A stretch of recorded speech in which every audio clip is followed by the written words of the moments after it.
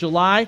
Mully and Haugh right around the corner. Pick 6 at 6. Bruce Levine, who was out at the rate, 7:25. Stacey Dales, who's about ready to get her NFL season kicked off at 8:25. Mike Florio, Pro Football Talk at 9. The guests joining Mully and Haugh and you on the Plumbers 911 hotline. You got a plumbing emergency? You call 1-833-PLUM 911. Local 130 Plumbers. Get the job done right the very first time. 5:30 on your Tuesday. Mully and Haugh time right now. 104.3 The Score. Yeah, we're done. Wake up! Wake up! Mike Mulligan, David Haugh. You missed a key thing that happened too. That's a big part of the day. They ran out of sushi. Oh, the sushi. They ran out of sushi. The sushi, the Mune, the push pops. Push pop sushi Yes.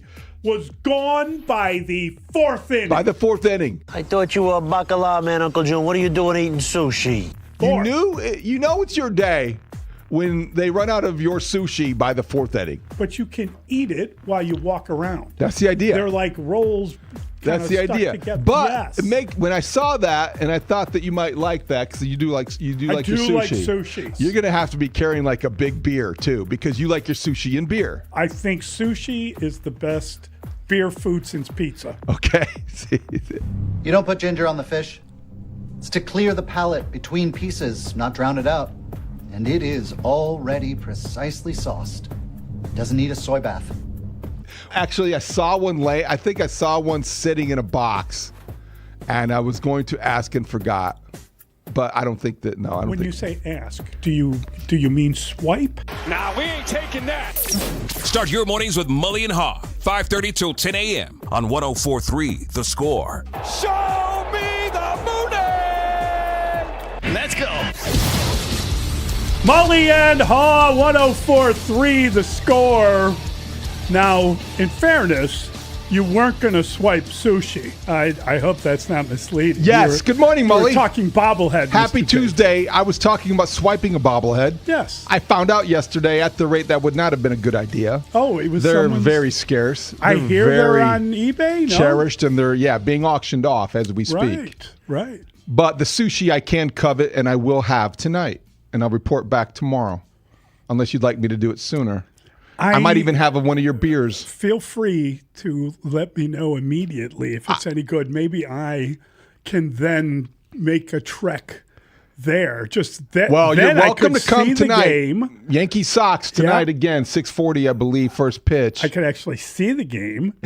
And you wouldn't need any power. No power. You wouldn't need anything except for your own eyes. I'm extremely unshaven this morning. Oh, boy.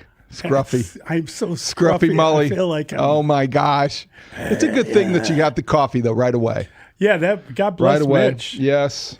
Yeah. And so you should come out to the rate tonight. Garrett Cole, Anthony Kay, Sox Yankees. And I did not partake in the sushi last night. Had to kind of get out of there right after the TV. But tonight I might stick around a little while. If you had to get out of there, does that mean that they were up 3-0 when you left? Because it didn't work out in the long run. You know, the Sox started very well against the Yankees, and Noah Schultz for 3 innings looked like, wow, this is going swimmingly. They pitched him. They gave him the 5 days. He's all, maybe not. Yeah, that was indicative of the struggles he's been having. He has not shown to be a guy yet that can go give you a quality start. It's been a while. And last night was another one of those examples. You felt good after 3 innings. Sox get right off the board. Max Fried, they get to him for 3 in the first.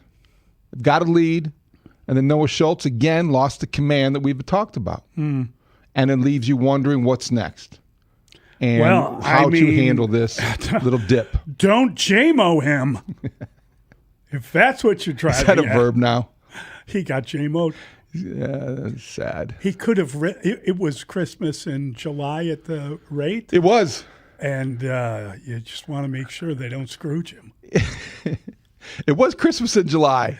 That's a lot going on at the rate. You had the people clamoring and asking questions about the sushi. You had people walking around in Santa Claus hats. And the Yankees were in town.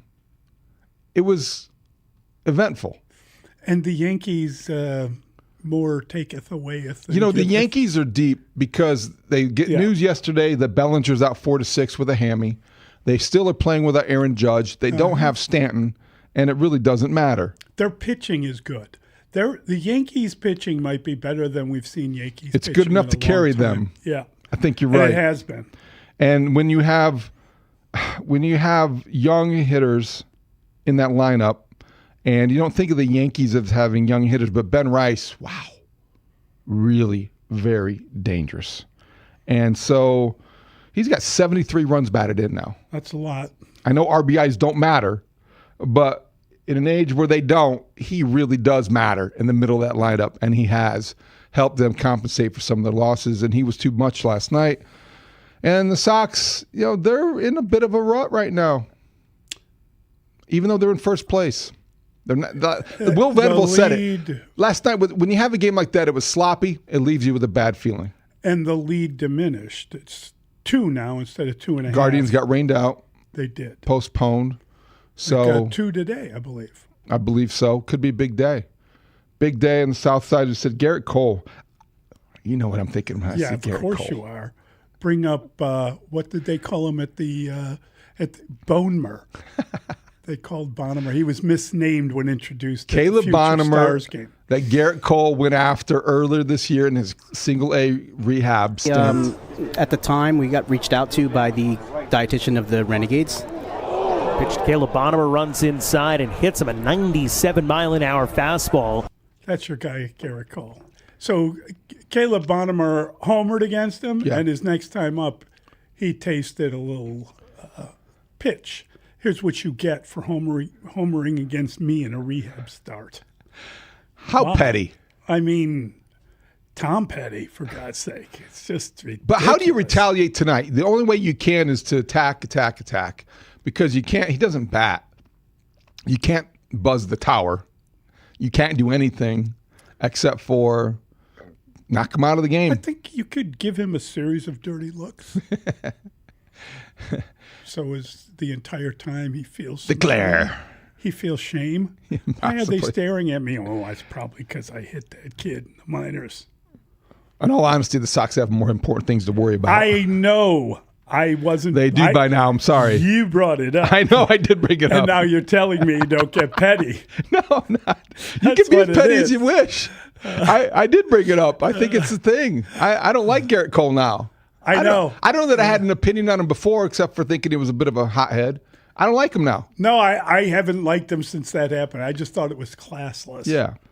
But, it's not about class. It's about winning. And the Sox had a chance last night. I feel bad for Noah Schultz. There was a lot of hoopla around his debut. And back when he made it, the Sox were about development, and it was about this is going to be fun to see his ups and downs, and he's going to spend his rookie season in the majors and not have to go back down. And now I think that you have to have a hard conversation. Really? You're going to demote him? I don't know, but I think it's on the table. It depends on what you do at the deadline. This JMO thing has ruined you. Now you're just, what happens if Shota gives up a solo homer? Get out! Okay.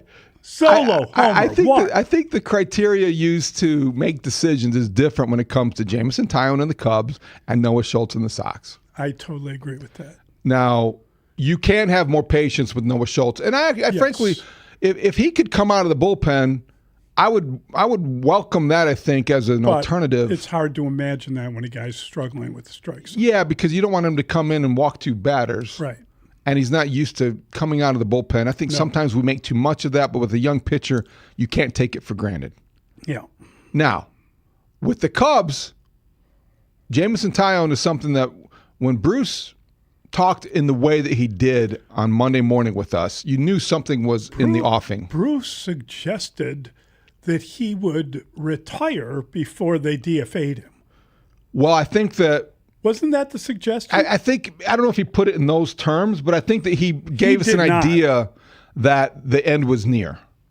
Well, I think we all knew the end was near because we watched that game and then we heard Craig Counsell after it. Craig Counsell pretty much said, well, you can't, let's listen. Essentially, we had to make a hard decision as to whether, we thought Jameson was going to pitch again.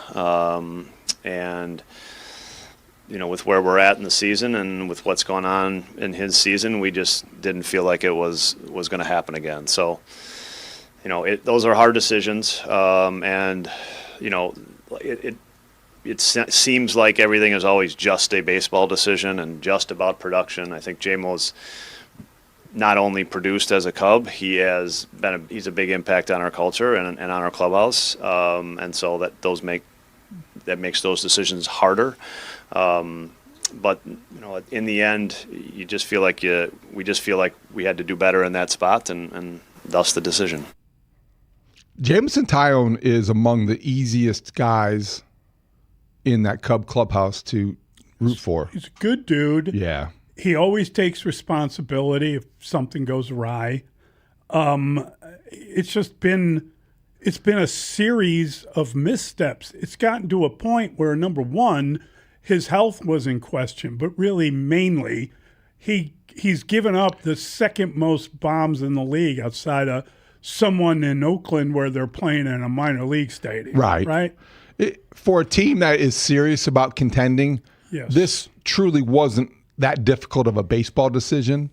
What made it harder was the quality of a teammate that he became, or he is. Yeah. And so you're talking about a guy that is a cancer survivor, yes. the consummate teammate, and somebody who is always accountable.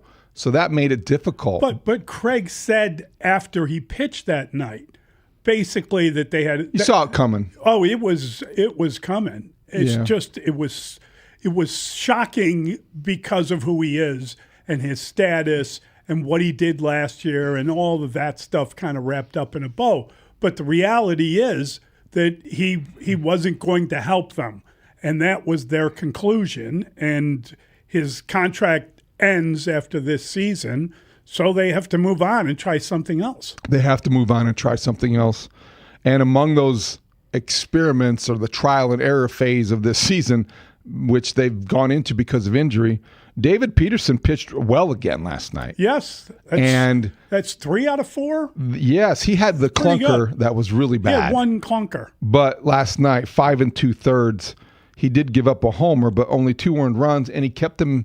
He gave them a sense of confidence when he went to the mound, and he has done that. Yep.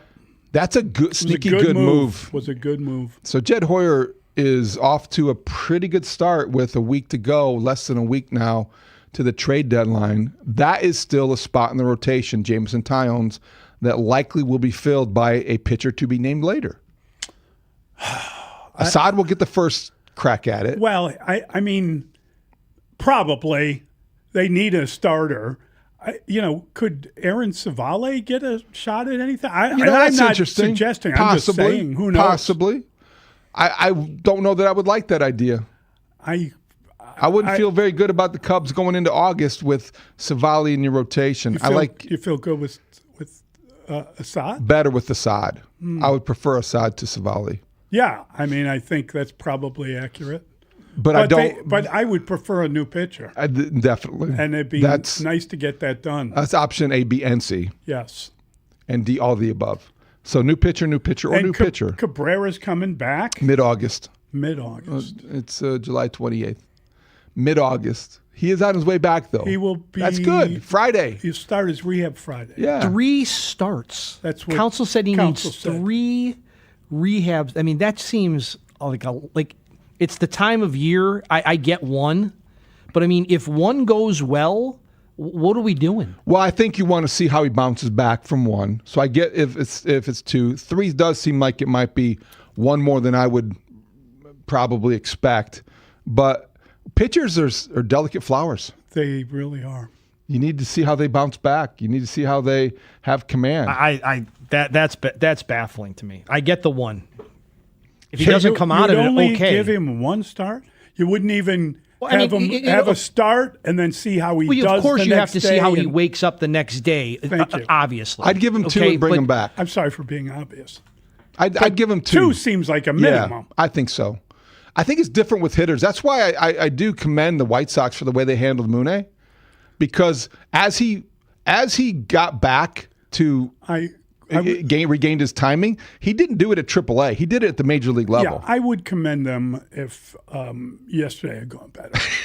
But I would, if it was yesterday, I'd commend them because Sunday went very well. He did fine. Yes, he had a single. Right. I'm not dissing Mully in any way. I'm just saying right now. But what I said was unrelated to the outcome. It was the approach. That's all I care about. I know, but the approach in that what Dustin's alluding to is like if you're going to have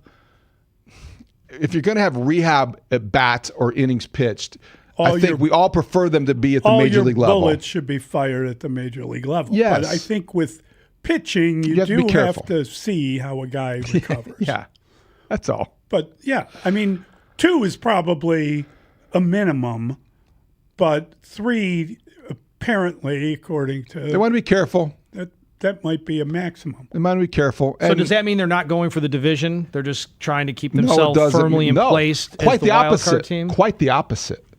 I think that when you look at the big picture and you zoom out, you could make the argument that they're being very deliberate with Edward Cabrera to make sure that he is healthy in late September into October, and they want to remove all doubt. And so that's a team with ambition, and that's the way they're handling this. Well, I mean, I'm not arguing whether or not they're a team with ambition, but I would say we shall see. We shall see. Because it's the 6-day countdown to ambition in a lot of ways, right? I agree. Keep the heat on. Yes. Let's keep the foot on the pedal. Yep. Because however you want to describe it, it's a big deadline for Jed Hoyer, who last year at this time, I think in retrospect, did not do enough to put his team in the best position to win in October. I mean, let's be honest about it. They ran out of pitching last year because Shota ran out of gas and Cade Horton ran out of health. So you were I hate when that happens. Short a couple of pitchers. Thank God for JMO. You were definitely short. So and Mike Soroka, second inning that he was a Cub. Yes. Lost to injury. So it wasn't the best moment for Jed Hoyer last year at this time or at the trade deadline. Now he, a year later, has an opportunity to make amends. And that's... Dream bigger. Yes. Swing for the fences. You know, last year you were still looking to replace Justin Steele. This year you're looking still to replace Cade Horton. And you could argue, well, Ben Brown did very well. Well, you got to replace him. You got to replace him too. He was injured. Yeah. So I think all of the scenarios, the Scoobles, the Robbie Rays, the Sandy Alcantaras, the Freddie Peraltas, those are still in play. They have to be. You have to be considering all of those possibilities if you're the Cubs and Hoyer. And I think that they will, especially now that they have opened up a slot in that rotation by making an easy baseball decision, but a tough one for the organization because of what Jameson Taillon meant to everyone. I'm shocked by that move. I'm shocked. I can't believe they didn't find a calf or a wrist or a forearm. And that's what makes the cynic in me. You know, I'm always thinking about something doesn't seem right. I mean, Bruce mentioned to you guys that he might tell them, I'm done. And did they do him a favor by like DFAing him? So they got to pay him. They DFA him. They got to pay him. Mm-hmm. If he quits, air quotes, maybe they don't have to pay him. They could pay him, but they wouldn't have to pay him. Could he have quit? You know, could he have told them after the game, I'm done? You know, look, because they need arms. I mean, sit him down for a month and see what happens. I'm shocked. I thought that they could create some concern and then just work with him to try to get him able to contribute in some I thought fashion. so too because of how valuable he was last September. That's right. Because when you look a year ago, he had a similar problem with the home run ball a year ago, but in September it got better. And then he had a couple big moments in the playoffs. Oh, he did. So that experience I thought might be valued more than DFAing him suggests. The old horse gets a sniff of the finish line and maybe something comes out. Right? And that makes you wonder, I know we'll talk about this at the Pick Six, but it makes you wonder if there's a team out there that believes they can help him fix what's wrong and maybe catch lightning in a bottle in the stretch run, and claims him. Well, possibly. then you'll know that the Cubs DFA'd him, right? But if he doesn't get picked up, I don't know that he might not have said, I'm pulling the plug. Dustin, they DFA'd him, right? I understand. I read the same thing you did. So they did make the move, but you're saying that he might have made it for them, and they did that like out of respect. Well, nonetheless, pressure's on Jed Hoyer. Cubs win a big game in St. Louis, and tonight, Colin Ray goes to the mound for them. And I think he's a guy that you wonder how he fits in the next iteration of the post-trade deadline rotation. But he's a guy that has done all sorts of things. He could do, he's versatile. It wouldn't be difficult for him to move back to the bullpen if that's indeed what they want to do with him. But you can't DFA everyone. Well, he's in no danger of being DFA'd. No, he's not. No, he just might play a different role. Yes, that's conceivable. That could be as soon as next week, depending on who they acquire and how many pitchers they get at the deadline. Well, now you're talking. It's a numbers game, right? Yeah. As much as anything else. And I think when you look at the job David Peterson did last night and how good he has been for the most part since coming over, that's a good start. Again, to revamping this rotation. We go back to out of necessity. We go back to the same stuff we're talking about. There's a guy who's a ground ball pitcher who's got now he goes from one of the worst defenses in baseball to the best. He's a different cat. He's doing a lot better. Mm-hmm. When he was getting the ball up in the air, that was a major issue. So as long as he continues to be a ground ball pitcher, he can be successful. Now, you got to ask yourself whether that works come playoff time. You got to wonder that. It's you do wonder that. Something you think about. Mm-hmm. But yeah, they need help. There's no shadow of a doubt. They're short one or two. I could see them adding 2 pitchers at the deadline. 2 starters. Yeah, I could see them trying to, and one may not be a guy that is an obvious top of the rotation guy, but I think that, and that would be of lesser concern, but I do think you need a top of the rotation guy. You need to swing big for the fences, Jed, and go out and get a guy that is going to, you can envision starting game 1 or 2 of the playoffs. I think Matthew Boyd has cemented himself so far, it's still a lot of season left, as the ace of this staff. They've won 10 straight starts of his. Right. So if he's your game 1 starter in a series, if you're hosting the wild card again, then who's starting game 2? That's the guy you trade for. The guy that could go for 1 or 2. Couldn't Shota be that? I mean, I know you're not happy with him, but he's been pretty good the last couple times. Let's ask that same question in a month. Okay, that's fair. And then we'll see. I'm encouraged. Who couldn't be by the numbers? But you just wonder if that bugaboo, that early home run that he has a tendency to give up if he's not sharp, will resurface down the stretch. I hope not. I hope he's clutch. Shota could conceivably be your game 1 or 2 starter in a playoff series. Yes. Be interesting to see how it goes. I mean, again, we're in the week of the trade deadline, so this is going to be a really good week. You should be hearing all sorts of rumors. All those kinds of rumors. Yes, both sides of town. Both sides of town. The Sox are involved in some interesting conversations reportedly too. Both the Cubs and the Sox after Reed Detmers. Did you see that? Yes. Reed Detmers and maybe Soriano out there as well. Yeah, I his thought teammate. we had makes decided that they weren't both looking at the same pitchers, but I think maybe the pitching isn't as strong as you were hoping. No, there's a lot of starting pitchers who've been rumored to be going places. Yes. And Detmers is the guy that kind of has been mentioned on both sides of town. Yeah, interesting. And it's Bear season today. Football's back. Yeah, we'll have a news conference, I believe, 12:30. Is that yes, right? 12:30, House Hall. That's good stuff. Ben Johnson, Ryan Poles. Hear from the great architect of the team and the general manager. Oh, stop it. Well, that's well put. Come on. All right, we got the pick 6 next. We're going to get right to it. Mully and Haugh, 104.3 The Score. We are Chicago's #1 and most listened to sports station. We're live from Chicago, talking Chicago sports. Listen on your radio, your laptop, mobile device through the Odyssey app, AUDACY, or tell your smart speaker to play 104.3 The Score. We're live and we're local. 104.3 The Score. Hey, Score listeners, for all station contest rules, go to thescorechicago.com/rules, and good luck. This segment of the show, it's brought to you by Grand Appliance. Shop Grand Appliance for up to $4,000 back on newly redesigned KitchenAid line of appliances featuring bold styling, customizable hardware. You learn more at Grand Appliance. I'm going to go in and find out.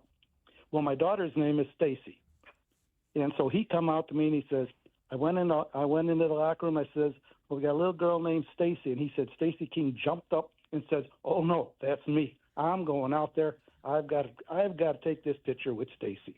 And he ran out there, this mountain of a man, picked her up, gave her a hug, and shook her hand. And to this day, that was really, I probably remember it more than my daughter does. But that's the kind of guy he was. He didn't have to do that. But he says, oh, man, she's a Stacy. I got to do it. Oh, that's tremendous, Bob. Beautiful. That's beautiful. That's the goods right there. And like that moment of niceness and kindness. My 8-month-old daughter, she was in a body cast. Of course, I thought of that. One of the greatest things ever. Non-sequiturs. Oh, one of the greatest things ever. Now you got to play the whole thing. This is when Mike in his truck says here you got a Hamp story you want to tell us. Mr. Hampton, it's an honor to talk to you, sir. I met you with my 8-month-old daughter about, got to be 26 years ago at the Old Navy Pier, and she was in a body cast. The only thing free from her were her hands and her legs. And you were talking to me, and she put her arms up deep for you, and you picked her up, and she put her arms around your neck and gave you a kiss on the cheek, and I saw a smile come across that big oak tree face of yours, and it looked like you almost dropped a tear. And I just wanted to thank you for that. And to this day, she's 24 years old, and she still has that picture on her wall. And my question to you is, why do the Bears want to keep Jay Cutler in a pocket when, to me, it seems like he's much better when he's on the move? Oh my God! That is the perfect encapsulation of scoreness and bearsness. Oh God! That is so perfect. Yeah, the alien time capsule, just put that in there. Try to explain sports radio and the Score. If you'd like to understand why this station has been what it is for 34 years, here you go. This is it. That's an all-timer, man.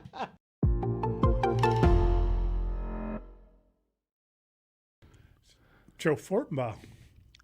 Joe Fortenbaugh went to San Diego? He went to Penn State, but he went to law school. I thought he was a Penn State guy. He went to law school at San Diego.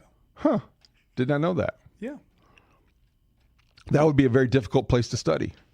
I think he did very well. I think he's a really bright guy. Oh, I like Joe Fortenbaugh. That's a different topic. But I think that if you go to school at San Diego, it'd be very challenging to stay focused on your academic workload. There'd be a lot of weather distractions. I remember being in San Diego, and I met the sister of a girl I was dating, and she's like, oh, I've got the day. Let's do something. What would you like to do? And I said, oh, are there any movies you want to see? Let's go to the movies. And she was like, well, don't you want to go to the beach? And I was like, no, I don't want to go to the beach. Why did you not want to go to the beach? I don't like the beach. You don't like the beach? Dude, I get a hot red tan at the beach. Where's your breaking news sponsor? My skin will boil on the beach. Have you Well, ever you seen don't have bacon to- in a frying pan? That's me on a beach. That's why God invented sunscreen. Okay, There are well- also umbrellas. Let me ask something. All kinds of beach Why would someone put on a bunch of sunscreen so they looked like God knows what, and then get a nice umbrella and head to the beach? It seems like the whole point of it is lost on me. I thought you were going to say something to the effect of, which I've heard before, and I can respect this reason, not that I don't respect yours. Mm-hmm. Like the sand, they don't like the sand in their toes. It's like they get sand all over themselves for the rest of the day. Sand doesn't bother you? No, it's the sunburn that bothers me. No, the hot red. It's horrible to be. Have you ever had a bad sunburn? Yes. Okay. Definitely. Everybody. That's part of. That's a yearly ritual. You're going to spend too much time in the sun at some point in time. I agree. That happens quite a bit, but usually you don't, seek it out. You don't, strip down to a Speedo to make sure just get some SPF 50, especially, and you're ready. That you don't miss one spot when you have an earlobe that is hanging off. Thanks anyway. Okay. Not a beach guy. All right. For that reason, so I just don't. You were never going to miss an assignment due to surfing. Never. You were never going to be late for anywhere because where were you, Mully? No. Why did you miss deadline, Mully? I was surfing. No, I mean honestly, when I was a younger man, and I was covering the Bulls at that period of time, I would basically go to bookstores, and if I had time to kill, I'd go see a movie. I wasn't like a beach guy, ever. Not for everybody. It certainly is not for everybody. But boy, it was this weekend. I think this was a big beach weekend. Here? And yeah, just everywhere. Scoreboard update. Score Update Studio. It's brought to you by AlmostFreeTeeth.com because confidence should never cost a fortune. 4 hits each for Alex Bregman and Nico Horner. The Cubs had 14 hits as a team, and they take Game 1 of the series against the Cardinals 7-3. Nice night for David Peterson, 5 2/3 innings. Earns the win. He struck out 2, allowed 2 runs, 3 hits, and 2 walks. Cubs have won 8 of 12 since the All-Star break. They'll look for 9 of 13 tonight. 6:10 pregame here on 104.3 The Score. Colin Ray will throw. As you've heard, the Cubs DFA Jameson Taillon yesterday ahead of the game. The Cubs now 6 games behind the Brewers, who lost last night. Cubs firmly in second place in the division. White Sox now 55-50 after a 9-5 loss to the Yankees. White Sox did own a 3-0 lead, but 3 errors didn't do them much good. Noah Schultz allowed 3 runs in 3 1/3 innings, 2 hits, 3 runs, 2 walks, 5 Ks through 72 pitches. Anthony Kay throws pitches for the White Sox tonight. Garrett Cole for the Yankees. White Sox lead over the Guardians is 2 in the AL Central. MLB trade deadline is next Monday, August the 3rd at 5 in the afternoon. Later today, you will hear from Ryan Poles, the GM of the Bears, the head coach Ben Johnson, right around 12:30. We'll spin that audio back for you right here on 104.3 The Score. The Vets are due today up at Hallis Hall, and it's just 44 days until the NFL kicks off. The Hour brought to you by Menards. You can save big money at Menards. It's Pick 6 with Mully and Haugh, where we debate the top 6 sports stories of the day and then open it up to you, the Chicago sports fan. Call us at 312-644-6767, or you can tweet your thoughts at Mully Haugh. Pick 6 with Mully and Haugh starts now. What was your reaction to the Cubs DFAing Jameson Taillon? Do you expect anybody to claim Taillon or the Cubs to work out a trade? How conceivable is it that he'd accept an assignment to the Iowa Cubs? Yeah, that's a good question. I do not look at this as sort of the normal way to go through it. I was very surprised.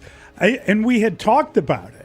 And we had gone over it. It was just when it finally happened, it was like, wow, like they've just given up on him.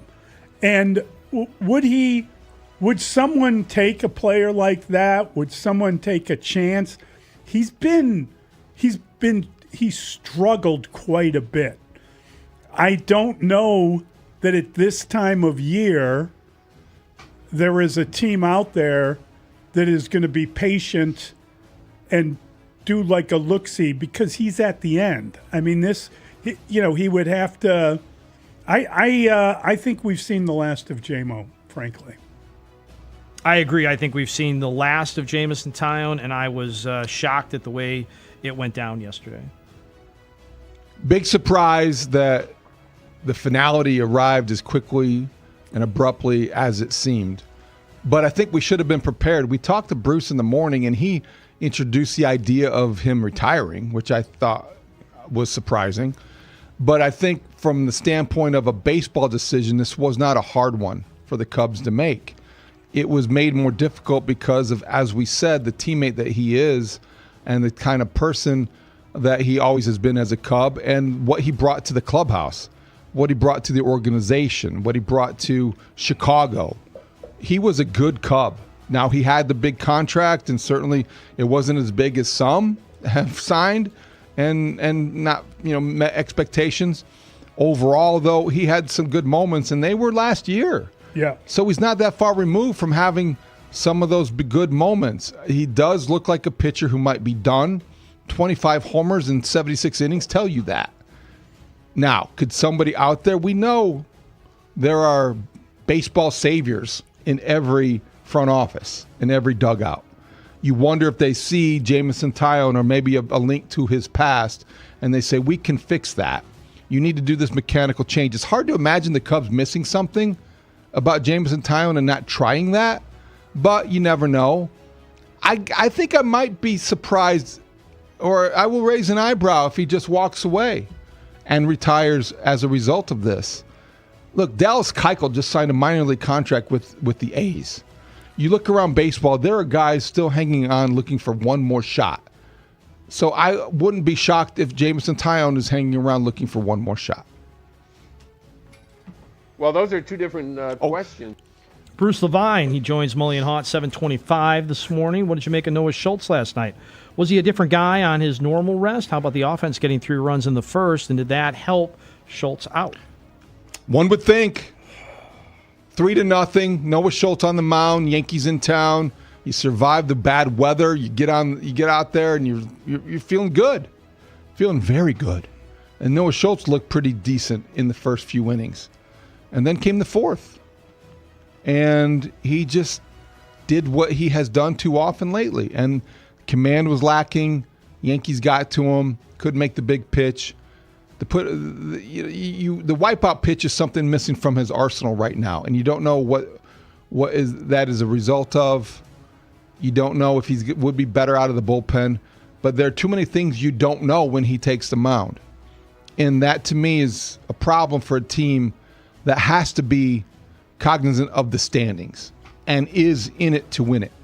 This is one of those years in the American League where the Sox are a huge surprise. I think Chuck Garfien told me yesterday that a year ago through this many games, the Sox were 50 games under 500. That's a huge turnaround. They're in first place. When you're in first place, you make decisions differently. And I think the Sox have a tough decision to make about Noah Schultz. They've got to go into the deadline prepared to deal and acquire and to get somebody likely to replace him in the rotation. I would be surprised if the Sox can rely on him in the rotation down the stretch and still be a team that holds on to first place, because I don't feel confidence every fifth day that he pitches. That sounds like it's losing confidence in a young prospect. Doesn't mean it has to have this course of his career changed, but things aren't going very well and he needs to adjust. Yeah, I mean, they pulled him because he walked the first 2 batters he faced in the fourth. I guess my biggest question, I understand why they pulled him. You got a playoff atmosphere over at the rate last night. You jump out to that lead. You're trying to hang on to that lead. My question is, and again, I am not the diehard White Sox fan or interpreter of their team, but I'm curious, was Chris Murphy the best option? So you made that move and you brought in Murphy because he's a lefty. Preserve the win, but that was a high leverage situation. Things were amped up over at the rate. You would walk 2 guys, you got a ground out that scored a run, and then you pull the starter and you go to this guy. Okay, go to the bullpen, but in my opinion, I would have went with one of my higher leverage guys at that point to get out of that inning. And then the very first batter that he faces, Chisholm, puts one right between the right fielder and the center fielder, and all of a sudden the game's tied. So you did that, and you show the young guy, we don't have any faith in you. And we went to the bullpen, and the bullpen gave up the lead immediately. Yeah, I think that it was one of those games where you look at it, and he had 3 good innings, but he was getting some strikeouts on 3-2 counts. He was borderline being challenged, and then, as you say, Dustin, when he comes out for the fourth and immediately walks a couple of guys, there's no earthly good that's going to come from that. and unfortunately he lasted 3 1/3, and then the runs are coming in. So it is difficult to kind of figure out, to pinpoint exactly where he went awry, because it could have happened earlier. Because he'd gotten through 3 innings, you felt good about it. But then when you walk guys, there's not much that you can say, especially a team like the Yankees, which, they're missing some really essential parts, and it doesn't seem to matter. The 3 best hitters are gone. It's incredible that doesn't impact them more. But yeah, it was a tough one, and he's 22 years old. I mean, you've gotta be patient. You've got to figure some things out. You've got to help him. But this is kind of more or less what we anticipated was going to happen for him this year. They were going to give him an opportunity. They were going to use him as much as they can. It just feels like they've reached a point where you can't afford to do that much more. And he's also reached a point where he's going to be hitting a career high in innings pitched. So I don't know what the future will hold for him, but I like him, and I want good things to happen to a local guy made good. That's another really good question. Right now, Mully Murakami, second best odds to win the AL Rookie of the Year behind the Tigers shortstop Kevin McGonigal. How realistic of a goal should it be for Mully, and what numbers will he have to reach, or what has to happen in order for him to be the AL Rookie of the Year? Yeah, I think he probably needs to get back to hitting home runs, and he hit a couple on Sunday, and that was great to see. But I would say, where is he now? 23 homers, 22? I think he probably needs 36 to tie Abreu for the rookie lead of White Sox power hitters. And I think if he gets to 35, 36, I think he gets the Rookie of the Year award. I think that would be pretty extraordinary. And if he leads his team to the playoffs, I mean, Detroit has been in the playoffs for a couple of years and done nothing, and that's why I believe they really should trade Skubal before they get to the deadline. You look at them and you wonder, okay, if they keep Skubal, are they going to make noise come playoff time? I don't believe so. So I think that they may have to trade him in the next 5 days. And you're encouraging them to trade him because I am. It's World Series or bust. That's don't you believe that's the case? Well, I think that's good. That's good logic. I could see that. And therefore, I think I wouldn't be so quick to reward their rookie. Good player. Now I'm going to stay in my lane, and this is not breaking news if you've listened to this show over the years. Mully Murakami is not a rookie. He has played 8 years of professional baseball. He's played over 1,000 games in Japan. 1,000. The McGonigal has played 103 games of Major League Baseball. So, but to Mully's point, if the Sox win this division, and if he gets to close to 40 home runs, he's going to be right there. And he might win it, but I don't think he should be eligible to be the Rookie of the Year. Very good player, very happy. Hope the White Sox sign him long term. He's not a rookie. There's not enough time left in this show for me to point out the reasons why that is such a wrong statement. Because it is. You asked this question and you knew I was going to answer that way. I did not really think of it when I posed this question. I was looking at it more like the way that this is going to separate the two. Mully's exactly right. The Tigers are going to head south at some point. They're going to unload Skubal because it is World Series or bust there. Because if they don't win the World Series, how can they justify getting to the postseason and letting him walk for nothing? So I do think the longer this goes on, the more I'm convinced that they're going to deal him, which is exciting from a Cub perspective, perhaps. But the point in this question is Kevin McGonigal, great player, all-star shortstop, but he's going to be on a last-place team potentially. Mully Murakami is going to have 35 homers, around 80 runs batted in, great OPS on a first-place team. That is the surprise of the American League. That he single-handedly turned around. That he really did. Yeah. His presence made everyone else relax. His presence was the focal point of this team early on. His work is beyond the numbers. His value is to be determined later by a contract to be signed later. And his worth to them is hard to measure. And his rookie status is hard to argue based on the rules that have existed forever. So yes, he is a rookie. And I do believe he can be Rookie of the Year. 35 homers, 80 runs batted in a playoff appearance. Boy, that's a hell of a question. Oh, Mike Florio, 9 o'clock. There'll be some questions for him. In Up and Adams with Kay Adams, Caleb Williams promised. It's going to be really exciting. It's going to be really fun to watch. It's going to be more entertaining than last year. Hopefully not as much as of a heart race, but it's going to be a little bit more entertaining throughout the whole game and what we're going to bring to the table. So what would that look like? And do you expect the Bears to be one of the top 3, 5, or 10 most entertaining offenses in the NFL? Is that where we are now?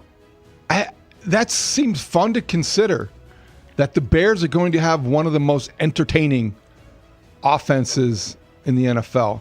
You think of the Rams, you think of the Chiefs, because Mahomes is going to be back and interesting. There are other teams out there, obviously the Lions, or do you think of the Lions anymore? When you think about entertaining offensive football teams, Ben Johnson calling the plays, Caleb Williams taking the snaps, that definitely is one of the top 3 offenses in football potentially. I don't believe I'm saying that, but I think I'm saying that. I don't know who they're going to emerge or use as the number 1 wide receiver yet, but I think that they could be fun to watch and score a bunch of points. I think they're going to need to with that defense. But I like the way that he is talking about this. I think entertaining in the end would be if they win 12 games. That's the most entertaining, however they get there. But I do believe that he's making me look at just to hear him talk in those terms. It's been a long time since the Bears have had one of the top 5 offenses in football. But I think they have one of the top 5 offenses in football. You know what's entertaining to me? Winning games and getting to sing that song. And let's hope it's the pride and joy of Illinois longer than not. But that's a whole nother story. It sounds to me, if he's telling the truth, that they're going to get away from the run a little bit, and they're going to put the ball up in the air a little bit more, and they're going to get 4 or 5 guys with 5+ catches a game. That's what that sounds like. Now, Ben Johnson runs the ball even more than I thought that he would. But to David's point, I think he did that to help protect a defense that we all still have a lot of questions about going into the start of training camp today. And, will Ben and will the general manager get asked about that defense? I'm entertained by W's. And if people want to say that W's don't matter in baseball, well, they matter in the NFL. Okay, every game is a big deal. I think they're a top 10 offense, but Caleb needs to improve on his completion percentage in order for them to be a top 10 offense. So forget about being more entertaining. Complete the ball more and keep winning games. For context, 6th overall last year total yards, 9th in scoring offense. Yeah, I think what he's saying, and I'll be more cautious than you were. I think they could be a top 3 offense. I'll go top 5. Just because if they're a top 5 offense in this league, that is pretty good. There are some really good teams that are capable of doing some entertaining things on offense. I think what he's saying is that they're going to take more shots down the field. I think what he's talking about is that they're going to be having big scoring plays. I think they're going to run the ball the same way. I think that he is what they want from him is to basically complete more passes, play better early in games and not leave it to the dramatic finish. And that's kind of what he's saying, that they're going to be good throughout the game. But I think that he has a feel for the offense. He has a feel for the play caller. And I think he looks at the playbook and the stuff that they're talking about, and he sees a world of possibility, because I think that's how Ben Johnson is. I think he's really good at what he does. And I also think he's like an independent thinker, and he's a man of his own offense. I love the idea that he is a guy that is not borrowing from anyone else, but may see something and include it in the way he's attacking. He's not a branch on a tree. No, he is a tree unto himself, and I think that we're going to see some big plays coming out of it, maybe especially with the tight ends. But I think that he will incorporate anything that he has seen, and I think Caleb, he's talking with great confidence there, like he knows it's going to work, and that's a wonderful thing to hear. It's exciting. It really is. Great stuff from him. All right, we've got to take a quick time out. We will do so and be right back with the Pick Six. Mully and Haugh, 104.3 The Score. With training camp coming up fast, the Bears will once again be a hot storyline in Chicago, and 104.3 The Score will be covering it all. I don't want to call the Bears defense bad last year. They made a lot of plays. It's kind of similar to Caleb, where it was like they weren't steady, but they were spectacular when they needed to be. Guys were making interceptions when they needed to get those interceptions. This is where Chicago comes to talk Bears. We are Chicago's sports radio, 104.3 The Score, and live on the free Odyssey app. This segment sponsored by Jewel Osco. Shop Jewel Osco for great meat deals like value packs of fresh Purdue chicken drumsticks at just 99 cents a pound. Limit 2-pack. Where it was it's the middle of July. It's above 80. When's the last time you went to the beach? I mean, recently. I mean, it's not like a punishment for people, I think, but I understand, because you do see people very sensitive to the sun, and you're very. I am very sensitive I could see to a lot of things. I am sort of a sensitive flower of a man.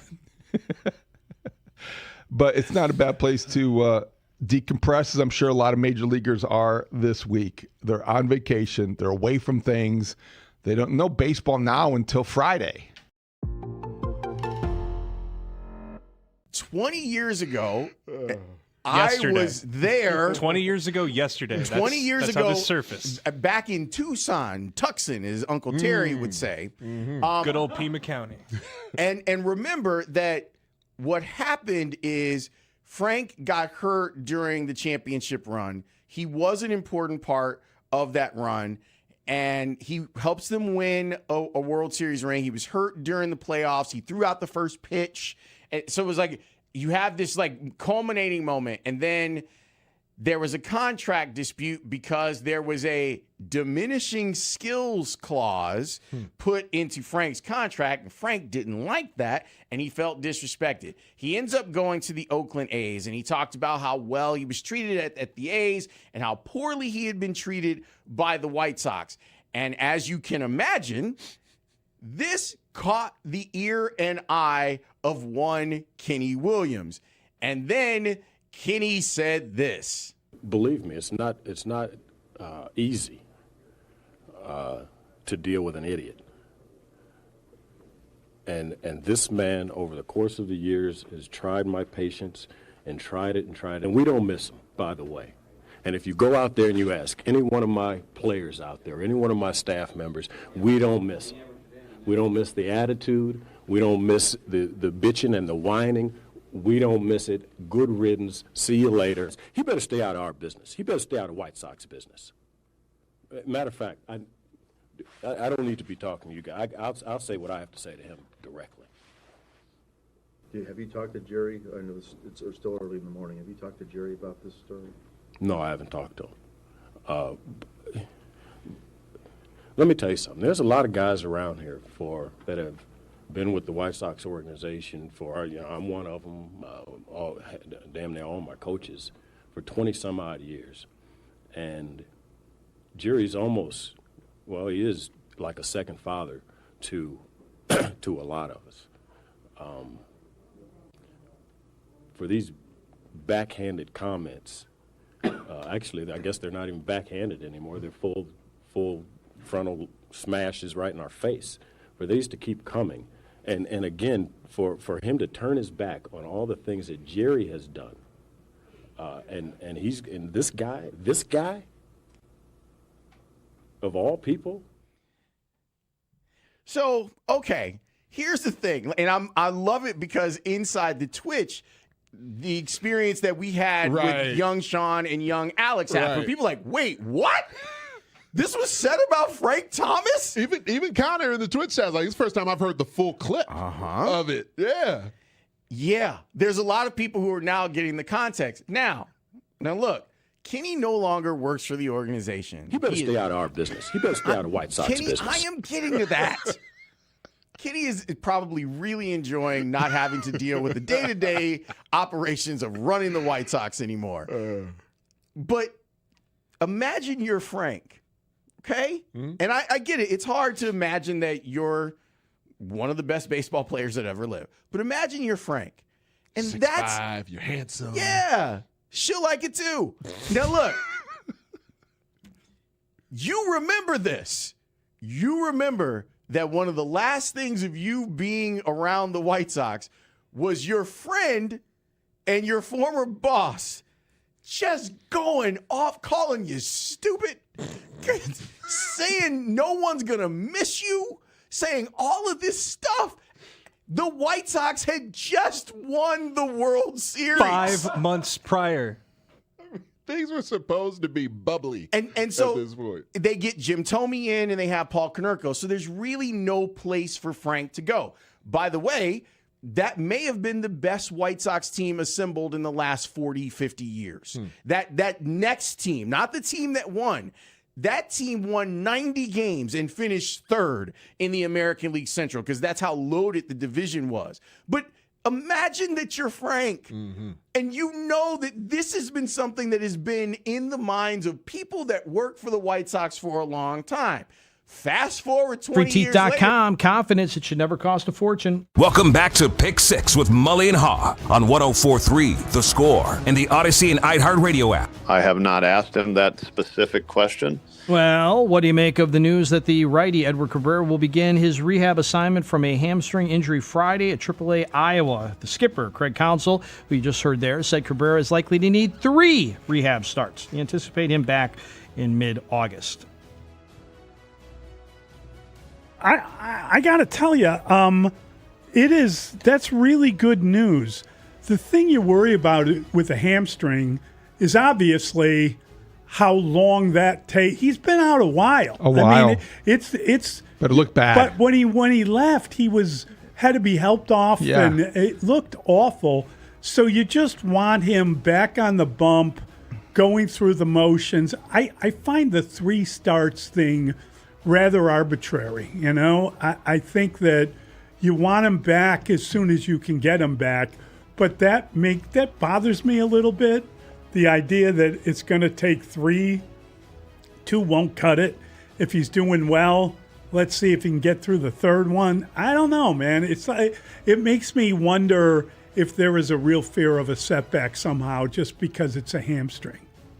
The hamstring might be the reason, if you're listening earlier this morning in the 5:30 to 6 portion of the program. I think 3 sounds ridiculous to me.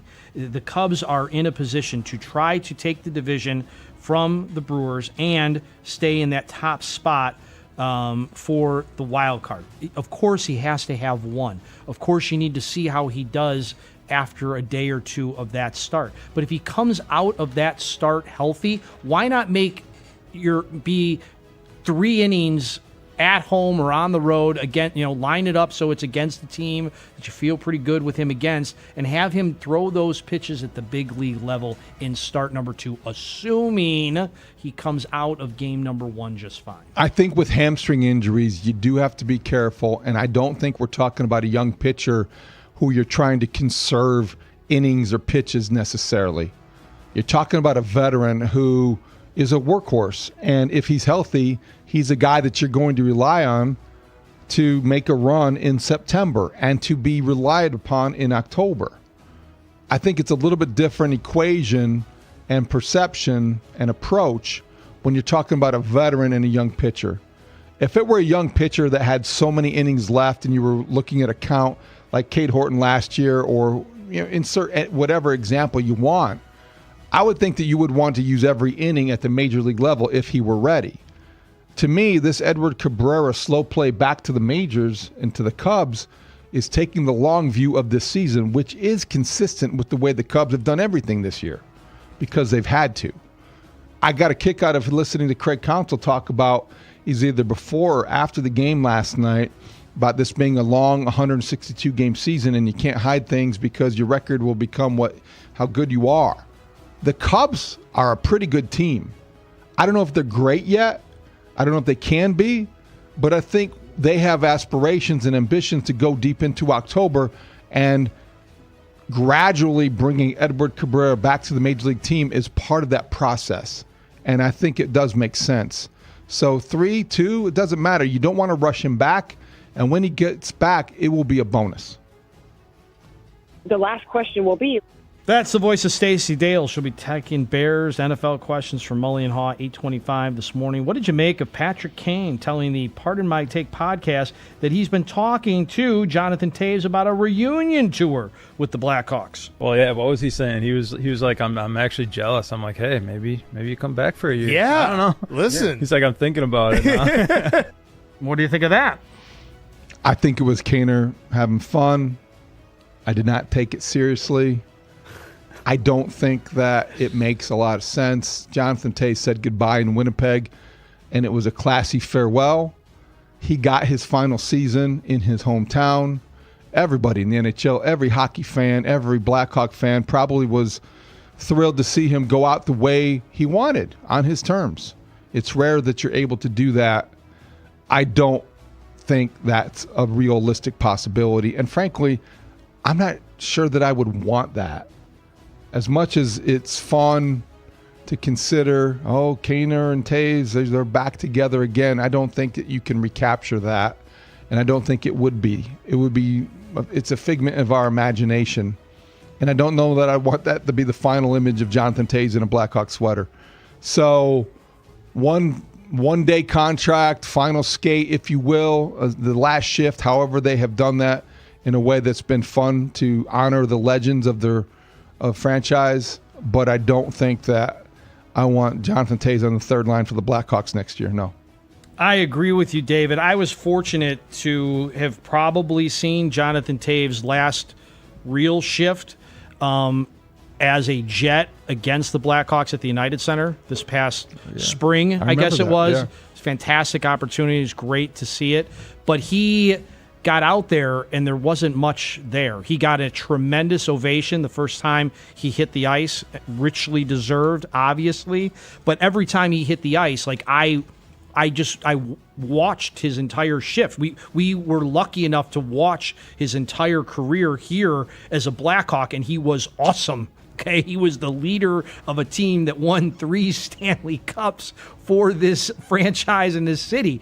But it's not there anymore. He just doesn't have it anymore. So I hope he does that one-day contract, does that last shift kind of ceremonial thing. But for that, no, I don't want that. I think where he is at professionally as a player versus where Kaner is at professionally as a player are two very different spaces. I mean, I'm wondering if we're going to get to see what I as a fan want, which is Kane and the newly, minted 4th highest player in the league playing on the same line. There's been some tap the brakes on that. You'll see them on the power play together, but you might not see them on the same line. That may not happen from good hockey people saying that might not happen. That's what I want to see. I don't want to see Jonathan Toews playing, as David put it, on the third line and then it ending badly. Like, I don't want to see that. It ended. Like, they have to move on from that. It's interesting because, poor Jonathan Toews. I mean, he was injured. He was searching to get better. and then he managed to get back into hockey. And you kind of can't help but wonder, did the guy need last year to be able to play better hockey? Or is he kind of finished? Is it over? And it seems like he understood that it was over. And so he, again, how do you put this? I love the nostalgia of the idea. You love the idea because they were two young guys that came up and changed the fortunes of the Blackhawks and the city. And it was an unbelievable thing to witness and watch the two of them grow into it. So there's a lot of nostalgia for it. Yeah. But I think that Patrick Kane never really, his career has never ended and restarted. He is still doing the same stuff he did. Obviously, he's not as good a player as he once was, but he's still a storied, legendary talent that can help this team. I don't know if you can say the same thing about Jonathan Toews. And so as much as the nostalgia might, tweak you a little bit, wouldn't that be great? Wouldn't it be great if the two guys? I think you're right. I think you want it to, you don't want to ruin any idea or any image. You want to preserve those memories as they were, exactly because at this stage of their careers, they're at different places. And you look at tandems in Chicago sports history, other than Jordan and Pippen, you're looking at Kane and Toews as the most accomplished tandem. And I think that you want to leave it there because Kaner can still be a valuable part of this team, whatever iteration it is of his career. I do hope that he's with Bedard on most occasions on the same line. But I think that you're right. It is a great idea in terms of that's a romantic notion. Yes. Just not realistic. I think when I think of duos, I'm always thinking Caleb and Matas. But that might not be realistic either. Maybe so. I don't know. You got to ask Ruthie. She got him all worked out. She got him all fired up. You set her up for that one. I didn't set her up. All right. We got the extra point next. Sorry, Ruthie. I never intended anyone to be set up with anything. We will be right back with the extra point. It's a fun one. Mully and Haugh, 104.3 The Score. David Hockey.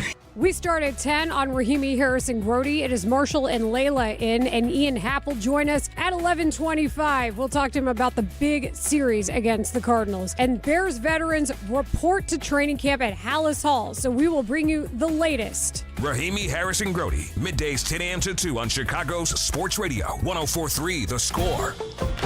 And live on the free Odyssey app. And it's Black History Month. And all of a sudden, there's Frank Thomas Erasure from Black History Month. Frank Thomas Erasure. Of the White Sox. Can you imagine? I would be furious, just like Frank was. Do you understand the tornado of crazy I was in when covering this team? You heard Kenny. You heard him. He better stay out of our business. He better stay out of White Sox business. You got Frank. That was the least objectionable part of that entire thing, and that's what gets played over and over again. Yes. You got Ozzy. You got Ozzy feuding with Jay Mariotti. Jay Mariotti. And now you're like, wait, Google machine. Who is Jay Mariotti? Right? There's a lot. The answer on Google will be the only person young Anthony Herron ever wrote an angry email to. The only Chicago columnist. I would sit there. We'd get the Sun-Times. We'd get the Tribune at the house. I'd run into the driveway, pick it up. Pops would read it for a little bit. Then I'd grab the sports section, read that afterwards. All these columnists calling all these different Chicago athletes and coaches dummies and all this other stuff.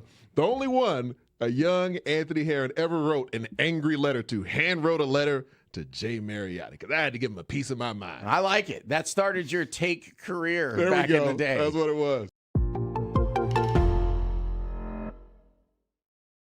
My algorithm has started to catch on to what I like to see, which is cat videos. Because, yeah, we love, I like sending them to Grote. I love when you send them. They're just a baby. And then I came across this from KARK in Arkansas. New at 10, Nationwide's Wackiest Pet Name Awards are officially in the books. And this year, one of the quirkiest winners comes from right here in Arkansas. Pet owners across the country submit their most creative names with more than 200,000 votes helping decide that coveted top spot. We have a knack for winning these things. We really do. We really show up. Well, tonight we've got a local celebrity making headlines for a name that you have to hear to believe. Caden Michaels met the famous feline today. And Caden, what's the name that took first place?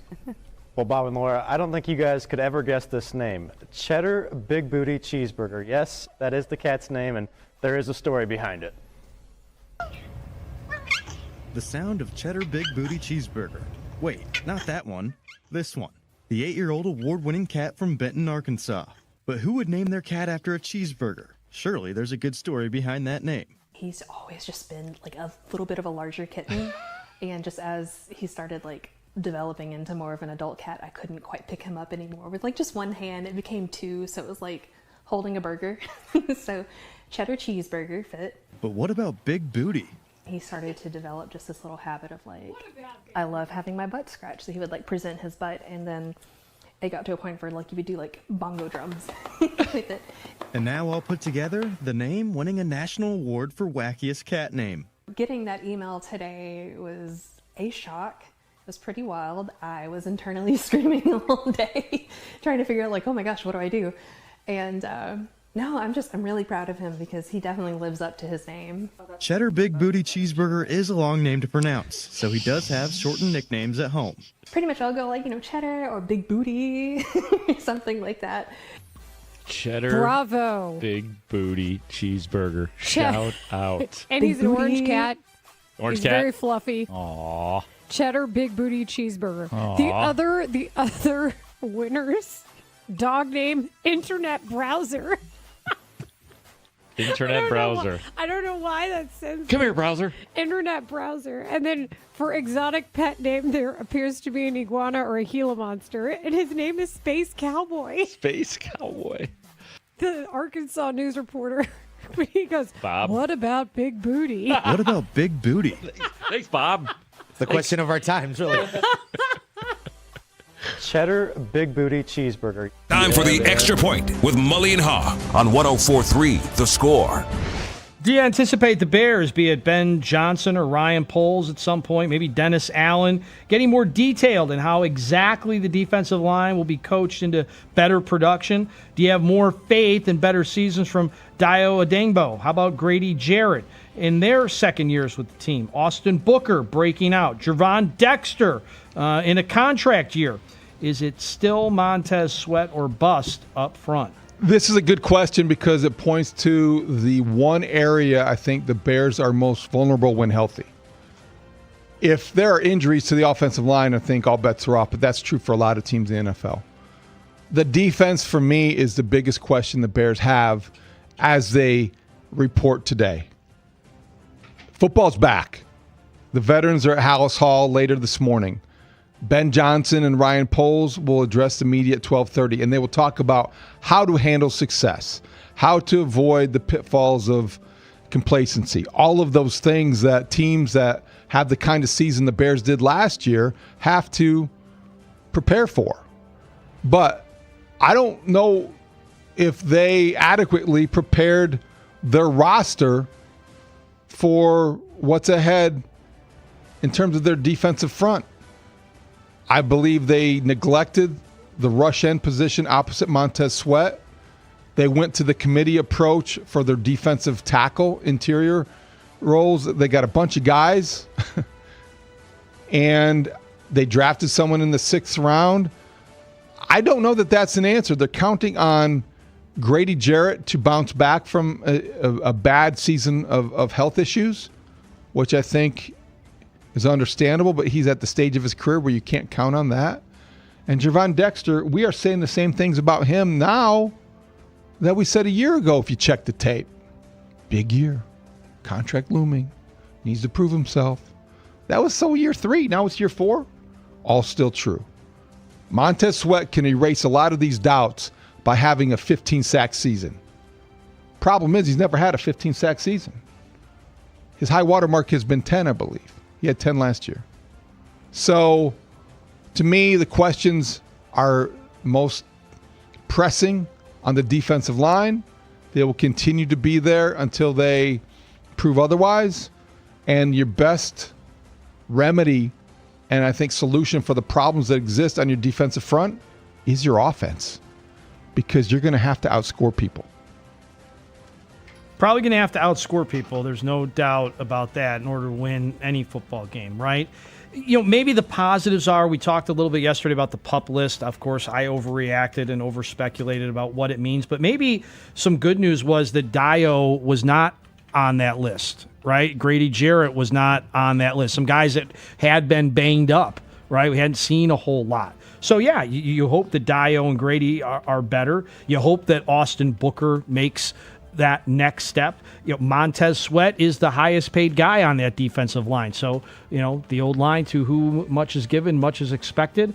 Let's see.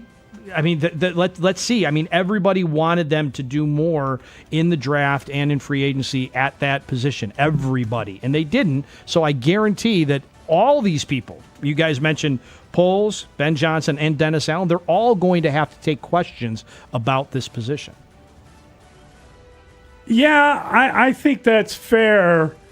It's just that, were they selling a line, or is there really something that can be done? I mean, we heard from Ben Johnson and from Dennis Allen, who both talked about this idea as if scheme somehow was more important than actually coach them up, the training of the player in the system that they have. It was just weird. Coach them up, Mully. I don't know that you can coach them up. I think what's really strange to me is specifically the two guys that are mentioned here in Dio Odengbo and Grady Jarrett, because they put a lot of money into getting that line better, not just paying Sweat when his contract was up, but bringing those guys in. Obviously, you're talking about assets that you used in the draft. I think Booker has been the most positive of those. I don't know that Dexter's going to be here beyond this year. I don't know that he's done enough or is going to do enough. Did you see that Via Veda is looking for a team? He's a 31-year-old defensive tackle. Nobody mentioned the Bears in that at all. I saw a list of teams that might be interested. No one even considered. Well, wouldn't you be shocked? Yes, I'd be shocked. Because I think if they're going to commit that kind of capital and create that kind of salary cap space, it would be for an edge rusher, not a defensive tackle. But I mean, he's a defensive tackle that gets to the quarterback. I don't think it has anything to do with the player. Yeah, Vita Vea is a terrific player. Yes. But they have also committed resources to that position. Contavious Street. You look at the other, James Lynch, Neville Gallimore. These are names and these are resources they have committed to the defensive tackle position. I mean, again, these are names, and it's a committee. Yeah, but it's not Jordan Vandenberg. They haven't given that kind of money to it. They have addressed it, but they haven't. Grady Jarrett is the money they have allocated to that position. And that's kind of the player I was going to, because I think that all the money they put into the offensive line, they did the same thing with the defensive line. The offensive line paid huge dividends. Mm-hmm. Joe Thuney was the protector of the year. We know how good they are on the offensive line, how good they were a year ago. I think that the center position is fascinating this year, and we can get into that at some point. But I look at the defense, and those two guys are going to have to live up to the money and the way they were paid, or somebody should answer for it. Jarrett and Sweat? No. Jarrett and Dexter? Odengbo, okay. Those two guys you paid to bring in to change your offense or defensive line. And that's where I've always had a little bit of hesitation this offseason. Medical science is remarkable. But to count on Dio Odengbo from week one, it's crazy. Coming off a torn Achilles, his second one in his career, I think is dangerous, risky. there's a lot of question marks, right? I think desperate is the correct word. Okay, I desperate. think that they did not get what they needed out of that position. The other thing, and I'm not underselling it. You know how I feel about it. But this leadership thing that, say what you want, but my God, what a leader. Look what he did. Oh, he led the meeting, and the meeting is why you won. Enough of that, okay? What meeting? Okay, don't mix. I'm mixing it. Don't mix your Jason Hayward disgust with, or your historic resentment of that. Grady Jarrett was given the exact same kind of love that you saw Hayward get because, wow, what a figure, and he would talk to people. Guess what? They didn't play well enough, okay? I don't care who's rallying the troops. It wasn't good enough, period, end of story. They have to get a lot better. What were they, 22nd in pass rush, something like that? That's not good enough. It's a fair point. And maybe it gets better this year because the secondary is better, or maybe it gets better this year because they're scoring points on offense. Because you're putting teams in a position where they have to throw and they're more one-directional. That's the idea. Grady Jarrett is a terrific leader. You'd like to see him be a more disruptive defensive tackle. That's exactly what I'm saying. Yeah. I mean, it's great that you got a guy that can lead. Now make plays and do that while leading, and then you really will get accolades. Do you think either Grady Jarrett or Dayo Odeyingbo starts more than 14 games this year? No. See, now that was too quick of an answer. Well, I don't. That's bad. I think Grady Jarrett is carrying an injury now for the third consecutive year. The one with Atlanta, which is why he wound up coming here, and he was carrying an injury last year, and I would suspect it hasn't gotten much better. And Odeyingbo, how do you trust him to play a full season when he couldn't come near it last year, and now he's coming back before the proper amount of time from such an injury? This is another uncomfortable question, but I don't know the answer to. If you were ranking defensive coordinators in the NFL based on their schematic genius or their ability to make an impact because of the way they coach them up, as the Bears are counting on Dennis Allen to do, where is Dennis Allen on your list? I have Dennis Allen as a very competent defensive guy. I think Dennis Allen would be on my list. I think that some of the defense that he called last year, when you're hearing Tom Brady, who's looking at it, calling the game, I don't know how they're doing that. They're doing something. Okay. So maybe he concentrated. That's a good reminder. Maybe he concentrated too much on that kind of stuff and not enough on just helping the player get better.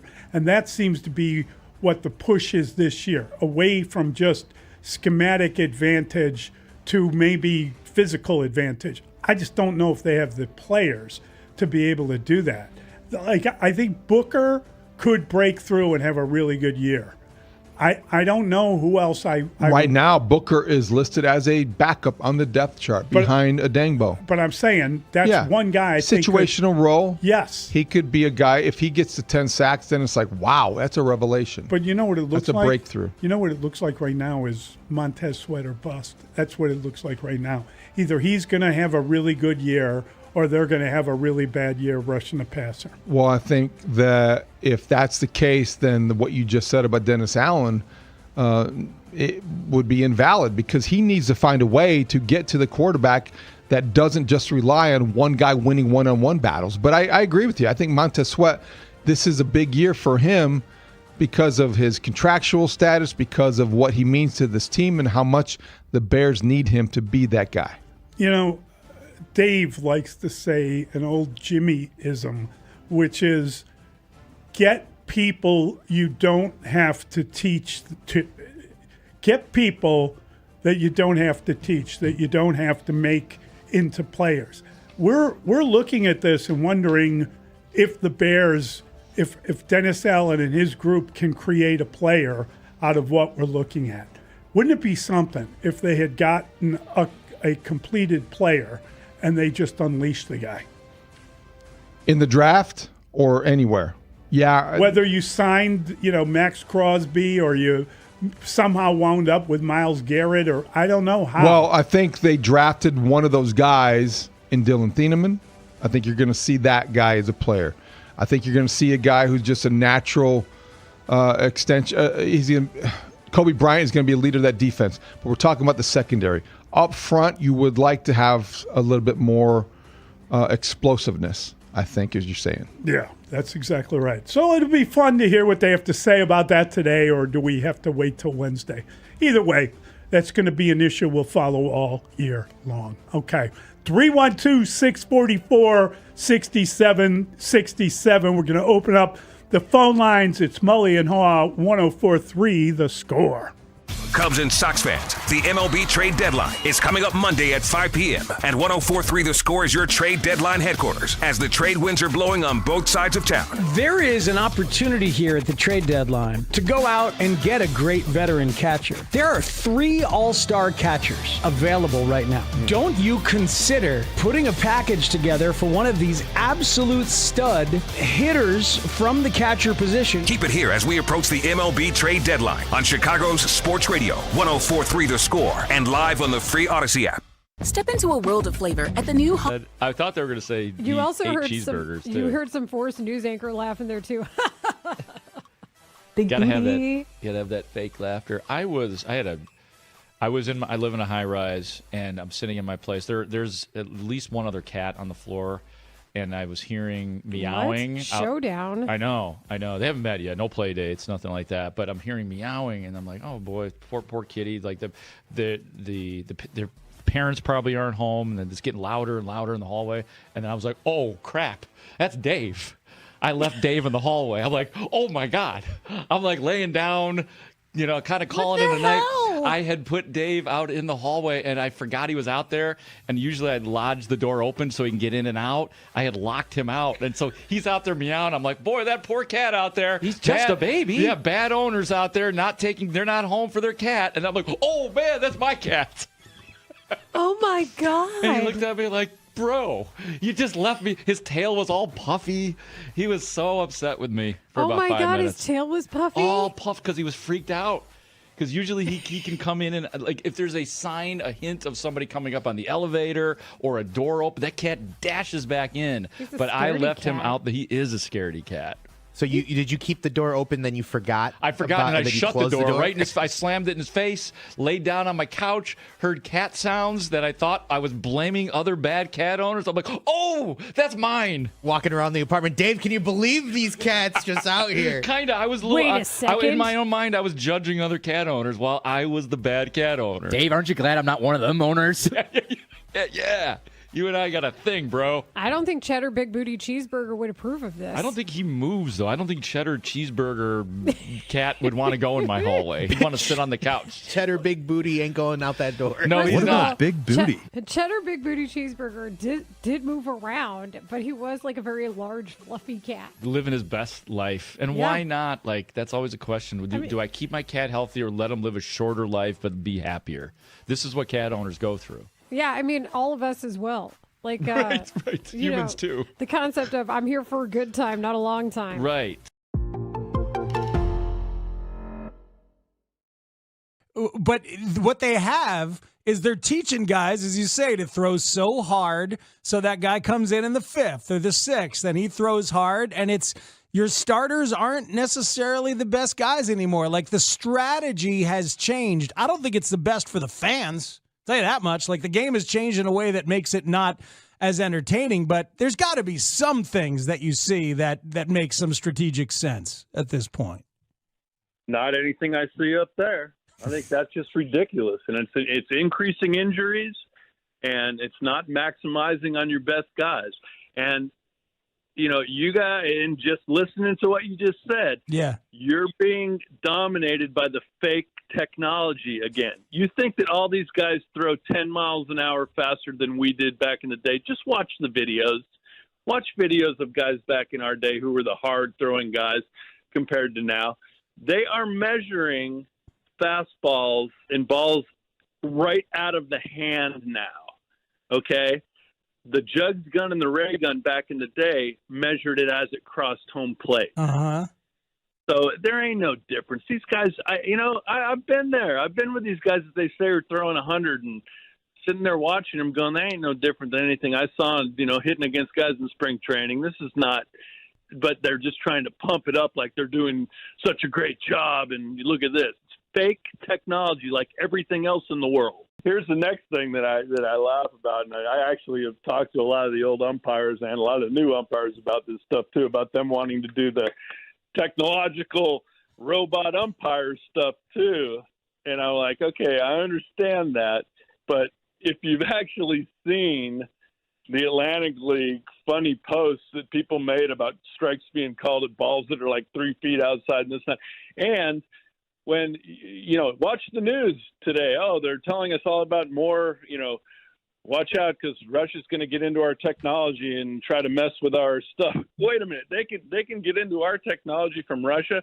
Well, you don't think that the front office can get into the technology that's running the strike zone at the home stadium? Oh, this is fun. I had never thought of that. I had never considered this either, that like another front office would override the hack robot the umps. umpire. Yeah. That's a good point. And it wouldn't be every pitch. It would be, okay, bases loaded. We got to get this pitch right here. Strike, quick, For your local Hyundai dealers, WSCR, WSCR FM and HD1 Chicago, an Odyssey sports station. The Score! Scoreboard update. Score update studio brought to you by AlmostFreeTeeth.com. Confidence should never cost a fortune. 8 hits and a pair of home runs. That's what Alex Bregman and Nico Horner did for the Cubs offense last night. In total, the Cubs had 14 hits, and they took it to the Cardinals after a rain delay down in St. Louis. 7-3 the final. That helped David Peterson work 5 2/3 innings for the win. Struck out 2, allowed 2 runs, 3 hits, 2 walks. Cubs have won 8 of the last 12 after the All-Star break. Tonight, 6:10 pregame with our guy Zach Zabin. Colin Ray will throw. Cubs looking up at the Brewers in the standings 6 games back. Good for second in the division. Yankees 9, White Sox 3. 3 errors don't help the White Sox chances. They're 55-50 overall. They do have that 2-game lead over the Guardians in the division. Guardians rained out Monday. They play 2 against the Reds today. The MLB trade deadline a week from yesterday at 5 in the afternoon. 12:30 today, Ben Johnson and Ryan Poles scheduled to meet the media as the vets are due into Hallis Hall. The rookies got there on Saturday. 44 days until the NFL kicks off. This hour of the program brought to you by AlmostFreeTeeth.com. Confidence should never cost a fortune. Essentially, we had to make a hard decision as to whether we thought Jameson was going to pitch again, and with where we're at in the season and with what's going on in his season, we just didn't feel like it was going to happen again. So. Those are hard decisions, and it seems like everything is always just a baseball decision and just about production. I think J-Mo's not only produced as a Cub, he's a big impact on our culture and on our clubhouse, and so that makes those decisions harder. But in the end, we just feel like we had to do better in that spot, and thus the decision.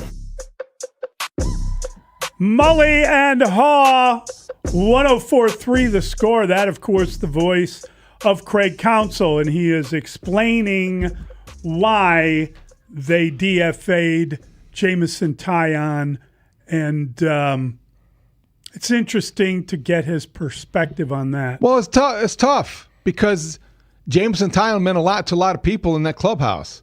He was overall, I believe, a good Cub. This is his 4th season of a 4-year contract.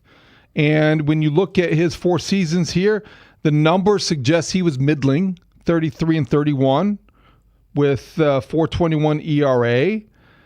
The moments that stand out are the moments he provided last October. Yes. And September. He was good down the stretch. But at this stage of his career, this is somebody that came into the league in 2016 with the Pirates. He was a first-round draft pick, 2nd overall, between Bryce Harper and Manny Machado. Same draft as Chris Sale. So he's been around for a very long time.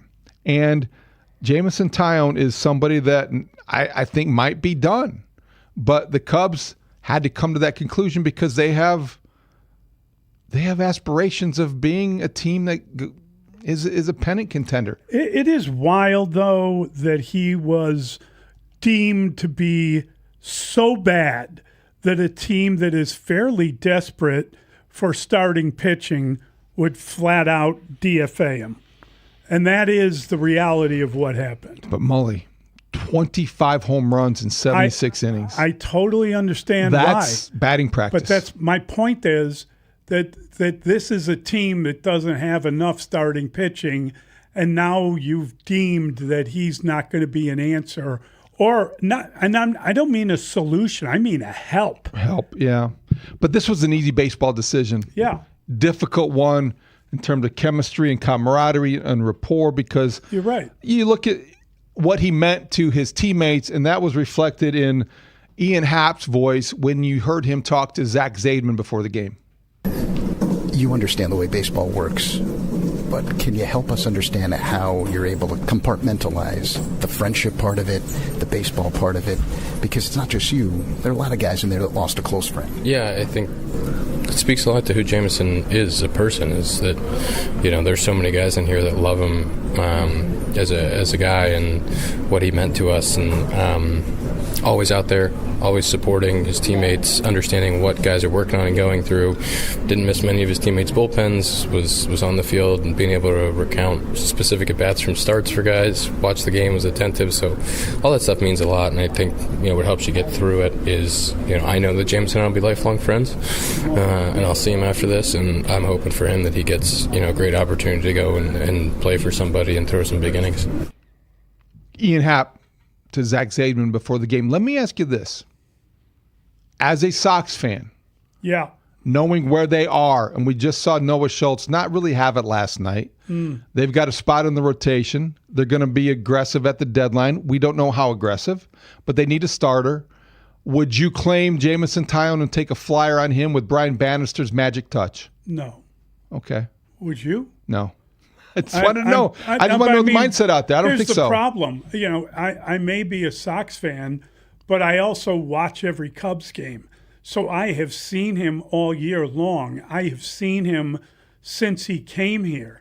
And I have seen the difference in what's happening now versus, let's say, last year when you talked about how well he did at the end of the year. But I ask with in the back of my mind, seeing Aaron Savale, for example, have a 15 very mediocre to worse starts with the A's, and the Cubs, once he was out on their DFA'd by Sacramento, the Cubs claimed him. Now they're trying to repair him and rehabilitate his career and get something out of him. I wonder if there's a team out there that will take a similar approach with Jameson Taillon. But I think that there's kind of built-in excuses for a guy like Savale coming from the A's than there is for Taillon coming from the Cubs. Mm-hmm. So I don't know that would apply. Yeah, I would think you're right. And I just think this is a thought exercise. We're thinking out loud. I get it. But I mean, his problem is he's giving up home runs. His problem isn't that he's got a bad defense behind him and you can't win with this bunch and I'm playing in a little barnyard where the ball keeps flying. I mean, it's a totally different deal. Jameson Taillon pitching every fifth day at the rate would not be something that you would look forward to as a Sox fan. No, and I don't think it solves anything. And I think it would just create a bigger headache, more work to try to overcome. I mean, you got enough issues right now with just trying to figure out who's healthy, who could come up. I mean, the White Sox have a bunch of people, and they probably have a bunch of holes that need filling. So, and it's trade deadline week. I don't think you have time for that. I agree with that. You think Jameson Taillon has made his last major league start? It's hard for me to imagine anybody. It seems like if he's not going to be starting for the Cubs, then who's he going to be starting for? I almost wonder if the timing of this near the trade deadline hurts his chances of getting claimed by another team, because other teams are looking at ways that they can supplement the rotation. And maybe next week after the trade deadline and the dust settles, maybe that's when you see some activity if there's any interest at all.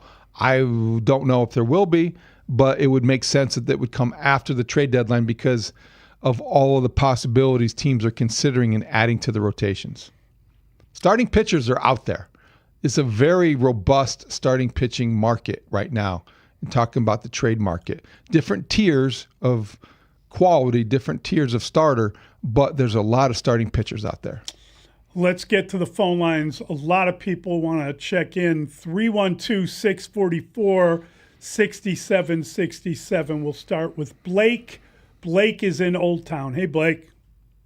Hey, what's up, guys? Blake from Old Town, also B from the block here. When it comes down to the Cubs making a move at the starting pitching move at the deadline, I just don't think it makes a lot of sense this year. We have unhealthy staff all year. We don't have a healthy Edward Cabrera. We don't have Cade Horton. We don't have Justin Steele. We got Shota. He's not playing at the all-star level we all expect him to. So why take the short-term approach to sell out the farm system this year when in reality the pitching has been weak all year and we're still contending? I don't think it's the year, guys. That's all I got to say. Interested to hear your thoughts. B from the block. The Cubs already made a determination. They're in every year. They got Alex Bregman for $35 million. They traded for Cabrera. They gave up Owen Casey for that. They didn't prospect Haugh. I don't think that it's not even a dilemma. The Cubs don't have great resources in their minor league system that they want to cling to. They don't have enough ammunition to go out and get who they want. That's a bigger problem, but you want to go for it. You're 8-4 since the All-Star break. As much as we lament the Cubs' up and down issues, they're a team that has every right to think that they can win in October. And the next move that Jed Hoyer makes might be the one that puts them over the top. No way, be on the block. I don't think that's the right approach. I think that I would want them to be more aggressive than complacent. Let's try Mitch. Mitch is in Byron. Hey, Mitch. Hey, good morning, gentlemen. Mully, Haugh, Dustin, the work you guys do is very much appreciated. There's dozens of topics that could be touched on, but I got to hit on the Cardinals fan base. They're supposedly passionate. They're supposedly loyal. They're supposedly intelligent. Okay, here's the deal. The Tarps Off crowd last night, what they did to PCA was cool. But look around. They were the only ones there. That's right. Dozens upon dozens upon dozens of empty seats. This is a Tuesday night ball game with both teams that have a shot at making the playoffs, that both teams have winning records. The Cardinals have an excellent young core in Mason Wynn. Jordan Walker's an MVP candidate. J.J. Weatherholt's going to win Rookie of the Year, and that's the best they can do. I'm going to tell you what, if that was 1060 West Addison, we would have waited out the rain delay, and we would have packed the place, and the place would have been rocking. Shame on the Cardinals fan base. Oh, it's raining, we don't want to go out. Shame on them. Thank you very much. That's a great phone call. I thought the same thing. That's a great phone call. Did you see how many empty seats there were? I don't care if it was 8:30. What else are you doing in St. Louis on a Monday night?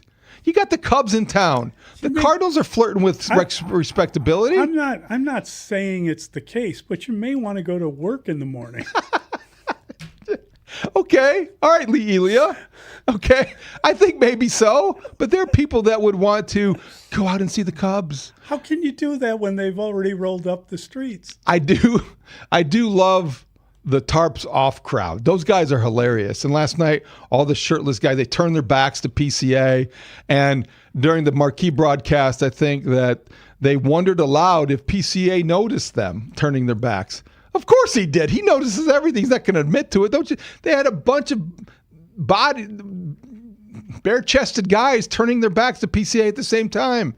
Yeah, he noticed them, and I'm just surprised he didn't hit a home run to them again.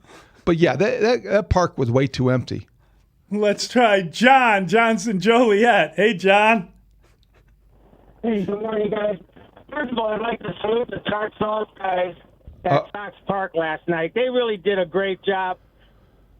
You know, Monday night, the place is packed for the Yankees.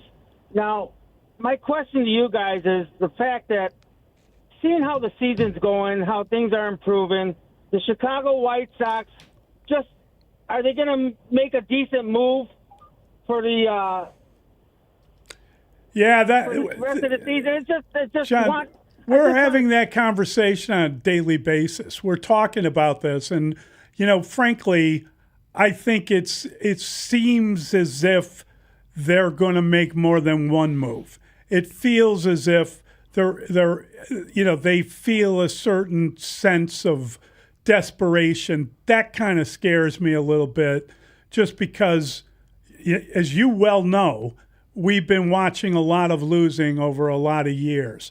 And I just worry. I'm not prospect hugging. I am, however, concerned that we don't know yet who any of these guys are.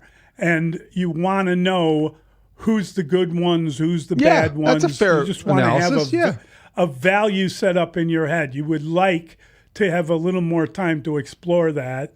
But I get it. I get how close they are, and I get that they deserve something. And it almost feels like if they want to do something, they're going to have to. If they want to really win this division, they're going to have to do something. They're going to have to do something if they want things to change. Right now, they're looking at a really tough stretch in the schedule.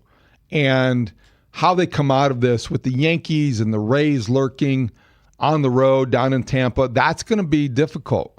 That's why you need reinforcements. That's why you need to look at this trade deadline as an opportunity. It is an opportunity to get better. And by the way, John mentioned this. Roger Bossard last night, that was how do you explain what happened at the rate weather-wise? It was dark, then it was sunny, but it rained sideways. It came down my God. in a torrential downpour. It dumped rain. It was rain. like it was as if somebody just took a couple of buckets and just turned it. I mean, it was like the amount faucets of rain were on. It was ridiculous. Yes, the sod father became the squeegee master. And they squeegeed 480,000 gallons of water off the field, according to Brooke Fletcher. That is beyond human It comprehension. is, when you think about that. And they got the field ready to go. You felt like you should buy everyone Wellingtons and let them just plop around. I felt like I wanted to take cover. We're there doing the show, the Big Pro Football show. It's like 5 o'clock, and it is dark. By the time we got off the air at 6 o'clock, it was sunny. It was such a bizarre atmosphere. Oh, it's raining. It's raining. We don't want to go out. Was that me? Yeah, no, you responded like a Cardinals fan. I did. Oh, I wanted to take cover. Like, oh, man, it's raining sideways. I'm going to get wet here. Brandon with that little drop for you. It's beautiful. That was a good phone call, though. Where are all the Cardinal fans on a Monday night in St. Louis? Long time passing. They've had issues there with attendance, I think. It's becoming a problem for the Cardinals. Let's try John. John's listening on the Odyssey app in Dallas. Good morning, as always. Here's my take. The Cubs are solid from third to first and center. Now, while Suzuki and Happ, they're both good players, but I think we need to get rid of them at the trade deadline because they're free agents. And I think we need to reset at those two positions. It ain't like we ain't got nobody to play them next season. We need to get something for the farm system from them while we can. I'll hang up. John, you're a loyal caller. Love the interest, but right now you can't trade either of those guys. Number one, they both have no trade clauses. Number two, have you watched what Ian Happ has done defensively the last week? Last night, again, great throw to second base. Great catch in the outfield. This is a guy who defensively has reminded you just how valuable he is. And Seiya Suzuki, he's going to be – you can't take him out of that batting order. You need his pop. You need his bat. So both those guys are going to be here. I think moving forward, different scenario. Next year is going to be a different story depending on what they do in free agency. No one has suggested what the Cubs need to do is trade people. Who has suggested that? That is a different idea. It really is. Let's try Jeff. Jeff is listening on the Odyssey app. Hey, Jeff. Hey, good morning, gentlemen. I love when Mike Trout calls in and talks about the Cardinal fans and the weather. It sounded like Dustin. You're so right. He had that phony I'm not sure voice. It wasn't Dustin. I don't want to That's good. What do we think about Dustin kind of brought it up, and I've been thinking about it since the Davis Martin start on Friday. Why is it sometimes Grant Taylor is used in high leverage and sometimes he's a stopper, and it looks like when we don't use him as the final man to getting outs, he doesn't get in games enough. That Friday night game, I thought for sure he was coming in when things were, as Mully would say, going off the boil. And then last night, I thought, well, that would have been a good time to bring him in because you got one guy in the bullpen who is an absolute stopper that can, with bases loaded, get you down to only giving up one run or no runs because he's got the strikeout pitches. I'd like to see Grant Taylor more in those situations if he's not going to be used for, 2 or 3 games at a time. And also with the Murakami McGonigal debate, unfortunately for Murakami, McGonigal is the media darling of the national broadcast, and he is a 5-WAR player right now, which is double of Murakami. It's going to take him to really fall off no matter where the Tigers end up for him not to win the Rookie of the Year. But, yeah, let's see more Grant Taylor, guys, and less Trout, I think. Thanks, Jeff. I don't know about Grant Taylor before the 7th inning. I know that the situation you guys were referring to last night was a high leverage situation early in the game, but I don't think that I want to go to my best pitcher that early in a game. Cloning machine. You need more of that. You'd like that. I agree. But it's difficult to know every day when he's going to be used. Yes. But I do think that as long as it's maybe the 6th inning or later, you understand it. If it was before that, I don't know. I think it would be kind of wasting your best pitcher too early. Grant Taylor, greater than sign Paul Skeens. Wow. Well, that's Who not said saying that? That's not saying much after Paul Skeens. Not after they rocked him on Saturday. All right. We've got our guy Bruce. We're going to bring in Bruce and chat with him next. Mully and Haugh, 104.3 The Score. I'm Mike Trout. Pete Crow Armstrong plays here. Hey, Chicago. This is Pete Crow Armstrong. Back toward the wall, Pete Crow Armstrong makes a great catch. He made it look easy, and it was not at all easy. Defensively, there's just plays that he's making that nobody else is making the plays. You're going to have to watch baseball a long time to find someone who's going to make the plays. That's how good it is. Listen to Every Game with Pete Crow Armstrong right here on Chicago's Sports Radio, 104.3 The Score, and the Northwestern Medicine Cubs Radio Network. This segment of the show brought to you by AlmostFreeTeeth.com. You save on the dental implants today. You tired of hiding your smile at AlmostFreeTeeth.com? We make full mouth implants affordable. Save up to 95%. Get your confidence back. AlmostFreeTeeth.com.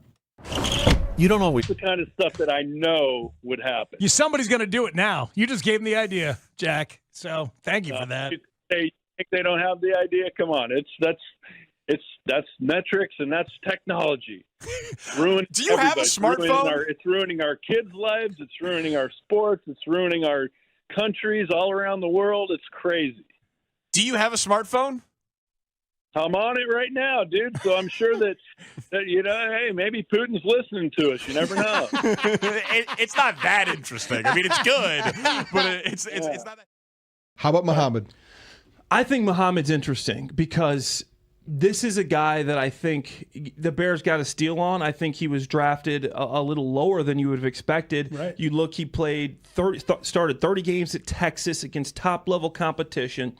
All of his testing profiles, 4.42. He can play zone, his own admission. He can play man. He says he can play inside. He can do anything you need. He's a guy that, like Ben Johnson says, if you take football away from him, you don't know what he's going to do. That's him. That's that guy. And I'm not going to mention his comments he said, but he had probably one of the funniest quotes at the post-draft talking about why he plays so well in big games. I really like this kid. I think it's going to be a real competition with him, Tyreek, Terrell Smith to see who wins that starting job. I don't think he starts off there, but I think at some point he'll start a game. Keyshawn Elliott,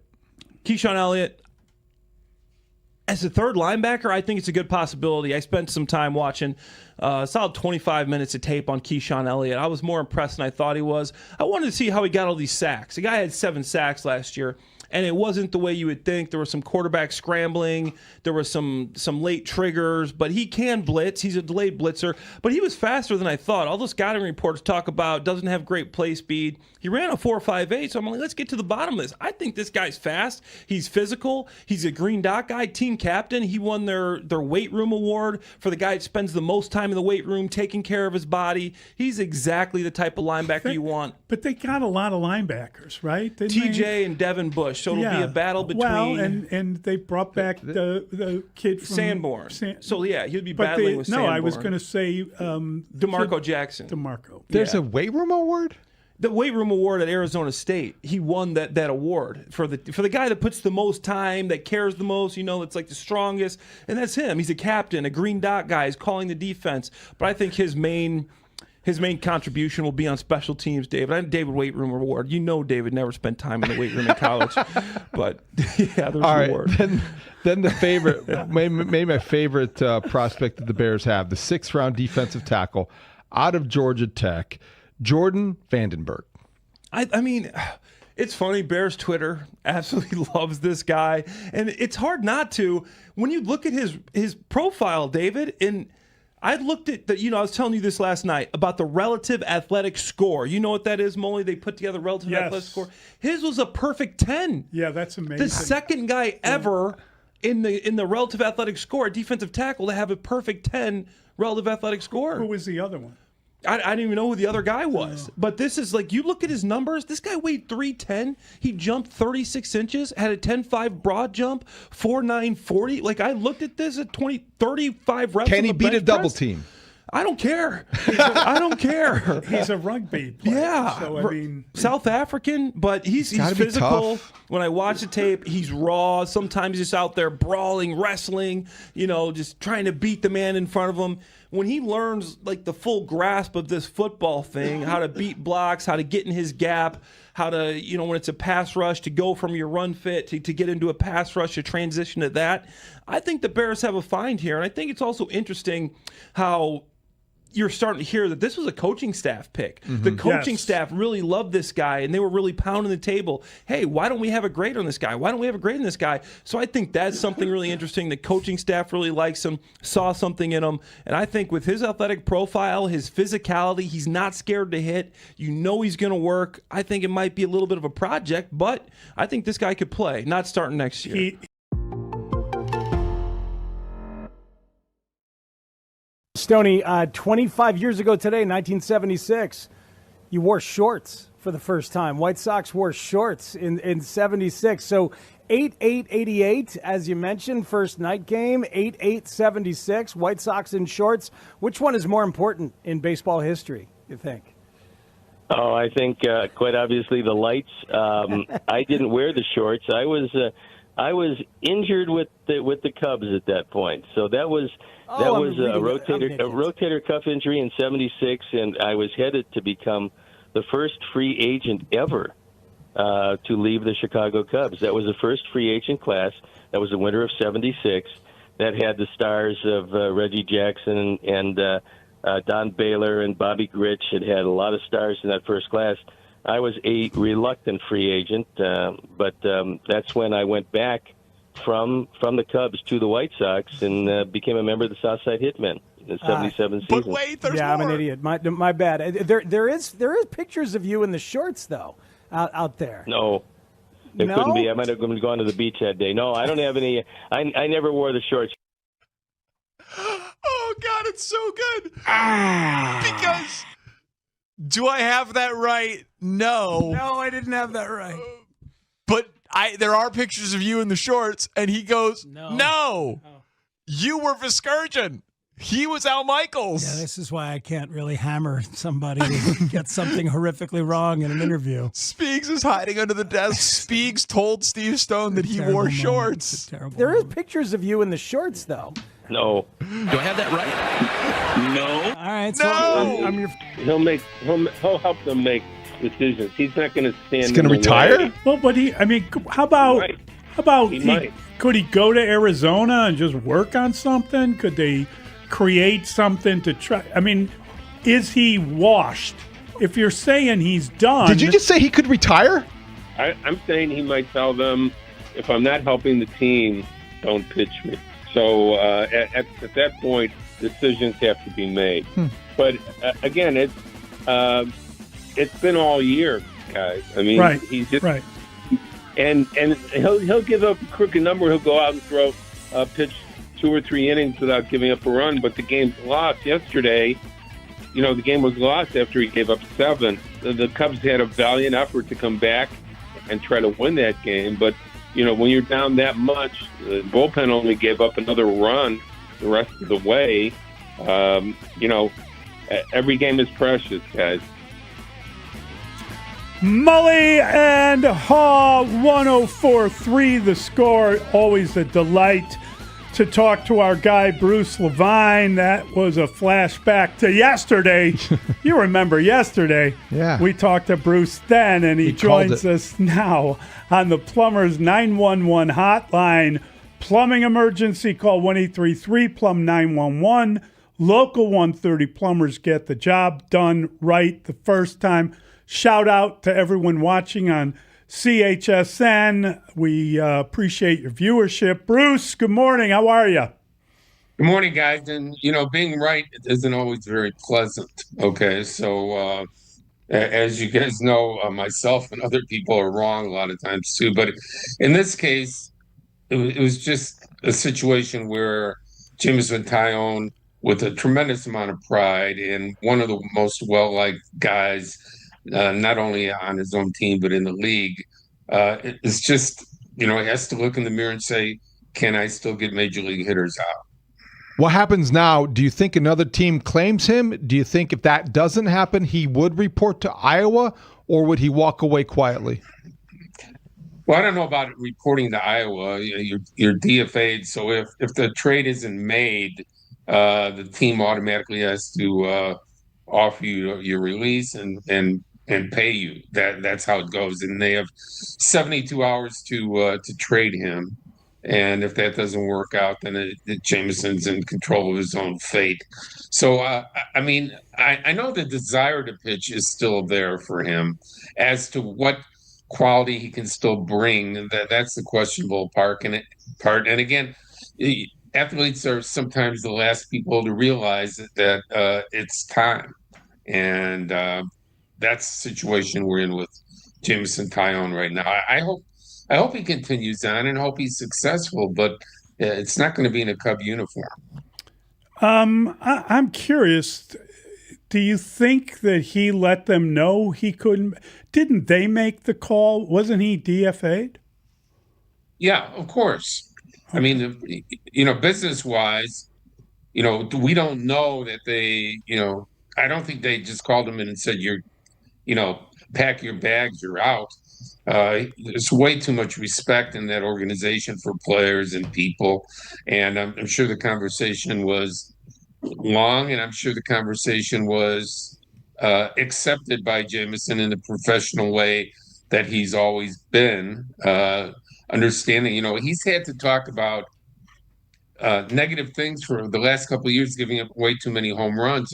Almost all of his post-game commentary was about answering about, well, I gave up 2 home runs, but I was able to pitch 3 more innings afterwards, even win or loss. So just a very, very tough situation. And again, one of the best people you're going to meet in the game. Meanwhile, Bruce, the White Sox and Noah Schultz, he struggled again, couldn't get through the 4th, and you look at his past few starts, and it's a problem with command and then staying in games and going deep into to save your bullpen. What is the next step with Noah Schultz, and how is that related to their approach at the deadline? Well, they picked up Urquidy, who's a veteran pitcher. Wasn't an exciting move, but he had been pitching at AAA for the Pirates and had 17 starts for them. So when you look at that situation right now, they're going to need another pitcher within 5 days. I would not be shocked, and Noah said he wouldn't be shocked, I don't think, if things go the other way and they have to send him down.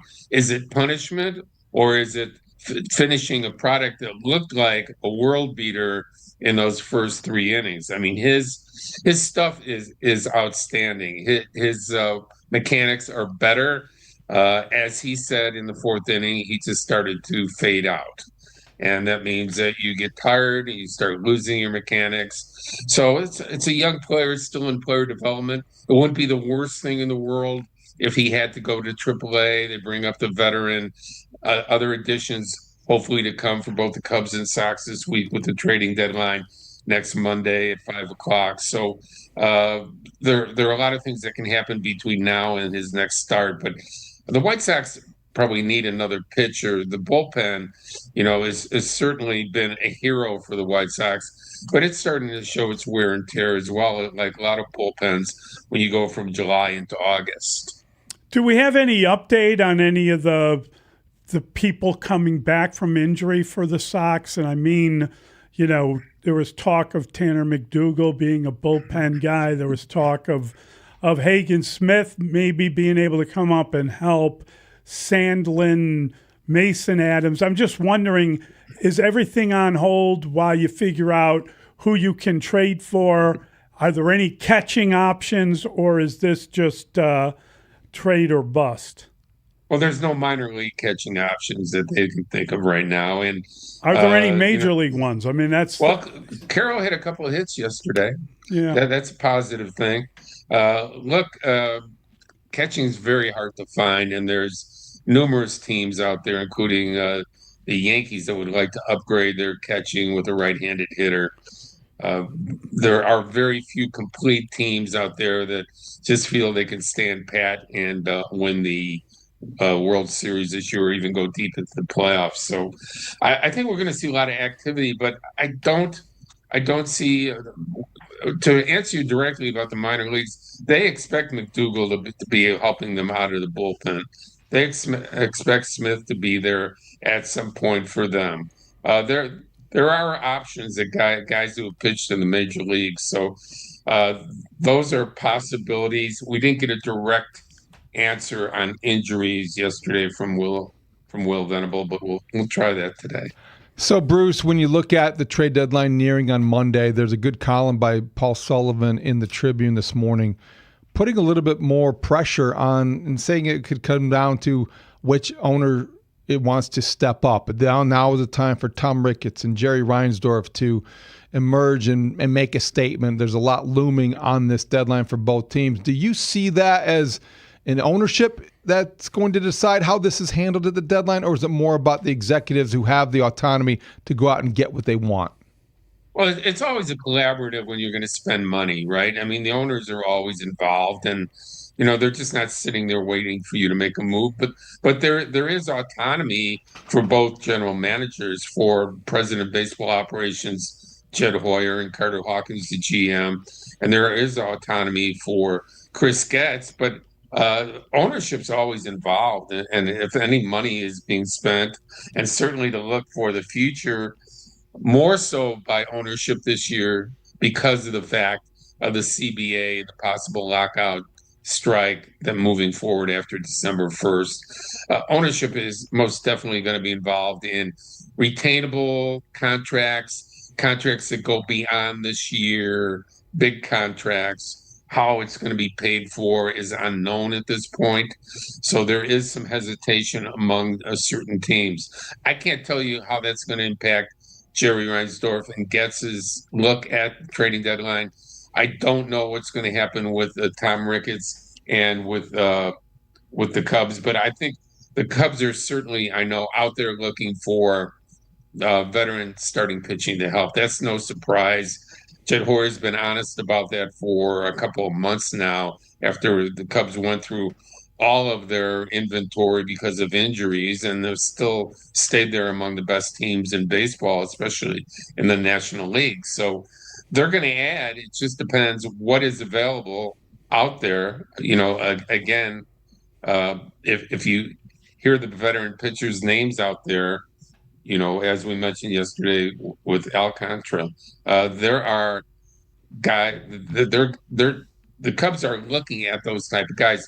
The White Sox more in the short term type pitchers. the Cubs will probably take on a contract if they feel it fits for their near and future. But right now, getting down to this trade deadline here, a lot of the activity is going to happen, what would you say, Friday through Monday afternoon. People are still lining up. Teams like Detroit. Okay, now Detroit is 7 games behind the Chicago White Sox. Realistically, they're not in it. They're starting to fade again. Is Skubal going to be the wild card that everybody else is holding out for? Is Mize somebody that the Cubs or the White Sox would look at? So they are certainly, like the Mets, they're the most intriguing team out there to look at. Mets, Detroit Tigers, the Tigers with really good pitching, but are they going to move it? And the Mets have a pitching staff full of people that will get traded. It would appear that the Cubs and Sox are both interested or talking about the idea of Reed Detmers. Are there many? Are they in on a lot of the same pieces, or is it? I don't know. Are they shopping in different aisles? Well, I think I define the different aisle being that the Cubs would take on a contract like Alcantara, who has 1 year left at $21 million, and it's a team option buyout for $2 million. Whereas I think the White Sox, with their young inventory, they're definitely looking at having controllable pitchers coming back, something that they can look at for more than just a year down the road. So I think that's where the difference is between the two teams. Shopping for pitchers, yes, both teams, not necessarily in the same aisle, no. So, Bruce, when you look at the Cubs on the field, 4 hit games from Bregman, from Nico Horner, and the Cubs have won 8 of 12 since the break. They, despite all of the things that we look at as shortcomings and what they don't have, they're putting together a pretty solid stretch. Do you guys say how did they do it, knowing the pitching has been really stretched and the injuries? It is impressive, and you have to give counsel, coaches, the front office credit. They went out and they got Peterson. He's been really good in 4 out of his 5 starts. That is an important bridge. You now have Tyone being released. Initially, it's probably going to be Assad to go into his spot, but we don't know what type of trade's going to be made. We don't know who's going to be available or if they're going to be fresh when they come over in a deal. So it's a very active week. But if Bregman and Nico get hot, all it takes is 2 or 3 of the Chicago Cubs to start hitting the way the back of their baseball card or their advanced analytics will tell you, and they are going to be really hard to beat because they've been doing it with a lot of Pete Crow Armstrong and Seiya Suzuki and not a lot else. And those other really good hitters in the lineup who have slumped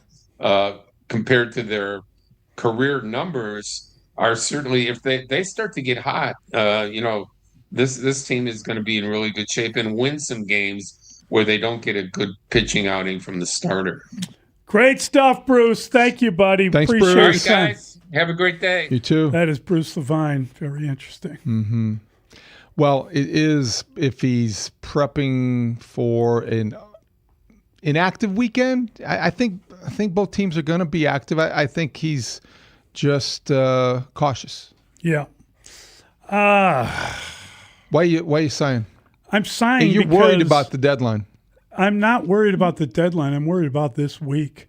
I'm worried about 4 games against the Yankees. The first one goes awry, and then going to Tampa. I mean, it seems like the AL East is like a really it's appropriate concern. A very interesting race. Unfortunately, the Sox are stuck in it this They're stuck week. in the middle. Holy gosh. Not good. Mully and Haugh, 104.3 The Score.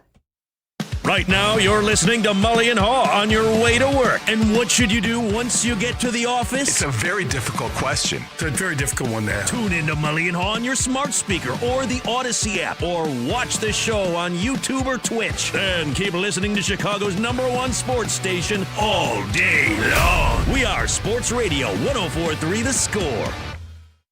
This segment of the show brought to you by AlmostFreeTeeth.com. Confidence should never cost a fortune. First contestant. You are the first contestant. Do I have that right? No. Thanks. You're welcome. It's good teammateship. So here's my. Oh, come on. This is what this show does. What picture do you have of Steve Stone in a uniform wearing shorts if it never happened? He's not wearing shorts. That was the problem. He's wearing baseball pants, but they only go to the knee. He's got the high socks, and my brain tricked me. I was looking for confirmation that Steve Stone indeed wore the shorts. So for my Google image search, I saw something that looked enough like shorts for my brain to go, yep, he wore them. Was this photo like those optical illusion photos in the mall back in the day where you could stare at it for hours and see a different thing? Is it a blue dress? Is it a yellow dress? There's no way to know. Can we play it again? Because texters are pointing out another understated thing. Did you have 1976 as being 25 years ago? Yes. Okay, that would be 45 years ago. Yeah, that's true. Okay, well let's just hear it again. Stoney, 25 years ago today, 1976. You wore shorts for the first time. White Sox wore shorts in 76. So 8/8/88, as you mentioned, first night game. Oh man! And so you were so humiliated by it. You texted Steve Stone last night. I texted Stoney. Yeah. God, you are in your own head. I forgot about the Billy Hamilton, Brian Goodwin thing 2 seconds after it happened. But here's the thing: I texted him to thank him That because is not true, Dan. It's definitely not true. I was wearing a jersey at the ball game. I'm lying right now to cover up my insecurities. I've got really thick skin. Yeah. No, you're right. I just told a lie. I just told a huge lie. That's true. That is very true. Right? We all get up in our own heads about certain things. Of course. You know what I would have texted Brian Goodwin if I had his number. So I texted Stoney to thank him because if you hear, he saves my ass. He turns it into a good moment because he tells a story about leaving the Cubs as a free agent. So he turns it into mildly compelling radio as opposed he's a to pro. the complete cluster bleep that it could have been and embarrassing me any further. He left that for my partner to do the next day. Oh, it's so good. The thrust of the question, even if the premise was correct, was what's more important, you wearing shorts or whites? Yeah, exactly. I miss a lot on Hit and Run. I should be tuned in more regularly. This show is great. Hey man, I'm solo, just flying. I like it. Trying to land the plane every couple of minutes. That's really enjoyable. Get on the plane. We're heading to DC, and I'm not looking where we're going. We're sitting first class. I'm like, I got my headphones on. They didn't tell me to turn it off when we took off because I'm with my pops, and I'm just sitting there. We end up getting to DC, and we get our bags, and there's a black car waiting outside for us, and like 20 minutes after that, we show up at the White House and sitting there. And then about 10 minutes after that, it's just my dad and I sitting in the Oval Office, and we're just sitting there. And next thing you know, the door opens up and H.W. Bush comes out and he's like, Wally. And I'm just like, what? And he gives my dad this huge hug. He gives him a huge hug. He's like, you must be Jared. Let me take you around my house. So we start walking around the White House. He's showing me all the rooms. And then he looks at me. He's like, it's lunchtime. He goes, what do you want to eat for lunch? And I said, man, hot dogs and pancakes. And my dad looked at me with this side eye, like, what are you doing? So they made me hot dogs and pancakes. Then we go outside. He's showing us the renovations that's going on in the White House. And then a little bit after that, we jump on Marine One and we go to a golf course, and we're golfing. And it's somewhere in Baltimore. I don't know where it was, somewhere in Maryland. And next thing you know, it starts raining. So I'm driving around this golf cart. I'm like 11, 12 years old. I'm driving around this golf cart, and it's raining out, Secret Service everywhere. And the president hits this ball on the side of this elevated green.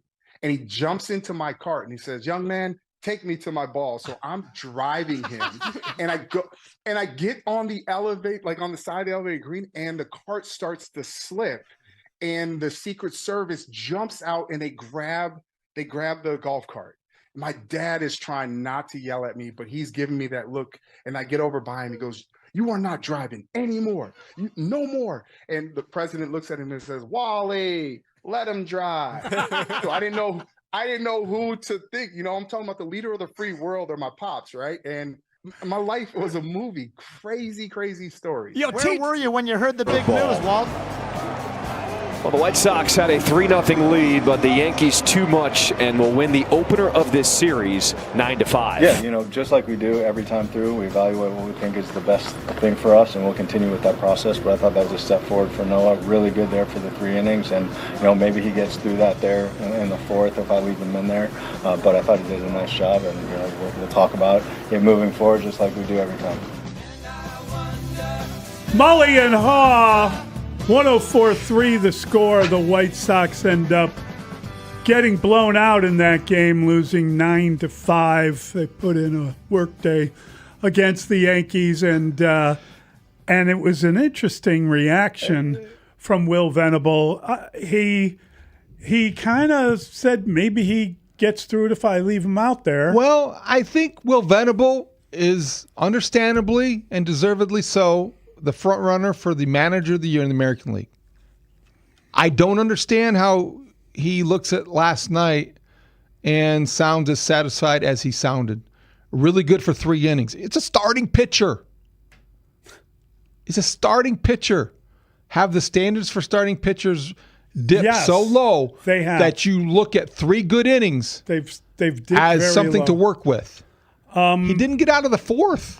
He didn't, but he did. That was a far cry from anything Craig Counsell had to say about Jamison Taillon after that start. I mean, he to me sounded like he's committed to going back to Noah Schultz next time out. It did sound that way, and I suppose that given the parameters of where you are before the deadline, Noah Schultz's next start will come before that.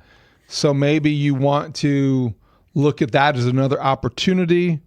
Why are you shaking your head and grimacing? I feel like the White Sox are in a bad spot. We come in here, we're talking about it, and you were, I believe, trying to console me where you said something along the lines of, hey, they can get a split out of this. And I'm kind of like... They need to split. Well, they have to split, and they're already down a game. And I'm sitting here like, do I want to go out Thursday to see them win this series? I have a great day game on Thursday. Is that what I want? Or am I worried that could be sweep day and not the kind of sweep I thought? You're asking the wrong question. You're asking the wrong questions. Okay, what am I missing? You're asking. You should ask yourself, do I want to go out there and try the sushi roll? Okay, well that I know the answer to that. The push-up sushi. That's all. It's exactly why you want to go out on a Thursday. I'll let you know how it is after I try it tonight. I think though the next start for Noah Schultz theoretically will be coming against the Tampa Bay Rays. Oh. Isn't that where they go this weekend? So I don't like this. Will Venable gets a lot of credit for keeping things positive and looking at the bright side, and the glass is half full. It's dark. But I mean, it's like yesterday's weather. It's just all of a sudden it got really dark. The Sox are up 3-0, and then it got really dark, and it was sunshine, and then it was ominous. Your street flooded, and it felt very tree fell ominous. down. Yeah. So, Mully, are you looking ahead because of the Sox' current schedule? I mean, you got this Yankees series, then you got the Rays. That's it. Then the Red Sox, who's been kind of red hot, Okay. then leading up into the Guardian series. Oh, my goodness. Yeah, this is not. This is make or break time. Gauntlet. It's a gauntlet. I would like to fast forward through this AL East portion of the program. The Guardians don't really worry me. I feel like you can control them. Yankees, Rays, Red Sox, those are 3 playoff caliber teams. I would love for the Guardians to lose 2 games today. Does that matter? I think. What's so good about Cleveland? Noah Schultz has got to be better. And yeah, I don't know if he's on the clock or not. Well, but I would think he's got one more start to prove he belongs in it, depending on how they approach the deadline. But we're talking about them getting another pitcher. A starting pitcher would have to replace somebody. Okay. And I'm not arguing that at all. I am saying that when you look at their last 2 losses to Houston, Mhm. those were especially embittering because you wasted performances by Davis Martin and Sean Burke. And now I just don't know if there's a lot of bright. Your confidence is shaken overall. You sound like a shaken Sox fan right now. I am pretty much a Yeah. shaken Sox fan. But I think that right Burke now. and Davis Martin will be better. I have more confidence in them bouncing back than I do in young Noah Schultz, who I think still is going to have a marvelous major league career, okay, but he's hit a rough patch. And like if they bring in a pitcher or two, then like okay, then send a guy back down or do whatever you have to do to get through it. But before they do that, you'd like to see him get on a winning track. You would. You'd like to see him be in the positive in the standings Yes, you would. since the All-Star break. You just don't want what's currently Could happening. be a tough 10 days. That's why I sighed. Could be a tough 10 days. That is why All right, now I understand the shuddered and grimace. shook my head. I understand the grimace now. Okay. We should talk football. We will. We'll talk football next. Thank God. Mully and Haugh, 104.3 The Score. Baseball fans, coming up Friday, join 104.3 The Score at Gallagher Way, right outside Wrigley Field. It's Layla Rahimi, and our show, Rahimi, Harris, and Grote, will be broadcasting live starting at 10 a.m. before the big series against New York. Then at 12:45, Zach Zaidman takes over with pregame coverage till the first pitch. Stop by and say hello. Rahimi, Harris, and Grote live at Gallagher Way, starting at 10 a.m. Friday on Chicago's Sports Radio 104.3 The Score. Hey, when your joints hurt every day and you've been told you need surgery, do your homework. Remember, once a joint is replaced, there's no going back. Oh, it's amazing. That's an all-timer. Don't call me Wally. Your dad did not let Mike Murphy call him Wally on the score. But HW has more pull gets than, to do than it. Murph.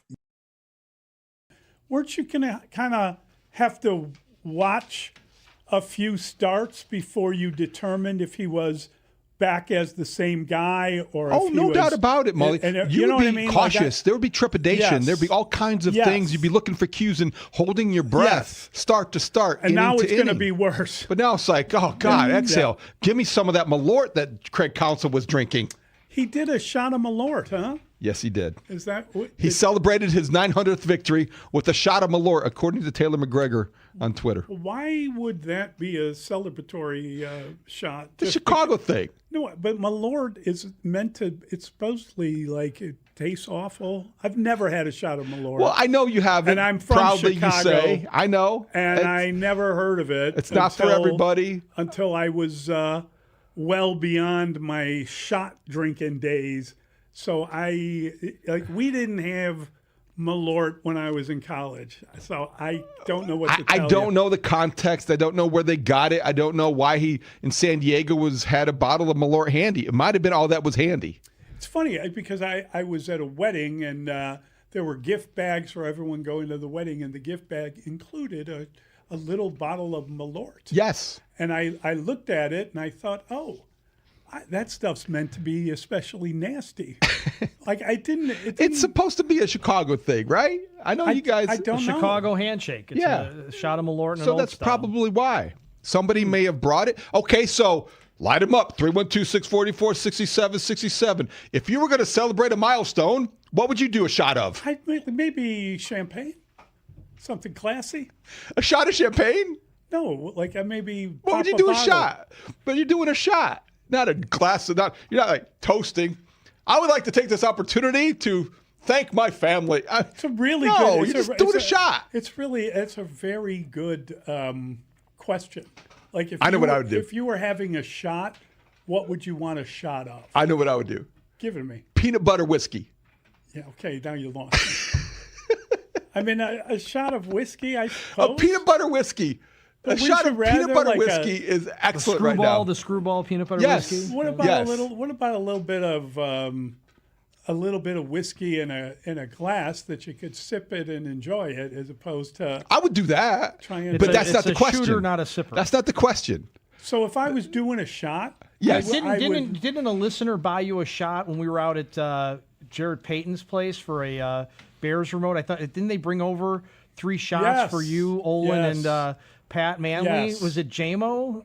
I think it was shots of Jameson. Yes. That would be a fine choice. So you go with Jameson? I had a shot of Jameson. I'd go peanut butter whiskey screwball. I wouldn't. Like halftime. I would if I were going to do a shot. I'd probably do a shot of tequila. Okay. Because it's get a little. It's a good answer. Yeah. Get a little lime and a little. I need the training wheels for the tequila. What would you have? Oh, that's the like rocket fuel. Your 900th successful show with the score. Oh boy. I guess successful is the key word. Yeah, still working on it. I mean, my typical shots are either Fireball or a Southern Comfort and lime chilled. Wow, that sounds fancy. What is Fireball? Is that a cinnamon whiskey? Cinnamon. It's like a hot. It's good. Got a little. It's like that gum. Remember the gum? Like what was the name of that gum? Like the cinnamon gum. Big Red. Big Red. Big Red. It's like imagine that. How did you forget Big Red? I don't know. It just didn't come to me. Too many shots of. Brandon? I will go with Hennessy. Love me nice. some Hennessy. It's smooth. I'm here for you, buddy. I'm here for you. Craig Counsell chose Malort, or somebody chose it for him, and he celebrated 900th victory. A little odd choice. I wonder if he said, "Oh, where's the peanut butter whiskey?" I caught you off guard there, didn't I? Peanut butter whiskey. It's really good. Screwball, I think it's called. A screwball, I thought. Yeah, screwball peanut butter whiskey. Yep. Yeah. It's newer. It's newer to the market. It's newish. A screwball is a drink, though. It's isn't it like vodka and orange juice or something? Is that a screwball? That's a screwdriver. That's a screwdriver. Yeah. Okay. Yeah. All these screws are getting to me. Screw loose. Yeah. Screws fall all the time. The world's an imperfect place. Name the movie. That's a good one. I don't know the movie. Classic line from a classic movie. Filmed in Chicago. Tell me. Breakfast Club. Oh, Breakfast Club, of course. Yeah. You didn't strike me as a Breakfast Club guy, Dustin. Even though we're part of the 5 a.m. club. I love it every morning when Dustin refers to the 5 a.m. club on the pregame show. And the way the lineup is right now, Ballesteros, I don't know if you caught Craig Counsell yesterday, all of it with the afternoon show with Spiegel and Holmes, but I think Craig Counsell might be with me on the over-under 1.5 more times. He was like, it would have to be a very, very... Broadcasting live from the Hyundai Studios. Presented to you by your local Hyundai dealers. This is where Chicago goes to talk Bears. We are Sports Radio 104.3 The Score. WSCR, WSCR-FM and HD1 Chicago. An Odyssey sports station. The Score! Scoreboard update. Score Update Studio brought to you by AlmostFreeTeeth.com. You save on that confidence. It should never, ever cost you a fortune. Bears vets report today up at Haugh Hall, and then this afternoon we will hear from both the head coach and the general manager as they will address the media ahead of the Bears' first practice. That will be on Wednesday morning, 44 days until the NFL officially kicks off. Alex Bregman, Nico Horner, big nights at the plate, 4 hits apiece, also each one hitting home runs in a 7-3 win against the Cardinals. They hope to do it again tonight. Pre-game at 6:10, Colin Ray will throw. The Cubs before the game DFA Jamison Tyone. Brewers are 6 ahead of the Cubs for the top spot in the NL Central. The American League Central still belongs to the White Sox. They are 2 games ahead of the Guardians despite last night's loss to the Yankees. Those two teams are going to play tonight at the rate again. Anthony Kay, Garrett Cole, the pitching matchup in that one. The Guardians, they were rained out Monday. They've got 2 against the Reds later on today. The Hour brought to you by Cars for Kids. He asked me a question right before I left. He said, "Is there anything you need from me to be better for you?" And I said, "Nope, just keep pushing me." And he said, "You don't have to worry about that." So, we're going to keep going. We're going to keep pushing. We're going to keep finding ways to get better to be able to win games from September to February. Mully and Haugh, 104.3 The Score. That is the voice of Caleb Williams, the Bears quarterback. And you got to love the relationship between the coach and the quarterback. And you should feel good about the fact that you've got 2 of those crucial, I mean, maybe most important positions covered. Well, they are here in Chicago. No maybe about it. They definitely are, and you do feel good about that with the Bears. And that is the thing that is everyone is most certain about. Ben Johnson will not let up. No. He will not let up in year 2. And it's such a difference a year makes, because a year ago there were a lot of questions going into the season about Caleb Williams taking the next step. What kind of Ben Johnson are we going to see? Can he lead as well as he designs plays and calls them? And all those questions were answered emphatically as the Bears became one of the surprise teams in the NFL. This year, as we will hear today, beginning at 12:30 from Haugh, it's football season. How do they handle success? How do they deal with expectations? We've seen teams, we've seen too many teams in Chicago. Bears teams especially, not able to handle the weight of those expectations. The last time I think it was the last time we faced something like this was 2019. And a lot of people believe, and I'm one of them, but a lot of people think this year it's not an apt comparison because of Ben Johnson, because of a lot of other factors, because of Caleb Williams. But they have to avoid the trap that the 2019 team fell into.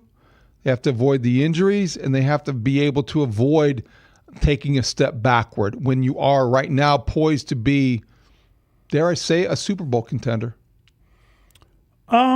No, I think you dare to say it. I think that would be kind of the next step for this team. If it's not, then they're not doing it right. Right? It's the NFL.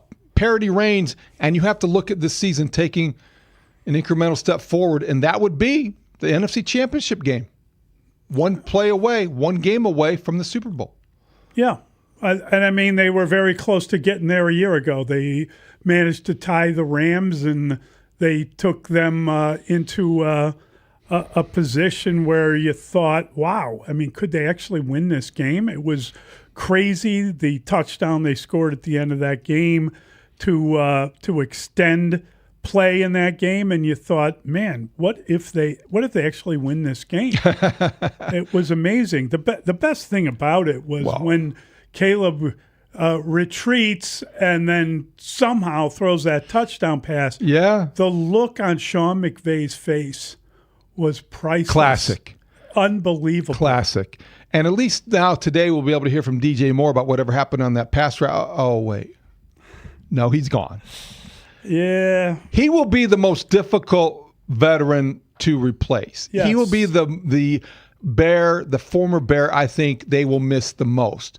Who do you think will be the new Bear that they notice the most? Who will have the most impact? Whether it's a rookie or a free agent or somebody that is meeting the media for the first time on the first day of training camp in Chicago. Who is that player to you? Does it have to be someone that we haven't? No, someone new. I just wonder, who do you think is the most impactful newcomer? Oh, well, it's got to be the safety. Dylan Thieneman? No, the other safety. Kobe Bryant. I believe he would be the answer to that question. Okay. Interesting that my mind went to Dylan Thieneman first. It is very interesting. And I think it's because the way you worded the question, it was someone new that you haven't seen, someone that, but I think it's the veteran. I think it's a guy that brings a little bit of something different to the defense that is experienced, that knows what it's like to win, that can transition quickly from coverage to stopping the run, who I think has a chance to really kind of direct things in that secondary. It is pretty cool that Kobe Bryant's last game was the Super Bowl. Winning a Super Bowl. Yeah. And now here he is on the first day of training camp talking about planning for a season with the Bears leading that secondary, which is a revamped secondary. Yes. A lot of new pieces. And I mean, if you ask me like who I think is the most interesting play, like the way you worded that, I felt I had to go with Kobe. But I think that for me, like who could be the sneaky player we haven't seen who could. It might be Devin Bush. I'm very curious. I know. We don't never talk about him. I just want to know if we saw his athleticism in college. It's unbelievable. He's got great speed. He's a little bit undersized, but he's explosive. I'm very curious to see if you notice an upgrade in speed on defense because of a guy like that. And I wonder if you'll notice a decline in takeaways because Tremaine Edmonds, when healthy, created his share. And I think that he's going to be one of those guys that will be missed in ways that maybe we don't anticipate. You lost, between him and Nahshon Wright, you lost kind of the oversized, taller guys. I mean it. The tall, lanky guy. Yeah, it's a little different. Now you got the smaller, explosive, speedy guy. Yes. They want to play downhill, as they say. Yeah. They want to be more explosive at the point of attack. We get it. Guy had a breakout year last year in Cleveland, of all places. I'm curious if that holds up in Chicago. Yeah, I think a lot of those questions, most of the questions for me exist defensively. We talked about the defensive line during the pick six, how that is maybe the key to the entire season, getting some production from the pass rush, from the edge rusher position, getting the defensive line to hold up so it can stop the run. Now, in the secondary, it is revamped, but it also might be more athletic. Despite the fact that they lost guys who were takeaway machines with Byard and Nahshon Wright, they theoretically got more, or by design got more athletic and explosive with Kobe Bryant and Thieneman. Yeah, and I think that, we saw a lot of impact from the rookie class a year ago, specifically from Luther Burden as the year went on, but more so, I suppose, from Loveland as the year went on. And I'm curious if there is a jump for both those guys in their second year in this system and how that will look.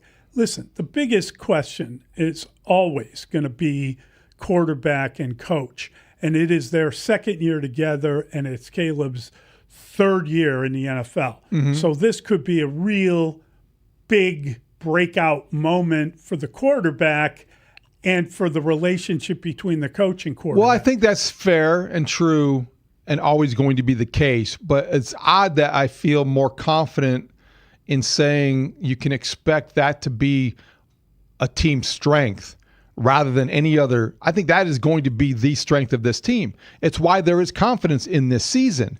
It's because of the promise shown last year by Caleb Williams in having 7 fourth-quarter comebacks and just the overall mastery of the job by the head coach and Ben Johnson. Okay, I understand what you were saying about defense a minute ago, and I feel the same way. And we did a fun job of talking about the defensive line in the pick six. We've talked about the secondary issues. I'm just wondering, when you look at the offense, if you just shift what is the area that most concerns you? Is it the wide receiver position? Where is it that you spend the most of your time? Number one, if the offensive line has always got to stay healthy, because that can undo a lot of the best laid plans. That's number one. That you have to stay healthy with the offensive line because you're 1 or 2 injuries away, like every offensive line in the NFL. Depth is a concern there. What position? I don't think that you want either one of your guards to get hurt. I think they're so reliable. Jonah Jackson and Joe Thuney are so good there that you want to keep them healthy because they have to be healthy to stabilize the other positions that aren't so stable, center and left tackle. See, I and Dustin probably relates to this. I think I'm more concerned about the center position than I am the left tackle position. Well, I can see why. I can definitely see why. Do you think Ben Johnson is? Probably more so than any other position on the offensive line. If that is primary concern about this offense, probably, yeah, I think if Ben Johnson were to list his number one concerns, if he'd ever admit them publicly, maybe the center position would be. But I think that he would never acknowledge that because that would imply a lack of confidence in the center they traded for, in Garrett Bradbury. But where's your confidence level in it? I feel better about Logan Jones, the second-round pick from Iowa, than I do probably Garrett Bradbury coming over from New England to stabilize that position. I don't have great concerns about the center position because of all that you hear and what we saw in college from Logan Jones. Now, how quickly he assimilates and how fast he is the starter, that's another question. So in that interim period, you could have some shaky moments. Yeah. The thing about the offseason, and I have said this before, and I guess revisiting it now, the biggest story of the offseason was Drew Dahlman retiring. That was a huge... Because of the way it impacted every other move that followed. It was a huge blow. Yes. It was a huge blow. Because you had to adjust to something you didn't anticipate. And it was one of those things that you could not have seen coming. And they quickly got Garrett Bradbury, and they quickly then they ended up drafting Logan Jones, and you had to address a situation that you never dreamed of having to address. What's interesting is that they quickly get the replacement center. Then they draft a center with their second pick in the draft. I mean, that is pretty... Which really affects the rest of your roster and your depth chart, because that's a spot that you wouldn't necessarily have had to have devoted. If Drew Dahlman was the center and he had not retired, Logan Jones would not be a Bear. No, of course not. So that there again, it affected so many different things in free agency, in your draft approach, and I think that your overall confidence level in the continuity of your offense. And the fact that you took two bites of the apple, it kind of underscores what we talked about with how much the coach would be concerned about that. I mean, I think the only problem for Logan Jones is that he's a rookie and he hasn't done it before. I think he'll be okay, but there is a curve that you got to get past before you start developing and getting better. I believe that even though we have talked a lot about the absence and departure of DJ Moore, Ben Johnson likely is more concerned about the offensive line than he is the receiving core, because he feels, I would assume, that he can scheme guys open, and Caleb Williams will elevate the play of the receiving core in a way that it's easier to expect and more likely to happen than what's going to happen with your offensive line with a new center. And in a weird way, if you think about Braxton Jones, you have invested not Ben Johnson, but the Bears have invested so many starts in his career that he's coming in, and this isn't a raw rookie player that is trying to learn a position that might be a little bit more than you'd want him to have to learn. This is a guy that has been in the league, has played at a decent level, and you've dealt with it as a group, and now you've got a head coach, and you believe he's away from the injury, enough space away from the injury that it is not as big a deal. He's had an off season to build up his body, to come into camp strong enough to compete for a position. He might be an upgrade from an undrafted free agent. I'm not dissing anybody. You should expect that. But I think you should expect that. Braxton Jones is healthier. He's stronger than he was a year ago. And he also has the experience of a guy with 44 NFL starts. So there's no question that you would prefer that to the uncertainty that, with due respect, Theo Bennett offers. Also, Ozzie Trapillo was a guy that started to ascend, and maybe he'd be different had he not suffered the injury. But I don't look at left tackle as a liability right now for the Bears. I think it could be a position where he is solid, doesn't have to be spectacular, but you don't think you're going to notice that mismatch on a regular basis because he's done the job before at an adequate level. But when you talk about the interior of your line, the exchange with the center, more reason for concern. There's a lot more. Yeah, there's more reason to concern because it's just uncertain. Now, Garrett Bradbury, we talked about should Kobe be a Bryant. veteran guy. He should be veteran. His last start was in a Super Bowl. Yeah. and he was snapping at Drake May, and he was blocking that Seahawk defense. So he is somebody whose experience you value, but again, you don't know exactly how everything's going to fit together until you see it fit together. All right, we got a lot of people who want to check in. Let's get to Marcus. Marcus is in Chicago. Hey, Marcus. Hey, fellas, still on the road, man. Those picks by Byard, I think, last year were pretty huge, man. How does this Rook guy fit in as far as skill set, and can he really fill those shoes? That's a great question. I think Dylan Thieneman is somebody who you can't expect to read quarterbacks and set them up for picks and be the decoy like we remember Kevin Byard doing so well with Geno Smith in Vegas and other examples. But Dylan Thieneman is a different type of a player. He's going to be more of an explosive tackler. I think he's going to read cover. He's going to read routes well. He's going to read quarterbacks well. But I don't know if you can expect 5 to 7 picks in his rookie season. I think the best thing Dylan Thieneman can do is not be somebody you necessarily notice on a regular basis, because that means he's doing his job and not getting beat. You want him to be impactful, but I don't know that you can expect him to be a guy that has Kevin Byard led the league in interceptions. I mean, but you're getting younger, faster, and potentially overall moving up as opposed to only one way to go when you're more versatile too. Age. Yes. That's the one thing that no disrespect to Kevin Byard, but he wasn't a guy that at different points at this stage of his career you're going to be used at different spots in the field. Whereas Dylan Thieneman, as we talked the other day, with almost like Kobe Bryant, Dylan Thieneman, and your other options, you have a lot of different ways that you can line up and align yourself defensively. All right, we're going to bring in Stacey Dowles. We can talk to Stacey about these matters, about what's going on in the division. A lot of changes in the division, and some teams may well have improved. Can the Bears still stay on top? That seems to be a question that most of the gambling sites don't particularly agree with, but we'll chat with Stacey next. It's Mully and Haugh, 104.3 The Score.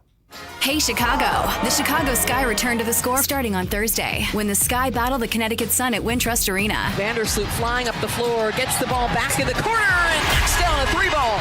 Join Zach Zaidman, Layla Rahimi, and Alyssa Bergamini as they bring you every play, every big shot, and every moment. Pre-game at 6:45, tip-off at 7. The Score is the official radio home for Chicago Sky basketball on Chicago Sports Radio 104.3 The Score and streaming live on the free Odyssey app. It's David Haugh for Trajan Wealth. Ever see a rookie try to steal second base without checking the signals?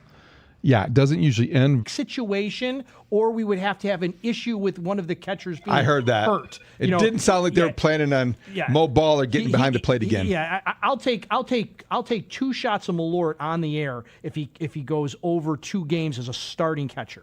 Okay, 2 shots of Malort on the air. We got that on tape. Yep. So that means if he catches 3 games this year, if he starts in 3 games at catcher, big key to that. You're doing 2 shots of Malort before 10 o'clock. I mean, honestly, this sounds like you're just desperate to get permission to drink on the job. Well, how many times did I talk about Michael Bush, and then all of a sudden we had a 6-pack of Well, can you tall talk boys about that him some more? David Haugh was like rifling down like it was a fraternity party back at IU or something. You know, I didn't go to IU. I know, but you I might never have went to a frat party at IU. Never went to a frat party at IU? Okay. No, come on. It was for the out-of-state. I was at Ball State. We were the #1 party school in America. Do they have frats? Yes, they do. I just asked the question. I'm wondering how many frat parties you've been to. Why is Ball State taking strays? Ball State's not taking a stray. School? Ball State's huge, back in the day, it was a big party school. It was known as a big party school. I think the year that I went there, it came out, and whoever was ranking party schools, we are #1. We were #1. Chirp. I was surprised to find out how big of a party school Dayton was. I was surprised. They're big St. Patrick's Day at Dayton. Yeah. How's your daughter handling the big party school that Dayton has become? Pretty good so far. Yeah, pretty good so far. Getting to the end of the year. Finals coming up. Yeah.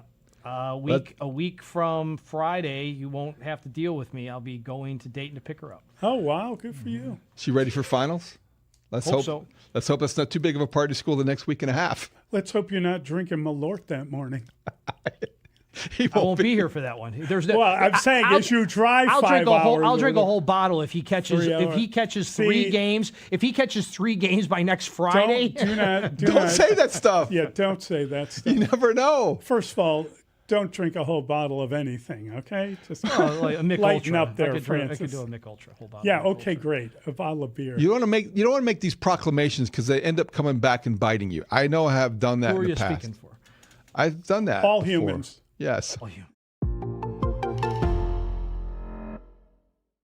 So with the 10th pick in the 2025 NFL Draft, hey. The Chicago Bears select Colston Loveland, tight end, Michigan. Okay. Man, so the Bears were one of those teams that had a better grade on Colston Loveland than Tyler Warren. The Bears get the tight end out of Michigan, 6'6", 248, a 3-year starter at Michigan. Colston Loveland to the Chicago Bears. Dave, what do you think? Well, I love the guy. I mean, he's a he's a first-round pick. I think a little bit of unfairness that this year he was banged up a little bit.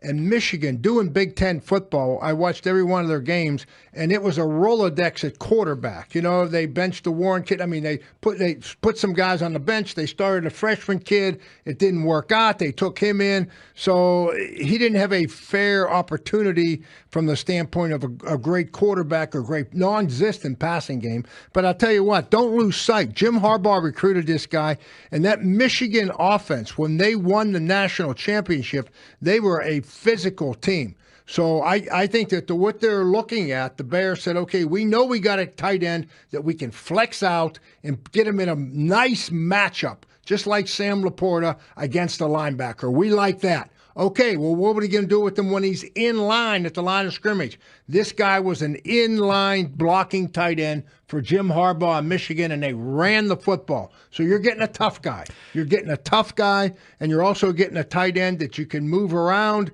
and do different things with. So it's, I think it's a good pick. I like it.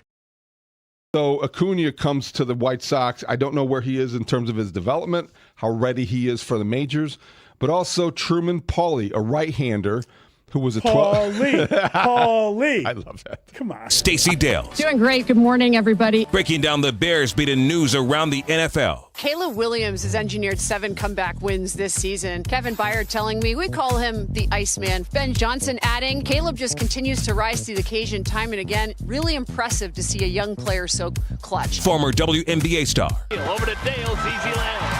Stacey Dales off a beautiful feed from Elaine Powell. Stacey Dales with Mully and Haugh. And I live in Chicago, and I do the Score radio, a little plug there. On 104.3 The Score.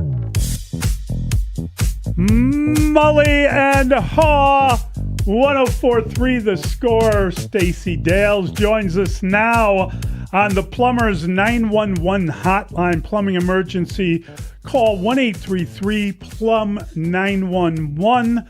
Local 130 plumbers get the job done right the first time. And shout out to everyone watching on CHSN. We appreciate your viewership. Stacey, good morning. How are you doing? Good morning, guys. I'm doing great. Football is officially back. So. It's back. Everything starts today. House right. Hall. You'll be there, I assume? You know, I'm going to pop out today because Ryan Poles is going to talk separate from Ben Johnson. They're both going to give us probably 15 to 20 minutes. And I just want to kind of feel the energy in the building. And Caleb Williams will probably go tomorrow. And, you know, all teams, all 32 are reporting today, Mully and David, and it's exciting. It's an exciting time for the Bears. I can feel this offseason just how much different it felt from last offseason. In terms of, you know, this young quarterback and where he's going, the direction that he is ascending towards. And I think if you're a Bears fan, you should be beyond excited for good, better, best this year. Do you think the Bears are better? Yeah, I do. Absolutely think they're better, David. Because the quarterback, for him to basically admit that he felt at times last season that he was drowning because of the volume of information Ben Johnson threw at him and all the turnovers that we saw through training camp. And, the old cliche, the annoying one, drinking water from a fire hose. Well, that happened. And he handled it. He got better, and we saw the incremental growth week to week. And why do I go to him? Because if you don't have a quarterback in this league, you don't win. And if you don't have the right play caller to marry to the quarterback, you don't win. And I think they have the right combination. I think that Ben Johnson set a tone and a tenor last year at Hollis Hall. And I think this team has leached onto it in a really good way. There's a hunger out of this group and a sureness and a confidence that I can sense and I can detect. And it's based upon all the things that I've heard from Caleb Williams, even just this offseason, and how confident he strikes me as. Yeah, and it feels as if Caleb has still has a long way to go, that he can get a lot better. He can become a more accurate passer. He can take advantage of things in the system and use the tight ends more maybe, or, I know they're down a receiver losing DJ Moore hurts, but you feel like there is a place for him to grow, and that's definitely going to happen with Ben Johnson there with him. The problem is, nobody outside of Chicago feels that. It is weird to me how many of these gambling sites feel like the Bears are going to take a step back, or how many of these record projectors feel like the Bears aren't going to be as good as they were, and how other teams within the division are thought of more highly. That's odd to me. Let him think it. Let him think it, because, I'll go back to things Caleb has talked about, okay? His understanding of the play calls at the line of scrimmage, the checks and balances, if you will, up there, alerts, kills, how he sees the structure of a defense now, how he sort of breaks down and undresses coverages defensively, just how much quicker his cadence is getting to the line of scrimmage because he understands the information now. And now he's able to, take this foundation, and he has talked about the foundation that Ben Johnson has built and always refers back to when he speaks with the players, and all the foundational pieces that are there. And I look at the best teams and I look at the best groups that have this insulated approach that is supremely confident, that if you permeate those walls, you have to be welcomed into those walls. And if you're on that team, you better come with the standard. And that's what I see the Bears having. Not unlike the way I saw the Detroit Lions when Dan Campbell took over, really in that second season, and how I started to see a team that didn't win their first 11 games or whatever it was, figure out how to win, learn how to win. And we saw the Bears do that with 6 comeback victories last season, which led the NFL. And whether it be, I think that was just fourth quarter, it may not have even included overtime. They figured things out. They figured out how to do them. And so you strip down this offense and you say, well, DJ Moore's gone. Well, the Bears drafted Luther Burden because they saw a combination of Rome Odunze and DJ Moore. And I think that Luther Burden is going to, who had 2 touchdowns last season on only 60 targets, but he had 47 catches. That efficiency is really extraordinary. I think he's going to have Amon-Ra St. Brown leaps and bounds in this offense. I think you're going to see him a hell of a lot more targeted this year. And I think the numbers are going to go up across the board, certainly for Colston Loveland as well. And I expect the offensive line to be good once again, as they get a couple guys back from injury at some point too. Well, Ben Johnson is buying stock in Luther Burden III, so I think that's a good sign as well. But Stacey, who do you expect to lead the Bears in receptions? This is an interesting one, because if you go back to Ben Johnson's days there in Detroit with Jared Goff, you could, toss it up in the air if it was going to go to Amon-Ra St. Brown or, Sam Laporta from a tight end standpoint before his injuries started. I think that Luther is probably going to have a breakout year. And I think that's going to push Rome Odunze in a really good way. Rome played through that stress fracture in his foot. I've played through 2 stress fractures in my basketball career.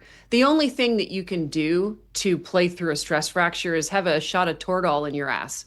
And that's literally how I got through it. And I can only imagine for an NFL player that withstanding the brutal beating they take in the open field when it comes to tackles and collisions, trying to play on a bum foot, which has a stress fracture in it, which Rome has talked about. So I think a healthy Rome Odunze, he's going to challenge for a bunch of those targets, but I really do think Luther Burden is going to have a breakout year for these Bears. He did talk about his new normal with the bone structure of his foot, how it's not the same as it has been, and he's going to be playing despite this. And I understand that, but it's also, I don't know if viewing it that way is going to help him get over it or move beyond it or accept it. Yeah, Mully, I don't want to go too deeply into Rome's mind. I can only, from experience, the first stress fracture I ever had was in my lower back. And I was very young. And what is a stress fracture, right? It's a reaction to a specific area or bone on your body that is now vulnerable. And so my assumption in those comments from Rome Odunze would sort of suffice to say that, there's always going to be a vulnerability in that foot, right? It's healed, and you don't surgically fix many stress fractures. And of all the ones that I've had, again, through the pounding I played for 25 years, they have to fix themselves, and they have to heal on their own. But I'll always have a weakness in that spot in my back. I ended up having surgery there, speaking of.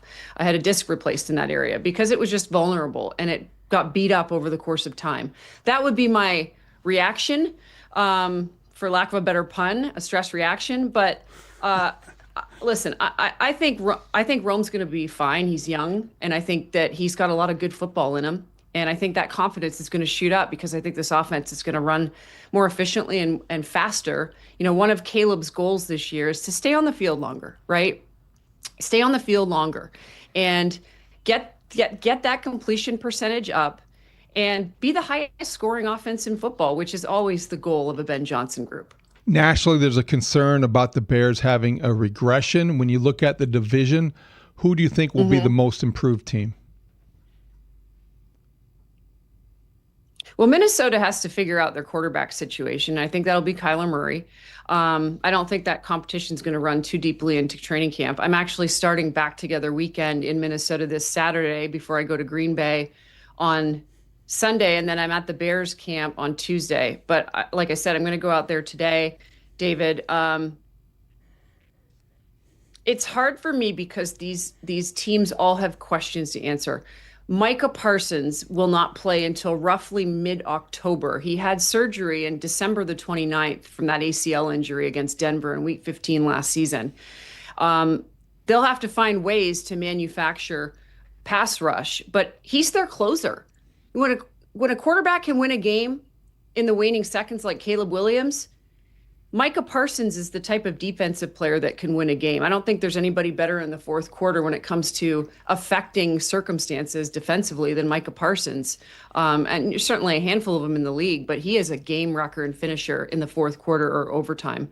So that has to be answered for me before I can say the Packers are better or worse. I have to see how Drew Petzing pairs up with Jared Goff in Detroit. With a new offensive coordinator, we saw regression running the football. The efficiency went down. Dan Campbell had to take over in Detroit. I need that offensive line to answer questions for me, and I need the offensive coordinator to. And again, in Minnesota, I need to know who the quarterback's going to be. Until I can see who's, going to answer, like which team answers these questions best and recovers from whichever the quarterback may be or who steps up in the absence of Micah Parsons. It's hard for me to say who's regressed or gotten better, but I certainly think the Bears offensively, with the additions of Garrett Bradbury and Logan Jones, I think they look better to me offensively. Stacey, generally speaking, it would appear the Rams not only won the offseason, but they did so in a blowout. That team looks so good. Myles Garrett is there. They got the cornerbacks fixed. I mean, you look at them and you got to wonder, why is it that whoever wins the offseason never really wins the Super Bowl? Like, I don't know how they're going to find a problem, but it's hard to imagine that they're not going to be at the center of everything, even if a division opponent won the Super Bowl. And there's a guy by the name of Aaron Donald who may become a Los Angeles Ram once again and come out of retirement, which I suspect is going to happen. If you've seen him, he is a brick house. And he will have to, he'll lose weight at some point coming back because he's just so athletically gifted. Can you imagine Aaron Donald and Myles Garrett in this defense? Like it could be scary good.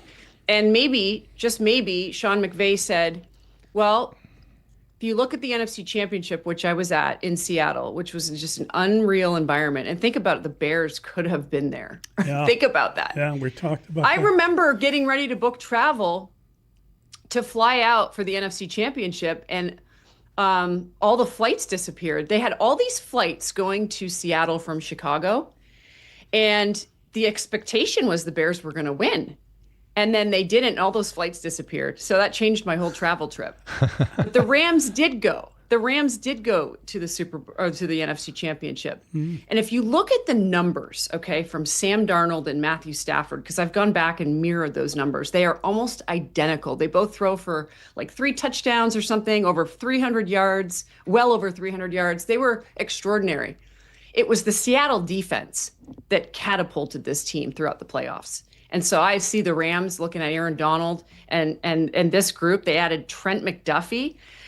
Two Chiefs, Jalen Watson and Trent McDuffie, are both added to that secondary.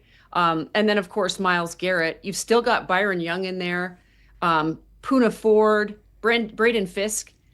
It's going to be one of the best defenses in the NFL, especially if Aaron Donald comes back. So, Mully, I don't know. Health plays into it. Every team's different by the end of the regular season. But I would certainly bet on Matthew Stafford as the reigning MVP with all the collection of talent that he has offensively, and then a defense with Aaron Donald added. Stacey, before we let you go, you came into this talking about looking forward to hearing the good, better, best from Ben Johnson today. Do you think they do that again after victories, or is that a one-off, first season type of thing? He might have to change it up a little bit. I might have to change it up. I don't know what he's going to pull out of his bag. He's got something in there.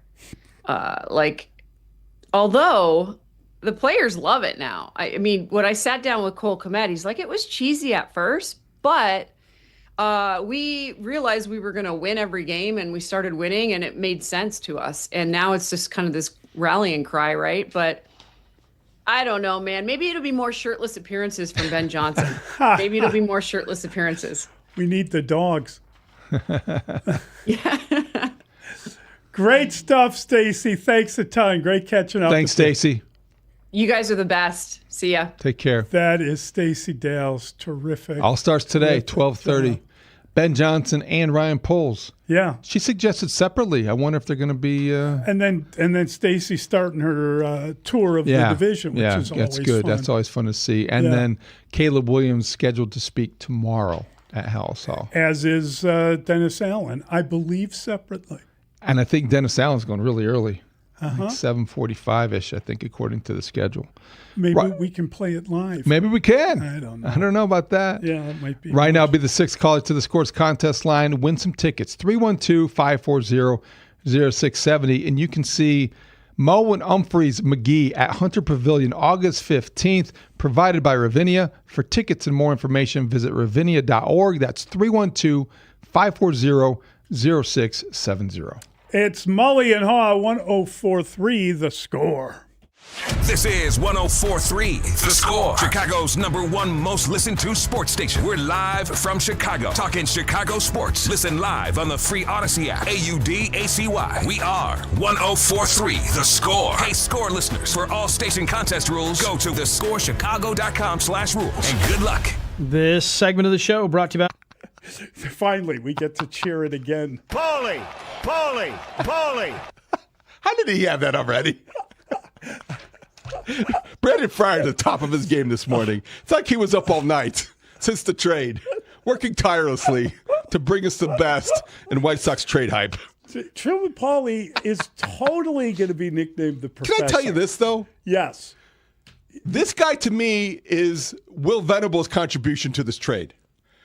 Saying, guys, Chris, I need an Ivy Leaguer. That is exactly what he is. The Princeton man gets the Harvard guy. He's a Harvard guy. Can you imagine those plane rides? He pitched at Harvard. Yes, I know. I'm trying to get that through my head. The spin rate conversation is going to be out of this world. He's kind of anybody that goes to the Ivy League is called the Professor. Yes. That is just how it works. This is, then when you say that, yes, you think that the White Sox just traded for a future Kyle Hendricks. I don't know much about Truman Paulie, other than he's got a chantable name. Yes, he does. We know that. Yeah. And he's a well-educated man. I think he left after 3 years, was it? I mean, he didn't get his degree from Harvard. That we know of. But he probably could just mail in and correspondence courses. Yes. These days you can get a lot done via Zoom classes. It's hard to get into Harvard. It is. It's hard to finish Harvard. It's hard. So maybe Congratulations. he, in the offseason, has been working toward that degree. How do you play baseball and go to school at Harvard? Well, it's difficult, but those guys can balance that. They're high achievers. All right. And I think you've got very pleased with that piece of information. A bright young man. Yes, he will think it through. He will think it through. He's 22 years old, was a 12th round pick by the Mets out of Harvard, where he struck out 91, walked 48, and 70 in third innings. He was a draft eligible sophomore. That's what I mean. What does that mean? He's a long way from the majors. Yeah. So he'll be cracking the books in places like Kannapolis, on the road. And in Birmingham. I am appreciative of a man that has that kind of brain power. I'm not making fun of it. It's just a fact of the man's life. Well, when you lead with the prospect they got is a Harvard product, I don't think we're talking about his fastball or his great breaking stuff. Right. And that's the most interesting thing about him. But Will Venable gets a smart guy for the clubhouse if he makes the Sox at some point. So he broke camp last year with the Mets. He has 175 major league at-bats, and he's a speedster. You know, and I'm not look. I hope he's 16 a great stolen player. bases. Wow. Yeah, 16 out of 17. 16 stolen bases. Out of 17. Sox got faster. Well, Speedy they got a guy. lot faster. But like in Major League Baseball, and I don't know any of this, but is there? I would always imagine that on draft day there's like a line on the wall, and it says, you know, must be this tall to ride. That's a shot. It's like a guy getting on a roller coaster. The Mydroth meter. You just have it right there. If you can't be taller than Chase Mydroth. See, that is so mean. It is Luis Angel Acuna. Luis Angel Acuna. That's the way you say it. Luis Unleash Hell Acuna. There we go. That's a good nickname. Pass it along to Schriffen. Get him going on the nicknames early. Paulie. That's the other guy. That is Truman Paulie. You go with Paulie. I'm going to go with the Truman Show. Truman Show's good. The Truman Show. And we'll find out when that will debut in Chicago. He's going to suddenly realize that he's not at Harvard, that he's actually playing for the White Sox. That's the big surprise at the end of the show. This is a move for the future. Nothing about television. Okay. Trying to keep focused here. I know. I'm sorry. I'm making too many bad jokes.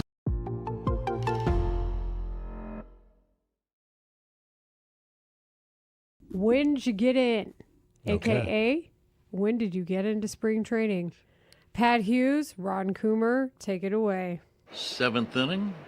Ron, I've been in Arizona now for a few days. I know you've been out here for a couple of weeks. You know, one of the early things was that everything he says is so poignant. It's like you read his book and you highlight everything. And one of them was, don't lose sleep worrying about your competition. Let them lose sleep worrying about you.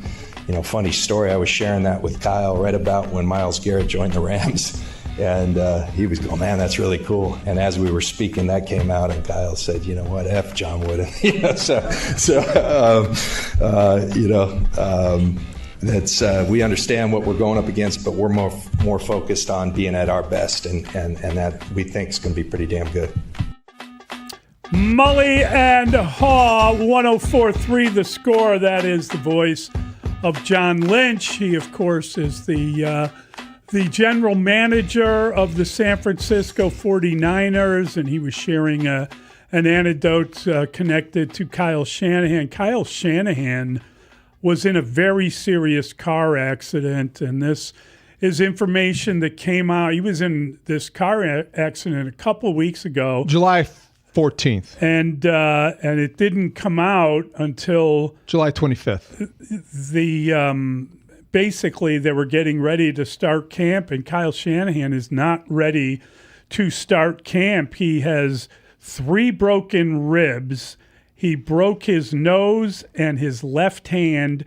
He suffered a very severe concussion, which is still doing some bad things to him, and he's got 40 stitches on his face. They said that this car accident, he came very close to losing his right eye. It was a very severe car accident. He was, it was head to head. He was hit. It was a head-on collision by a 21-year-old woman who apparently came into his lane. But when they didn't arrest anyone. But when they came to help him, he did have a phone in his hand. Well, according to public records, yes, she swerved into his lane. Yes, and he was holding a cell phone, which was against the law. He could have been cited for that. There were no arrests. There were no charges as a result of this accident. But just horrific. It is horrific, and you're glad that both survived, and you're glad that Kyle Shanahan is on the road back to recovery and seemingly will coach this season. The controversy, if any, exists surrounding the lag time between the time of the accident and the time the 49ers acknowledged it. And the fact that if there was nothing untoward going on, why they chose to want to not address it, because it creates the perception of they're trying to hide something from this. And apparently there were reporters that knew about the accident, but did not report it for some reason. Including Chris Sims from Pro Football Talk, our colleague, the colleague of Mike Florio, who we'll talk to at 9 o'clock. So there was, I don't know if it was a concerted effort. I don't know if it was orchestrated, but it did create the perception that they were trying to hide something, even though there were no charges here and no one was deemed at fault. Not quite sure why they went to such lengths to try to protect something or the information from getting out, because everyone can agree on one thing, that you have sympathy and you're grateful that sympathy for Kyle Shanahan and the young woman involved, and grateful that they weren't hurt more seriously. What's Kyle Shanahan and Chris Sims were college roommates, I believe. They went to Texas together. Yeah. And Kyle was helping out with the program. Chris was the quarterback. Mm-hmm. And they are longtime friends and very tight. And Sims said with Mike Florio that he and his wife were waiting every day to see when the story would come out. They couldn't believe it was taking that long. Yeah. But he never apparently felt compelled to talk about it or to break it or anything like that. Like I said, they're very close friends. So maybe they didn't want that story out. I don't know. Did not, but it also brings attention to the fact that, Mike Florio and Chris Sims worked together. Yes. Mike Florio was critical of the San Francisco 49er media for not getting the information out in that 11-day That's correct. period. And it turned out that one of those people who was maybe part of the crowd who did not reveal what they knew publicly was Chris Sims.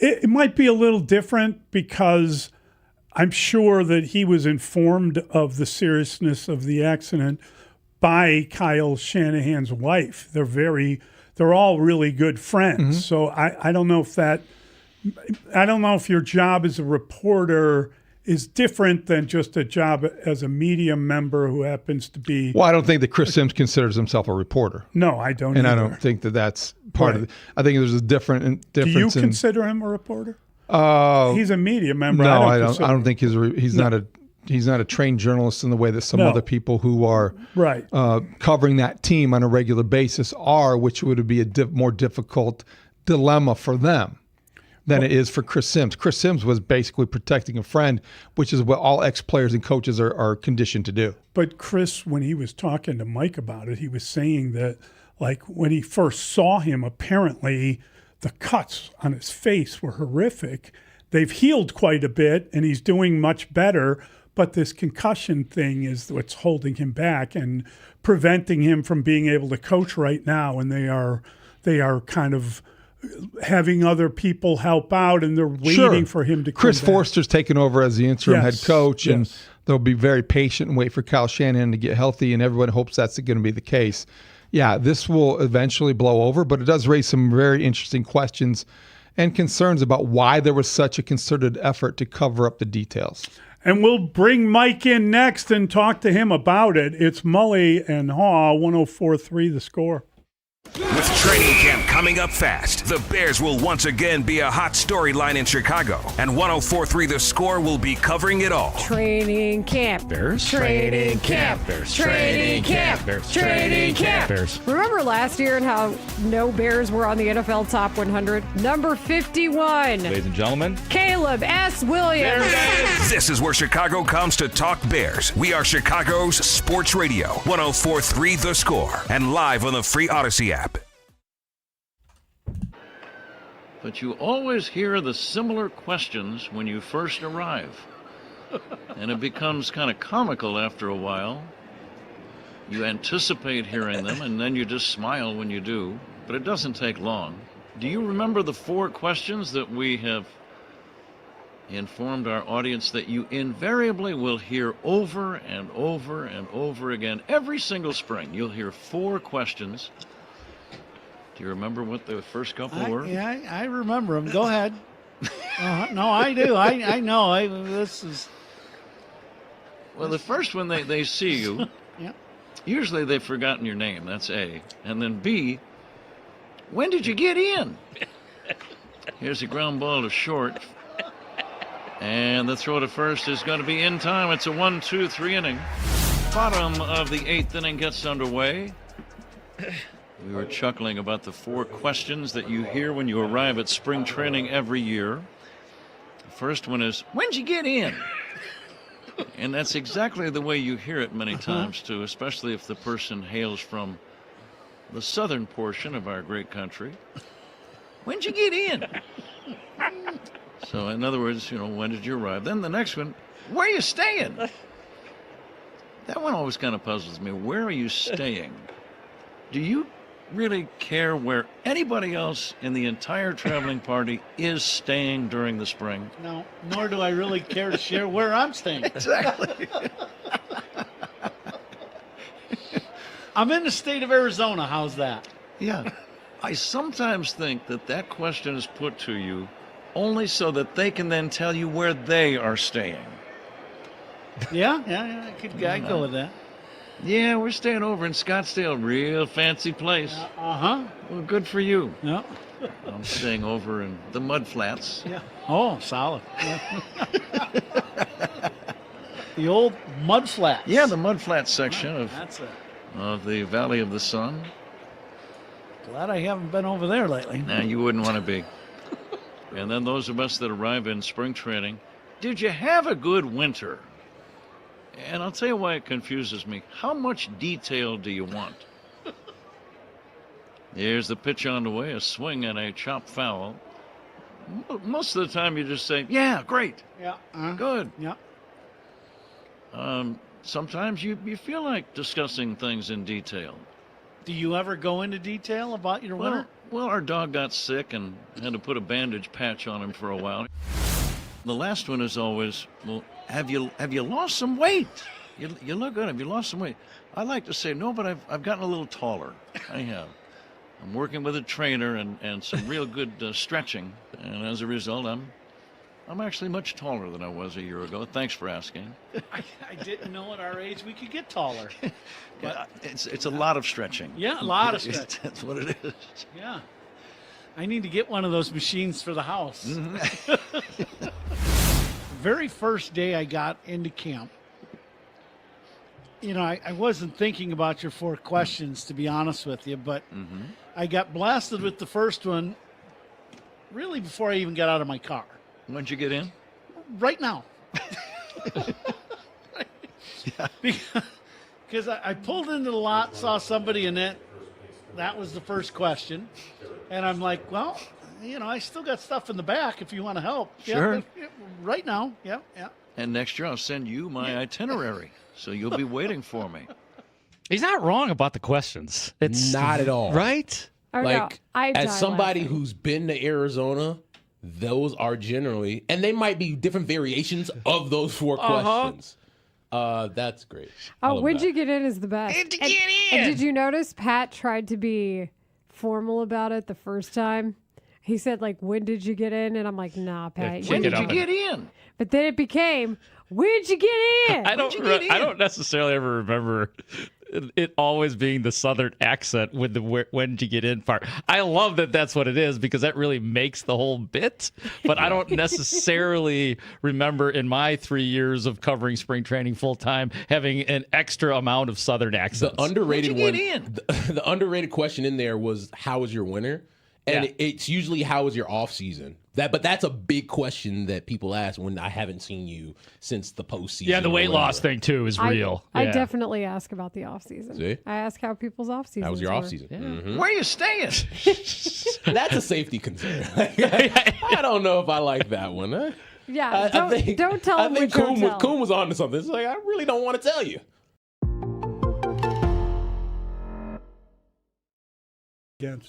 I mean, some have been waiting for me to have my Cubs meltdown after the start of this season. Well, we finally reached it. The kettle is boiling.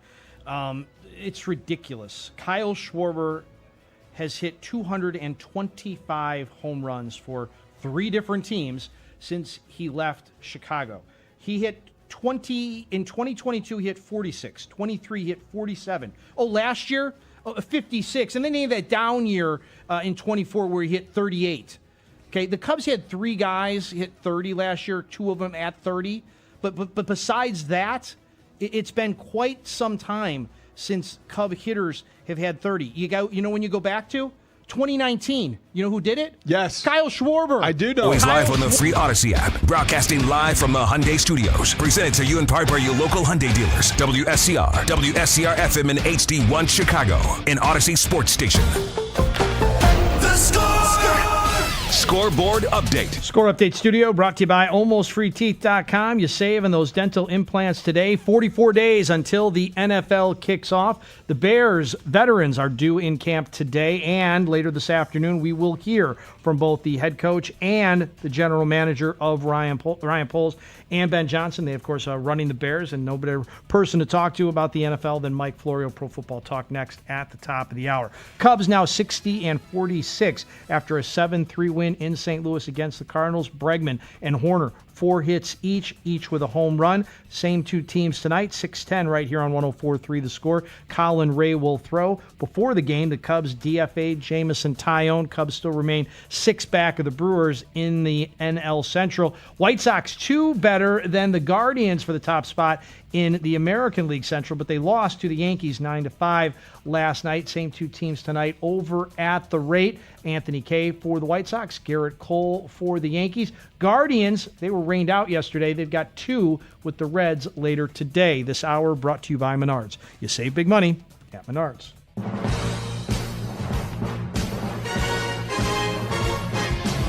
Mike Florio, ProFootballTalk.com, NBC Sports, Twitter.com/ProFootballTalk. Day by day, we get better and better. So we can't beat. Won't beat. NFL insider Mike Florio with Mully and Haugh on 104.3 The Score. Mully and Haugh, 104.3 The Score. Always a delight to talk to our guy Mike Florio, and he joins us now on the Plumbers 911 hotline. Plumbing emergency. Call 1-833-PLUM-911, local 130 Plumbers. Get the job done right the first time. Michael, good morning. How are you?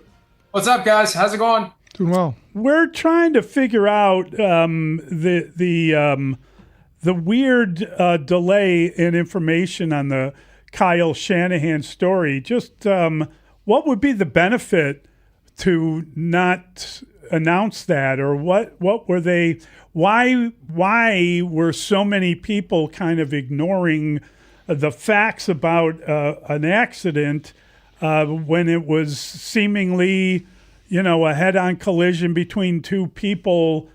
I guess Kyle had a cell phone in his hand, but I mean, this is kind of a big story, and it took a long time to get out.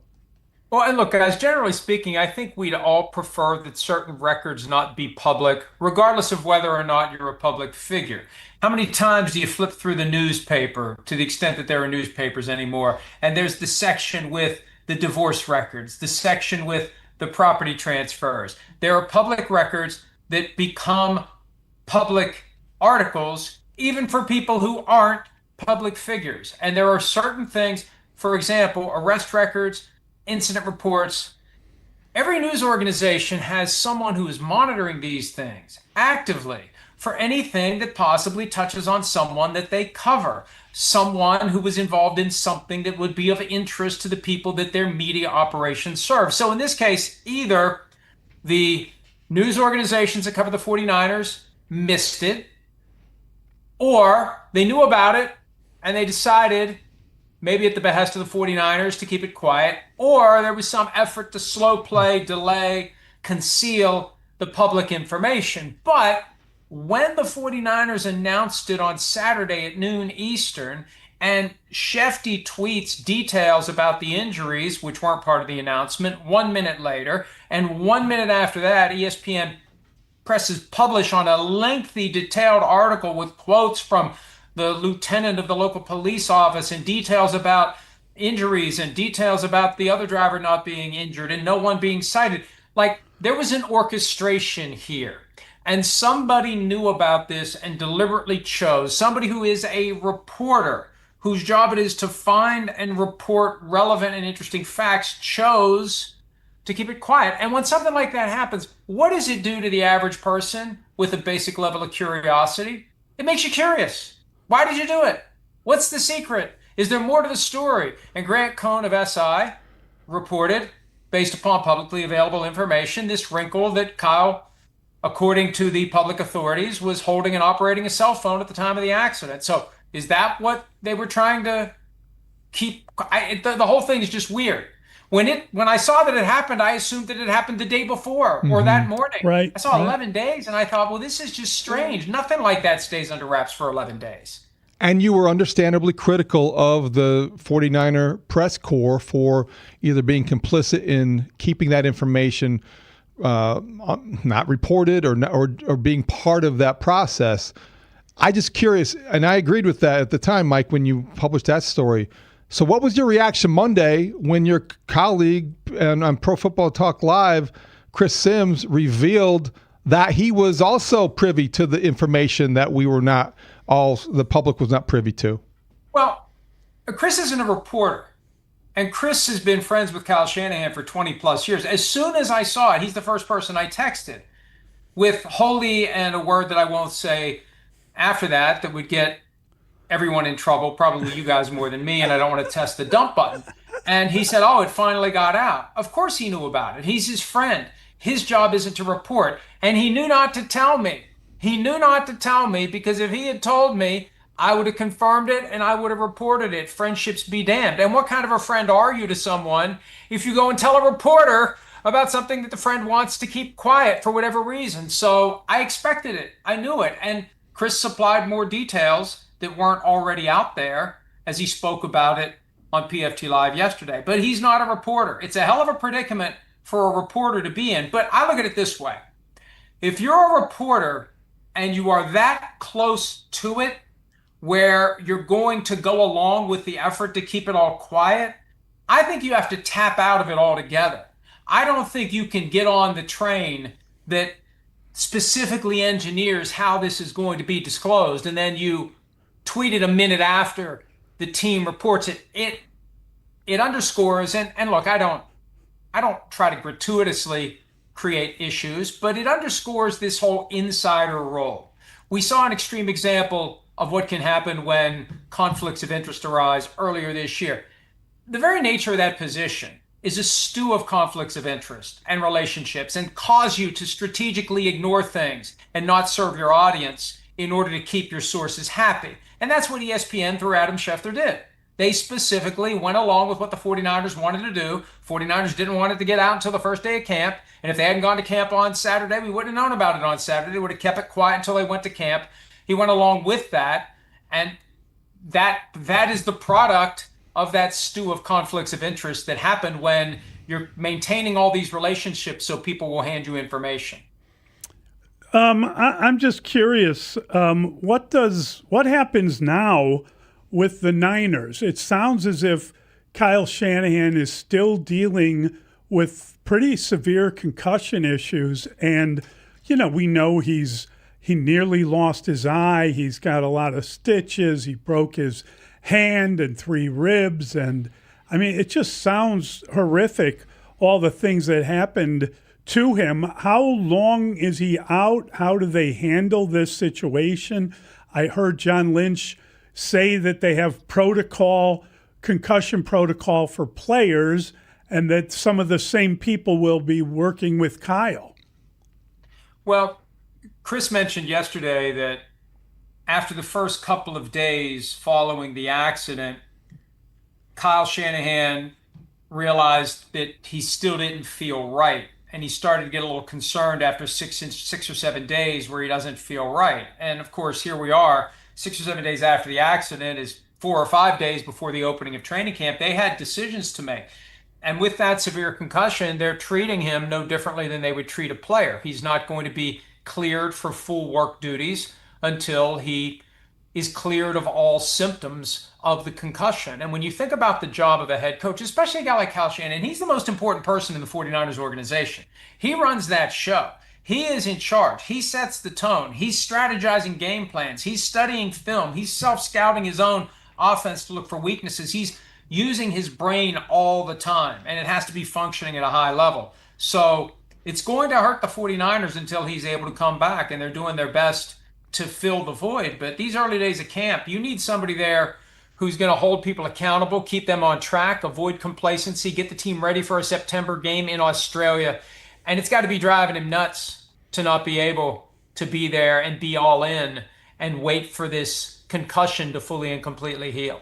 Mike, another story involving law enforcement. What do you expect CBS to do, if anything, about the Tony Romo arrest in Wisconsin, and what happens next with that potentially Romo going back in the booth or losing his job? Well, here's an example of a situation that nobody slow played. Nobody ignored it.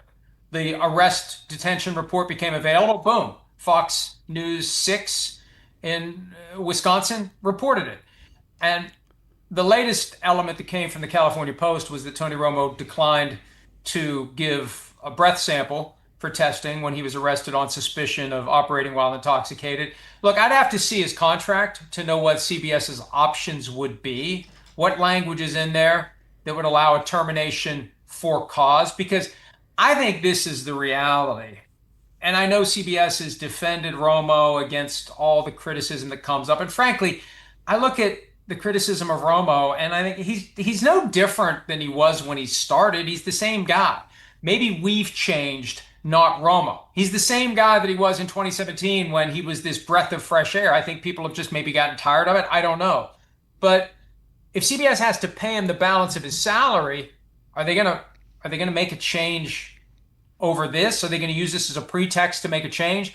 I think that there was probably at least one or two conversations within CBS, Paramount, and Skydance to take a look at his contract and see what's in there, if there's a way to terminate for cause and not owe him any future employment based upon this arrest. And I don't know if it would rise to that level based upon his contract. You'd have to see his contract, and that would be the starting point and maybe the ending point for the conversation. Another really horrible story out there is with Eric Bieniemy. He was here last year as their running backs coach and then moves back to the Chiefs, replaces Matt Nagy, of all people, as the offensive coordinator. And then this horror story comes out of his wife being shot by their son, and she's hospitalized. I guess she's out of surgery and okay, but he's with her.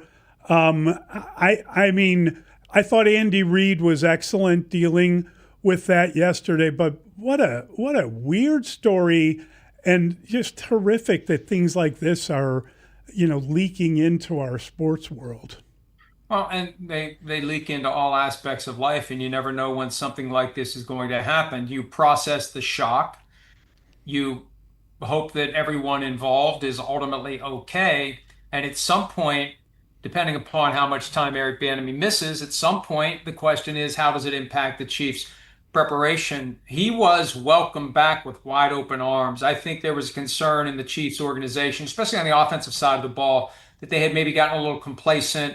They needed someone who would hold all the players accountable. And that's his reputation. And that may be one of the reasons why he never got a head coaching job. A little too brusque, a little too direct, a little too candid, a little too coachy. Good coaches coach everyone all the time, and they pull no punches. And sometimes when it's time to go interview for a job and the people interviewing you have higher positions than you will, you have to be tactful in a way that maybe a good coach isn't. Maybe a good coach goes in there and starts making comments right away about how to better do an interview. I don't know. But I'm just saying that Bieniemy has that kind of candor that a football team needs in order to reach its highest level. And if he's going to be gone for a while, and obviously he's going to be gone as long as he needs to be gone to make sure his wife's okay, at some point, you just have to wonder, does it impact what was perceived to be a significant benefit for Bieniemy being back with the Chiefs? All right, Mike, football question for you. We'll get off this other stuff. So Ben Johnson meets the media today. The Bears open training camp at Haugh. We love lists, and in this list season, before everything begins, do you think Ben Johnson is top 10 coach, top 5 coach, top half coach? Where do you have Ben Johnson ranked among NFL head coaches in your mind? First of all, when you say we love lists, please, let's add an asterisk there. I'm not part of the we. I don't like the lists because they're all subjective, and the reality is Ben Johnson has quickly established himself as a very competent coach in his first year as a head coach, after being praised for his skills as a play designer and play caller. And we know that can go either way when it's time to take over the team, because it's a very different skill set to run a whole team versus being the mad scientist who swirled away with film and charts and drawn up plays and not having to be public. And he had some growing pains. There were some moments with the media that showed that there's room to understand the importance of that job, how front and center you are. You're the face of the franchise. You're the voice of the franchise.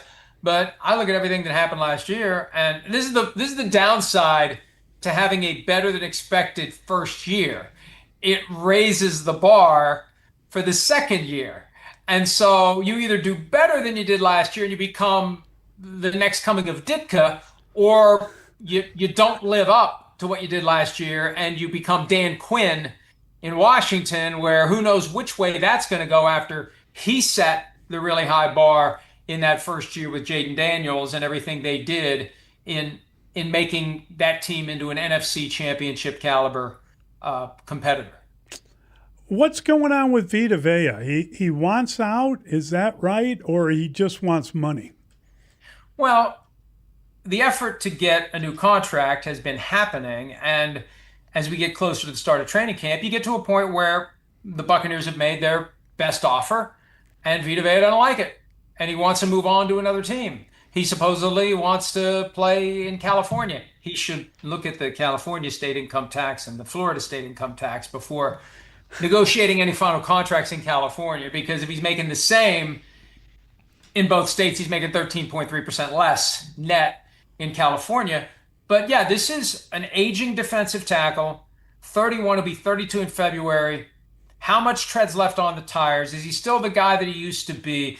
And we hear the cliche all the time, what have you done for me lately? I think the better way to phrase it is, what are you doing for me right now, and what can I expect you to do for me tomorrow? That's the assessment that teams make. So he's asked to be traded, and what that means, once it's out there, teams are going to start calling the Buccaneers. And if you can make the Buccaneers happy with what they would want, you make Vita Vea happy with what he wants, we could see a trade happen. We saw it with Dexter Lawrence. We didn't think the Giants would trade him, and then boom, they did. At some point, you got to ask yourself, if I got a guy who doesn't want to be here and I'm not willing to give him the contract that'll make him want to be here, what do I do? What do I do? If I can flip him for assets, then maybe that's what I do. Great stuff, Mike. Appreciate your time. You're the best. Thanks, guys. Take care. Have a great day. That is Mike Florio. Always fun to talk to him. It's wild, all the comings and goings in the NFL. A lot of stories this week that have nothing to do with football on the field or teams reporting and depth chart questions. Unfortunately, a lot of things that involve law enforcement and arrests and all kinds of things that are just an unfortunate part of the NFL landscape. Yeah, your heart goes out particularly to Eric Bieniemy. That I just can't imagine how horrific that is. And he was a good guy when he was here. Highly respected. They loved the way he pushed people. And we talked about that idea. And Mike, I thought, did a very good job of articulating it, how maybe the methodology is something that a team like Kansas City felt they needed to get better and missed when it wasn't there. But it's not the sort of thing that attracts everybody all the time in terms of him becoming a head coach. Well, yeah, that was one of the things that seemingly got in the way. Right. But it hasn't stopped him from being a really successful assistant coach in the league for a very long time. Yep. And it just, you look at now he's in Kansas City, pretty good job there. Did you see Patrick Mahomes running around? Oh, he looks already. He looks fine. Oh my gosh, it's incredible. I can't even believe that. No, it's hard to believe. And we should let you know, training camp coverage on The Score is sponsored by Plumbers 911. Plumbing emergency, call the professionals, available 24/7 at 1-833-PLUM-911. And right now, you can be the sixth caller to The Score's contest line, 312-540-0670. Win tickets to see Spiegel and Holmes live, a broadcast featuring Raymond Harris, the founder of Elite Mindset and Performance and the former Bears player. He is now selling. He's going to be here. Following his time on the broadcast, attendees can enjoy an exclusive book signing celebrating his new book, Control the Controllables, Mindset, Pressure, and the Power of Control, Tuesday, August 11th at the Blue Cross Blue Shield Performance Stage, 312-540-0670. 312-644-6767. We're going to be right back. It's Mully and Haugh on 104.3 The Score. The Spiegel and Holmes Show. Afternoons 2 to 6 on The Score. Kyler Gordon, I wouldn't call it a surprise, but it was definitely something where people were like, I don't like this. It has me very worried that this is trending towards A, a bad contract, and B, towards a guy, and I want to be careful here because I don't want to get into character assassination here. Sometimes it can appear, and it appears right now, that the love and desire to be a part of it is in question. The Spiegel and Holmes Show. Afternoons 2 to 6 on Chicago Sports Radio. 104.3 The Score. And always live on the free Odyssey app. Schwarber. Thank you. I mean, give me a. You know when the last time a Cubs had 40? Well, I don't know, but Kyle Schwarber somehow managed to have it 3 times. So again, you can't let that guy go. And then today, tonight we're going to have an opener because we're afraid of Kyle Schwarber? Why don't we just cancel the game? You should be afraid Why of don't Kyle we Schwarber. just cancel the game? Just little league it. We don't have enough good pitchers. We're afraid of Kyle Schwarber, who we let go. Who do you think is making that call? I have no idea. Front office or Craig Counsell? Good question. Is Craig Counsell making that call? You think Craig Counsell? Are you calling Craig Counsell afraid? That's why I'm really curious, because of the way it's been handled and all. So we don't want Colin Ray to face Kyle Schwarber. So we're going to get tricky. We're going to have it. So are they going to bench Kyle Schwarber because the Cubs are going with an opener? Oh, no. That's what the Cubs do with a guy who hits 30 home runs. They bench their left-handed hitter against a left-handed pitcher because they got no onion. So now how about a standing ovation for what he did? For the first thing out of his mouth to apologize for what is going on and owning it and saying, I have to take responsibility for this, and I do. And then just amplifying on what you said there, Mully, that was going to be my part where Bryson talked about we will come, we will get together and we will, get the next head coach of the Bulls. And he was like, no. You. This is I interviewed you. I learned about you. This is now your organization, and I'm going to stay out of the way. And we get that from George McCaskey a lot too. Like I'm not the football decision maker. You guys are. And I think what we heard from Michael Reinsdorf, I'm not the basketball decision maker anymore. You are, and I like that. And for those standing not ovation. watching on Twitch, Dustin actually was standing when he talked. And he was Mully would joke that I wasn't really standing. No. I was actually standing. He might have been standing in a hold, but he was, for him, standing. But Kyler Gordon's there, to be fair. Yeah. Like I'm saying, he's at the facility, he's in the meetings, he's watching the tape.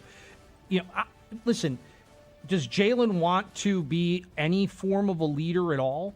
I mean, okay, why did you have to get married? You know the calendar. These are not voluntary. It's just another excuse. Like, oh, I got married. Oh, I want to see my. Everybody on that team has a wife or a girlfriend or a mom or a dad or a son or a daughter or a niece or a nephew they want to spend more time with. But this is not the week or 2 weeks to do it, or bring them here while you're doing it, because you're not there all damn day. Yeah. Who else? Anybody else? Dustin, do you have any favorite team? I would go with the Phillies. I've never been to Philly. And that probably would change it very quickly based on what I've heard. But obviously, I still struggle with Kyle Schwarber not being a Cub. And I know he was with other teams, and I know. But the point is that I like the way the Phillies slug. I know how chicks dig the long ball.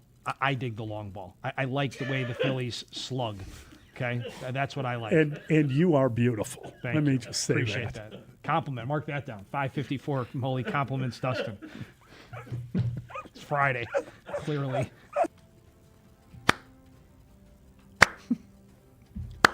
Yay! Jalen decided to go to work. Woohoo! Good for you. Way to go, buddy. Come on.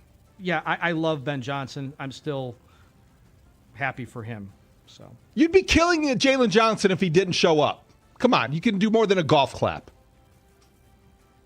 You would. You'd be killing him, right? Oh my God. Okay. There's a nice pregnant pause while Dustin refuses to answer another question.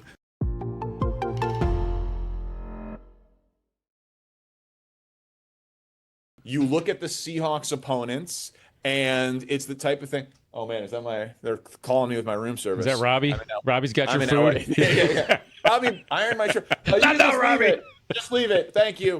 Oh my God, they were calling you. That wasn't an excuse. They're at the door. They're at the door. Yeah, he can't get up from his interview to go get the door. With my food. I apologize for that. It's so unprofessional. What were we saying? Oh no, and we have Chiefs. Chiefs have been knocked up. Right. You can just leave it outside, please. Great teammate, great leader, great player. Just he's always so fun to watch. How technically sound he is. He's always in great position. Has great strength.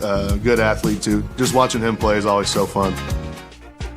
Mully and Haugh 104.3 the score. Interesting to hear different reaction to Joe Thuney. He was voted the 49th player in the NFL on the top 100 list. And the list. There, Creed Humphrey. Oh, no. I don't like lists. Oh, no. Mike And Micah Florio's not going to like Parsons. that. Yeah. Yeah, lists are fun. I think there is good debate. He's going to be the highest ranked Bears player. Yes. Is he the- Caleb was 51, right? And, Caleb was 51. And who else? There was someone. Was it Montez Sweat was 91. That's it. And Joe Tooney's 49. Yes. I don't see anybody higher than that. I think eventually Colston Loveland will be higher than that. He'll be somebody who... Maybe Caleb Williams will be higher than that. Caleb someday. Williams is going to be higher than that eventually. Yeah. Right now, he's probably a top 10 to 12 quarterback. Colston Loveland, top 5 to 10 tight end in the league. Probably going to... So he's probably staring down a really good year. Yeah, he's looking at an 80 catch year. Yeah. Maybe more. Then you see other guys could ascend into the top 100.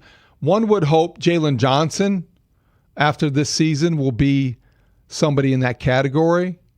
How many elite players do you have on both sides of the ball? Well, that's on a either fun side of the question. ball. Because if you're in the top 100 of the NFL, I think you are elite. That's elite.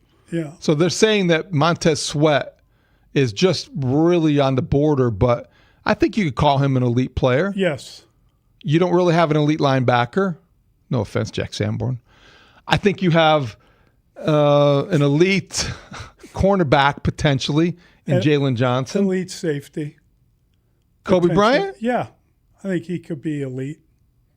Do you? I do. I think he's going to be good. I think that what they did with their safeties in Seattle was a real lesson for the rest of the league. They were able to kind of disguise coverage, abandon coverage to stop the run, and then I honestly think he's a very good I won't push athlete. back too hard, but I will wait and see. Top 100? That's not asking for the world if he has a good year.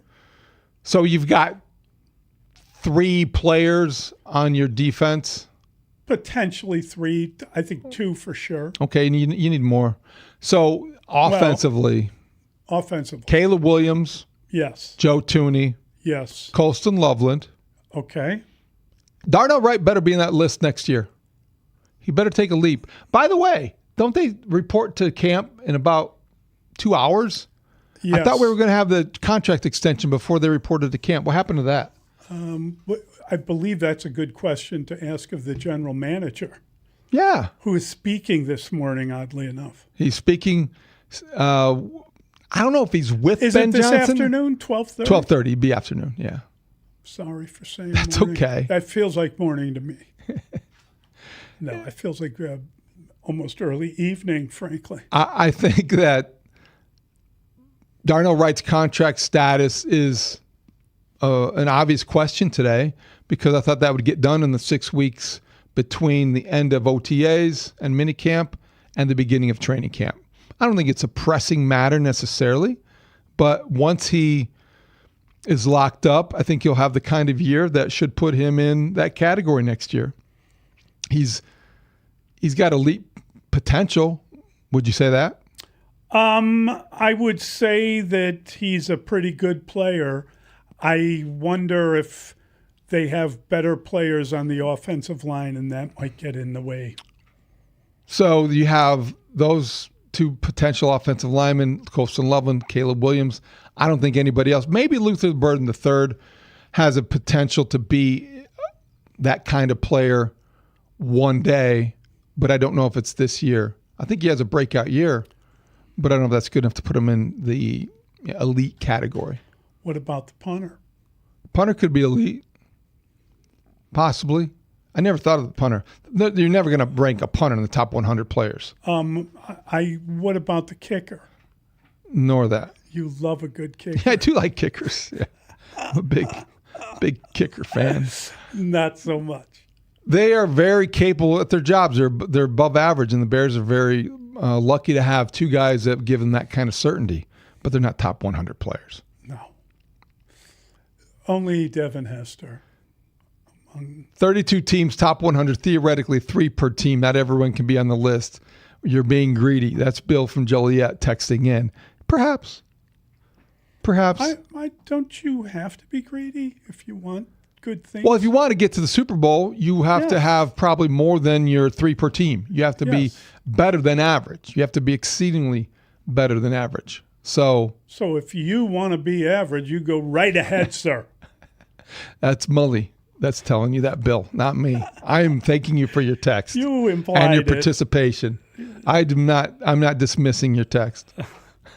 Am I dismissing? No. But I think that, Luther Burden III is braced for a breakout. I am very curious about the Rome Odunze conversation today, because it will be a question asked of both men, Ryan Poles and Ben Johnson. Yes. Because you'll see, the curiosity over his availability and what he is able to produce. The thing that lingers in your memory is when Rome Odunze said that this is his new normal. See, that I can't get past that, because listen, I want to be careful how I say it, but that's almost excuse making before the fact. I just think he needs to do a better job of catching the football. And I'm surprised that he hasn't been better at catching the football given the way he played in college.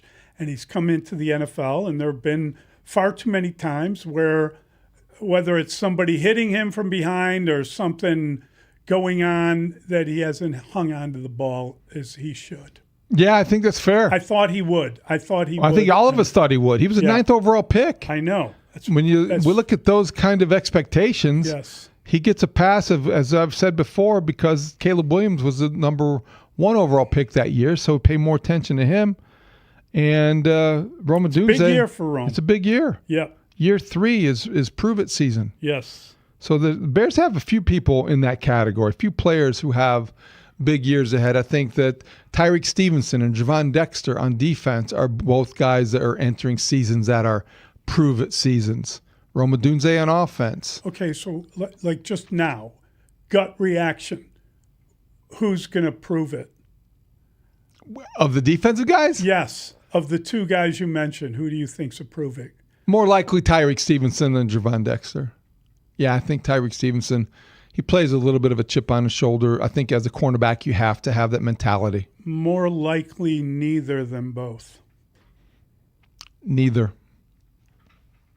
I would say neither. Not to be cynical, but that's what I you said more likely. I said more likely. More likely neither. Than both. Yeah, because I think that you're waiting on Javon Dexter to provide the kind of consistency. I know his numbers were good for a period of time in a stretch last year, but he did some good things. He had some people come work out with him. It looked like he was going to take a step forward, and then it never happened. And at one point in time, he was off to a very good start. And do you remember those? Either it was on the X or we're getting texts to this degree about comparing his numbers to Jalen Carter's. I may have seen that, but I've blocked it out. There is not much comparison other than no. Jalen Carter is one of the top defensive tackles in football. That's right. Still disrupting things for the Eagles, and still wreaking havoc all over the league. No longer spitting on people though. That's tapered off a bit. It's tapered off. By the way, once you get in trouble, have you caught any of the quarterback series on Netflix? I haven't. No. Anybody? Dustin, Brandon? No, have not. Are they doing like a 5th year? Yeah, it's a 3rd year. I think it is. It's entertaining. But it's the 5th year of the quarterback. Where is he now?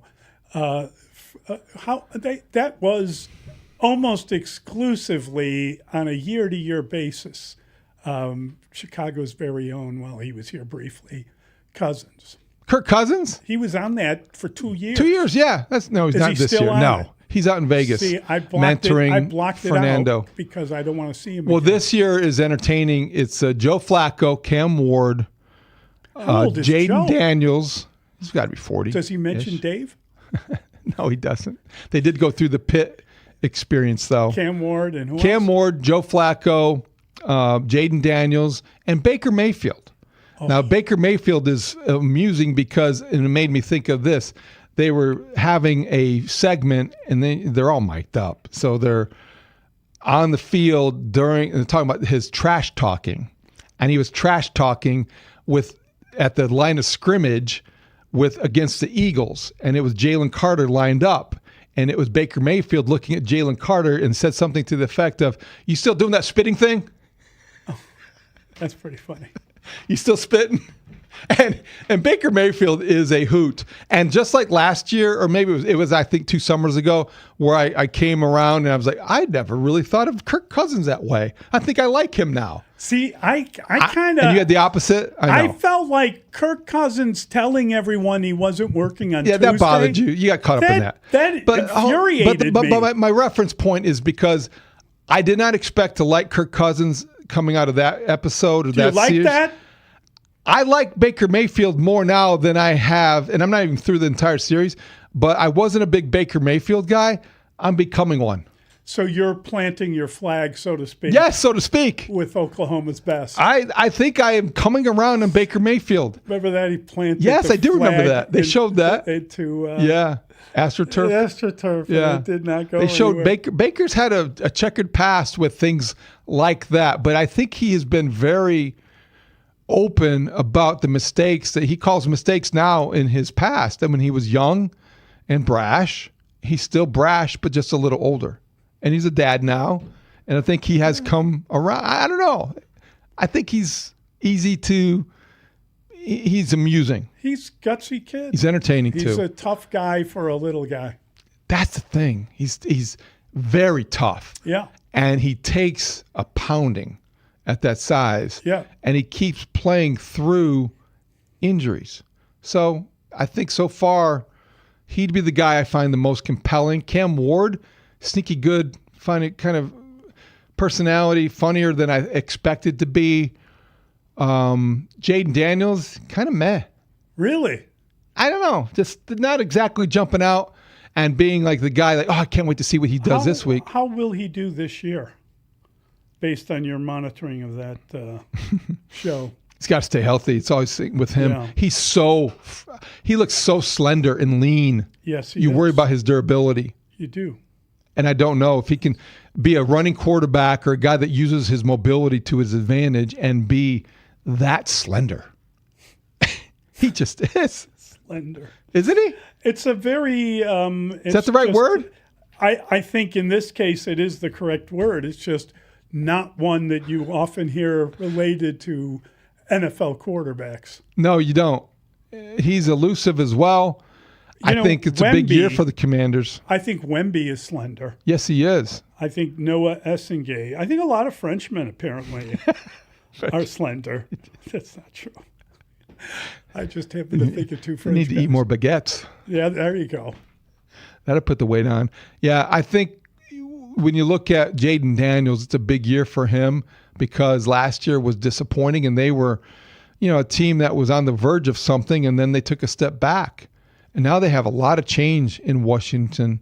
So you wonder what's ahead for that. That draft class is going to be fascinating to follow. Always the 2024 quarterback draft class. Yep. As we re-rank and we evaluate, you've got Bo Nix coming off the injury. You've got Drake May coming off runner-up MVP season in which he did not have a really good postseason. And Caleb Williams, who was, according to an Odyssey Sports Minute yesterday, the most polarizing person in the NFL. Caleb? Yes. How is he the most polarizing? The most polarizing player in the NFL. Who said that? Odyssey Sports Minute told me that. Oh, that's not accurate. I wish I would have written down the name of the opinionist. In what fashion? Seriously. What is controversial or in some way I think coming out of college, he was probably that. I don't think he is anymore. I think he has won over and earned a lot of respect. Oh, my gosh. There's no doubt. With his play, but also with his demeanor and his maturity and the way that he has handled his 15-minute interview with Kay Adams on Up and Adams, the FanDuel network, I believe it is, was outstanding. He handled himself, and I think he made an impression like he's a professional. He's a serious quarterback. He can have fun. He can joke around, but this is somebody who you trust. I think maybe because Joe Tooney was in the top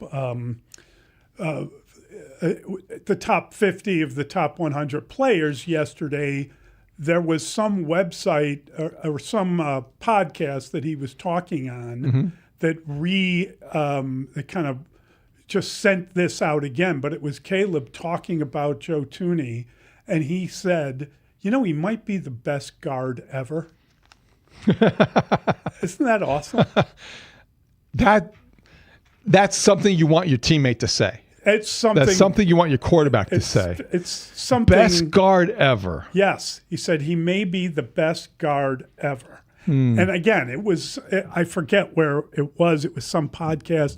And I'm sure they just kind of sent it out because it related to Joe Thuney. But it was it was after he was protected. When I hear best guard ever, people of a certain age will have different sort of reference points. I think John Hanna of the New England Patriots. Okay. Larry Allen from the Cowboys. See, I was going Larry Allen. I was going definitely right to Larry Allen because he was terrifying, and you couldn't move him a quarter of an inch. There are other guys that come to mind, but you don't really think of outstanding guards because it's not a premium position. It's not something that Dustin, what are you pointing at? I'm saying Dustin thinks of guards, premium guards. Mark Bortz. That's his favorite guard ever. Okay. He wanted to be Name Mark another Bortz. freshman who asked for number 62 as their number.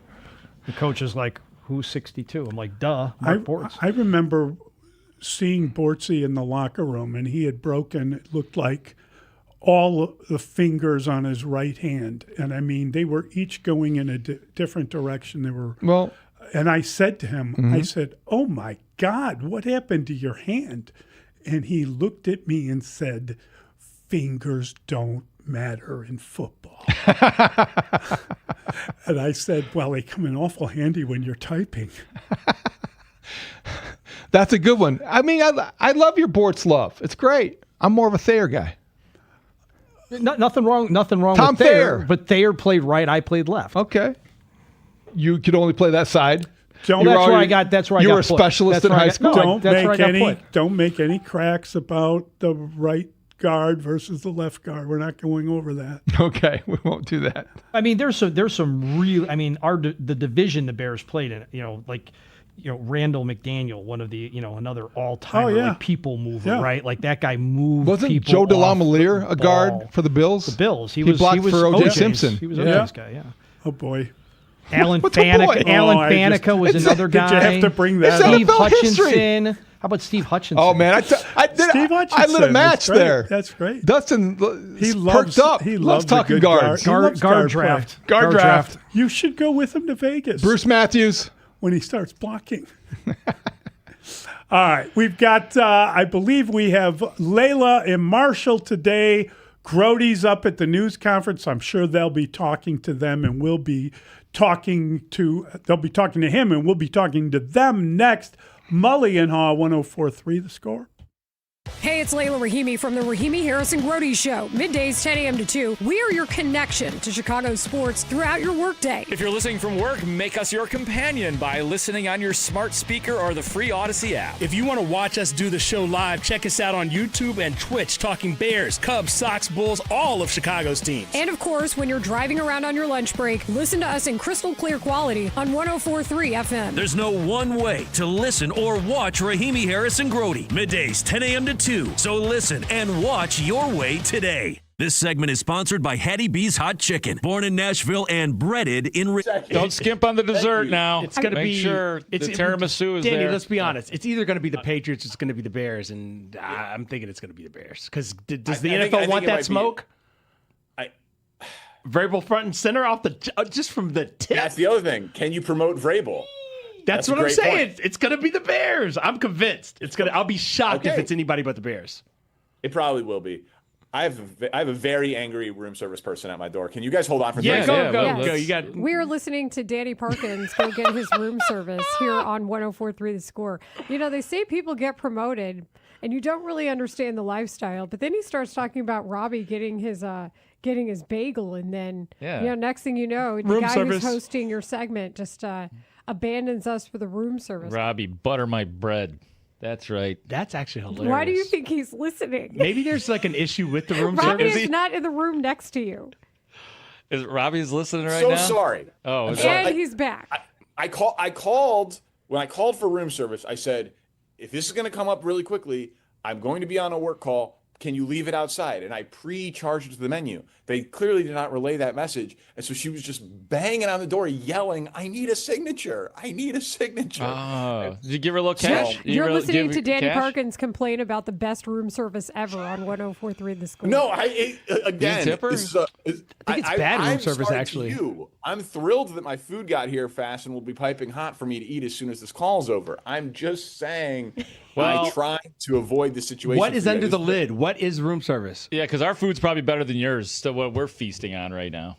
Definitely, just a chicken Caesar with a side of fries. Nothing crazy. Love a little good girl chicken dinner. Caesar. Okay, I got you. Yeah, girl dinner. Exactly. I like it. Well, Hell yeah, Danny. I got a big meeting coming up in a couple hours, and so I need to have a light lunch. Got to keep the stomach under control before any nerves set in, that sort of thing. So I'm going out big for Mexican food tonight in LA. So light lunch, big dinner is the plan. How about Russ Dorsey telling Layla and Mark yesterday that a scout called him last year while looking at the White Sox prospects and told him that the shortstop, Sam Antonacci, is his favorite guy. My favorite scout texted me and was like, yo, I'm scouting the White Sox right now. And the kid that everybody needs to keep their eye on is not one of their big boys. He's like, it's not Colson Montgomery. It's not Caro. It's not any of the pitching prospects that he's like the guy that's I can guarantee you will play in the big leagues for 12 to 15 years is Sam Antonacci. Wow. Sam Antonacci, a 12 to 15 year big leaguer. Come on the south side. Guaranteed. Guaranteed. That goes back to one of my other pet peeves, and you'll love this, Dustin. Like when we predict success for prospects, what can we just kind of 5 to 7 is fine. I'll take 5 good years, man. I'll take 5 good years. This isn't a prediction, David. Okay. It's a guarantee from an unnamed scout. Think about what he just said. 12 to 15 years. In the year, where are we now? Okay, in the year 2041, Sam Antonacci is going to be waving to a crowd wherever the Sox are playing at that time, in the 78 or in Hammond or wherever, and it's going to be like a standing O for Sam Antonacci. What? Okay, here's where I want to take a deep breath. Sam Antonacci is exactly who. Mully and Haugh, 104.3 The Score. We, of course, are broadcasting live from The Score's Hyundai Studios, brought to you by your local Hyundai dealers. Want to thank them. Want to thank our guy, Jacob Stutz. He gets us up and twitching in the morning, and thanks to everyone for calling and texting and emailing. Also, thank you for listening on this Tuesday, July 28th, the first day of football season. It's happening. And thanks to our executive producer, Mr. Dustin William Rhodes. Oh, it's raining. It's raining. We don't want to go out. That's pretty good. We had a good caller. That was a good caller. That was this not me, morning. by the way. That was not me. Everyone thinks it was Dustin. I'm Mike Trout. And Brandon Fryer, thank you for your hard work. Thank you for getting in here. Thank you for everything you've done, despite the horrors of life, sir. The chase for the squirrel is on, and the squirrel is in the corner, and the squirrel is still eluding an entire horde of grounds crew members. And the squirrel's free once again. Hemmed in? No, I won't be hemmed in. I have freedom on my mind. Trying to go between the legs, and eventually he gets away again and hops through the towel and hops through another towel. That's great. Pretty good play-by-play from Jason Benetti as a squirrel was running havoc. Huh? And then the umpire announced to the crowd, give the grounds crew a hand. And everyone booed. That's it. That's the crowd. Layla Rahimi in the house. Hello. Happy Bears. Do you like that door? We are in the house. Guys, I hate to confess this, but Grote and I were both noticing that we had more focus yesterday because we couldn't see out the window. Oh, it's working. I'm sorry, I had to admit it. Marshall's looking at me like I shouldn't. Marshall Harris here. No. I'm excited because that means maybe I'll have more focus as well. Well, yeah, because like Grote and I could still look out these other windows, and we were monitoring the storm yesterday. But when there are workmen doing work, and they did an unbelievable job. They've done terrific work. You They're kind pros. of like it. It is almost like watching a cooking show and seeing like when you watch someone doing something that they can do very well. You're just kind of it's like HGTV. You fall into a little I bit love of it. Like I could sit there and watch them forever. I couldn't do anything they do, but I don't know. There's damn, a lot of those guys are YouTube working hard. videos, Mully. Like I watch these YouTubers and they renovate their houses, and I'm like so You know, impressed. I mean, I would have the wounds of Christ if I tried to use a hammer. Well, or we don't a want nail. that. I'm just saying, not a handy guy. So closing the door and not allowing you to look out increases your focus? Sadly, Okay. I'm a 12-year-old. It's like if you take away someone's phone, there's Yeah. less activity, so you I just can focus see on that. whatever you're doing. It's a nice little front porch door, though. It's nice to feel like you're kind of like... I told you, I'm in here dying for and- like a bottle of milk, like a delivery of some kind. Just throw a newspaper there, an Amazon package, just something. So here's what we need. How about a mailbox? How about a swing? We need a knocker on the door, Swing. first off. We need a knocker. You also need a Peephole. peephole. We also need Ring cameras with the Oh, that's feed attached to hilarious. each of these computers. Who in this scenario is our package thief that we catch? Oh boy, Grote. I Grote. have a suggestion, but I won't say that one. Like the out loud. exploding package. Oh, That's that'd be pretty- amazing. aren't those all AI videos? They're not. Oh no, I no, don't know. people do that. No, But they're very satisfying to watch. I like Justice. Justice. whether it's fake or not, Fake justice. Give it to me. faux justice. What? Yeah, that's called Law and Order. How will you handle? Are you having Grote on? Because Yes. he's there. That's Brody's good. at Hallis. He's at 125. You are correct, Mully. knew it. I knew it. Yes. We will bring you that audio from Hallis Hall as we receive it. So we have to turn it around. We will do so. Ian Happ joins us at 11:25. What a busy day it was for the Cubs. We start talking about the message and where the direction of the franchise is when you're willing to DFA Jamison Tyone, who has 10 years of service time. Russ Dorsey is in studio with us for the 12 o'clock hour. But most importantly, Bears. Have a good show. See, State Fair food is getting smaller and pricier. We'll have room for fried cookies. Okay, you never overspend on food. What's your deal? What's his deal? He went to Dorsey described him as he's one of the best prospects in White Sox camp right now. So he has a chance to contribute this year. I would love to see him. I know you'll hate this. I would love to see him converted to an outfielder so he can play left field and they can find a spot for him. Because if he's got the bat and he's got the speed, I love the fact that he flipped his bat after taking Tyone deep. Wasn't it Tyone he took deep, I think? no one can take 12 to 15 and turn it into 5 to 7 like Mr. David. I know. I'm exaggerating too. I know I get carried away, but like 12 to 15 years, dude. How many prospects in the last 20 years have had 12 to 15 careers, 12 to 15 year careers for the Sox or the Cubs? Guaranteed. Guaranteed. So Antonacci bats in front of or behind Rock Chalowski. Now there's a guy. Can we write up a little? Can we do a little batting order? How many shortstops can the White Sox have? And does one end up playing shortstop, one plays third, one plays second? Don't you dare forget Billy the Kid Conrad. That's right. There you go. He's the best defensive shortstop of all of them. He's going to be there for 12 to 15 years, He's going to too. be there for 18 years. How many years He's will just he be in high on the school. south side? Yeah. Well, Sorry. before they trade him, is that what your point is? Right. Like, will he play 12 to 15 in the bigs or 12 to 15 with the Sox? And could they be the Hammond Sox? Yeah. I mean, Bill look. Carlson. I'm sorry. Billy Carlson. Billy Carlson. Not Conrad. Billy the Kid. I know That who guy. you're talking. Yes, thank you.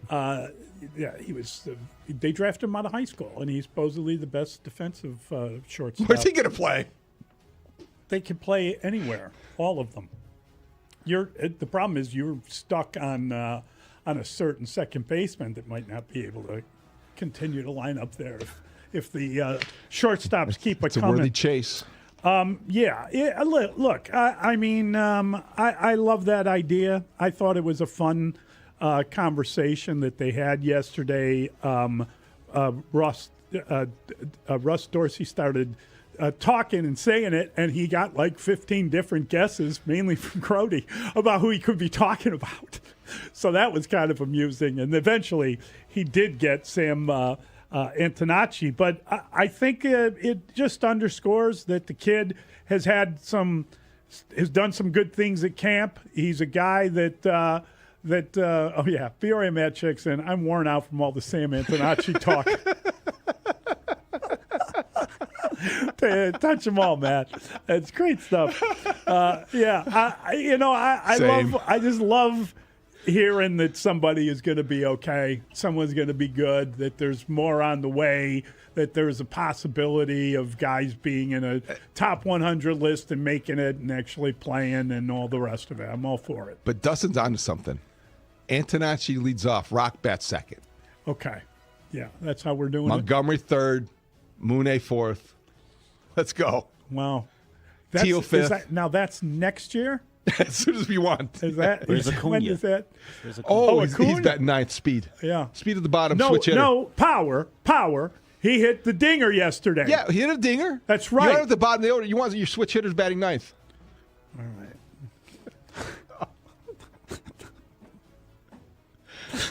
Okay, we got to take a break. This is exhausting all of us. This constant talk about sports. I can't hear it anymore. It's the White Sox.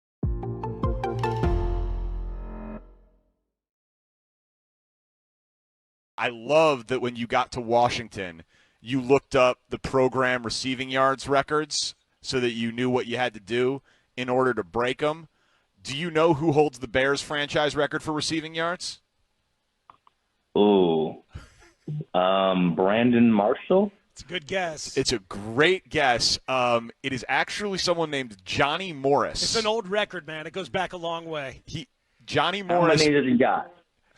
He's got 5,059 yards. That's it. In the career? In the career, yes. Man. He played in the 50s and 60s. Welcome Rome. to our world, Rome. Welcome. Hey, man. Well, I hope I'll go break that record and hopefully add a few thousand to that. So we'll go get after it. But I think we got. This hour is brought to you by Menards. Save big money at Menards. The views and opinions of Layla Rahimi, Marshall Harris, and Mark Grote should not be taken too seriously, especially when they give advice. Do not take Marshall's analogies literally, especially when it comes to Russell Dorsey. The sports thoughts of Rahimi, Harris, and Grote may change at any time. It's just sports. Okay, thanks, bye. Rahimi, Harris, and Grote, 10 to 2 on 104.3 The Score. This morning, Kay Adams' show with Caleb Williams, and he talked about what he and Ben Johnson have been working on. We grab a couple waters. We obviously, whether we need to eat there or eat before or whatever, we eat there. And we sit down and we go through it. We figure out, was it catchable? Was it not? Is there anything I can do better to help the receivers? Obviously, there's times where guys just drop the ball. But more often than not, it's looking inward. I'm going to start with myself.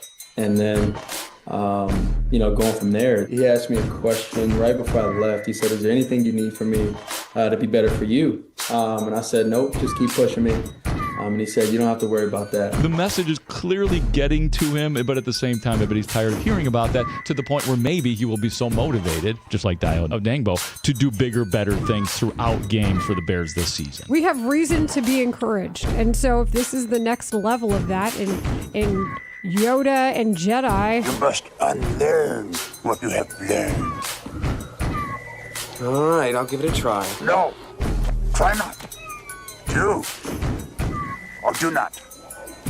There is no try. I got excited about Yoda and Jedi talk for a second. Don't know why. Do you remember when they were in the Return of the Jedi and they're in that swamp with all the smoke coming out, and Yoda just took his two fingers and raised the fighter jet? No spoilers. Sorry. Hang on. Spoiler alert. Okay. No, I am your father. What are you doing over here? Come on. There's nothing sacred. I don't care. Is nothing sacred? Okay, I won't spoil it, but he becomes a Jedi. Grote, what are you doing, man? Layla Rahimi, Marshall Harris, Mark Grote. Middays 10 a.m. to 2 on Chicago Sports Radio 104.3 The Score. To which somebody said to me, well, Layla, that movie came out in the 70s/80s. And I said, and? There's a code. There's a code when it comes to Star Wars. I don't make the rules, but I follow them. Wait, what is the code? No spoilers. Spoiler alert. No, not even then. No. Wait, hold up. You can't. You're saying after we do the spoiler alert No, disclaimer? Not for Star Wars. That's crazy. That's how it. I didn't make this rule. Who made the rule? Everybody just went with it. Marshall, I think it was Yoda. Oh, okay. Yeah, Grote's never being a Jedi. He is at Haugh. Spoilers there are not. Is that what you're saying? We'll hear from him at 1:25. Yoda is correct. Do or do not, there is no try. And that's kind of what the Cubs did with Jameson Taillon. He tried, though. No, but they did. They did the thing. They decided that after what they had seen in Pittsburgh, that they had had enough. No, what I was saying was he tried, but he did not.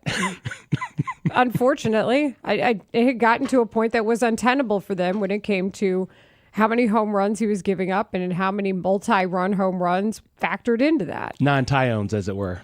Well, I mean, it was just it's interesting, not just because of the fact that it lets you know that even the Cubs understand that how bad their starting pitching is and how bad the scenario is as a whole for them. They still had to have a standard when it came to what they were able to put up with or what they were willing to withstand. So we see that message that is sent. And also, I do think about the fact that Jameson Taillon was one of the depended on arms in the playoffs. We all remember Wrigley Field last year after he ends the inning with the strikeout to get things going, and the place is on 10.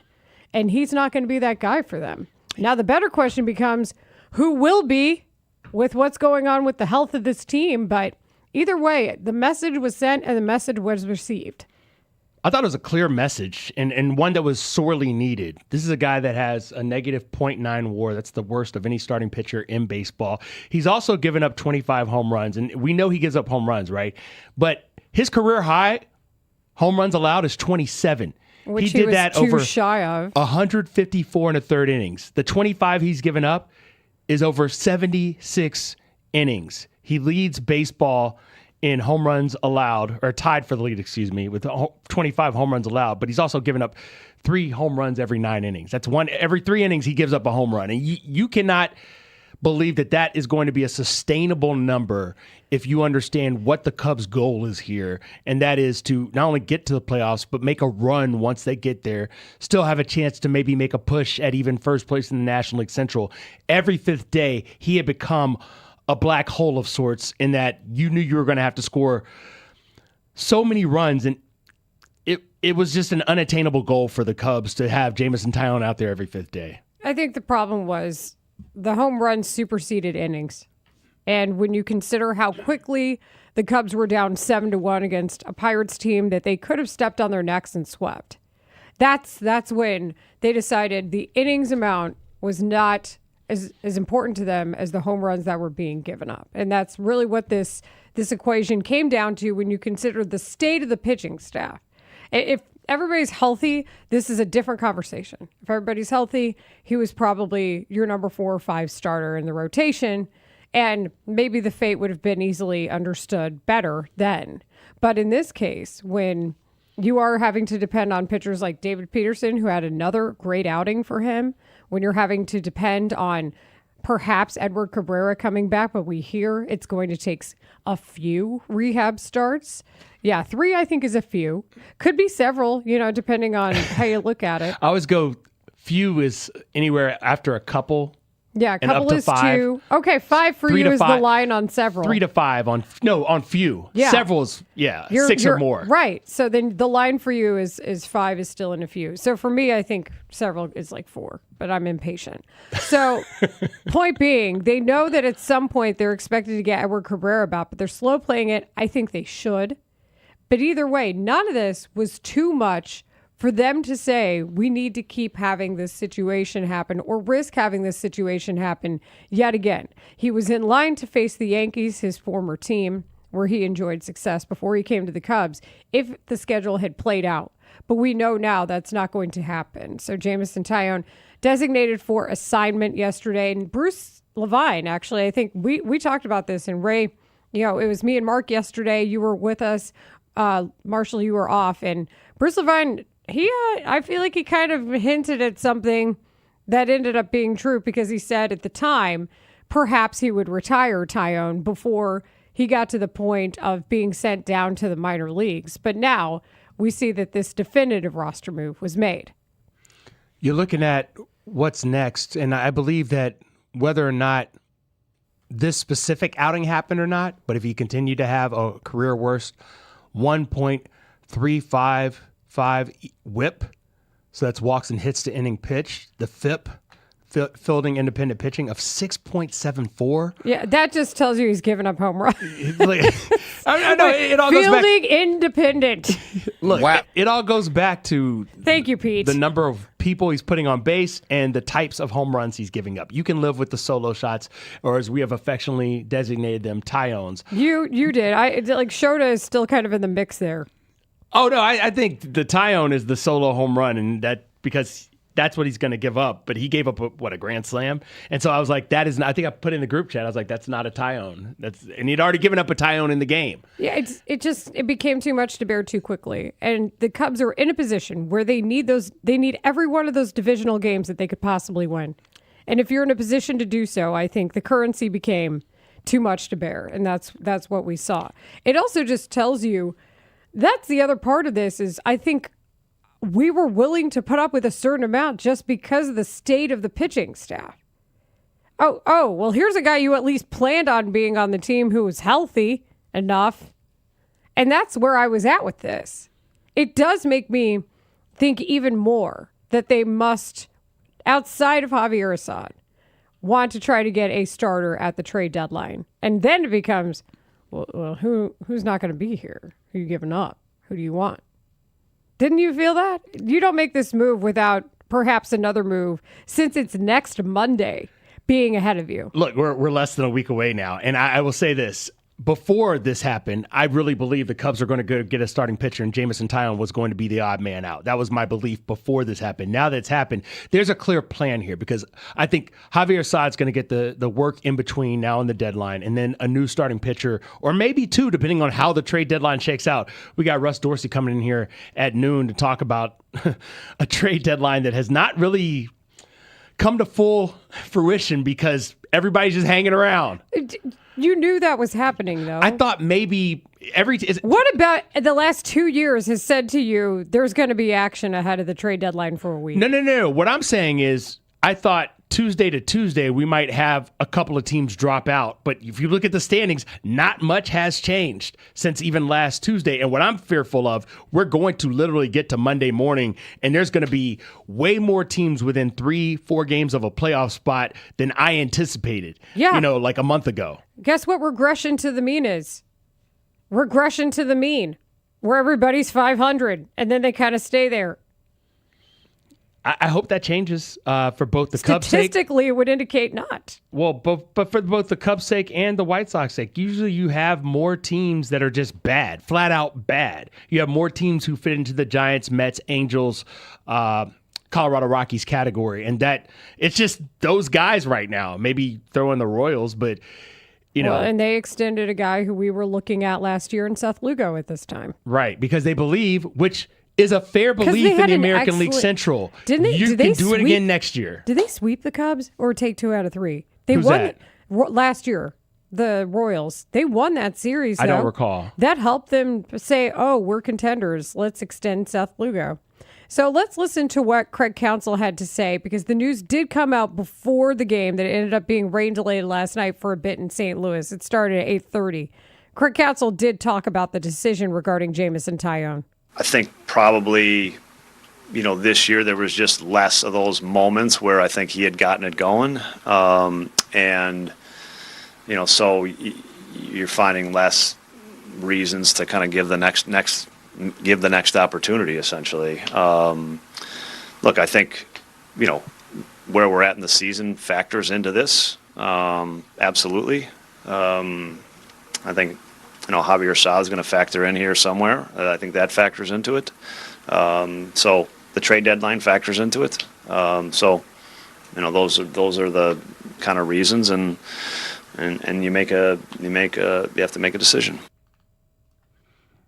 It's, even though it's a painful decision from a maybe personality and clubhouse standpoint, it's a pretty easy baseball decision, and one that wouldn't have happened a year ago. You might see a trip to the injured list, but because this is the last year of the 4-year deal, that made this decision all the much more easier, because if they are getting rid of someone, a starting pitcher who's not a bullpen guy, they have to know that that spot has to be used by someone who can help them win right now, and that's why he just had to go. And look, for Craig Counsell's part, I think they were patient with him. They gave him ample opportunities to come back and say, hey, I can be the pitcher that you thought I was in the second half of last season. That never materialized, and it really didn't come close to materializing. I think that's one of the biggest differences between this year and a year ago. Well, there's also the respect to the veterans, too, and I feel like that's what we also heard in the Cubs clubhouse. Let's listen to Nico Horner, who spoke about this. The time leading up to the trade deadline does feel different. It's exciting. It's an opportunity. It's also uneasy, and there's things like JMO earlier today. I didn't get to really talk about it earlier, but just like one of my favorite people I've been with in baseball. You guys, everyone sees like every fifth day guy on the mound. Good starts, bad starts, whatever it is, but you don't get to see the group chats and plane rides and bus rides and dinners and everything in between, and the way that he was able to both take his work incredibly seriously and passionately and always looking for ways to improve, but also be present for other people and be grateful and be excited for everything that's in the big leagues, and just someone who's overcome a lot in his career. And I think because of that is just in a place where he's both present and competitive, but also kind of sees the bigger picture in a way that I know meant a lot to me and everyone in here, and just a lifelong friend kind of person. And so that's always a tough part of our game. And I think he echoes many Cubs when it comes to that. He was affable to talk to from my standpoint as a member of the media. He always participated in our radiothon as well. He would talk to you anytime you had questions. And that's what people like about him. I find that that's pretty cool that translates not just to our experience with him, Marshall, you and me as media members, but also how he was with his teammates. And I do think that also buys you some time. People are willing to give you a little bit more rope when you understand what your problems are on the mound, and then you want to try to figure out how to fix them. Because he had previously. He had fixed them, as you mentioned. Yeah, he's very self-aware in knowing when things weren't right and what he needed to do to make them right when it was within his control. In his age 34 season, that clearly got a lot harder. But I think you're right, Layla, when you talk about him as a person. I mean, if someone asked me what's he like in person, I'd be like, highly affable. Yeah. That's how he leads. And he's the same guy that you hear, is how I feel about it. So I can't say that I'm surprised at all. But I do think that something like this, to them, to the players, it does affect the clubhouse. I think it was very much on their minds yesterday. And do we have this sound already ready? So Ian Happ talked to Zach Zaidman, and Marshall, I know you heard this on the Cubs pregame show regarding the news about Jameson Taillon. Ian, by the way, joining us at 11:25. Him coming here and signing and being a part of this group is really, really special. It was a great time, for us in the organization, and he's been such a great friend and teammate over the last 4 years. And I think more than anything on the field, just the friendship, man. He's one of my closest friends in baseball, always will be, and so very challenging to not have him around. You understand the way baseball works, but can you help us understand how you're able to compartmentalize the friendship part of it, the baseball part of it? Because it's not just you. There are a lot of guys in there that lost a close friend. Yeah, I think it speaks a lot to who Jameson is, a person, is that, there's so many guys in here that love him as a guy and what he meant to us, and always out there, always supporting his teammates, understanding what guys are working on and going through. Didn't miss many of his teammates' bullpens, was on the field and being able to recount specific at-bats from starts for guys, watch the game, was attentive. So all that stuff means a lot, and I think what helps you get through it is, I know that Jameson and I will be lifelong friends, and I'll see him after this, and I'm hoping for him that he gets a great opportunity to go and play for somebody and throw some big innings. Look, the way that he's describing that, I mean, that's just an insight not only into how a clubhouse works, but also into the mind of Ian Happ as a professional. The way he's describing his ability to discern between the friendships that you make along the way and also the business of baseball. Great questions by Zach Zaidman. We'll have him on at 11:25, maybe get a little deeper into what this move means for him and the players at large. Look, I think one of the takeaways is if the Cubs have success this season, they get to the postseason, let's say they win the World Series, Jameson Taillon's going to get a ring. I mean, he's part of what happened this season, regardless of him not being on the team at the end of the season. And I think there are times where fans have every right to say, this guy should have been gone a while back, and they can say that. But we do have to understand from our standpoint, and when you talk to some players every day or when you talk to them, even like we're doing with Ian today, it does affect the clubhouse. You know, that is something that there are times where there's somebody who's been there for a long time. He does have an established presence. He is an active teammate, and it affects the clubhouse. And I think this was one of those where you have to understand that, yeah, ultimately the right decision was made, but at the same time, you know it's going to affect the players today. I feel like these players, specifically on the Cubs, because of the veteran nature of that clubhouse, will definitely be able to process this better than, say, a younger team dealing with the loss of a veteran, someone that they had grown that close to. It also just tells you, though, and that's really what this is we're still trying to win as many games as possible, and what we saw recently wasn't enough. 779 did a really good job on our text line, I think, of summarizing. 312-644-6767. That's why the Pirates series and this Cardinals series are so important. You have an opportunity to turn them into sellers and a non-threat. The Taillon start still stings for that reason. Could not agree more. I think that's really what this is. Unfortunately, there are too many missed opportunities earlier in the season, especially against the Cardinals, when it came to being able to step on their throats a little bit or at least gain some separation. And they have a losing record against St. Louis. It was one game around 500 prior to the series against Pittsburgh out of town for them over the weekend. These are key games, and you've got some truths that you really have to tell. I agree with the sentiment of the texter, but the reality is, even with losses, I mean, let's take the Pittsburgh Pirates, for instance. They hold on to the final wildcard spot. Even if they lost another game, they'd still be a game out of the wildcard spot. Same with the Cardinals, who are a game and a half back. Now, you can still sweep the series and do your thing, but I don't think you're just going to push someone to being automatically a seller. Yeah, but you have to have better records against division opponents. They do. They Cubs have to. do, period. Yes. And that starts with, unfortunately, decisions like this, which can be tough because you respect the veteran. You respect what he's given to not just your team, but that's an impressive career. A lot of Pirates fans, I think, were talking about trying to get him back on their team because he might be able to help them. So change of scenery might be good. But either way, I think it says a lot about where the Cubs feel like the standard may be, even with an incredibly unhealthy starting rotation. This is Rahimi, Harris, and Grote on 104.3 The Score. We broadcast live from our Scores Hyundai studios, brought to you by your local Hyundai dealers. Breaking news on The Score is sponsored by IDOT. Running late? Speeding won't save you time. No need to speed. It's not a game. Like I said, you can text us and call us. 312-644-6767 is our number. Ray Diaz, Tyler Buterbaugh are our producers. Brandon Fryer helping us out today as well. And you can join us on Twitch and YouTube, twitch.tv/thescorechicago. And our mob is up and chatting. Good morning to the mob, posting emotes, getting the discussion done. There's a chat on YouTube as well. Coming up next here on the show, let's get into the game last night because they did the thing. They took game one of a series against the Cardinals, and there was a lot of encouraging signs offensively. We'll examine next.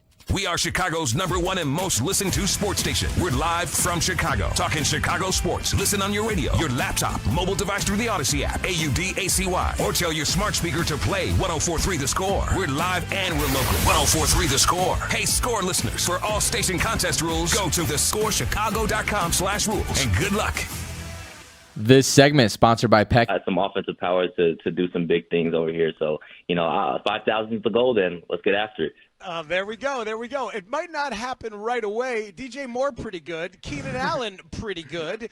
So we'll see how many balls there are and how many targets for all you guys. What can you learn from DJ Moore, you think, as a wide receiver? Because we loved watching him last year. I think I can learn a lot from him. You know, I can't even put a category or a box on all the things that I can learn from him, because I think it's kind of limitless. You know, how much I can sponge, take up. But I know he's a very explosive receiver. I love the way that he attacks the ball, and he is very aggressive in his yak mindset. So definitely going to be looking to him for some of those things. But he's an overall great receiver. So learning whatever I can. Not to be mean, but I hate that shirt. Yeah, something like that. Not to be mean, but your nose is too big. Something like that. I don't think I've ever gone that. Okay. Not to be mean. Mully. But whenever you say that, I'm always expecting, like, here comes the hammer. Here comes but that guy doesn't belong in the major leagues. Yeah, right. That's the kind of thing. You know who does belong is Mark Grote. Grote time! Can't believe it! I love Always Zuzu's enjoy. pedals. Big fan of Zuzu's pedals. Always have loved them. What's up? That's a recording of me imitating Baby T. And Baby T playing it. No, Fryer played it. Morning, Mark. And, Morning, Moon. Morning, Sunshine. Morning, Prudential Building. Morning, Car. Layla Rahimi in the building. In the Morning, house, in the studio. Wait, It's a holiday. should I do the imitation of you imitating me? do that. Whatever, Do the Bears suck. Whatever. Nobody has conquered the Layla impersonation yet. No, we just you got do. it. No. we just do a higher pitch. When I heard that you were working on one, I Yeah. was like, I bet it's going to sound a little like Mickey or Minnie Mouse. And then it did. Yeah. Well, I didn't want that. So Technically that's why both. No, why not? I mean, it's just an okay impersonation. So that's I stand by Man, it, but it's just okay. if you don't get a Grote Yeah. impersonation, like, Yeah. are you even here? No.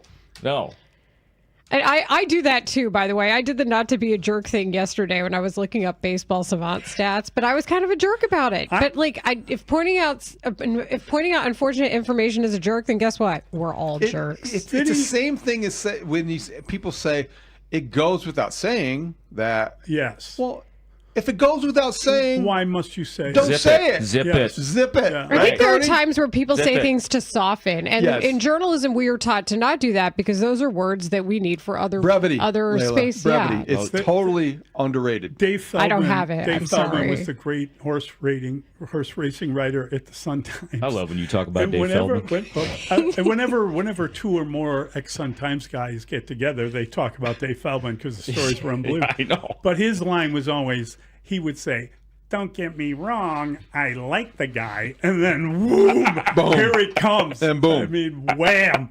I love that. Oh my God, you are wearing a Detroit Lions t-shirt Yes, today. Get it out of here. Thank Are you. people moronic? Thank you. I thought it was a anyone- Chicago Lions I shirt. love- Has anyone been to Chicago? Mully's civic pride and Chicago card was compromised for a moment. And Mully's like, "No, it's the Art Institute, you fool."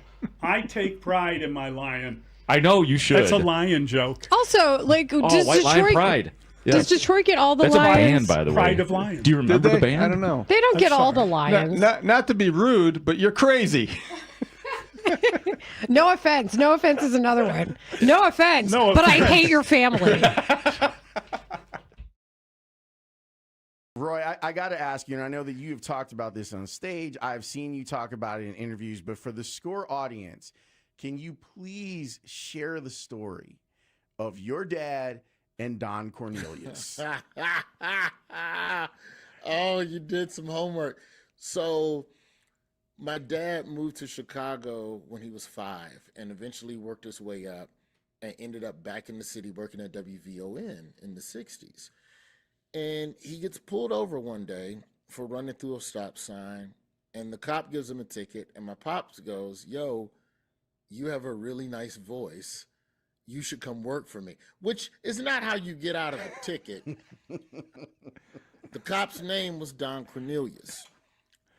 And so Don Cornelius eventually, after about a year, quit Chicago PD, looked up my pops, called him and got a job as a news reporter at WVON. And that started Don Cornelius' immersion into the world of media. Wow. And eventually into television. Speaks, it gets better. Well, Don Cornelius, for anybody who doesn't know, founded the Soul Train. Yes. Okay. That's where we're going. Okay, I just want to make sure we filled in that context. Go ahead. So there's American Bandstand with Dick Clark, And it's a pretty successful show. And Don Cornelius gets it in his head that, yo, man, there's no black version of this. They don't put black. Amy Harris and Grote. Of course I follow Mark Grote on Twitter. I love you guys, and I'm thrilled to be here. I've been listening to The Score for many, many, many years. Middays 10 to 2 on 104.3 The Score.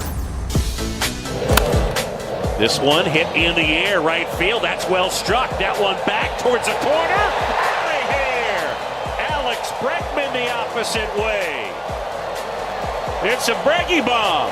And the Cubs get the run back. It's 3-1. It's like every time Bregman has a big game, it's like, is he turning the corner? Like, do you feel he's there? Or I think he had a good game tonight. I mean, I think, that's the Pete question, too, that you get all the time, So let's enjoy the good game he just had. Craig Counsell with the very measured take regarding Alex Bregman's 4-hit night. Is it Craigie talking about Breggy? This is Rahimi Harris and Grote on 104.3 The Score. That call, courtesy of Marquee Sports Network. Craigie, I think he would hate it, but that's kind of why I would want to bring it up to him. Why is the first thing that came to my mind is, can they get a keggy of Malort to celebrate after the game? Because that's how they'd be celebrating. A keg of Malort? Why do you say it like that? Because I feel like it would explode in flames if you tried to bring it anywhere. No, but I'm saying that's a perfect dispenser. If everybody's doing shots of Malort. Dear God. That's amazing. Think about how amazing that would be. Am I the only one who was horrified by that thought? No, I think that needs to happen.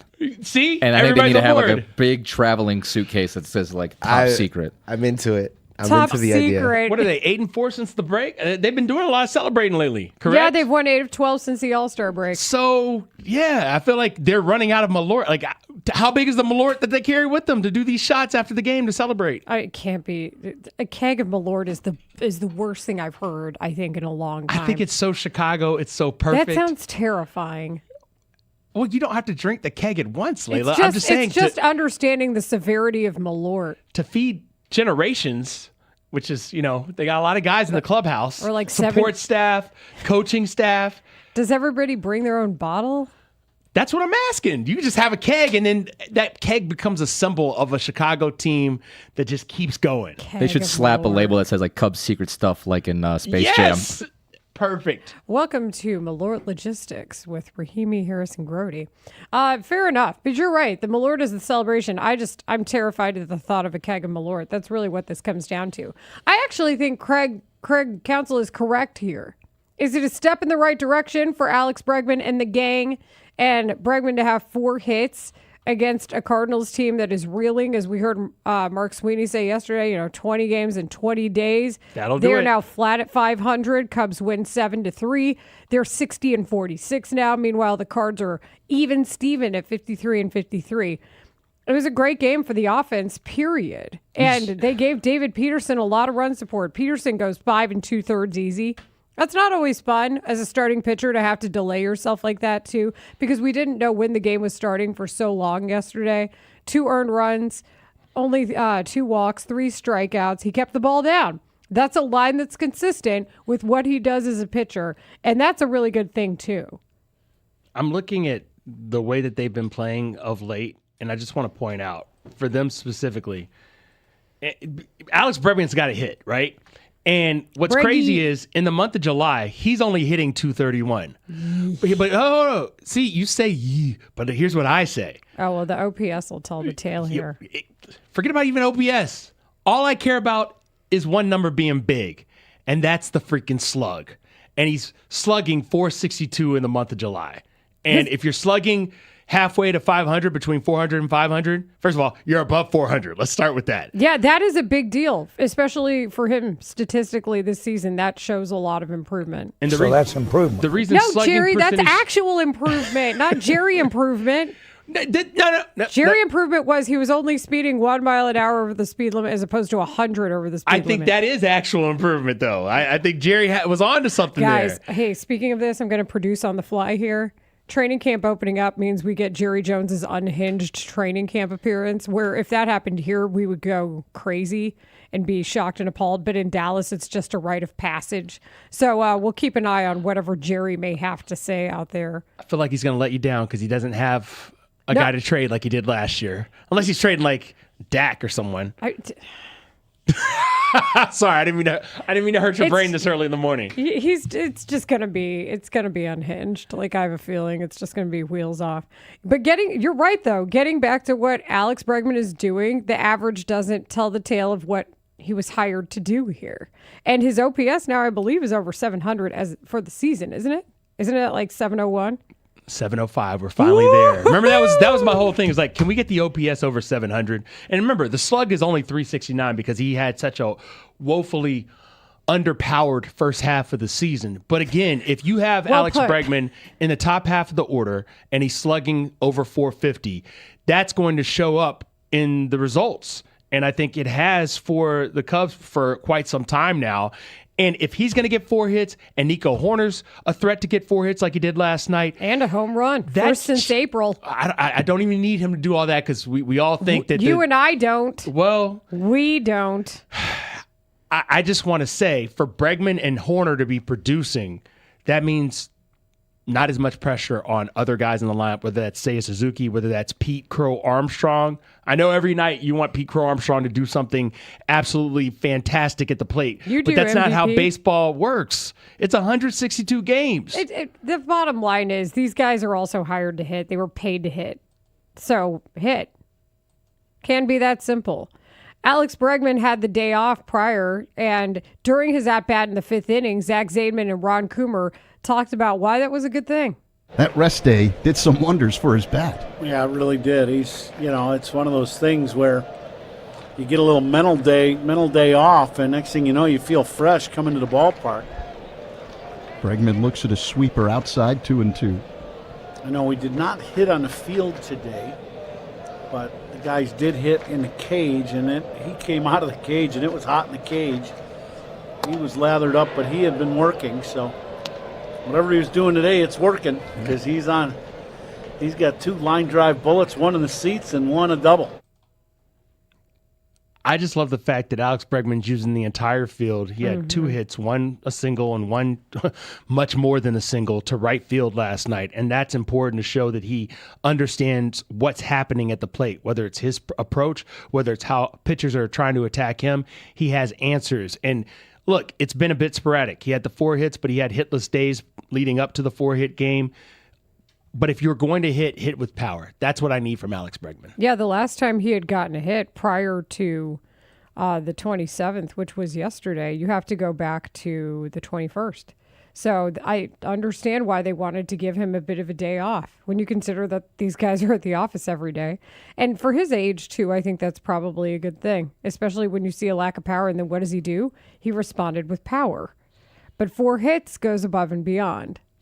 And I'm looking at the way that the Cubs are attacking this division.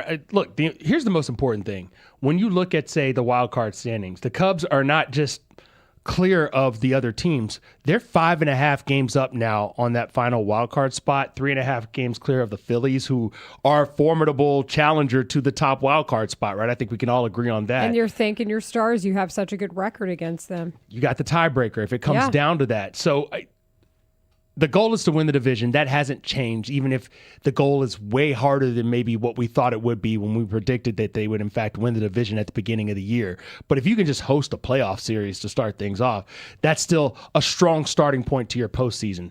And it bodes well for whatever happens next season because, as Crane Kenny told us, you host a playoff series and you got more money in the bank.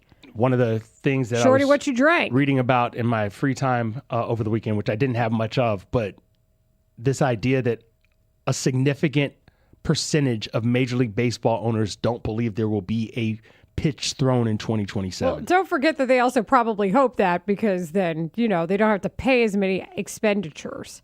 Like, not necessarily, and I'm not saying that like I know who it is, but player salary is just one piece of the pie there. So maybe they feel like they have to. All of this is posturing and negotiation for now. But I did see the same note. It's just I wonder what the motivation is behind that being out there. Now, Alex Bregman, after the game, Breggy, talked about what has changed in his at-bats over the past few games. Today before the game, I tried to just, when we got here, just put my hands further back in my stance, like way further back. Got a heavier bat. Was swinging Danzy's bat today, choked up a little bit on that. And then was trying to actually be like, get on plane a little bit like more behind me actually, which is a weird thought, like not being like super direct and short to the ball, like kind of getting on plane like deeper, and trying to like hopefully the heavy bat and also my hands being further back kind of holds me back more, because I kind of been flying forward and cutting the corner and like cutting everything. That's why popping up a lot and like missing pitches in the middle. So today was a better step in the right direction, but yeah, I made a lot of little tweaks yesterday and the day before the game. I'm thrilled they're making these adjustments. I just hate that it's happening on the 27th of July.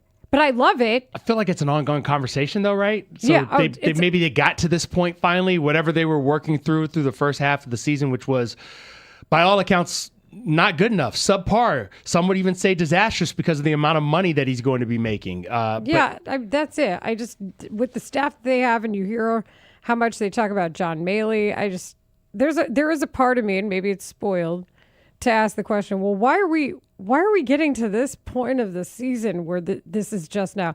Like, did the first 3 months not matter to you? Because they definitely did to me. And I think you're always working on your swing. It is a work in progress. People develop habits when they're trying to do other things. You know, your fastball changes when you want to mix in a sweeper.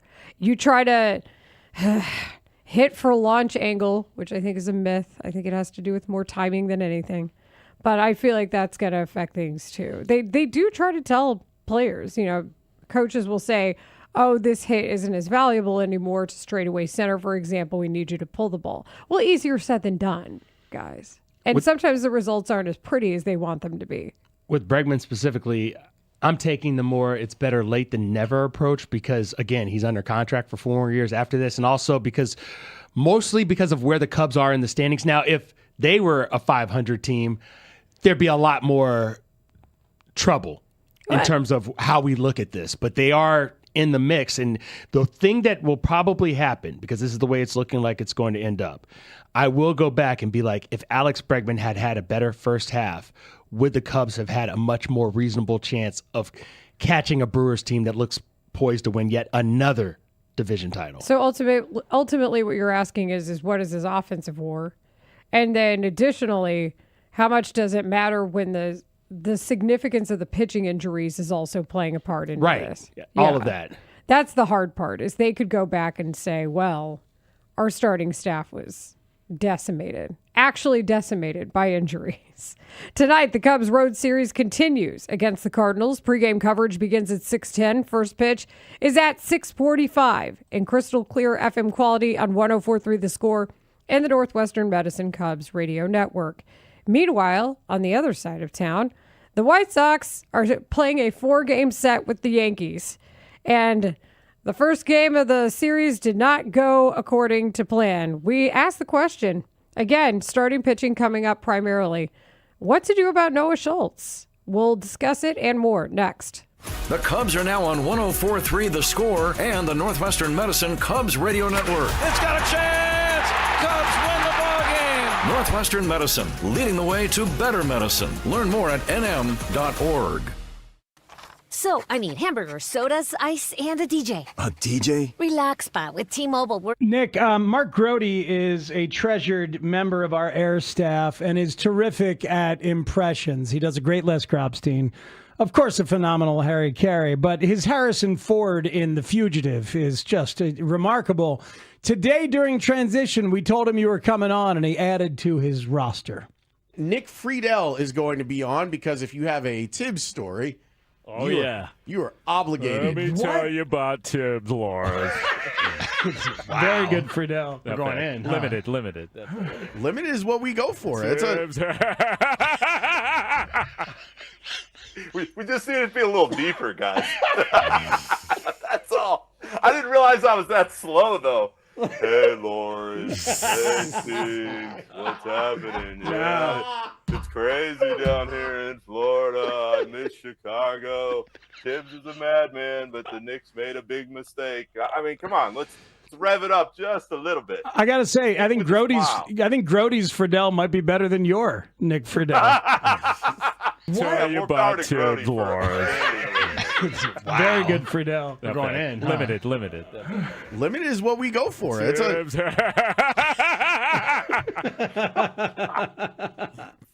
Oh boy. Flattery, baby. Flattery. That's what it is. That's all it is. Yep. That's all it is. I look. I think that when you're that good at the less impersonation, everything else can kind of be on the side. But when you go back to number one in that case, and you can keep going to the well, more power to Grote for trying at least to broaden his horizons a little bit. I like it. I like the response. I miss you guys. I'll see you later. See, look at him. He's doing Friedel on the way out. See, now you're doing an impression of an impression. I know. It gets bad. And it almost felt like Danny, like you were doing like a little bit of, but really, two Syracuse guys though, right? I slipped into Joe Bonino there. This is a disgrace. And I imagine at some point those two Crossed over paths. I think Nick's a little older. Yeah, but Danny. But at the places that they worked, I think they probably crossed paths. Like maybe when Danny was interning, Nick was work. We'll figure the math out on all of it. Thank you, Joe. Yeah. Have you ever heard Grote's Baby T impersonation? This is very inside, and I don't care, but it makes us laugh on this side. You guys Wait. Yes. Wait. Is Tyler Farringall impression? No. Yes. Really? What? Yeah. I'm shocked he hasn't heard this. Let's do this. Hey, Grote, what's up? That's pretty That good, is Baby pretty T. good. Yeah, it's very inside. I don't think even Tyler Farringall gets it. It's very inside. It's very limited also to this point. He's workshopping it, but I think we have a basis of a good impersonation. that's so good. The day that happened, the next day, I was working with Baby T on the morning show, and there was only one cut left on our monitor from the night before, and he looks at it, he's like, wait, Grote did an impression of me? And I saw him listen. I saw him look at it, click on it, listen to his, and he's like, no. That is accurate, though. It's pretty. Hey, Grote, what's up?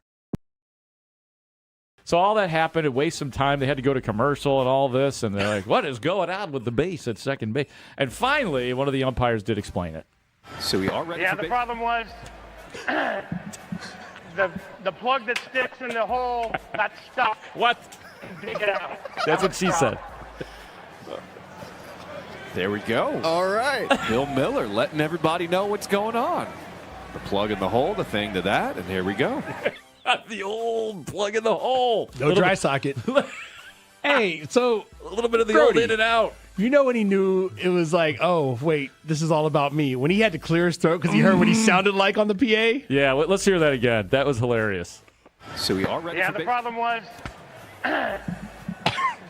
the plug that sticks in the hole got stuck. On 104.3 The Score. 2-2. And Chase Smydrop goes down swinging on the curveball. Well, the White Sox had a 3-0 lead, but the Yankees too much and will win the opener of this series 9-5. This was a game with some twists and turns. That was John Triffin on the call. CHSN is where we watched the game. It was a 9-5 final, the Yankees over the White Sox, and White Sox got out to a strong start against a guy who looked really good in his first start coming back from injury, Max Fried. They got 3 on him in the first inning, but then unfortunately the Yankees come back, answer with 4 in the fourth inning facing Noah Schultz. And then they just kept adding to it, 4 in the 8th and 1 in the 7th, yada, yada, yada. Next thing you know, it's 9-5 New York. I had the lobster bisque. Not the result we wanted. And we're still trying to figure out, Marshall, how to address Noah Schultz. He goes 3 1/3 yesterday, gives up 3 earned runs, 2 walks, 5 strikeouts. We're still trying to figure out what is his understanding of the strike zone. How does he marry his skill set with big league batters? And the Yankees with no Bellinger, no Aaron Judge, $144 million worth of payroll on the injured list currently. And you liked your chances. You at least had some optimism, especially after that 3-run first. But unfortunately, the Yankees end up winning this one. And we still don't exactly know what to do about our young pitcher. The Yankees are good at baseball. This is not a shocker. Even without the aforementioned Judge. Arson Judge. Even if that's what you want to tweet him as, yes, you can. I still love that. Even without Cody Bellinger and even without Giancarlo Stanton. They got a lot of power missing from that lineup, but they found you got a guy in Ali Sanchez who hits his first major league home run, a 3-run bomb off the Sox bullpen. Here's my issue with what transpired last night. Yeah. I think, I'm on record saying Noah Schultz, this is not play time. This is not development time. The White Sox are in the middle of a pennant race right now. He shouldn't be starting games for the Chicago White Sox. If it is still indeed a development year for him, he can go develop all he wants down at AAA because they can't afford for him to give you 3 great innings and then just fall apart in the 4th. You can make the argument that he should have been left in the game because Chris Murphy comes in, and I see him as a middle reliever who comes in when you're down in a game and he's just trying to get outs to keep you possibly afloat, but it was a high leverage situation when he comes in. That would have been, in my opinion, the perfect opportunity for one of 2 guys, either Brian Hudson, who he knows can deal with lefties because Jazz Chisholm had a rope of a 2-run double in that situation, or Sean Newcomb, who can give you multiple innings and can get you through the 5th inning. That would be the goal there. And then you could turn your actual bullpen arms loose. But because of the decisions that they made, because of the way that the Yankees responded, the White Sox were dead in the water. The Yankees have a really good bullpen. And it was on display last night. Yeah, I do think this is a developmental year for Noah Schultz because it's his rookie season. Yes, I agree. I don't blame how I feel about what Noah Schultz, but you just said you didn't think it was developmental. No, I said it's not a developmental year for the White Sox as a team anymore because they're in a pennant race. If you want to continue developing him, send him down to AAA and let him develop there. At some point, you have to bring people up so they get the big league experience. The Yes. rest of the American League doesn't dictate Noah Schultz's career arc. It's not about the rest of the American League. It's about the White Sox. The White Sox being But you in said a a pennant race. That's the rest of the American League. Yeah, yes. No. That's not the rest of the American League. That's that the White Sox are in first place in the American League, regardless of who else is in it. It's not about the American League. It's about the White Sox and their position, period. And what I'm saying is, if it's Noah Schultz who needs to get development, let him do that on his time, a.k.a. AAA. They're not on a developmental time for all the, like Braden Montgomery, he's contributing to success. Yeah, I heard what you said. So I was going to say how I feel about it, which is I think it's got to be the bullpen for him if they still want him to face big league batters, which I think would be very important. And it's a tried and true method that they've used before with some of their biggest name pitchers, Chris Sale and Garrett Crochet. So I think Schultz still has a place. But in the meantime, I'm also concerned about just what the strategy then becomes, because you said it, Marshall. Like there's Noah Schultz, then there's the actual game, then there's the American League that you discuss. But it's a 4-game series, and so you're having to use 5 relievers in a 9-5 loss for what you just talked about. Like the ripple effects of this become concerning. And that's where management has to come in too. Your manager has to say, what's the best use of him? I wonder what the front office thinks about this. I wonder how much longer Chris Getz wants to see Schultz in a starting role. I do feel like, though, he does need to be at the big league level to try to figure this out. Here's why I don't agree with that particular statement. When you talked about the other guys, tried and true, those guys performed and produced in those roles. Noah Schultz has not proven that he can produce in any role at the major league level. Now, if you want to give him a shot in the bullpen, I guess you can give him a shot. But if he comes out and looks like this pitcher who has control issues time and time again, that doesn't play whether you're a starter, and it really doesn't play when you come into the game as a bullpen guy. Either way, I think there's 2 different discussions when it comes to this. You and I have had them many times. And I think the reason we've had them many times is because we're seeing the same results. And so that's the question. Do the White Sox want to have the same results, or are they okay with it? In the meantime, what did you think about the whole situation regarding Colson Montgomery, who we knew had a bit of an injury? It was a bad send. And then Justin Jershell sending him when you know that he's a bit hobbled. It's not enough to go on an injured list, but he is kind of reducing his playing time right now. Knowing that he had the previous day off because of the injury after fouling 2 balls off in different parts of his leg. Understanding that context, I'm team send him, right? You love a send. Force the team to force them to make the throw. But did you watch the man run from any of the bases, because he was on base several times last night, that was a bad sin because Colson Montgomery is not nearly at full strength, and he's not the fleetest of foot anyway. So that's why I think it was a bad sin for him. I think you got to play winning baseball. That was not a winning baseball play in that moment because of the context of where he is with his own physical development. The man did not play baseball the day before because of his leg. Yeah, the whole thing was a bit confusing is how I felt about it, especially in a game where you had already lost the battle. You're right about winning baseball. The play still matters, but at the same time, let's see the big picture tonight, for example. On that note about winning baseball, what Edgar Caro did cannot happen with Jazz Chisholm stealing third base on him just not paying attention between pitches and kind of lollygaggingly throwing the ball back to the pitcher. And then Chisholm literally just takes third base in between pitches. Can't happen. It was almost as though it was defensive indifference, except it wasn't supposed to be. No, because at that point, he was the tying run or the go-ahead run? Yeah, the game was still in hand. Yeah, so you can't have plays like that against teams like this. This is when we talk about, hey, the American League is down and you have a chance to do something getting into the postseason. This is one of those moments where you're saying, how do we really stack up with the best teams in the American League? I also want to hear from Will Venable regarding the Noah Schultz discussion. Just see what you think. Yeah, just like we do every time through, we evaluate what we think is the best thing for us, and we'll continue with that process. But I thought that was a step forward for Noah. Really good there for the 3 innings, and maybe he gets through that there in the 4th if I leave him in there. But I thought he did a nice job, and we'll talk about it moving forward just like we do every time. That doesn't sound like anything's going to change. And you said it best, Layla, when you said they keep doing the same thing and nothing changes. That's because they haven't realized what I came to the realization about several times ago. And that might be they're just handling the mentality of a young and aspiring player, right? I understand that. But at some point, you got to pull the plug. And it could be now, it could be down the road, but I don't think they're gaining anything from pulling the plug later than earlier. And look, he's right. 3 great innings. But if it can all be undone and your pitcher can't get out of the 4th inning because you can't trust him after 2 walks and the bases are loaded with nobody out, that's a bad formula against some teams more than others, and the Yankees are one of those teams it's a very bad formula against. Just sounds like they're going to keep doing what they're doing with him. Like they're going to give him the reps and they're not changing it. I think the trade deadline should change that. We'll see what happens. We don't know what's going to happen, obviously, but I think because we've heard how aggressive they're being, if you can get starting pitching help, he's the first man out of the rotation. It's just such a big if, like you just said in a couple segments before. That's the hardest part is the if is massive. Keep listening for your chance to win a pair of general admission tickets to see Tool, Morrissey, Nas, Social Distortion, and more at Riot Fest on Saturday, September 19th.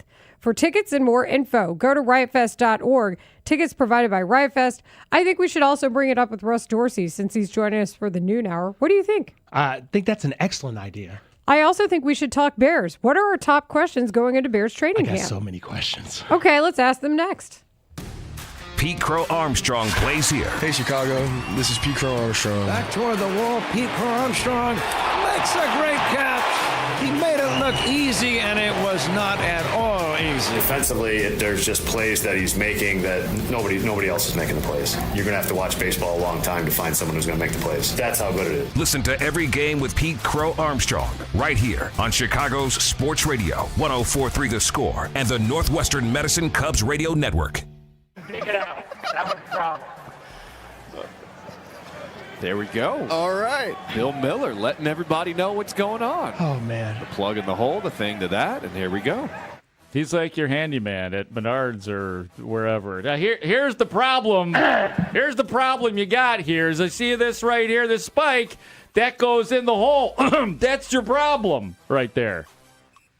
So they needed a whole commercial break to get that thing back in the hole in the proper way. Do you remember Little League baseball? At least when I played baseball, like of course they didn't have the professional bases with the big spike in it. They would have like 2 thinner spikes, and the bag was super loose. At least the one that I 'cause played in. yeah. They're just tiny little bags that they weren't the major league bags. Wait, the bags didn't move? I thought you played in the olden days where the bags, like, actually, they just put the bags down, and home plate was the only one that was actually out there. Just hope it's 90 feet. Yeah. By the end of the game. One step up from Sandlot baseball. Yeah, not that old, but definitely the ones with the two thin spikes that would go in it. So I was sitting there watching that and laughing aloud as Bill Miller just felt very comfortable telling everybody where the spike must go in the hole. It all felt very, to your point, Mark, minor league-ish. Yeah. Like the whole operation. Yeah. Because it's a minor league ballpark. Right. The Sacramento River Cats still play there. You know? The plug that sticks in the hole got stuck. The plug that sticks in the hole got stuck. I want to have Bill Miller on. Bill, tell us more about this. Well, it just got stuck. You saw what happened. The hole in the plug got stuck. Did that require an explanation, though? Because it wasn't like something happened on the field. That throat clear is going to be a drop. In all honesty, I appreciated that there was an explanation, because if you're watching the game, you're like, what the hell is going on? It was nice. It was nice to get like a very specific answer from Bill Miller right there. Yeah, I agree. Like, any delay in the action, I like the transparency, even if, and I mean, if it's going to be as entertaining as that, I guess Bill Miller should be doing them all. It'd be nice if he, like, it literally explained everything in reverse. What happened was you got your leg down here and the glove went on top of the leg and you weren't able to get under it, so the guy's out. I need one strange incident every game that guy is a part of. No doubt. I will say, like, you were talking about the NBA refs in those situations. They're pretty good. Maybe I don't watch enough I think NBA. they have real media training, because I tell They're you, good. they pull up to that scores table. Like you said, they give a little lean, like, Yeah. all right. This is my time to Time for my close-up. This is my one shot. Time for my close-up. And then they go, and they let you know in a very succinct manner what has happened. Sometimes a little flair, sometimes just straight up. Like, they all have their different ways of doing things, and I appreciate an NBA official on a call that is confirmed, or a call that stands, or a call that is overturned. Yeah, I mean, they really get that zeroed in like shot, you know. That's more, NBA referees, NBA officials are more like a TV show host than any of the other officials. Yes, you're getting zeroed in on, but you got this wide shot. Like, for the NBA guys, it's like they're looking right at you when they're explaining those rulings. You guys saw the Walt Weiss tackle, right? And the whole melee. I was wondering, I don't know if an umpire came on much like an NBA official would after and explain, like, these are the players who are called out. Usually it's just like they just point and go, and there's no real, as you said, they sort it out the next day or whatever to find out. I wonder if they're doing that now in MLB. That's my next question, 'cause that's the next logical step, right? I needed it to be Bill Miller. Reynaldo Lopez hit Jorge Soler in the face with a baseball. He got him pretty good. There was one return hit that didn't necessarily land, but he got him in the hole. Can you Walt imagine Weiss it? took him down. The Cubs are going to perform for Dustin, is Yeah. what I've learned. That's pretty cool. You're going. I hope the weather's nice. I hope it agrees with you. Maybe you could give us a report. If you get out there before 11, give us a report on inside the clubhouse. Did you happen to see what the giveaway is tomorrow? Oh, my gosh. Is it Pat Hughes Sweater Day? Almost. It should be Dustin Rhodes Vest Day. Is it? It is a Cubs puffer vest. Is that why you're going? Well, Your local Hyundai dealers. This is where Chicago goes to talk Bears. We are Sports Radio 104.3 The Score, WSCR, WSCR-FM and HD1 Chicago, and Odyssey Sports Station. The Score! This hour is brought to you by Menards. Save big money at Menards. We're still going through the weeds there of what the training camp schedule is going to look like. I'm hoping over the next few days to stamp a number of things, but you gotta pay a price. You gotta make deposits if you want to have success in this league. I've been in it 15 years now, and I don't think there's any way you can cut corners and expect to win on Sunday. So training camp's a big part of that. Our guys understand that. They know what they're walking into, and I think our type of guys, they embrace it, they want it, and so I'm really looking forward to it. I just feel like more music needed to happen there. It's here. Bears are here. I'm you not hear the anti-music. music? I'm not anti-music. You know what those bells mean? NFL Films. Is that when it gets dramatic? Yeah, I think it just stays dramatic. It's a pretty majestic type of song, but this is it. Training camp takes place starting today for everybody. We know that rookies started reporting on Saturday. People will trickle in. People have been in and out. I feel like the dramatic music from NFL Films is way better than the drama we lived through 2 years ago. Remember that? Training camp? Oh, I just mean the entire season, 2024. Oh, yeah. Sorry. I'm like, which traumatic part are you referring Oh, to? I meant the whole thing. Yeah. Our culture is awesome. You see, that's the thing about the Bears. There's been so much of that through the years. It's like, you got to get so specific. Yeah. Unfortunately. Like, are you asking about like Kevin White's injury status? I said 2 or... years ago. But even in that season. Yeah, I mean, which thing 2 years ago? The whole thing. Like Thanksgiving? Or a lot of Bears trauma. It was a good call by the whoever this coordinator was, and that would be me. Lugetzi, like, wait. Trauma, drama. They become, the Venn diagram becomes very circle on circle when you talk about Chicago Bears past, but not the present and not the future. They're the same picture. So we got the news, Marshall, and I know you were out yesterday and Friday, but we got the news over the weekend. The PUP list included Kyler Gordon, which we know has been a point of contention, and then additionally Shamar Turner. Now, there were some typical names that we expected to see on there, like Ozzie Trapillo, but that just goes to show that I think there are going to be some questions asked today regarding Ben Johnson, Ryan Poles, about like Turner's timeline, for example, Kyler Gordon, what we can expect, because we know he had an injury in the offseason program. He wasn't able to play. But yet again, that is same song, different verse on people you would like to see soon. Does that give you more pause than the TJ Edwards on the non-football injury list? So I think they're getting away with one there because even though he broke his leg in a football game, there's also some muscle strain issue reportedly away from the facility. But I think that's just creative accounting. I think you're bringing us to the point of this segment, which is what questions do you have for Bears leadership when it's head coach Ben Johnson, it's the general manager Ryan Poles? First things first, who's available and who's not? And if they're not available, when are they going to be available? That's why I addressed the PUP list with you. When you saw that, what did you think? My initial reaction was like, okay, because it's still early. And it's early enough that like this doesn't have to mean someone's not starting the season. Like Noah Sewell, we knew. The jig is up. Keyshawn Elliott, I get it. And what do we have? 7 weeks before the regular season starts? So that's enough time if it's a 4 to 6 week even injury from now. Preseason game 1 is on the 15th, friends. Let's exactly. go.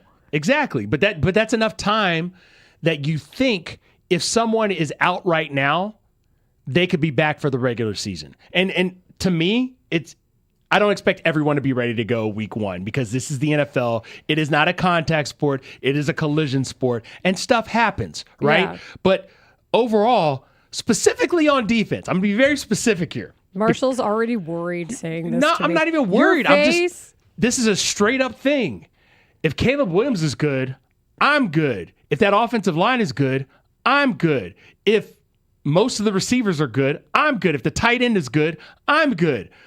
But if someone who is considered to be a top 5 player on this defense is not available week 1, the Bears are in some trouble. Yeah. We have to acknowledge that. We have to not sugarcoat that. We have to say, look, you told us you didn't need to do stuff because you were going to get better coaching for your guys. It doesn't matter if you have better coaching if your guys are unavailable. We talked about this, the idea of better coaching really helping veteran players who know what to do. That's also a bit optimistic. I bit my tongue there. I was going to say unrealistic. That too. You're like, what? It's different for a young player. Oh, if only. But you know what's funny is there was a video of Clay Harbor showing some defensive drills that were taking place, and there was an NFL player who did come out and say, this is improper technique. And that was this offseason. I don't like that. I don't like that at all. But to your point about looking at where these guys are and better coaching can't help veteran players, if you're saying that about a Shamar Turner, who last I checked is on the pup. Or you're saying that about Austin Booker, who's still an ascending player in my mind. Yeah, he's still learning his That's bag. fine. Yeah. But for the guys such as Dio Odingbo, who we don't know what his status necessarily will be. And second contract. Yes. And a guy like Grady, who, Grady Jarrett, we call him. Multiple contracts. We put the O, the L, and the apostrophe in front of his name for a reason.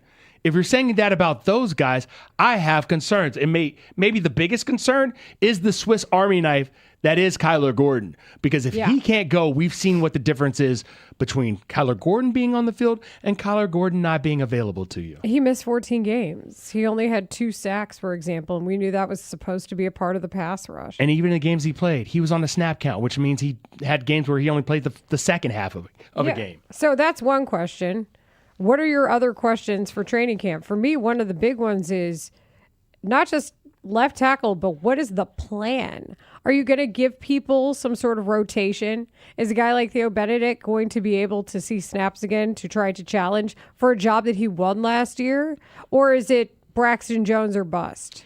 I'm ready to have Tyler pull the sound from last year when they talked about how it was an open competition at left tackle, right? Because Braxton Jones was coming off injury, and we knew even then, remember the first time we heard Theo Benedict mentioned in a way in which had him elevated above others, we're like, is this just a ploy to motivate the others? It was not. No, and there were times during games in the preseason where Theo Benedict had not only completed all of his blocks, he was standing looking around for other people to block. I like that. So I get it. He had a really good preseason, and we saw how that played out. But it was the Ozzie Trapillo, they didn't like him there at left tackle. Then they decide to move him. Then they move him back to the left side, and then he ultimately finished his part of the season as the left tackle. So that's what makes this so still up in the air for me. It's Zapillo.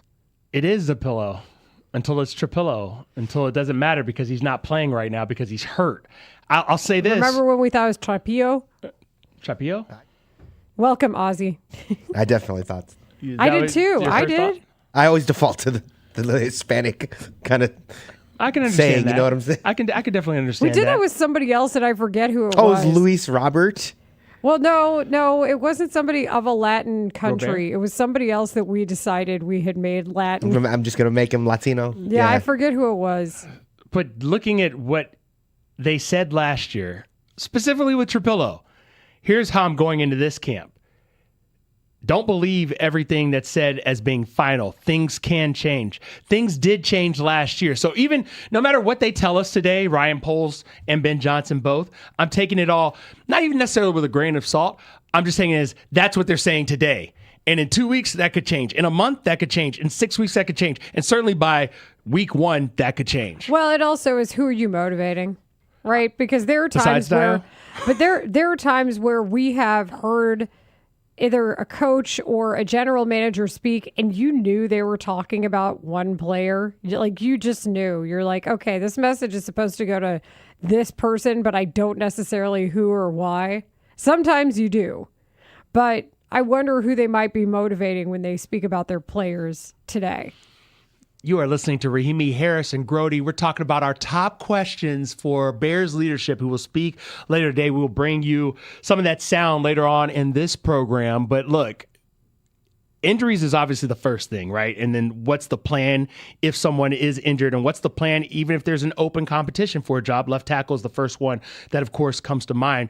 My next question is this. Where are we at with extensions? Is anybody being extended? Are negotiations happening right now? What can you tell us about your plan? And they've been pretty good about telling us, hey, we hope that they earn, an opportunity. I think this is Caleb Williams specific to prove that they deserve whatever it is that they're going to be offered, right? But then there's other guys, Darnell Wright, who once you put the little all-pro next to him, we know he's in your plans. Where are we with those plans? Right, especially since he is one of their homegrown guys. He is a Poles regime player who he drafted. And when does that get settled? And they don't have a lot of money right now to work with under the cap. They only have, I think, about $8 million. So you have to have at least, I think that the adage is you're supposed to have about $5 million just for working money for the cap to make room for injuries, to add a player that you might need to who's unexpected. So they can't, people say, oh, you can extend the cap into infinity. They don't. They haven't, That doesn't seem to be a best practice that they participate in. So judging that, are they done with help on the defensive line?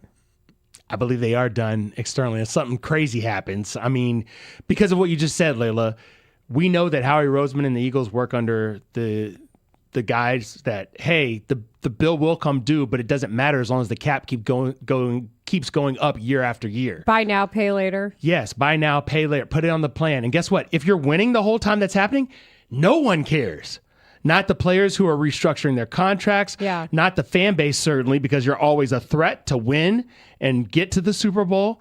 And I would like to see more of that attitude. And I don't know if that's a cash flow issue, or if it's something else, why Ryan Poles and Kevin Warren and George McCaskey operate the way they operate fiscally into the future. But I wish they would have a little bit more flexibility. And I'll open this up too to not just us, but text and call. 312-644-6767 is our number. And like this, for example, 847, my main question outside of the obvious injury ones, why hasn't Darnell gotten extended yet?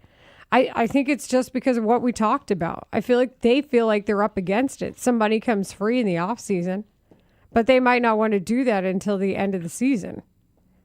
Does that make it difficult for a guy like Darnell Wright? I'm not sure. No, I think Darnell's just doing his thing. He is in a, I don't want to say comfort zone, because you're always trying to get better and improve and make the adjustments as defensive linemen, edge rushers are making the adjustment to you. But he's coming from a good place right now. Yeah. Year one under Ben Johnson, and you look at the offensive line and how it played as a whole last year. Yeah. Some of the other questions, because we mentioned left tackle specifically, what's that center plan look like? Right. Because I don't know if the starter day one is going to be the starter in week 10 or 11. But I'd like to know if there's a possibility of that changing up. Well, that's it. Is what is the plan regarding the handoff ceremony for Logan Jones? Or is it even this season? Is it kind of what Garrett Bradbury faced in New England last year, where he knew he's the guy to help the guy? But they seem very excited to have him. So how does that play into this? And then Mark Grote brought this up yesterday, Marshall, Joe Tooney. Is there a point where they have the nuclear option where they put Tooney at left tackle just because of the injury concern and the ability that Joe Tooney can play with? I don't like that. I don't like that at all. Mark, if you're listening, I don't like that. I like him playing the position he's playing at a protector of the year level.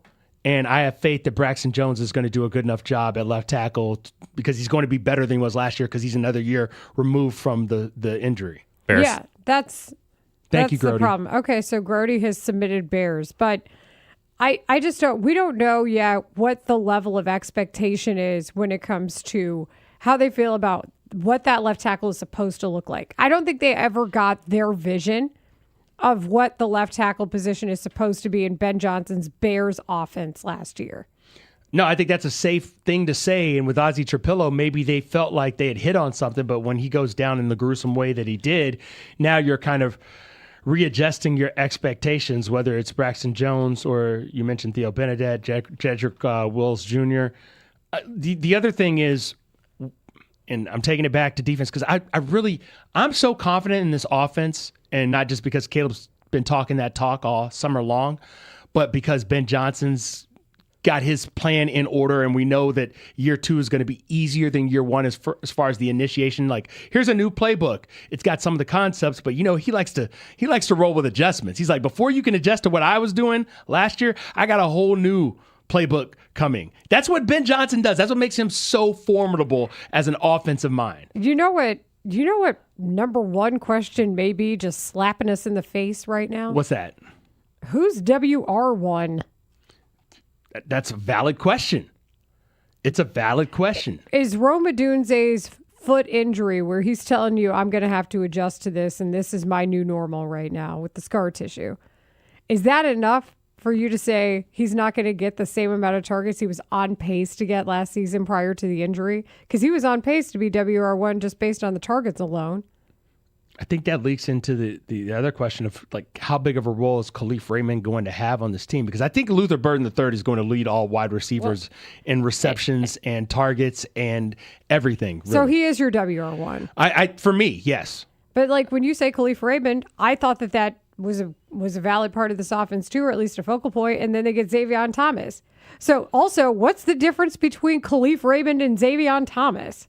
Aside from one having years of experience, I think that's and the other one having 0 years of experience.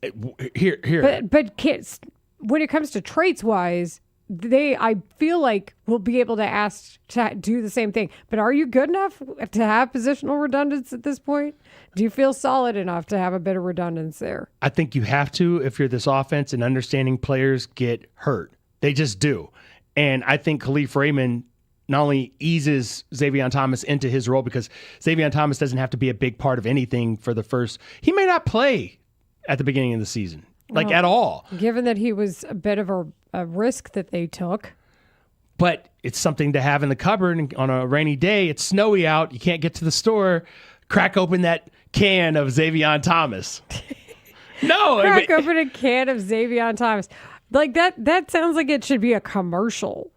Yeah, but I do expect a lot more 13 personnel. Oh, yeah, so absolutely. Since Sam Roush, he's got a role to play. We know Cole Kmet, he's solid. We know what he's doing. We know Blanket, get weird, go Wumbo. Look, go 4 tight ends. Let's see what happens. Again, one of my questions is and this is probably not a question for Ryan Poles and Ben Johnson specifically, but probably for the offensive players, is how much variety will we see compared to last year in Ben Johnson's play calling and playbook and what he wants to do formation-wise, all of that stuff. But again, I'm not worried about any of that, Layla. That's just more of a curious question. I'm worried about the defense. So, is Jalen Johnson good on day one? When was the last time you thought about Jalen Johnson in a deep way compared to the other members of this team? Because we have so many questions about all these other people. Yeah, that's what we were trying to figure out yesterday. Grote brought up Jalen Johnson in connection with Kyler Gordon. I was like, whoa. I thought one guy was good to go here. And I felt that way about Jalen. Okay, so 224 says it's not just Rome's foot, it's also the drop catches, which is why I said targets. He seems to be targeted so much. Even in the playoff game, it's up to him to catch the ball. But I can't say confidently his drops are going to dictate fewer targets. That's my big issue. I feel you on the drop catches, but I'm talking about targets when I say wide receiver 1.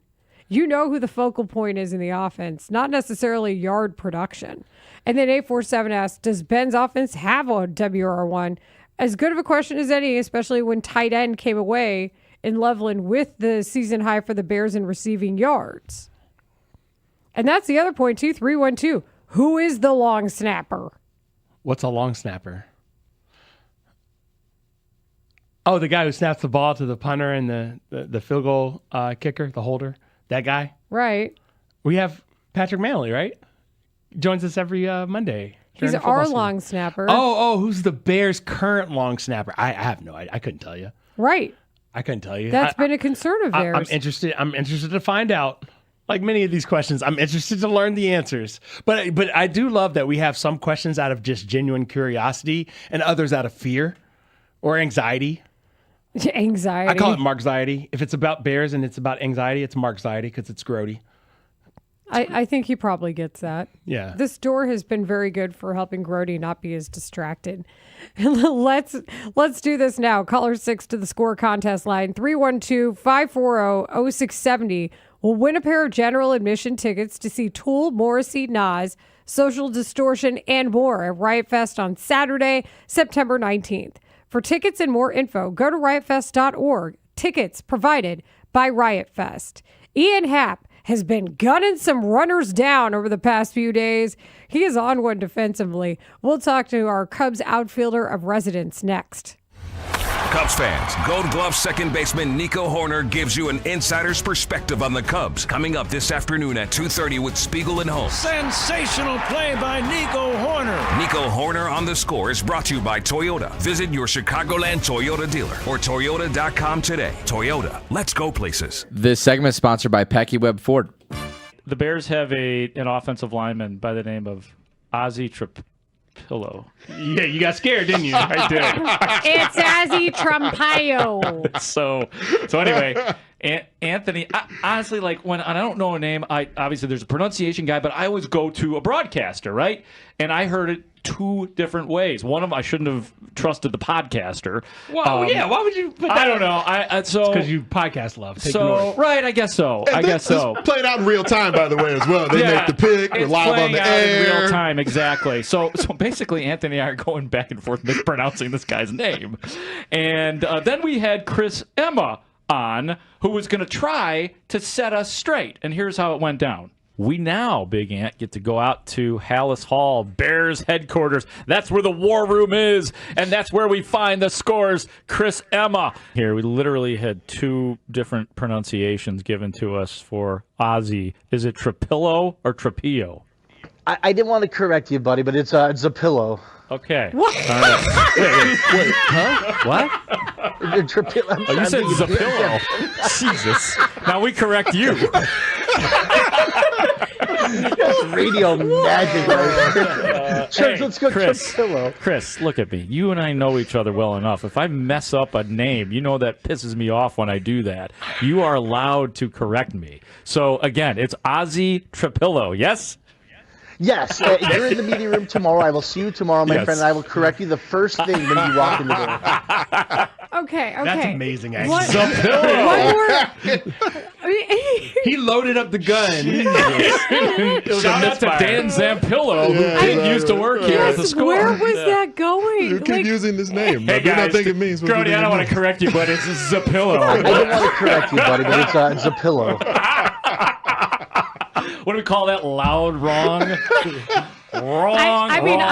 I still love Max Rustifer. Like that's still my that was favorite. a Perkins special. Oh, yeah, Max Rustifer. And then Max Rustifer became a thing, as it should have. They call me Layler, and I love it. Layler. I think it's really cool. I like Layler.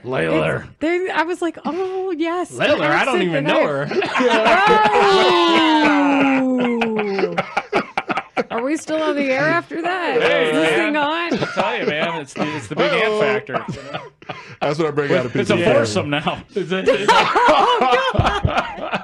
Earlier, Ant, we were talking about our relationship. Ant has taken his headphones off. Yeah. He's taken the jack out of the headphone Can't jack. take the heat on this show. Ant is already packing up. This is what we're bringing. He We're just drove left with the all the thruple. way from the suburbs for this, and that has ended Ant Heron's time on the show. I'm today. going back to my safe life in the burbs. Freddie Gibbs is joining us here on The Score. Freddie, thank you so much for blessing the show by coming through, man. We appreciate it. Bear down, bro. Bear down. That's all I can say. That's all I got to say. How about it? How about it? So, how much fun are you having with this team and this season? It's like it's emotional and psychological, healthy to live this thing, isn't it? I mean, it's just an emotional thing being a Bears fan, and we've been going through so many dog years, man.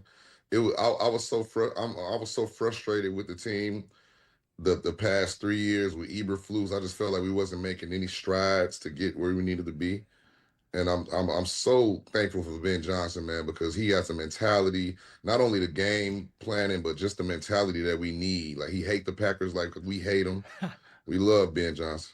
It's funny that you say that because we were actually talking about that in the last segment, that the other coaches that have come through since Ditka, they all were saying like, hey, we want to beat the Packers, but there's a difference between I want to beat the Packers and F the Packers. And that's no, you can't you have to hate the Packers to be with us. You can't, like, I've seen a picture of Eberflus at a basketball game with Matt LaFleur. You can't do that.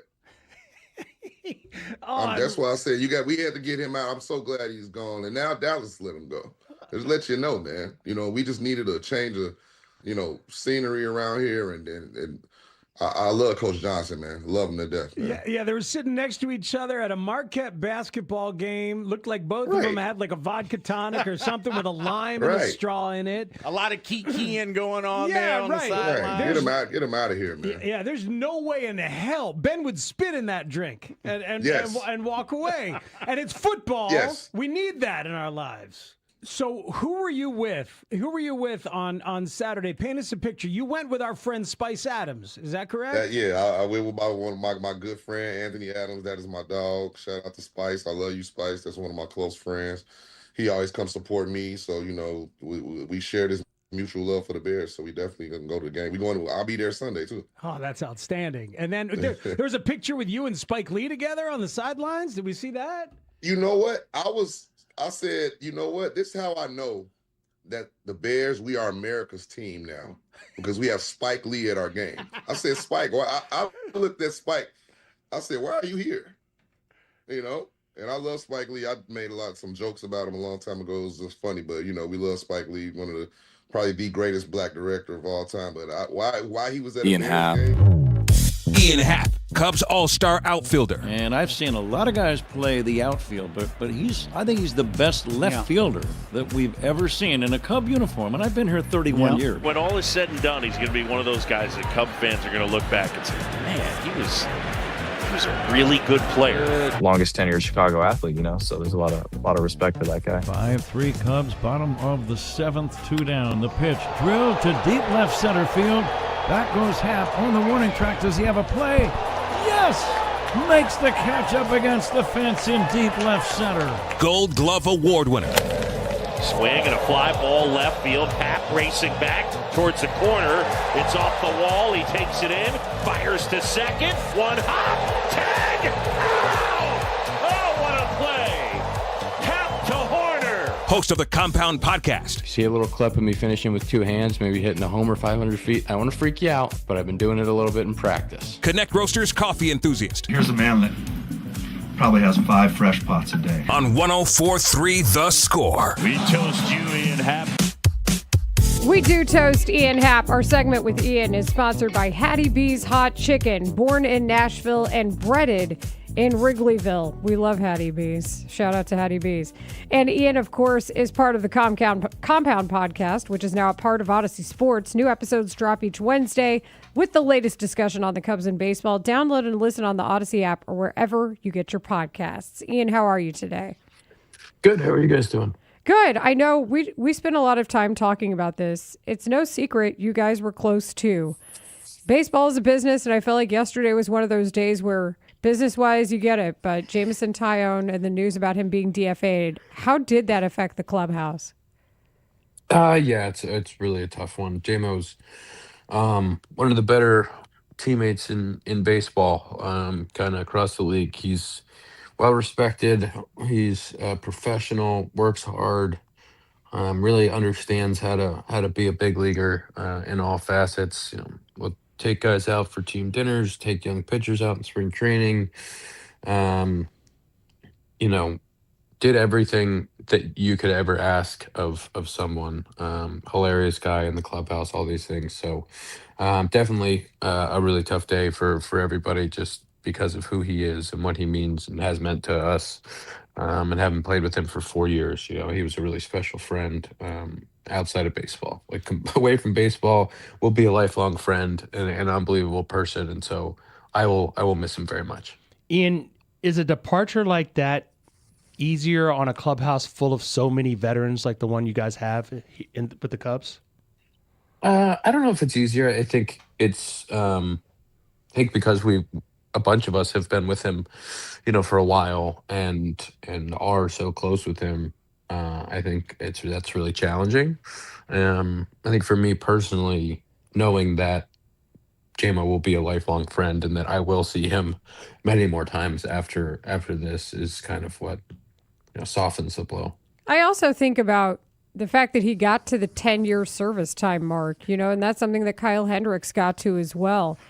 That's not always the case. I don't think a lot of clubs will work with somebody on service time. I'm not saying that directly happened here, but it was, I know you guys care about that very, very much. What does it mean to get the 10 years of service time before this happened? I think I'm glad J-Mo got 10 years as a Cub. He's played for a couple historic franchises and he pitched big games for the Cubs. He pitched unbelievable in the playoffs for us last year. He had great years with us, and I don't think it was a matter of trying to get him to any number. I think he had the injury and he was working back from that, and I think it's unfortunate that he didn't have great luck with the batted ball stuff this year, and I think he can still get outs in the big leagues, and I think you're going to see that over the next couple weeks. He'll be somewhere getting outs for somebody. Ian, one of your teammates, Dansby Swanson, had something great to say about him. He said, quote, definitely on my Mount Rushmore of teammates in describing Jamison Tyone. It got us to thinking, who would be on your Mount Rushmore of teammates in your major league career? Jamo's on it. That's for sure. That's for sure. I think, John Lester he's an all-time teammate because of what he would, he was so generous, man. Unbelievably generous human. I've played with so many great teammates. It's hard to only do a Mount Rushmore because Riz and Jay are up there, Dansby and Nico are up there.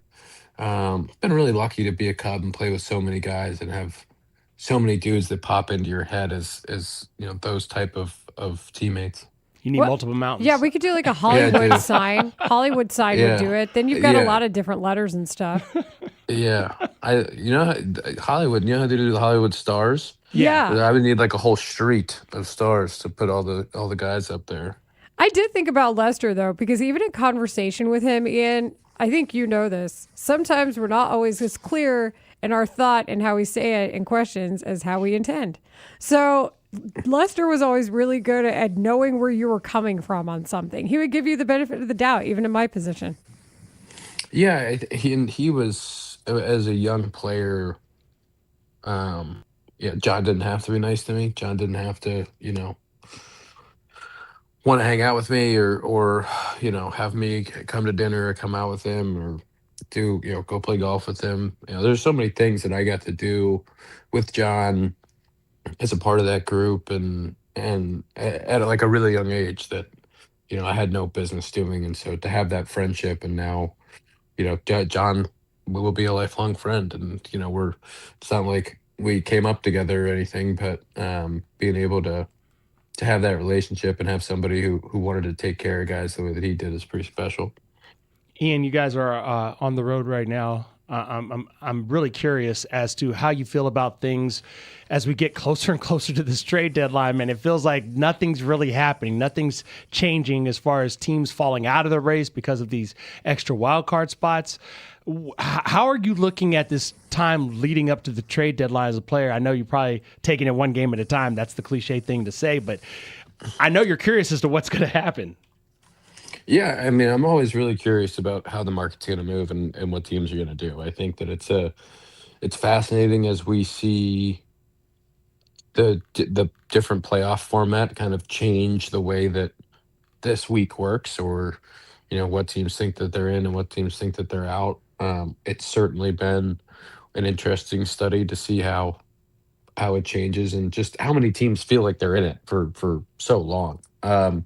And we've seen before, you've seen teams that have sold or half sold and then end up getting hot in the second half and going on a run. I think the Tigers did that a few years ago, right? Where they kind of traded a few guys and then before you know it, they rattle off a bunch of wins the last 2 months and make the playoffs. Like that, it's just this format and being able to get hot late it's a little different that way, and it makes sense why teams still want to be in it. But as players, it's so far away from what you can control. Jed's not calling and being like, "Hey, who do you want?"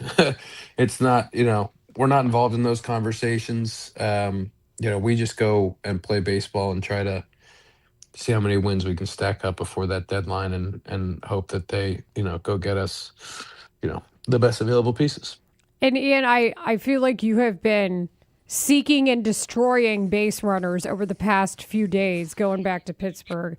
I want you to rank these plays. Let's start with number 1, 7th inning Pittsburgh. You had this outfield assist at home to get Henry Davis out at home. That was a double play. That might have been my favorite because I love an outfield assist. Then in the 7th inning yesterday, you had the jumping catch at the wall to end the inning in the bottom of the 7th. Then you come out in the bottom of the 8th, and you throw to Nico Horner as Ivan Herrera tried to stretch a single into a double, and you told him no. So which ones would you rank on what felt the best for you, 1, 2, or 3? Man, I think the Herrera play is probably 1, just with the difficulty and and that's a big out. Obviously, throwing a guy out at home is an awesome play, so that one's going to go into 2. And then running down the ball at the wall will go to 3. Okay. Well, I would also like to play what Craig Counsell had to say to the reporters last night about your throw on Ivan Herrera. Yeah, I told Ian that's the best defensive play I've seen him make in the 3 years I've been here. I thought it was an incredible play. When he's on the warning track, he's kind of got the ball kind of takes him a little bit backwards, and to be that accurate with the throw from a very long distance, I thought it was an incredible play. Incredible play. Let's go back to Mount Rushmore. Is that on your Mount Rushmore of outfield plays? I mean, clearly, if he thinks it's the best of his time managing you, that's high up there. Yeah, I don't know if that one's going to be on the Mount Rushmore, but that's I will certainly remember that. That's like that's one, just the way the ball hopped and watching Nico make that tag. That's one I will definitely remember. Counts told me that after the game last night. It was pretty late, and we were about to celebrate Dansby's tenure, so I didn't have anything for him really, but I could have hit him with something about the game in Milwaukee where I threw 2 guys out in a row. He was in attendance at that one too. Ian, tell me that. I get that reference. He was on the other side of that one, though. Mm-hmm. Ian, you said Dansby's 10-year celebration. Tell me there was Malort involved. No Malort involved, actually. None of that. Yeah, just a little talk in the locker room and a little bit of gift giving and just making it important. And it's a special day, and Dansby's meant so much to this organization, so just making sure that we celebrated that. Can you tell us about the gifts? Or? Yeah, we want the big league info. Just a little bottle of Ace of Spades from the boys. Yeah. Casual. See, that's not Malort. You're right about that. Yeah, not Malort. Okay, that's pretty amazing. So, what are some of the best gifts you've seen? You mentioned John Lester. I mean, he bought the entire city a beer one day. Yeah, John got me a bottle of Ace of Spades for my first career homer, my debut. Signed it, put it in my locker. That was a really special. That was a really special one. But one of my favorite teammate gifts that I ever got, I might have told this story before, but Lackey was pitching against the White Sox, hit like 5 guys in 2017, hit Abreu twice. And so I let off an inning, got plunked. And the next day in my locker, John had a very, very nice bottle of wine and a dozen Pro V1s in my locker. Oh my goodness. That was my favorite big league gifts because I got hit on purpose, didn't think much of it, and then the next day, very nice gift from John Lackey. Let me flip it on you. What's the best big league gift you've ever given? That's a good question. That's a real good question. I got Bodie a backpack, I think, way back in the day. I'm trying to think about. Hold on. What kind of backpack, though? It wasn't like crazy. It's like a Toomey, I think. To us, it's still pretty good. Yeah, we're very basic people here. But sometimes, sometimes you got guys like they coming up and they're giving, the designer all kinds of crazy stuff. I'm gonna have to think on that. Okay, I'm gonna get back to you on that. Well, and I just want to go back to what John did because he essentially told you there, thank you for taking one for the team. I mean, that's really impressive when you consider somebody's word and what that means to a pitcher like that on the mound. I mean, just so professional. And like him, he was always so angry on the mound. And like, of course, in the moment, he's not going to do anything. But him realizing like, oh, I hit 5 guys and you got plunked for it. That's my bad. Here. Thanks for taking it for me.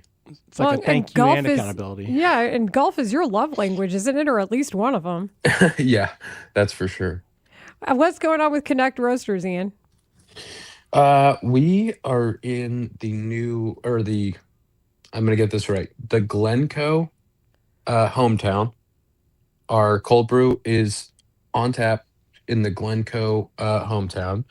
And with the Hope Blend for Matty Boyd's foundation, people have already bought enough that with Kingdom Home, they're 1,200 meals donated to Kingdom Home to help children in need. So we're super excited about that. You can go check it out on connectgrocers.com, the Hope Blend, and support Maddie Boyd's charity.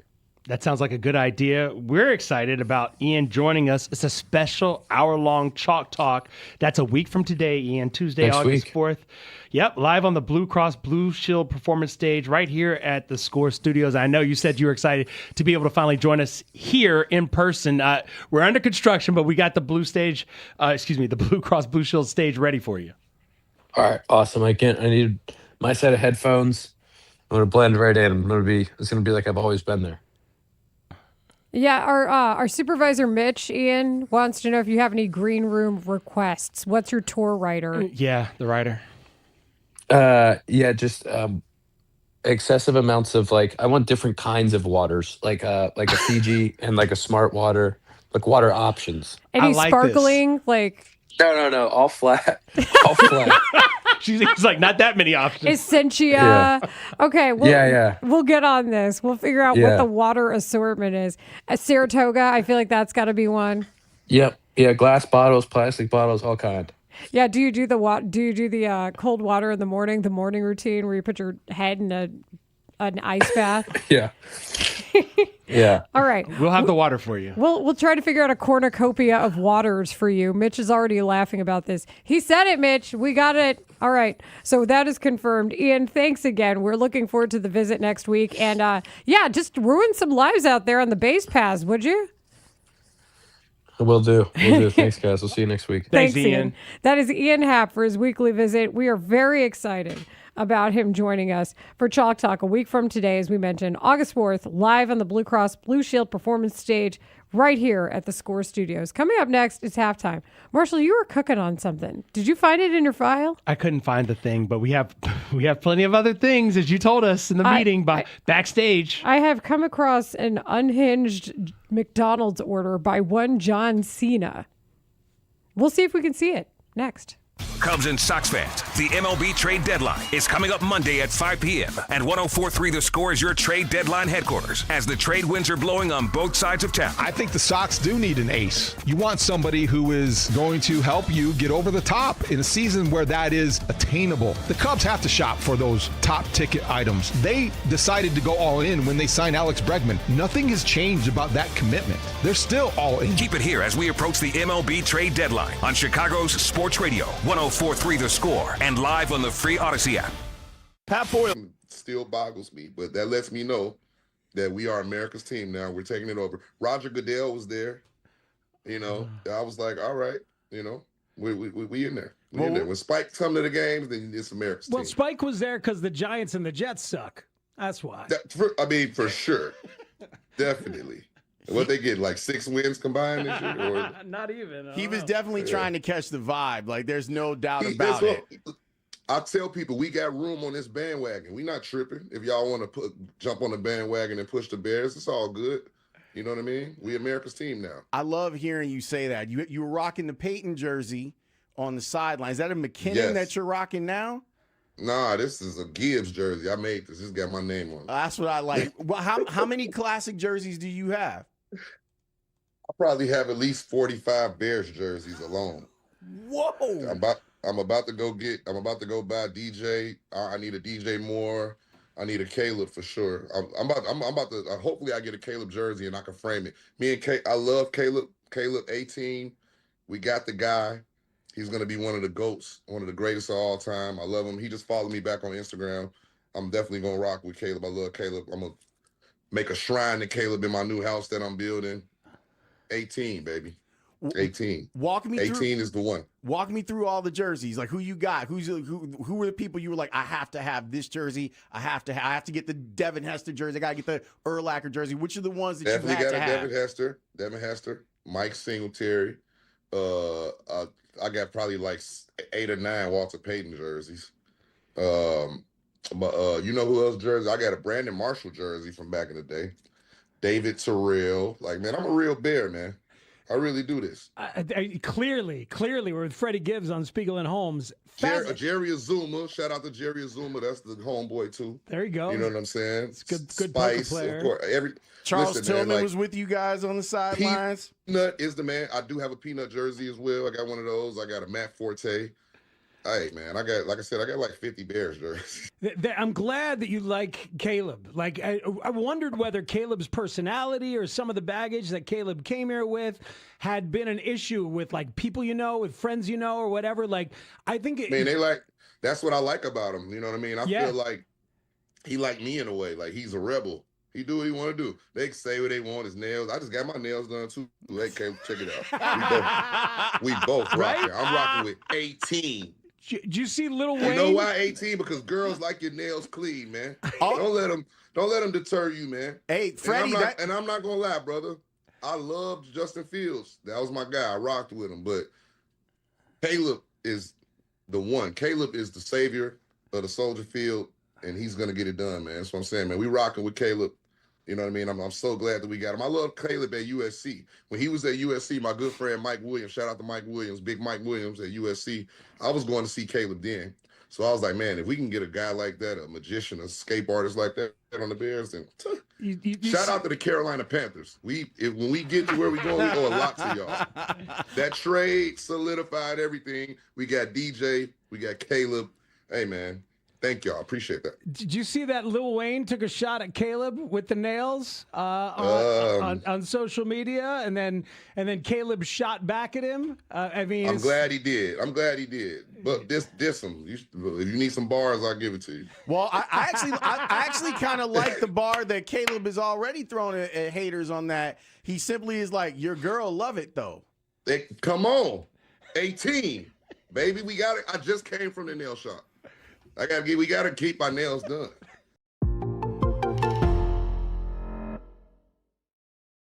I will seek out more Matt Patricia content. Okay. And that is my confession. All right. He had thoracic outlet 10 Our syndrome. Fathers, by the way, for that. Oh, for the shoulder. How many Bears? Oh, that's a great question. How many? Because that's the absolution I'm looking for. How many Bears? Well, no, the absolution is that Rahimi, Harris, and Grote. We asked the question yesterday, what to do about Jamison Tyone today.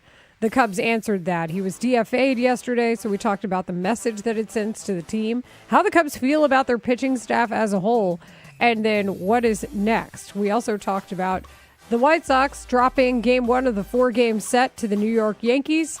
We had questions. What are yours as the Bears enter training camp? We expect to hear from Ryan Poles and Ben Johnson. We'll bring you that audio, hopefully around 1 o'clock for you. Cut it up, make you hear the best parts of it. We'll discuss it as a team at that time. And we talked to Ian Happ, not just about Jamison Tyone, but about some of the gifts, regarding 10-year service time. And then him just messing up people's plans on the base paths. It's halftime. I love a good McDonald's order. I see they have a new sauce out, Caesar. I love McDonald's sauce news. And then John Cena did me one better. No sauce. This is from Delish. John Cena shares his truly unhinged McDonald's order. Now the question is, can you even see it? Because you can't see John Cena. So he is trying to figure out what his method is. And John Cena is pro bread. He says bread is misunderstood. It's very, very healthy. Cena loves sandwiches for their versatility, describing bread as the bookends for your creativity, which I kind of love because I'm still pro bread.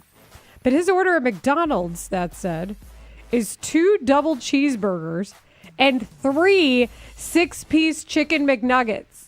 That's 18 for those of you not doing the math. No sauce. I like to raw dog the nuggets. I'm with that. Ray, Tyler, and I just lost it. I just had in my head, I thought you were going to say that. That's okay. No sauce Let's at all? Let's talk about this. At all. Here's what we know about sauces. What happens every time they drop off McDonald's? I'm like, ooh, what different sauces do they have today? Every time. Okay, here's my preferred way of dealing with modern foods and eating, and especially when you're eating out. There is something about the sauces where it's so much of it is sugar. Like, ketchup is sugar, right? It's just sugar. Basically. Yeah, I mean, yes. Okay, let's start with that. There are different levels. There of are it. different levels. There are different levels. There are but different ketchups. if you get the sauce and the sauce is like 60, 70 calories, I prefer not to drink my calories. The exception is when It's about balance, our great leaders such as Mitch Rosen, Ryan Porth say, hey, Starbucks. which they just did. We're very excited. And Ray, can you see my order on the Starbucks? Can you see what I am Yes, ordering? you have ordered, Mr. Marshall Harris, a hot chocolate, no whipped cream, marshmallow dream bar. Yes. It's about balance. That is not good for me. I'm going to be the first one to tell you. But I thought a hot beverage sounds really good going up against the iced tea that I bring in here every day. Yes. That's why I got. If I didn't bring the iced tea, I would have gotten an iced tea. Well, also, ultimately, nobody is judging you. Oh, it's not about judging. It's like for your health, those sauces add up quickly in terms of just empty calories. It's just how you want to spend your calories. If you're focused on the protein, the 18 chicken McNuggets, that sounds amazing, actually. This is hilarious. 847. I worked with Cena a few times, and during lunch once, I asked what his calorie intake was. Excellent question out of a guy like John Cena. He said about 4,000 calories per 1 hour workout. That tracks. That's a large man. That's a lot of protein needed for the muscles. So he strikes me as a guy, when he eats eggs, eats half a dozen eggs in any setting. See, 630 has my plan. Like, just mix in your fiber. If you eat fiber and keep your saturated fats low, that's the key to success. That works as you well. You can eat ketchup. Yeah, see, I'm like you. I eat carbs, but that's the point. Like, I eat carbs, I eat but the saturated fats is where I have to watch it out. So like the fiber for me is really key. No, fiber is important for everyone. I have the genetic marker, and cholesterol and I are very clear unfortunately about that. friends. I think with the sugar thing I'm trying to say is like... Don't judge 847 on our text line. Choose your sugar. Like, I'd rather have sugar... Choose your fighter. In solid foods than in liquid form, because the liquid just goes too quick. But in solid foods, like if you eat a piece of cake, you're really enjoying that cake. This marshmallow dream bar, a.k.a. I love Rice some of Krispie the treat. I love some of the sauces at McDonald's, but I'm also only ordering like the 6-piece McNugget. Yeah, I'm so not out here with if the it's 10. an 18 piece, have you ever eaten a 20-piece McNugget before?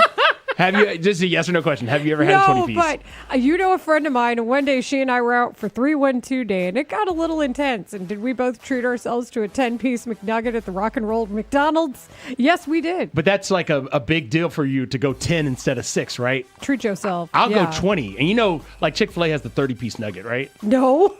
Yeah, you can get Incredible. You can get a meal with a 30-piece nugget. A 30 nugget meal? Yeah, I've had that before. Dang, you guys, I've been missing out. It's about protein intake. Just get your protein, and then, you know, the other stuff just kind of comes with it. If you want to order something else, I don't really care. I'm just kind of interested. That's how I sit with it. And with John Cena, and like also, you know, maybe I'm getting the 10 nugget, but I'm not getting the fries. Do whatever you want. Oh, so you wouldn't get like the 10 nugget meal? No, I got the fries. I got just the 10 nuggets. I didn't get the fries. No fries? McDonald's? Did it sound like it made sense at the time? Yeah, of course it did. In but your mind. I'm getting the sauce. Like, I really like the spicy sauce. I love the buffalo. Buffalo sauce is a big one for me. Here's the question. If you get the sauce and you do happen to have fries on that day, are you using ketchup or the sauce for your fries? No, ketchup. Okay, that's yeah. I use the sauce. If I'm getting the sauce, I'm using it for fries. I'm using it for everything. And sometimes I have like Kewpie mayo at home, and I'll mix like a sriracha and Kewpie mayo together with my can of tuna. That's really good. 815, Layla. Raw dogging nuggets is about as psychotic as sleeping with your socks on. Are the nuggets not good by themselves? What happens to the Am I the only one? Hey, I have to dip my nuggets in some sort of sauce. Really? Preferably ranch. I can't raw dog my nuggets. I think we need to really stop saying that. That's what it is. There's no way this ends well. When you run without music, that's raw dogging a run. Or like the people who don't have anything on airplanes. What is that, friends? Like, if you're listening to a 4.5-hour radio show, then you probably don't know what that life is because you listen to us. But I'm so curious about Layla, that. Yes, sir. 847 has a question. Who is ordering a hot chocolate in late July from Starbucks? Haha, come on. Worthy judgment there. LOL. Tell them about the temperature in this room. Because 847 also said that they were judging you on the hot chocolate. But yeah, that's and I said no judgment. What are you doing? But tell them about the temperature in this room on it's a day-to-day always basis. freezing. Like All Marshall right. and I sit here with our arms glued to our bodies and hunched over, not because we want to flex our arm muscles, but because we're cold. I wish I had that kind of definition. I'm no Russ Dorsey, I can tell you that. I know. And Russ joins us in studio for our next hour. Actually, that would be next. I see what you did there. Oh, wait, 847, that's worse than eating a plain hot dog? I will I also don't raw know. dog a hot dog. I don't. Oh, okay. I'm going to end this segment before one of us gets in trouble. Panic. The Spiegel and Holmes Show. Afternoons 2 to 6 on The Score. Kyler Gordon, I wouldn't call it a surprise, but it was definitely something where people were like, I don't like this. It has me very worried that this is trending towards A, bad contract, and B, towards a guy, and I want to be careful here because I don't want to get into character assassination here. Sometimes it can appear, and it appears right now, that the love and desire to be a part of it is in question. The Spiegel and Holmes Show. Afternoons 2 to 6 on Chicago Sports Radio. 104.3 The Score. And always live on the free Odyssey app. You must say Bears, Bears, Bears 1,000 consecutive times at some point in time, whether it's on your walk home, whether you're, I don't know if you're driving back to Hyde Park tonight. I might want to walk home considering what's going on Lakeshore Drive. Oh my God, yes. Southbound Lakeshore Drive no longer exists. I think you should say because of the race. Bears, Bears, Bears on the air for a segment. You know? Yeah. 20 minutes of Bears. It would probably rate very highly. I actually think that's a great idea. Probably would. And the We're best part talking would be, Bears on The Score. And the best part would be like we'd ask the listeners what we were talking about, and they'd be like, "They kept talking about the White Sox." Lawrence, you remember that's the old Zach Zaidman adage. All you have to do is give out the phone number and say Bears, and you'll have full calls. I'm picturing the person listening to Lawrence do Bears, Bears, and the guy in the car going, "Yep, Exactly. yep." You bet. He's right. The guy in the car being like, "Oh, I'm so glad someone finally said it. Someone finally said Bears." You gotta turn on a score right now. They're doing the Bears thing. I'll tell you what nobody's talking about. Lions. Lions. And Lions, Tigers. Lions. Oh, my. This sounds like an improv exercise. Isn't the whole day? I was gonna an improv say this is exercise? what radio yes, is. Yes, it is. Yes. I also, Someone texted laughed. in and said, "Let's do Bears instead of categories." Bears. Lawrence Holmes, if you don't stop naming every bear. That was a segment tell my you old about the radio Bears. station did in Dallas. The Ticket, they just did a segment called Name the Baseball Players. So it was obviously a bit, some people would call it and just name baseball players. Some people hated it, but it was pretty funny. Categories coming up at 325. Tanny, what was the fantasy football? Sit 'em or bench 'em. Sit 'em or bench 'em that you guys used to do on Boards and Bernstein. That was awesome. That was awesome. Such a great segment. Yes. Should I sit 'em or bench 'em? Because they didn't like fantasy football. They didn't care about fantasy football. So they did sit 'em or bench 'em. And to speak to your point, Grote, Yeah. a highly rated segment. I believe it. People would just listen to them go, you know what, bench them. Sit them. I called the radio today. They told them to bench them. By the way, before I let you go, I talked to Suzuki about his walk-up music. You know, it's Frank Sinatra, right? Mm-hmm. How does Suzuki end up with walk-up music from Frank Sinatra? So I went up to him after the game, and Jesse Rogers and I were standing there, and we both asked him. We said, "How does this work?" And he said, one of our trainers suggested calming music. I asked for calming music. He suggested Frank Sinatra. So therefore, the rest of the year, you're going to see the calming effect of a guy that smacked probably one of the hardest home runs he's ever hit last night against the Tigers, listening to Frank Sinatra, welcoming him into the box. Start spreading the news. Wow. That's Very pretty nice, good David. stuff. Very nice. Yeah. Guys, have a great Good day. job, Bruce. Thank you, buddy. What I wonder what Sinatra's song it is. Do you know? I don't actually. I'm not quite sure. He was one of the great.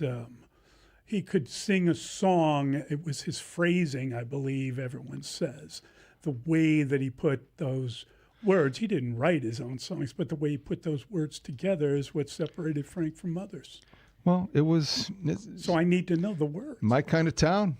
I like it. Is that what it was? I don't know. You're making that up. I'm making it up. Okay. I don't know That's fair. because I have to say this. I don't pay attention to, say, Suzuki's walk-up music. Apparently, Bruce does, and it's old Blue Eyes. But now we got to wait till next week till they get back home. And now we have to wait because Now they're we'll off be today. paying attention. I'm sure there's going to be a good I'm sure texter. somebody knows. I wonder if they'll go through different songs. Like, what is the most calming of all of the Frank Sinatra songs? We'll have to look at the playlist. All right. And we'll have to do that. I'm sure That's we can fair. have one of our resourceful texters who always have great opinions to share with us, can let us know what Seiya Suzuki's walk-up music is. Listen to every game here on Sports Radio 104.3 The Score and always live on the free Odyssey app. Broadcasting live from the Hyundai Studios. Presented to you in part by your local Hyundai dealers. WSCR, WSCR FM and HD1 Chicago, an Odyssey sports station. The Score! Friends, this hour is brought to you by Menards. Save big money at Menards. It's time for 5 on it. Rahimi, Harris, and Grote bring you 5 topics on their minds today on 104.3 The Score. Number 1. Who impressed you the most in the Cubs' 7-3 win over the Cardinals? Well, as I said, I really liked that Ian Happ decided to seek and destroy base runners. I just always thought it would be cool to be a part of an outfield assist of some sort. Like, I don't know. I like feats of strength. I think it's really neat. I really don't know how to describe this. It's just one of those baseball things that I enjoy. I enjoy when outfielders catch base runners sleeping, too. That always makes me laugh. Mark Kotze taught me that. He would always get so happy. It was like an evil Job of the Hutt laugh afterward. But for me, I think it continues to be David Peterson. Like, you have been asked to do a job, and you went out there and did the job. You did. Goes 5 2/3, gives up just 2 earned runs, only 3 hits total, 2 walks, 3 strikeouts, and really, I think needed a little bit of redemption, maybe for himself or maybe just me watching, after he was part of that 17-run extravaganza by the Cardinals the last time he faced them. Maybe he got his get back. I feel like on the mound he did. So go on, David Peterson. Continue to succeed in these baseball streets by being old school, keeping the ball down and just making sure that guys get outs. Okay. David Peterson is a fine answer. The man has delivered in all but 1 start since becoming a Chicago I like Cub. reliable men. I see what you did there. Yeah, he's being reliable.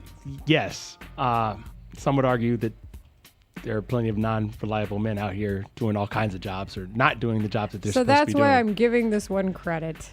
But for me, it's got to be Alex Bregman. I'm sorry. Did you say 3 extra base hits in 1 game? For the career? I remember there were times where we were wondering if he'd get 3 extra base hits in a month.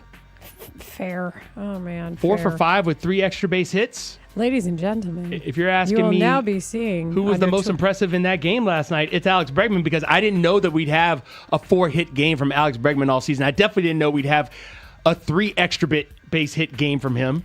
Russ Dorsey is now entering the studio. You can see it Should on we let him in on the Twitch- first question or on no? our Twitch chat, twitch.tv/The Score Chicago, YouTube, The Score Chicago. Russ will be entering to your right.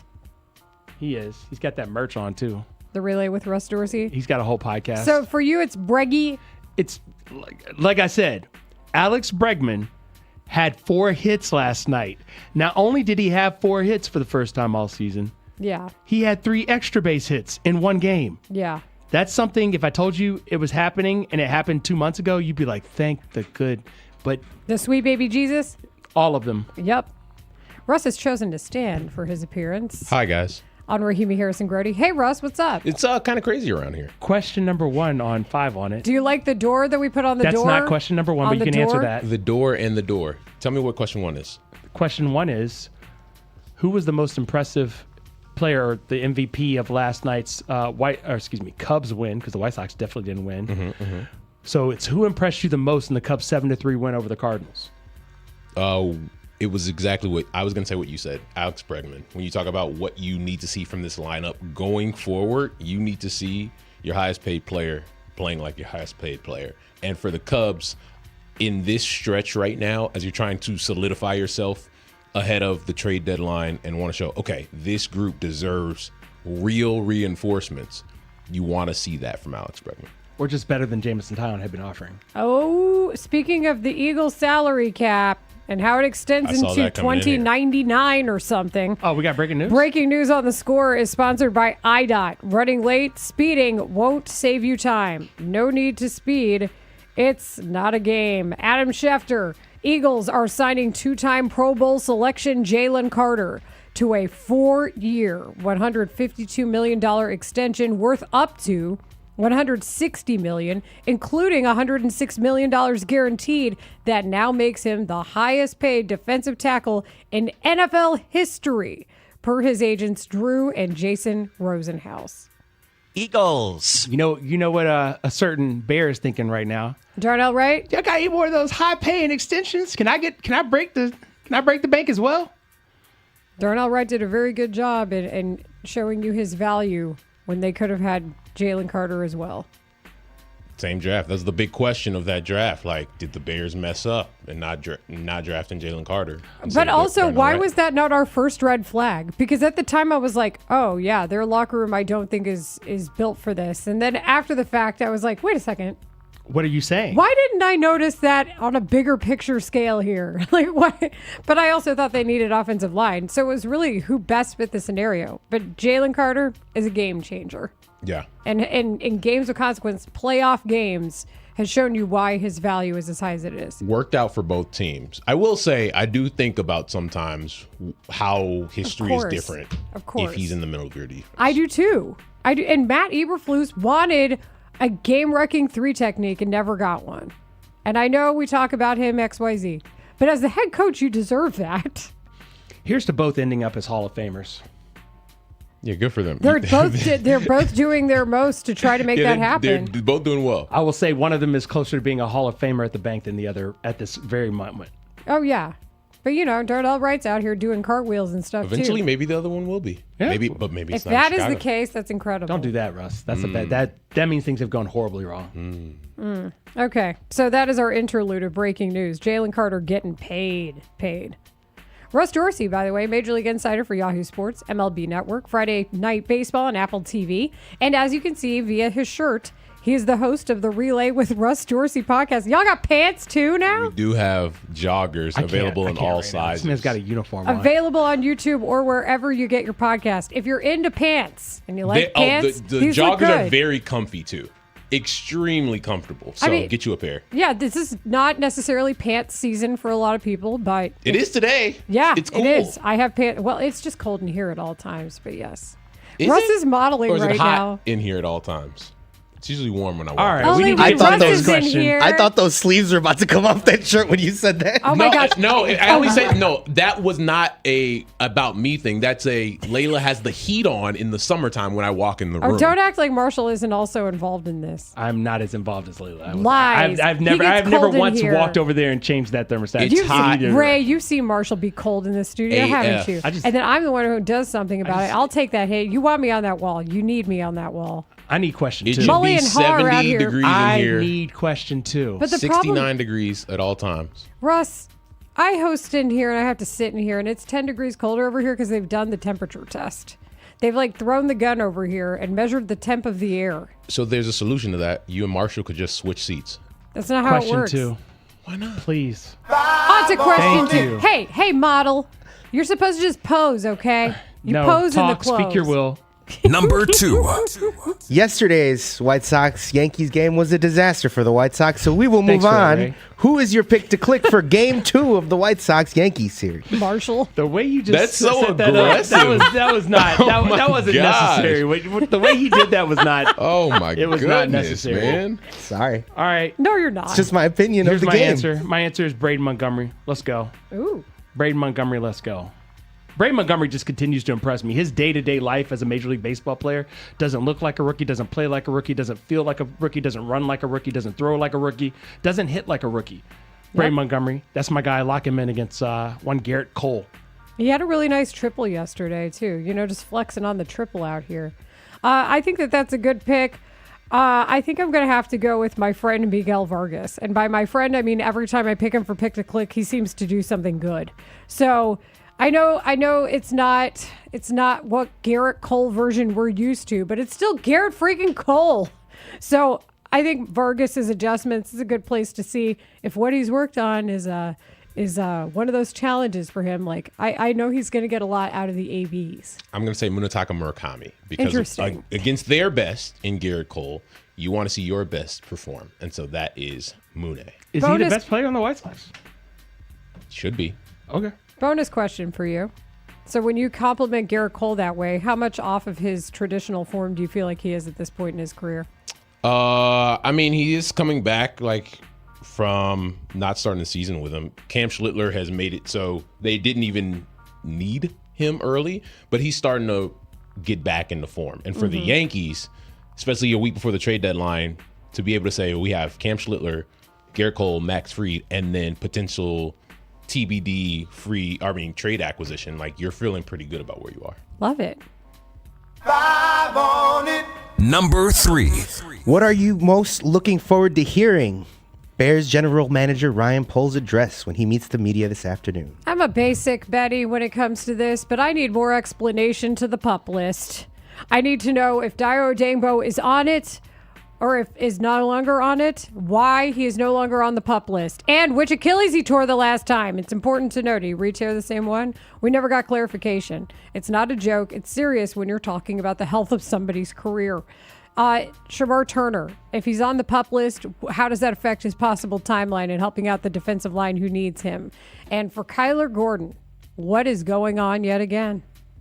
That I was going to go with Kyler Gordon because I'm at a point as a Bears observer where it's just enough, man. You're getting hurt when you're not even doing anything. The summer's going, everybody's feeling good. It's hey, by the way, Kyler Gordon banged up already. And so, I'm kind of at a point with Kyler Gordon where it's hey, man, what are we doing here? I mean, I would say... And I would like to know what happened. Teams are always very, he was, doing, he's just on the pup list. And it's no. Why and how? Well, and does this go back to the injury he had over the offseason program? Because that's kind of where this started again, right? You're wait, what? Mm-hmm. You're not healthy yet again? Or is it like Chase Claypool where it was punishment or something? Remember Chase Claypool? Remember that was a thing? I'm looking forward to either Ben Johnson or Ryan Poles telling me that Jalen Johnson is full strength, full go, and they expect him to return to all Pro/Pro Bowl status this season, to being a number one shutdown corner. That is what I am looking forward to hearing. And if it doesn't happen, well, then just add that to the pile of worry with all those other players you guys just talked about. But Jalen Johnson, I need him to be a constant and a solid threat to shut down his portion of the field or his receiver that he is checking. And will he travel? On a scale of there's strength and then there's strength. What are you asking? Which one is more intense? Which one is higher on the scale? Strength is definitely higher than strength. Higher. Yeah, absolutely. So you want him at strength. Anytime you're talking about a player who got paid what he got paid and was supposed to be what he's supposed to be, I just need to see that version of him this season. 5 on it.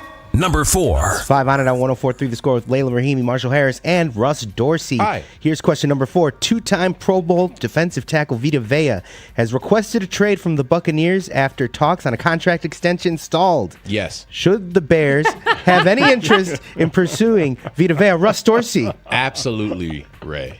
Vita Vea, one of the best D tackles in the NFL. I see the hearts in your eyes. And if he's unhappy, give me all of Vita Vea. Pause. That was crazy. But Vita Vea you didn't hear is the last a segment. fantastic player, a all-pro defensive tackle that changes your defense. When you have a player like that, it makes everybody around him better. It makes Montez Sweat even better than he was last season. It makes Dio Adangbo, if we ever see him again, better. Off the pup list. Austin Booker. Make Austin Booker better too. I've heard of him. Yeah. Make it better too. People keep telling me about Dio Adangbo, and it's I haven't seen him. Motivated Dio Adangbo is a big talking point here in 2020. It's just one word at this point. Motivated Dio, because the D and the D connect. Compound word, no hyphen. Just did we all ever? one word. I guess he was talking about Dio. I think he was, but at the same time, I'm but also were you talking about Ayadasumu, who just got paid with the Timberwolves? Yeah, he's no longer a Chicago Bull, but he's a Chicagoan in our hearts forever. Okay, so with the Vita Vea, should they have interest in pursuing? They should have interest in pursuing him. Kind of like when I go online and I start looking at things. Oh, I like that. And then obviously I don't have the money to buy it, but I would like it. If somebody would gift that to me. The problem is that's not how the NFL works. You don't gift anything. You got to give up something to get him. Sure. If there's a trade request. And then you got to pay him on the back end. Do they have money to pay him? I don't believe they do. So, yeah, they should window shop Vita Vea. That's what they should be doing. Do you give him the Darnell Wright money? Don't do that. Oh my God! I think that's a legitimate That's question. diabolical. These are the questions you have to ask if you're Okay. thinking of. No, I give Darnell Wright Here's his the money. math, friends. Here's the math on Vita Vea, which is why I would love for it to happen, but I think the team is on the field. I think he's very happy about what happened with Jalen Carter too. Vita is paid $17.75 million annually. That is 19th among defensive tackles. He's in the last year of that contract. He's 31. He was drafted in 2018. And I agree. The guy is quality. 112 career games, 256 tackles, 35 sacks, 79. Count them, 79 quarterback hits. That's what makes me happy. But they would have to do some creative accounting, which the Bears have not yet done when it comes to the Eagles, for example, when it comes to cap extending and just moving money around and pushing it out really, really far into the future. So could the Bears make something happen with that base salary? Would they find it somehow feasible? They should entertain the idea. But as to whether or not they would financially make it work, that's always where I have some concern. Quick question before we go to the next one. Max Crosby or Vita Vea, which would you rather have? I mean, Max, obviously. But the price of Max is Your so high. mic isn't on, Marshall Ayers. Sorry, Max There you go. Crosby, he's younger. Straight up. But I think he's younger. Wait, I could be wrong on that. Max is so expensive, though. Like, that's a $35 million cap hit for a year. Yeah, he just got through his 28-year season. Meanwhile, Vita Vea just got through with his age 30 season. So Crosby, the youth, give it to him. Yeah. What do you think?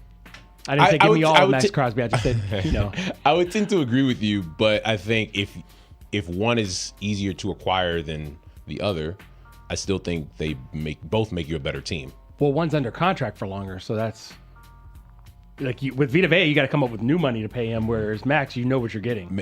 Maybe the money that you pay Vita Vea isn't what you would have had to pay Max in that case. That is true. Oh, that's absolutely true. That's one's an edge rusher. Yeah. But I think they both make impact at a position you need impact. Yeah. That's anywhere up front. Anywhere. 5 on it. Number 5. Sunday was a big day for Munetaka Murakami. It was his bobblehead day. He hit 2 home runs. And the White Sox sold out of their new Moonshot Sushi Push Pops. The Moonshot Sushi Push Pops come in 2 flavors. A shrimp tempura roll, which includes shrimp tempura, cucumber, a spicy seafood mix, and teriyaki sauce. And a California crunch roll, which includes crab sticks, avocado, cucumber, crispy onions, spicy mayo, and teriyaki sauce. This leads us to this. Rank your top 3 White Sox food items. All right, number 1, I might have to go to Sox just to get this sushi push pop that I like the idea of, but also because I haven't been to a Sox game in a while and it makes me sad. So thank you, Sox marketing, for once again creating a client out of me. That said, I love the Polish sausage on the South Side. I love going to a game, getting the Polish sausage, and if I didn't get that, I would typically get the elotes. And then, so Brian Anderson and I, when we used to do games there, we would have to do pre- and post-game at the ballpark. I always loved going to the Cuban sandwich stand. They have a Cuban sandwich stand. Very underrated. It's so good, and Very people underrated. don't know, and it was reasonably priced. Like, I love that little Cuban sandwich cart. With all the great food options they have over at the rate, you know what the longest line always is? Just a regular hot dog. It's gonna take you 15 minutes, and the line is gonna be the longest. With all the different food options that they have, that's your number 1. But no, also- I'm just saying that's what the longest line is. Oh, okay, 'cause that's- for me, I'd go elotes. Hold on, but press box, if you know, you know. Number 4, low key, but really number 1, the pub mix. That spicy pub mix is everything. I'm out on that. Oh my God, I love it so much. Give me elote. Number 1.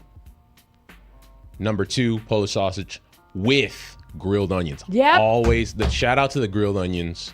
There's no better smell at the ballpark. And number 3, a good slice of that Beggars, man. Really? Gets you right. We were a Beggars family growing up, so yeah. All right, here we go. We're counting up. Number 3, just give me that hot dog. We're not raw dogging the hot dog at the ballpark. Jumbo? We're going mustard. Dear Yeah, jumbo. God, this segment. Got to. Mustard. Number 2. Yes, all of that. DJ mustard, yellow mustard, spicy mustard, honey mustard. Just give me the mustard. The interlude. Number 2 is going to be the Celebration Cake Shake. Oh, yeah, That's we number had 2. that. It was All so right. good. And number 1 is going to be the Campfire Milkshake. Milkshake. I've never had it before. A lot of cows. You need that. A lot of cows. We were talking about calories and how you don't want to drink your calories. You want to eat your calories to really enjoy it. Because, you could drink something so quick and it's like, you can't really savor it. They say there's like 3,000 calories in that thing. That sounds about right. I'm just glad other people enjoy it. It seems like a great time. You see how he snobbishly said, I'm glad other people... No. You're misunderstanding. Like, I really am... people enjoy that. People from other orgs are like, yo, have you had we had it the other day. It's great. I'm like, I'm happy. Orgs. That's how people in baseball talk. You don't say other teams, organizations. How very inside baseball of you, Russ. So wait, other organizations are scouting the Campfire Milkshake? Yeah, people talk about it. Like, it's a thing. Other broadcasts have had it, bring it into the booth. Like, yeah, it's one of the best things the White Sox have done in the last 10 years. I'm a sucker for Sox marketing. I think they've had a lot of really good moves this year, especially. Mm-hmm. Brooks knows. He'd bring in the entourage with all the food. And Brooks knew to bring me a cookie that was wrapped at the season opener because I give them up for Lent. I typically give up sweets. Honorable mention, the fry nachos that they have there. See, I didn't even know Never about had that. this. Yeah, they come in a helmet, if I'm not mistaken. Russ and I are going to go to a baseball game. He just doesn't know it yet. I think we should all pick days where we go to Sox games. It doesn't have to be together. I have something to say about that on the other side of the break. And that's a time tease. awareness. You heard what Russ had to say. More with Russ Dorsey. We talk baseball next. Hey, Sox fans, what's going on the South Side? Find out with former White Sox world champion manager Ozzie Guillen every Wednesday morning at 8:25 a.m. with Mully and Haugh. Plus, Steve Stone throughout the season giving you an insider's perspective on this up-and-coming White Sox team. Only on Chicago's Sports Radio, 104.3 The Score, and live on the free Odyssey app. This segment is sponsored by Toyota on Edens. Hey, Chicagoland, your new favorite team. The walk-up song, according to our resourceful text crew, is My Way. My Way. I just found it as well. My Way. That's beautiful. It really is. Seiya Suzuki didn't strike me as a My Way guy, but... Regrets? I've had a few. Yes, he probably has. I've had a few, anyway. I can think of a couple fly balls where he might apply. This, I believe, and correct me if I'm wrong, I believe this was written by Paul Anka, My Way. Is it really? Maybe I'm wrong. I could be wrong. Is this Seiya's way of saying so long, Chicago?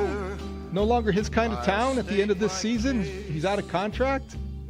If you wrote a song like this, wouldn't you sing it? I don't. Or maybe it was it is very Sinatra relaxing, though. I feel a lot more relaxed. He did write My Way, Paul Anka. Thank you. See, every once Got in a while. it from the French. Even the blind French squirrel. What's more than this? It's your song, Mully. So it's you're your song. singing. I got a tear in my eye. I'm tearing up. Yeah. Oh my gosh. I got I've all had this a few. emotion today. Patrick Kane's coming back. We're singing are- Frank Sinatra. You're as happy as I've seen you, I think, ever. Even like after the Cubs World Series, you were kind of like, oh, I'm exhausted. I was up all night writing. I was exhausted, but that know. was fun too. This doesn't match that, but I think that it is better. One of those things that you hope would happen. You question if it will. You doubt that it could, and when it does, you sing are My happy. Way and you calm down.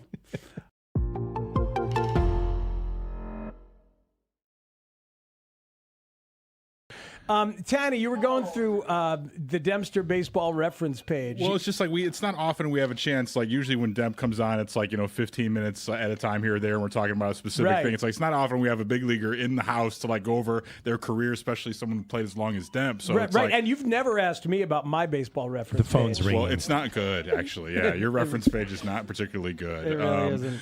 So we were looking at, I was wondering, like, Demp, do you know who you faced the most in your long career? I think it's Albert. But it could be it could be like an Astro, like Lance Berkman. I think you know your baseball reference page because Berkman is number 1 with 87 plate appearances, and Pujols right behind him at 79, number 2. Other notable names, and this is just a way to remember some guys. It's not a quiz per se, but Jason Kendall up there. Ironically, Jason Kendall, you hit him 4 times. Yeah, we were just talking about that at the All-Star game. A couple more real quick before we get to a break. Do you know who had the most amount of hits against you? Skip Schumacher? You do know your baseball reference page. 22 hits. He named his dog. He got a dog, and he named his dog Dempster. I swear to God, that's a factual statement. It's unbelievable. That's incredible. Yeah.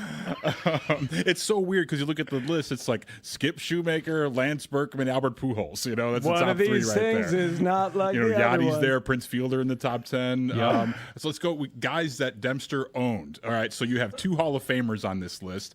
I'm gonna go minimum 10 plate appearances. Right. Oh, if you give me a little bit more less play, like 7, I got a couple more Hall of Famers on there. I know. I do have one with 7. Well, I think it's who you're talking about. But there's a lot of pitchers on here, obviously, and I won't name them except Glendon Rush had 16 at bats and hit 063 against you. And Glendon Rush, friend of the station, yes. So just got to shout him out. Friend of Ryan Dempster. Yes, great friend. Son Cade Rush just drafted by the Detroit Tigers. Oh, love that. Yeah, didn't take up pitching until 3 years ago, FYI. So for all the travel ball parents out there who thinks you need to take your kid to every tournament from here to Indonesia, you don't need to do that. You can go a different route too. Back to you. All right, so who are the two Hall of Famers? One of them hit 000, nothing against you, and the other one hit just 143. But they're both pitchers? No. They're position player Hall of Famers. And this is minimum 10 at bats? Well, one of them 7 at bats. The other Joe one's 13. Mauer with the 7 at bats? No, he got a hit. No, Mauer's got 13 at bats. He's the 143, so he hit only 143. I doubled down the line, I believe, and then a single. I also, at one point, by the way, Joe Mauer in 2 games, he was 0 for 7 with 6 strikeouts, and I'm one of only 3, I believe it is, starting pitchers to ever strike him out 3 times in 1 game. Small caveat: I had a nice strike zone from Corey Blazer behind home plate. Way to go, it's about Corey. this far off the plate. I wish you were Thanks a White so much. Sox. I wish you were a White Sox from the years 2003 to 2010 for that reason. So the other Hall of Famer with 7 at bats hit nothing against you. 0-0-0. Wow, nothing against me. Hall of Famer. Just 7 ABs. Just 7 ABs. It's a West Coast guy then, right? It's my guess. Well, maybe an East he Coast. bounced around a little bit. Prime years, American League catcher, but also won a World Series as a catcher. Ivan Rodriguez. Yeah, Rodriguez hit nothing against our guy down here. Tony Gwynn 1 for 7. Another one sneaky That's in there. awesome. All right. Other notables here: Sammy Sosa hit just 222 against Ryan Dempster. 2 homers though. Totaled 7.8 miles. Yeah. Russell Dorsey, National MLB Insider for Yahoo Sports. Oh, he's fine. He doesn't need the attention. Russell will be fine. You're probably right. We're going to have a conversation about some mediums when he gets in here. I tell you that. Host of the Relay with Russ Dorsey podcast. Kikro Armstrong is the hottest player in baseball and has been for the better part of a month and a half. Like since May, he has been a man on a mission. Insider and analyst for MLB Network and Friday Night Baseball on Apple TV. They have guys in that lineup that they expected way more out of. Not a little bit, like a lot more. And so until those guys start swinging the bat, we're just going to be looking at each other like, 1 run and 5-6 hits, yeah? Russell Dorsey on 104.3 The Score. We are happy to have Russ Dorsey, our friend, in studio. You heard him earlier. The Relay with Russ Dorsey podcast is out. He's got pants now. They have pants for the Relay with Russ Dorsey podcast, wherever you get your podcasts. Insider for baseball on Yahoo Sports, MLB Network, Friday Night Baseball on Yahoo TV, or Apple TV, rather. There we go. Yahoo Sports. I think they did have a Yahoo TV at one point, but that was way before. They have a channel. Indoor it's called football a Fast league channel. games are on there. Yeah, that Fast Anthony Herron is. does. They put all Fast their, is it's their streaming channel. Yeah. People outside of media don't know what a fast channel is. Roku. Yeah, streaming channel. There you go. So yeah, Russ is on all of those platforms. And Russ, you've been at the workshop. I feel like you've been cooking, and I know you're following that trade deadline pretty well. The latest article for Yahoo Sports out right now. MLB trade deadline buzz came out yesterday afternoon. Cubs and White Sox in on Reed Detmers. And the Marlins, I think this is important to note, not in full sell mode and more. You also have a subheadline, about teams trying to hunt for Freddie Peralta. So what can you tell us about this article? So a couple things. Let's start with the lead note in the story I wrote yesterday. Cubs and Sox being in on Reed Detmers. Now, I think this is probably a more important note for the White Sox as they've looked for controllable and are looking for controllable starting pitching. There's a line I say in the story of that both teams are leaving no stone unturned when it comes to starting pitching, right? Controllable starting pitching or rentals. And I know people have asked, are the White Sox only looking at controllable starting pitching? The answer to that is no. I think it is on their priorities, having a guy that fits into their window, club control beyond this year. Those things are important, but they're not eliminating themselves from acquiring a guy just because he might be a rental for this year. Who is that guy? There are guys available. We talk about Robbie Ray a lot. I think Robbie Ray is a perfect fit for what the White Sox have, and I think they're one of the youngest rotations in Major League Baseball. And if you're really serious about making a push here of the last 2 months of the season and getting to the postseason, you need guys that have experience and have done it, where Sean Burke and Davis Martin don't have to feel like, hey, we got to shoulder the brunt of this for this rotation if we expect to make it to the postseason. Looking at that, every Tuesday we come and get an update. Has anything changed from last Tuesday in terms of buyers and sellers? I don't think it has. No. 24 teams entering yesterday were within 4.5 games of the third wild card spot in either league. You have a lot of teams that, and I've talked to a lot of teams over the last week to 10 days, and the reply is the same of, we don't know what teams are going to sell. Now, we know what teams should sell. We know what teams are not good and can't win the World Series this year. But there are a lot of teams that look at where they are in the standings and how close they are, even though they might not think or believe that they're a World Series winner. It's hard to tell a fan base, hey, we know we're only 4 games back at the deadline, but we're going to sell. And I think the other side of it is teams that look at next year and beyond and say, well, we might not be a World Series winner or a playoff team this year, but that doesn't mean we're not one next year. And I think a lot of teams are having a hard time pulling the trigger, even though they probably should. I think there's no better example of this, and you illustrate it in this piece for Yahoo. The Marlins, who went 20-6 in June, and then rattle off a 12-game losing streak. And nothing has really changed with them? No. I had before I hit send on that story, I had a phone call, and the response was that the Marlins are nothing has changed for them, because in their mind, just how you can be unlucky and drop a franchise record 12 games in a row, you can the pendulum be on the other side of you being 20-6 in the month of June. Even Steven. Right? So you're not as bad as your record shows that you are in the recent trend, but maybe you weren't as good as you were in the month of June. And if both those things are true, where does that leave you? And so I know that they've gotten calls on a lot of their young guys. Obviously, they're starting pitching because that's something that they develop as well as anybody. They're not moving guys like Yuri Perez or Max Meyer. I don't believe they're moving Sandy Alcantara. They're not going to be moving their shortstop Otto Lopez. They're not moving Xavier Edwards. So they might move some of their bullpen pieces, guys who are only under club control this year and maybe this year and next year. They have some solid pieces. Anthony Bender, one of the best relievers in baseball. A guy like P. Fairbanks, who's not having a great year, but guys who have late high leverage experience get moved at the deadline. So they're not moving Alcantara, is what you understand. From That's what big. I understand, that is not where they want to go right now. It's not just the teams within, as you said, 4 games of the wild card. I mean, in the National League, the number of teams within 2 games of the wild card, and that's just like a series win, and you're right there, depending on what happens in front of you, despite how many teams are ahead of you. I look at the National League Central. It looks like the Cardinals are on their last leg. Is that how it seems to you? I think there is now starting to be a separation, right? Like what people expected to see maybe a month and a half ago when they were playing really good baseball, and like, I don't see how they're winning games, but they're winning games. It's starting to separate. What about a Pirates team that's holding on to the last wild card spot right now? I have a hard time seeing them sell. Okay.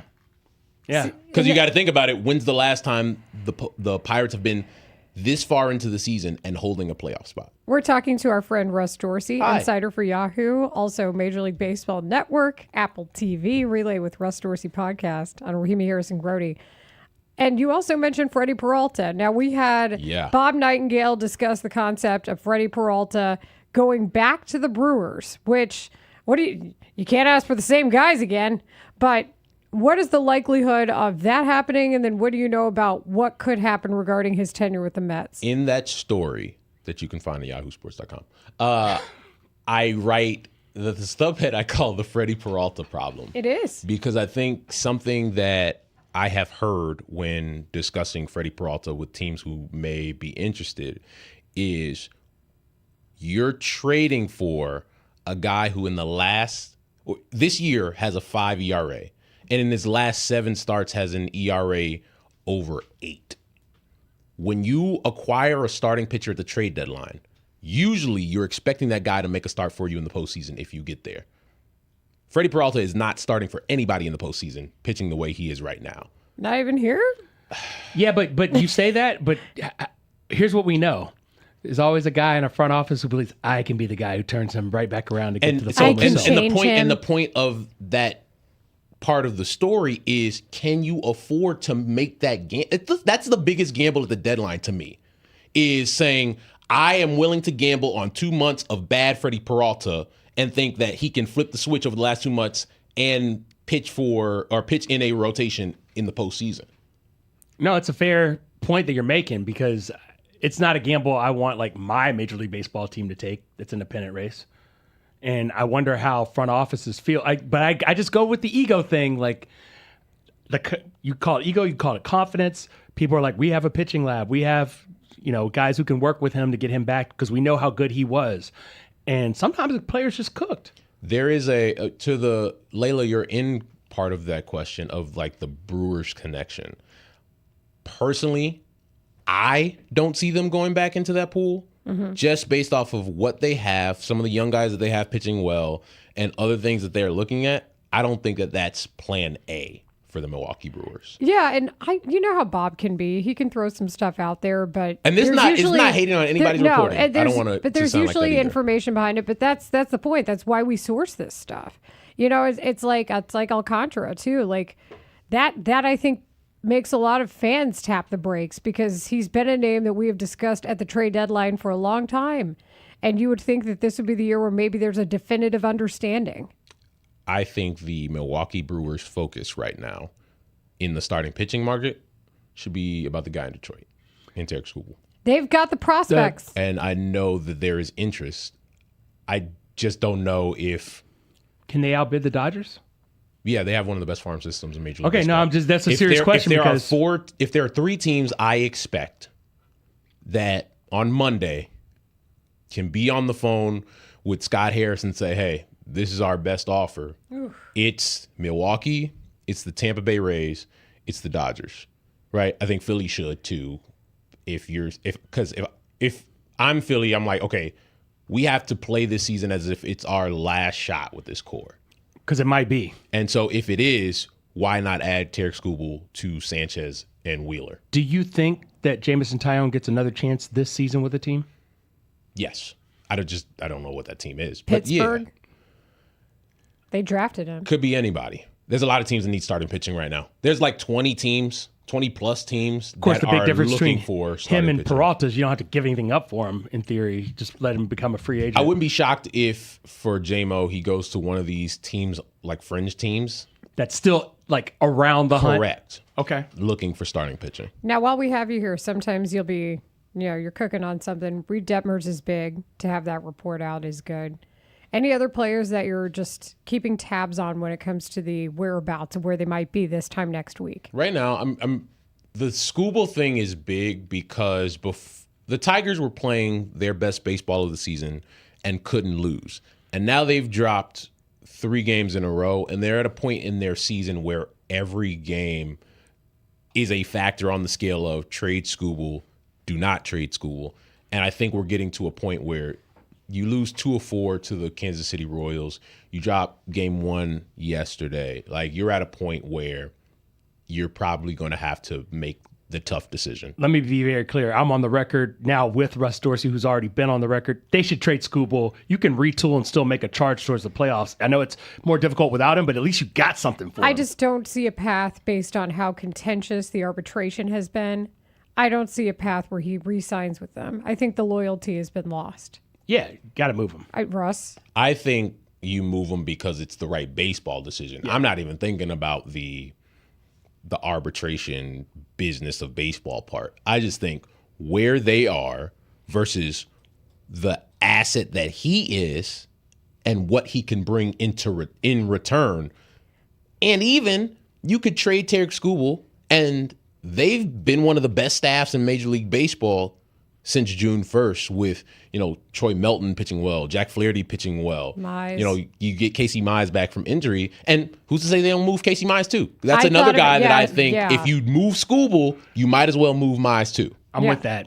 I know we're up against it. I do want to talk on the other side about Noah Schultz because that was what I was going to tease. So way to be on the same page. We want to ask you about Noah Schultz. We'll do it next. With training camp coming up fast, the Bears will once again be a hot storyline in Chicago, and 104.3 The Score will be covering it all. We're heading to the start of training camp where the off-season storylines and who's going to be good and who's going to be the surprise team. This is one of my favorite parts of the NFL season. It's firing me up for the start of the season. This is where Chicago comes to talk Bears. We are Chicago's sports radio, 104.3 The Score, and live on the free Odyssey app.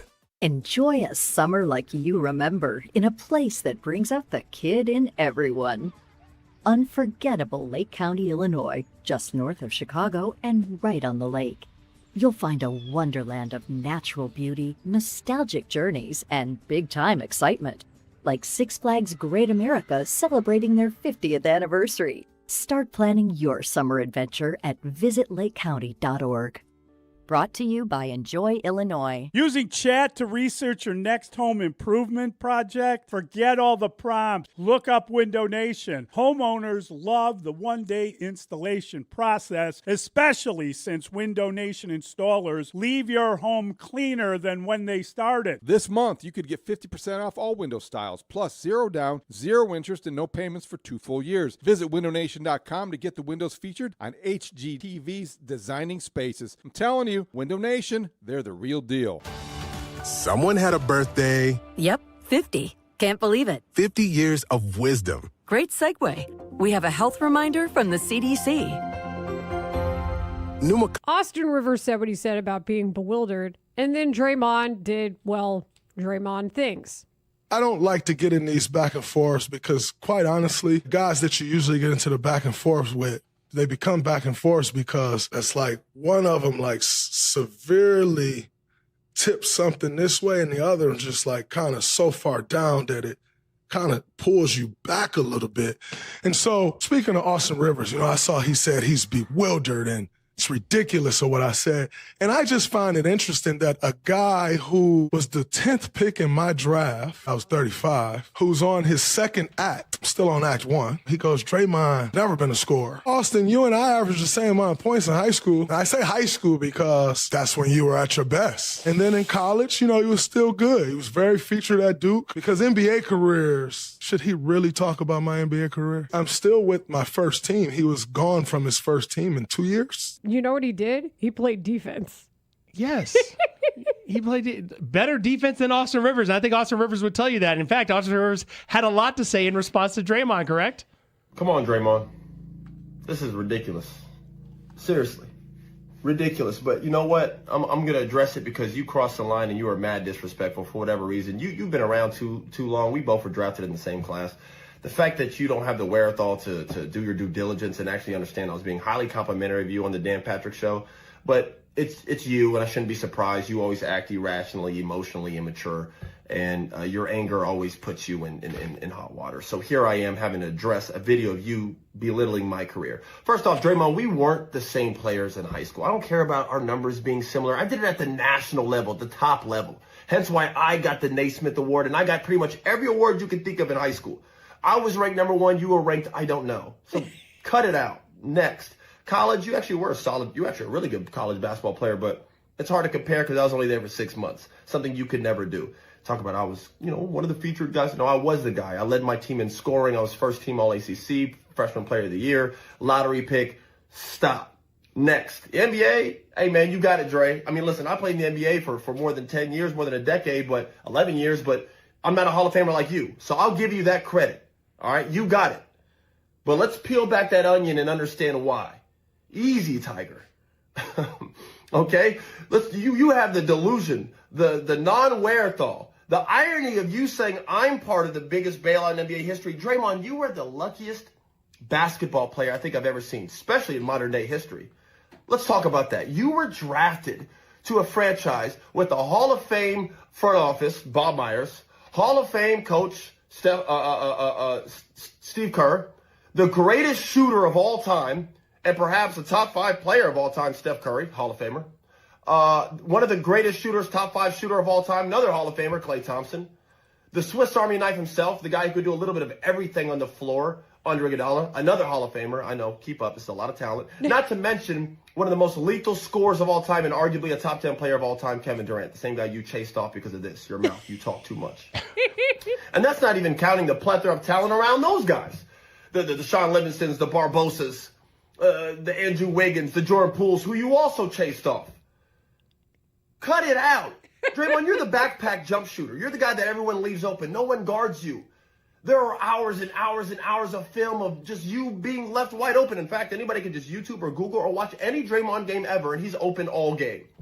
There are clips of you getting a rebound and just driving in a straight line and just getting a wide open layup because everyone's fanning out to guard the actual talent on the team. Talking about Steve Kerr ended your career. Bro, Steve Kerr made your career. How dare you?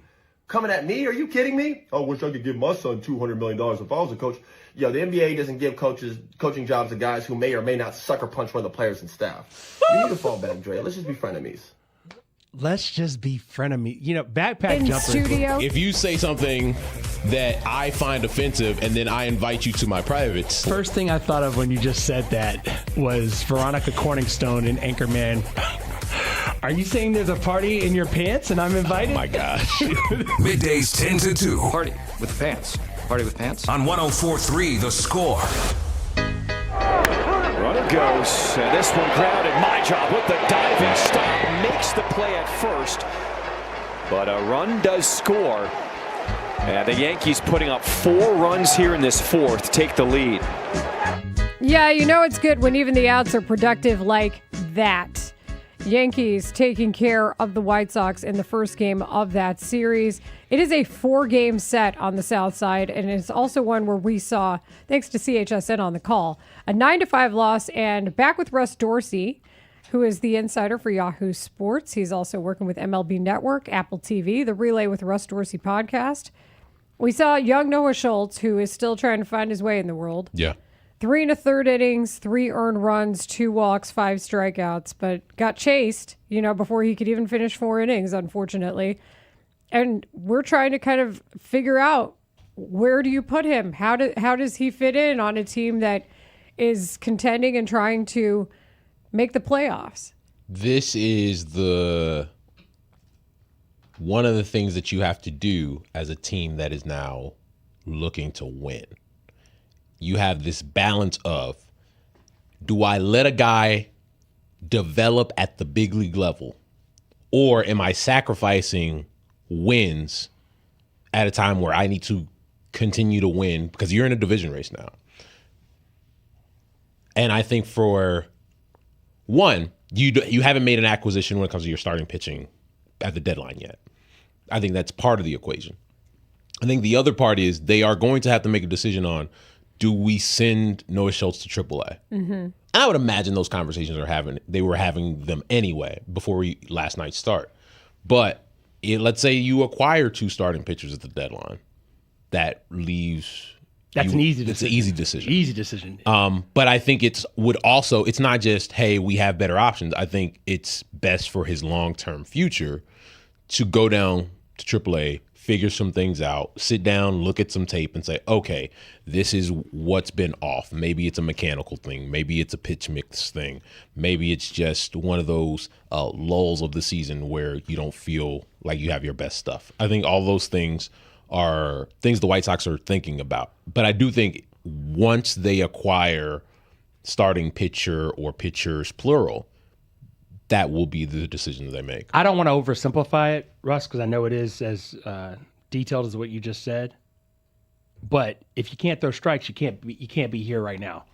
And I think that is the bottom line here. And he has had a couple outings where it wasn't as bad, but you saw how quickly it could snowball in the fourth inning of last night's game.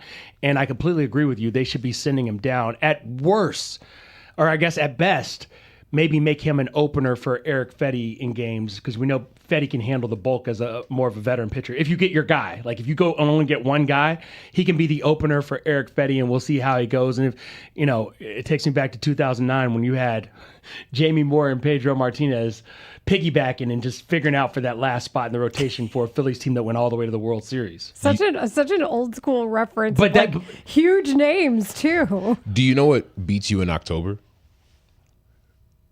I'm curious as to your thoughts. Something you just said, walks. Because walks turn into 3-run homers. Yes. Yeah. In the postseason.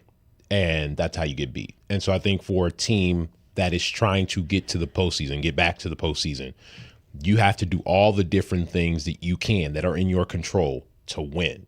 And if you have a starting pitcher out there that can't command the strike zone, you have to find other options. We talked about this in our pre-show meeting. We wanted to play it for you. It was Steve Stone on Inside the Clubhouse making a comparison for the 6'10" Noah Schultz. Well, I think Noah's really struggling, and he's struggling from the same thing that if you go back and look at the early statistics of Randy Johnson, you'll see a similar type pattern. I mean, the year that Johnson was traded from Montreal to Seattle, he had 96 walks in 160 innings. That's untenable in the major leagues. You're going to lose when you do that. And he was a guy that was 6'10", same thing as Noah, having a hard time repeating his delivery, same thing as Noah. At the same age that Noah is, he was having a hard time getting the ball over the plate consistently. They knew the stuff was there. However, he couldn't throw strikes consistently, couldn't get ahead, and consequently he was giving up a lot of hits to guys he later on was able to wipe out by throwing strike one. I think eventually Noah's probably going to get there. I'm not sure exactly if it's going to be this year or not, but again, use this as an exercise in understanding the plight of the man who's 6'10", is take a look at the early years of Randy Johnson. You'll see very similar numbers to what you're looking at for Noah Schultz. And it took him a while to get it together, but when he did, he was unhittable. And I'm not going to tell you that Noah Schultz is going to be Randy Johnson. I'm just telling you that at 6'10", it creates some problems that a guy at 6'3" doesn't have. What do you think, Russ? Yeah, I think the size definitely plays into it. You have a different strike zone than other guys. Repeating your mechanics at that size is also a lot different. I don't think people think about that all the time. Because when you have long limbs, they just do what they want to do. So that's why when you look at guys like Jacob Mizorowski, who's 6'7", you look at Chris Sale at 6'5", guys who have really wide wingspans, and even more so for a guy like Noah Schultz. Well, yeah, sometimes the angle and the degrees and the arm slot, sometimes those things get out of whack, and you have to be more intentional about keeping those things on track. So I don't think Stoney was wrong there at all, and I do think that's something, especially for a young guy, you're just trying to throw strikes. You're not thinking about all these other things and landing spots, but those all play together in him being successful. And I think that's a back to basics situation for him. And I do want to point out, because I am with Steve Stone 100% on the comp, not necessarily a projection of Randy Johnson, but just where Randy Johnson was. A reminder, this is a guy that had a whip of 1.8 when he got traded. Wow. And that season, he still had a 1.4 whip the rest of the season. The next 3 full seasons, he led the major leagues in walks. Each of those 3 seasons, his whip was never below 1.338. And after that, 3 years as a big leaguer, he figured it out, and then we saw what Randy Johnson we remember. I think a couple of things. Number one, guys don't get that type of leeway anymore. You're right. Right? You don't get three and a half years, 3 full seasons to figure it out at the big league level. You do not. And I think the other thing especially for Noah, that I think to his benefit, I think sometimes we look at these guys that come up and dominate, the Jacob Mizrowskis of the world, Chase Burns, all these guys who are high draft picks, etc., or sometimes not high draft picks, but like were just really successful once they got to the big leagues. It doesn't happen that way. Development isn't linear. And so when you see outliers, they are outliers for a reason. Like, it's really hard to play in the big leagues, right? There's only a select number of players who have ever gotten to do it. And so to stay, yeah, there's a separator between guys who get there and guys who get to stay and play for 5 years, 10 years, etc. So I think as much as we're talking about, the White Sox need production, right? It's a production business. At the same time, that's not to say that Noah Schultz will not be a productive big leaguer at some point. Oh, yeah. I think he has a bright future still. I just know right now the mission is to win this division. And with Noah Schultz starting every fifth day, you take away from your chances of winning the division. Hey, look what the Cubs had to do with Jameson Taillon. Yes. So a guy who'd been in the big leagues for 10 years, and you say, hey, for us to get where we got to go, J-Mo can't be on this team anymore. Yeah, Perfect. We're up against a break, but I do want to know your thought really quick about just the message that sent the team and maybe just everybody else about how they felt about their pitching staff. Yeah, I think the Cubs have been in a position this year where their starting pitching has been all over the place because of injury. And the last thing you can have is guys who are in that rotation to also not be productive. And it had gotten to the point where J-Mo gotten a lot of leeway, right, with some of the performances. And I think for where the Cubs are, where they want to go, and what you're going to potentially do at the trade deadline here, and different ads, there was likely going to be no room for J-Mo to be in that conversation anymore. For more Russ Dorsey content, where can I go? You can find Russ Dorsey's written content at Yahoo Sports. Got stuff up there. Apple TV, not Plus. It's just Apple TV now. Friday Night Baseball. It's Plus because it's you. MLB Network. And then you can find me on X or Twitter, whatever you like to call it. Russ_Dorsey 1. Yes. And then on Instagram, Russ_Dorsey. Make sure you listen to the new episode of The Relay with Russ Dorsey just dropped today with MLB.com's national insider Mark Feinsand. I just want to follow up and say, when can I go to a baseball game with Russ Dorsey? Ooh. Oh, that's what I was going to say. So here's the thing about going to baseball games as somebody who works at baseball games. I don't know, man. It's just a hangout. It's a hang that just happens to be a baseball game because I haven't gone to a baseball game yet. It's time to go to a baseball game. So we're just going to hang. Hey, baseball's going to be the backdrop. Hassle your buddy It's really Clay. about us, and baseball's the backdrop. And we'll eat some of that fun food we were just talking about. Let's circle back post deadline. Oh, yeah. Well, yeah. That's Monday, so I'm good with that. Okay. I look forward to that conversation. Russ, thanks for coming in. Thank you, guys. I'm hosting Hit and Run on Sunday. Oh, big. I don't know if I was supposed to say it, but I'm saying it. Sorry, Mitch. Russ Dorsey filling in for Spiegs. Hit and Run before the deadline. No, don't. Well, I don't know what I have permission to say. I'm just a guest here. You're hosting. Guest host. Guest host. Yeah, But host supersedes emphasis guest. on guest. No, emphasis on host. Yeah, I don't know. I'm just glad. I feel like you're a friend of the show, if nothing else, a recurring character. You're I'm not just a glad guest. y'all keep inviting me back, man. Duh. You're like Steve Urkel, but Stefan. At first, you were just like, oh, he's here. But then they were like, you're the star of the show. And you're like, ha. Yeah, Stefan. We're going to call you Stefan from now on. 9 to 12:45 on Sunday. We'll talk all things deadline. Did I do that? We got Bears next? Ryan Poles, let's go. Chicago wakes up with Mully and Haugh, the most trusted morning show in Chicago sports. Get the latest Bears news with Brad Biggs. Ron Coomer breaks down the Cubs every Friday. There's a chance that we're going to see Pete win an MVP, and I don't disagree with that. Plus, Cubs pitching coach Tommy Hotovy joins the show twice a month. White Sox legend Ozzie Guillen checks in Wednesday mornings at 8 to talk Sox. The starters, they're not going to be 6-7 innings every night. No way. We've seen it before. They need those guys to step it up. From Hallis Hall to Wrigley Field, the United Center to the South Side, Mully and Haugh cover it all. Start your day. Really just, woof. Because imitate yourself trying to shoot a jumper with a backpack on. Austin Rivers told no lies. He left no room for notes. I was ranked number 1. You were ranked, I don't know. The pointing to the Naismith Trophy. Yeah, it's in the background. So when he's talking about his high school career being different, he literally has the Naismith Trophy for top high school player in the country directly behind him and references it.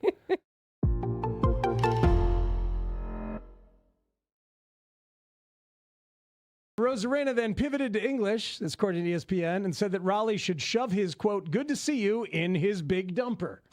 That it does not seem.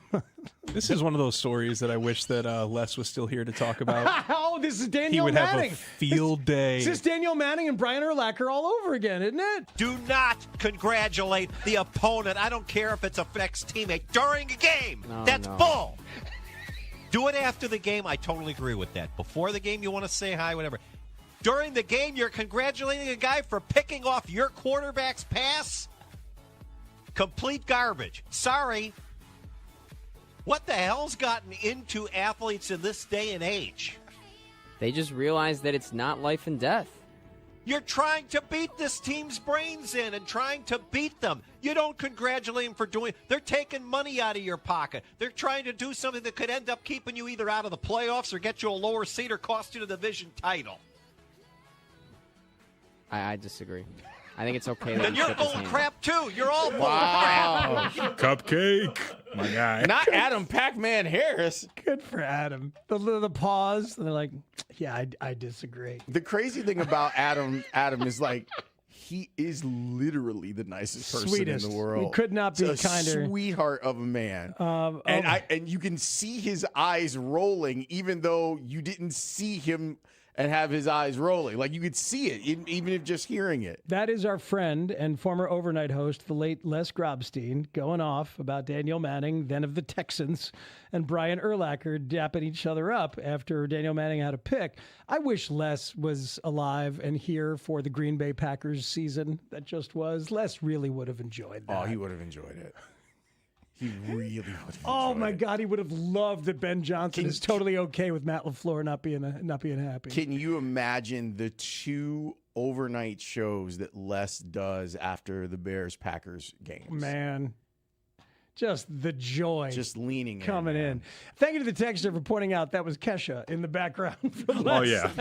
And Adam Harris. Left for Les and Adam Harris. The music. It was Kesha. Oh, yeah. It's absolutely killing. Didn't he have thoughts on Kesha, too?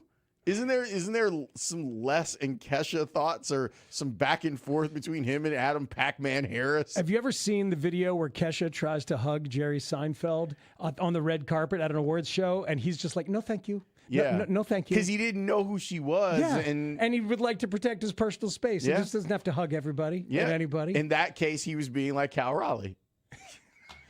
Except just dap her up. Kesha didn't come from Speak. Like, think about Speaks. Think about this from Randy's point of view. If it was Julia Louis-Dreyfus and he said, no, thank you. No, thank you. Right. Like, think about Randy's like, man, I was just hanging out with your cool-ass parents. Yeah.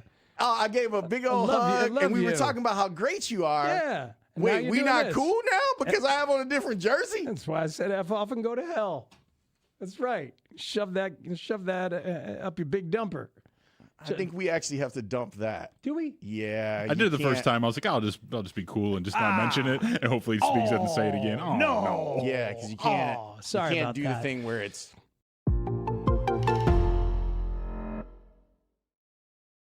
Can you see us? Because we have some stuff in the studio here, Nico. Yeah, I can see you. All right, good.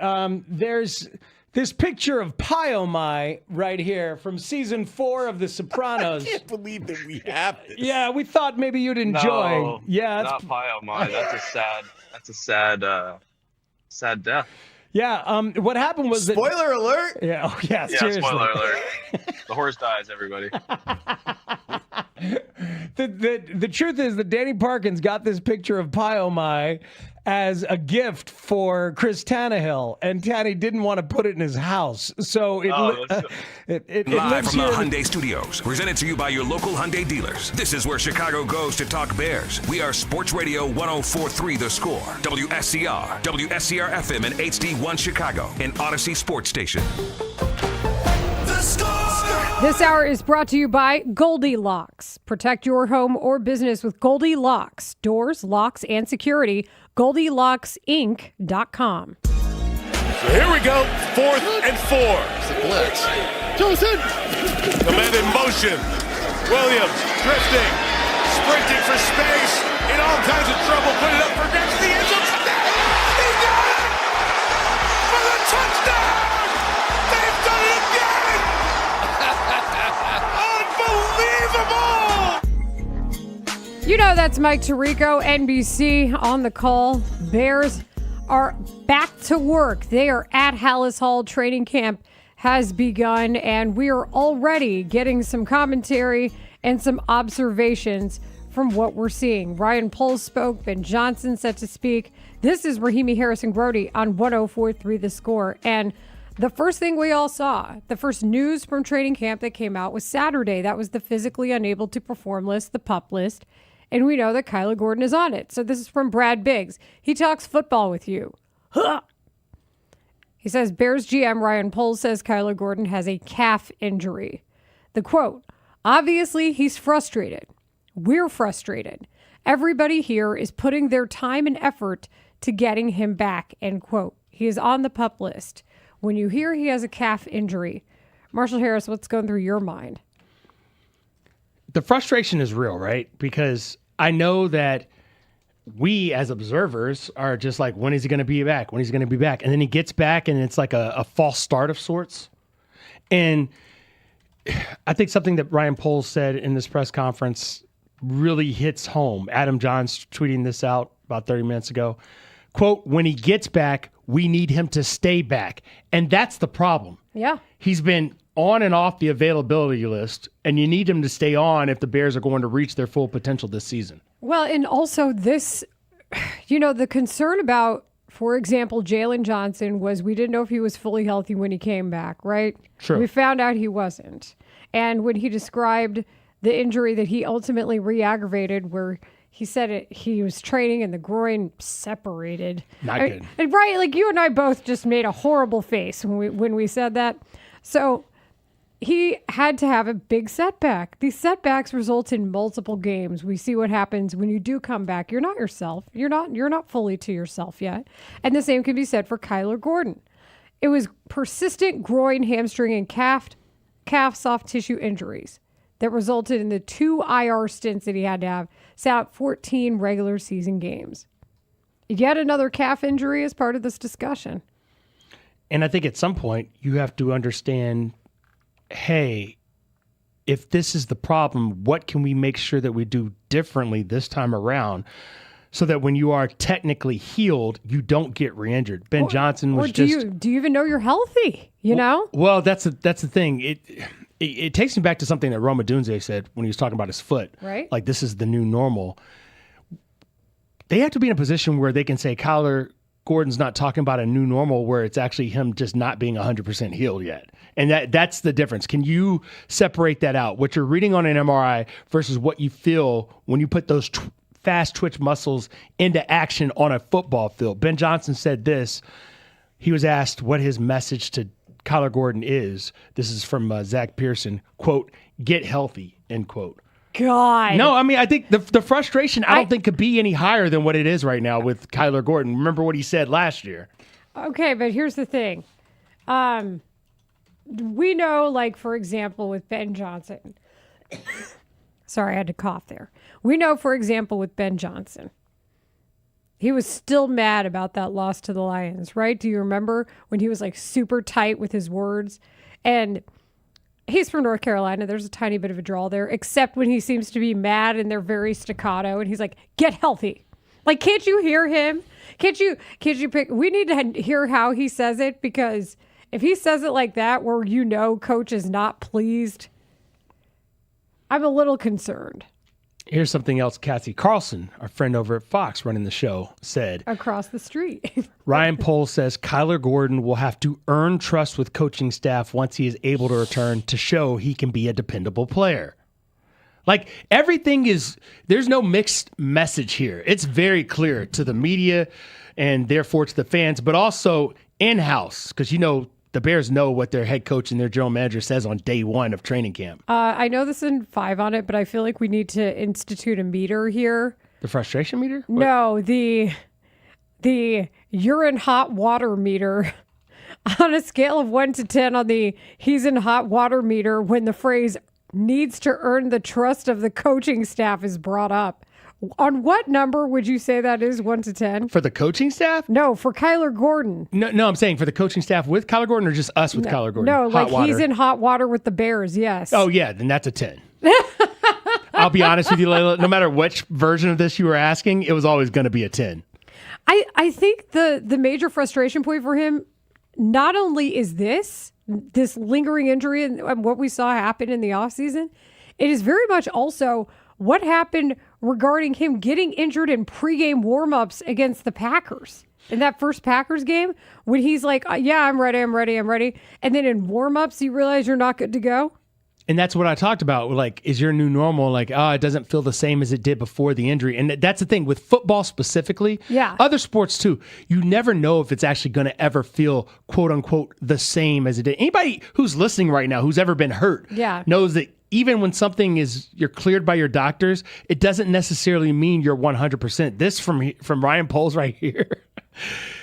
There is no timetable for when Kyler Gordon will be back. That is a message. So we're at a 20 on the hot water meter? I mean, it's max. Is the water burning your skin? Well, here's what the pipes are bursting. How about that?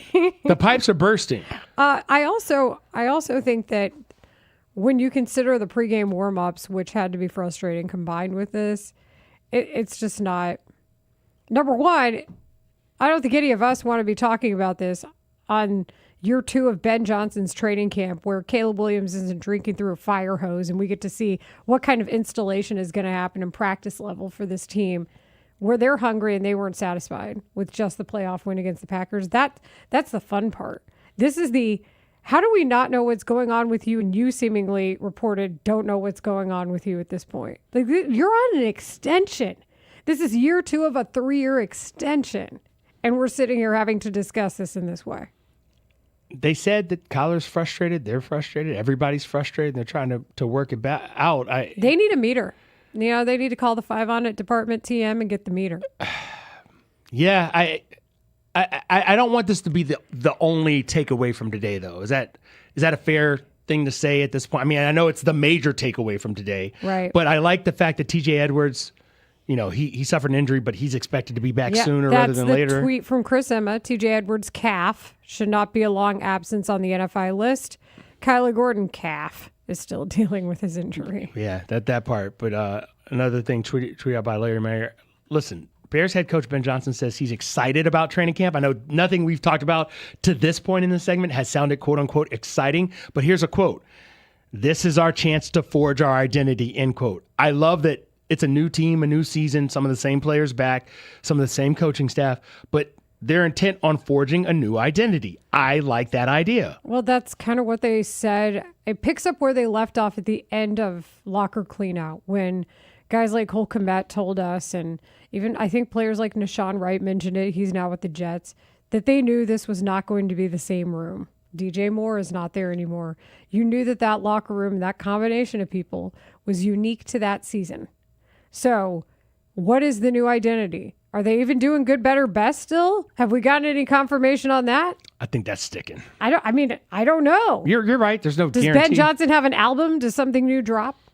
Have you ever heard of this number 70? Does that mean anything to you? The number 70?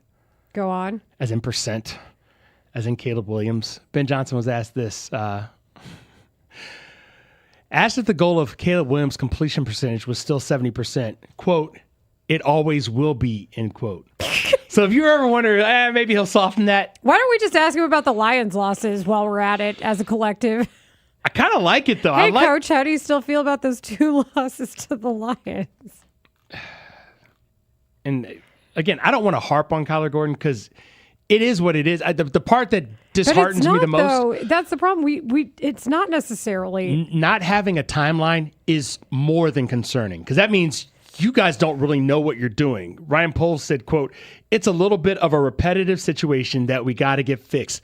You know what's problematic about that statement? Or not problematic, just what's unsettling about that statement? It sounds like you don't have any answers. And he may be the most important player on defense, or definitely one of the most important players on defense. I don't know how you think the secondary is whole if he's not there. Oh, it's not whole. But I don't know how you think the secondary is near full strength if he's not there. And that is of no offense to guys like Kobe Bryant, Dylan Thieneman, who are new, or even Terrell Smith, who's now healthy, Jalen Johnson, Tyreek Stevenson. But I think he's such a key part of this. I just wonder, if this is going to be a cloud that looms over the season like it was looming over the season to start last year in the same way, with a defense that was really just dependent on taking the ball away from a very select group of players who are not here anymore. Yeah.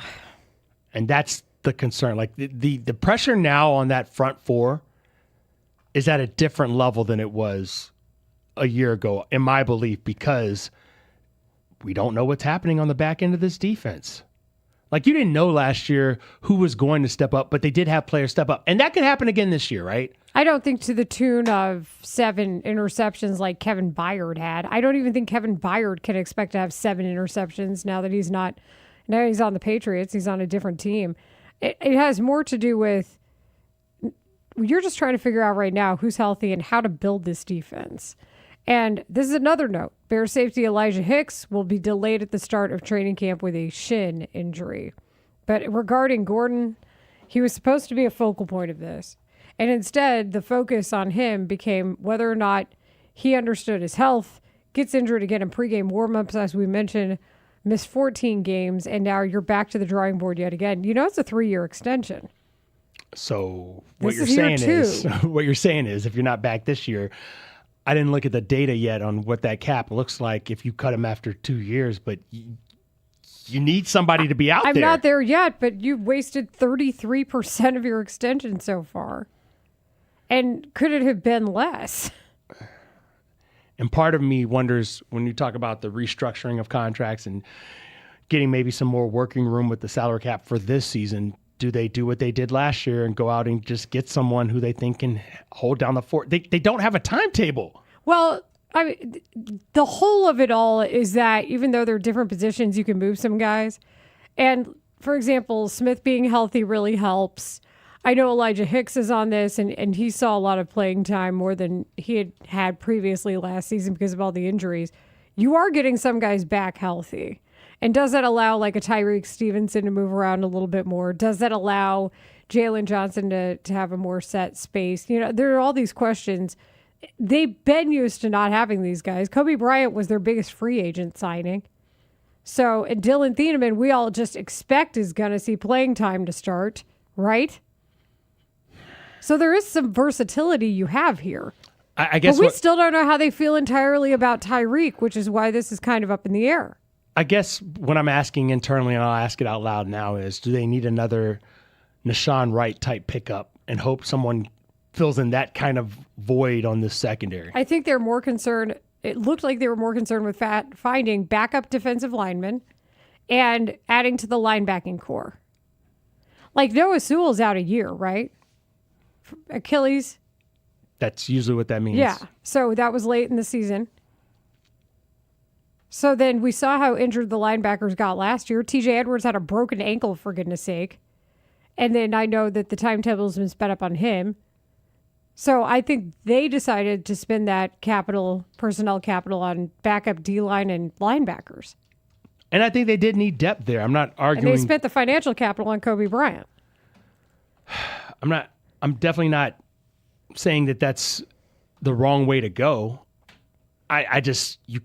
You have to anticipate for injuries in the NFL. The problem is if it's the same guy always hurt, that's a different problem because that's more of a one-player thing, a personnel issue, as opposed to, we just have bad luck with injuries. So I'm reminded that sometimes people listen on a delay on our Odyssey app, and it's 630. Our top text right now is, why does he not order the 20-piece John Cena, the McDonald's order? To get the 3 different 6 pieces to add up to 18. Maybe the 2 nuggets are too much. Out of context, you're like, Kyler Gordon? I don't know. Maybe that would help his health. Protein's good for you. Now, I know, Ray, we were supposed to have a hit with Mark Grote, but... Oh, yeah, we are on schedule and on time with the visit from Mark Grote, live from Hallis Hall. Wait, hold on. Is this the first Bears hit of the new season? Is this it? Yes, Bears. Yes. On the score. Baseball coverage on the Score is presented by Xfinity. Score the most reliable Wi-Fi. One price, 5 years, guaranteed. Xfinity. Imagine that. This segment is sponsored by Packy Webb Ford. It's Maggie Webb at Packy Webb Ford. During our studio. And then Lawrence is holding a canvas that a listener made of me looking at the picture of Pi Oh My. So now all we need, now all we need is a canvas of you looking at the picture of me looking at Pi Oh My, and then we're really getting somewhere. I think we got the clip art to be able to pull that part of it off right now off of the 3-shot. Yeah, that's just one quick AI ChatGPT request away. Yeah, and Pi Oh My is the sad one. I mean, Tony and his animals, he's always had a strong bond, and nothing sets that man up like a departure or death of a four-legged creature or a duck or whatever it is. So yeah, interesting psychology going on there. Yeah. R.I.P. Pi Oh My. Our pal Boog Shambi reported this morning that he met a kid in St. Louis whose favorite player is Nico Horner. That's huge. And it's huge. You got one. And got one. And he went out and he got himself a dog, and he named the dog Nico. Wow. I will say that's not the first. I'll brag on that. I've gotten a weird amount of DMs saying we named our dog Nico. And I don't know I guess it's a good thing, but it feels a little like, I don't know if it's a dog name. I think that you should take it as a compliment because I mean, like, if they went with usually the child name is connected to a family member. So, you know, if someone did want to name their child Nicholas or Nico, I mean, that's a good point. A kid name would be weirder. I think a kid name would be a lot weirder. Yeah, I feel kind of yeah. I mean, it goes back to the animal thing, right? I'm kind of more excited about the dog.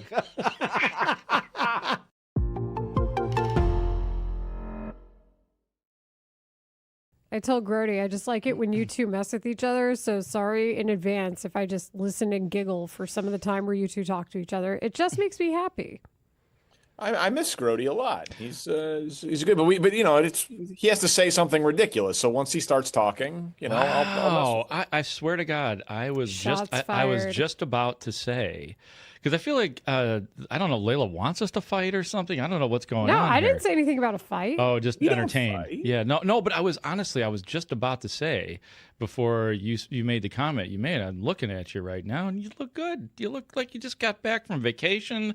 The hair looks good. The tie is tight, as if like you're just got off the air, but you're getting ready to go on the air. So you're looking good, my friend. Thank you, sir. You're looking good also. Don't say that. Yeah, you don't have to say that. Yeah, no, I didn't mean it. No, it's good. You know, this tie knot is great because I don't tie it myself. What? Yeah, they tie my ties. No, they don't. Here. Are you serious? Man. Dude, of course I'm serious. I've told this story before. I've not heard the story. Grote, not only do they tie the ties, not only do they buy the clothes, not only do they set out the outfits, when I step into the dressing room, the belt is already through the loops. True story. And I asked our lovely wardrobe designer, Christine, like, you know, this was like a week into the job. So this is, you know, almost a year and a half ago. At this point, I was like, why is the belt already through the loop? And she said two things that blew my mind. One, she was like, well, it's because our job is to make sure that all you guys have to think about is performing on the air, as if me having to put the belt through the loops was somehow going to take away from the takes. And then two, she said, no one had ever asked her about that before. Like, of course. I was like, wait, what? So all of these TV people are just so coddled and so spoiled that they think that is normal. And she's like, yeah, you're the first person that's ever asked. She's like, I've worked everywhere. I've worked at SNL. I've worked at Fox. I've worked at NBC. And she's like, you're the first person who's ever asked me that before. I'm like, oh, wow. Okay. Well, this is clearly different. So yeah, I mean, people are like, oh, you look good since going into TV. I'm like, yeah, none of it's me. Well, okay. Here's the question then. Do they also derobe you like a boxing trainer? Like you get off and then they pull the mouthpiece out? Like, do they derobe? Good question. Yeah. Mm-hmm. Yeah, no, good question. No, I have to do that myself. Oh. Maybe, but on my next contract. Yeah, on my next contract, that's something that I'm going to be looking Well, for. then what the hell does Triano do over there? If he's not derobing you, what exactly send him back. If that's all you can get out of him, then send him back. Why do you think I put in the recommendation? I mean, the guy is excellent at tying my shoes. He's really good at it. See, it's this true. is what I needed. This is what I came here for. I actually go by Haugh nowadays. I don't know if you guys had heard that, but Haugh is what I like to be referred to as. Or Hall. Hall is good too. Not Mark Grote. Where's not the Mark K in there? I've had enough Mark Grote in my life. Mark Grote. Can I get a couple minutes with you here, man? Man, I ain't even talking today, man. I'm sorry. Okay. We'll go next to Mark Grote from the Score. How gratifying is it when you win that battle and get the football thrown to you? What? Host of the Take the North podcast. I'm sorry, guys. What was I talking about? Kind of shaking your head at God for a second, though. Mark Grote. My hair does look good today. With Rahimi Harrison Grote on the Score. He's an apartment complex, this guy. Oh, we haven't heard this in a while. You know why? Because it's time. This is the first Bears hit of the new season, and it's here on Rahimi Harrison Grote on 104.3 The Score. Without further ado, we go live to Alice Hall to our friend Mark Grote. He's our co-host. He's our Bears reporter. Bears, guys, we got a lot to talk about here, and it is an absolutely packed house at Haugh Hall, as it always is, but there's always a little extra after winning seasons for the Bears. You win 11 games. It was literally standing room only in the media room today, and you had all the dignitaries in there as well. Kevin Warren was there taking in all the proceedings. There were multiple McCaskies. Pat and Brian McCaskey were in there. I did not see George McCaskey. Maybe he was in there hiding or sitting in the back, I should say. He's not one to hide, but that was sort of the scene out here. I am right now in the atrium at Haugh Hall, where a lot of us do our media work. But let's get right to it. And I think that if you were to circle a player who has been the poster child of the off-season program, it would probably be Kyler Gordon because of his notable absence, having only played in the 3 games last year. We know that Ben Johnson has been sort of, I don't know what the word is, critical of his absence. But let's listen to the latest on Kyler Gordon, first from the general manager of the Bears, Ryan Poles, on exactly what's going on, and then you will hear some questions afterwards from us after he gives the facts. Kyler Gordon on PUP with his calf. He was here all off-season training, getting right. We had a delay in that. All hands on deck to get him back. Coach alluded to it before in terms of his availability or the lack thereof. Obviously, he's frustrated. We're frustrated. We just want him back. He helps our football team.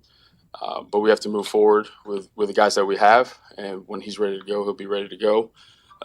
Everybody here is putting all their time and effort to get him back right. So that's where that's at. You mentioned the frustration factor, obviously, on both sides with Kyler Gordon and you guys. Yeah. Has he done everything that you guys have wanted him to do as far as rehabbing and getting better? Yeah, like I said, I think he gave up a lot this break to stay here and put the time in. That's what he did. And again, a little bit of a repetitive situation that we got to get fixed. And then when he gets back, he's going to have to earn that trust back and that dependability. So, because we got to put all the guys in a good position to be successful. And the up and down, moving guys around is really tough. So he'll have to earn that back when he gets back. Okay, so, gentlemen, Mark, Marshall, your thoughts. Like, Mark, when you heard that, do you feel like Poles was holding off on some emotion there? Do you feel like it was pretty accurate, like sounding as you saw seeing it? What do you think?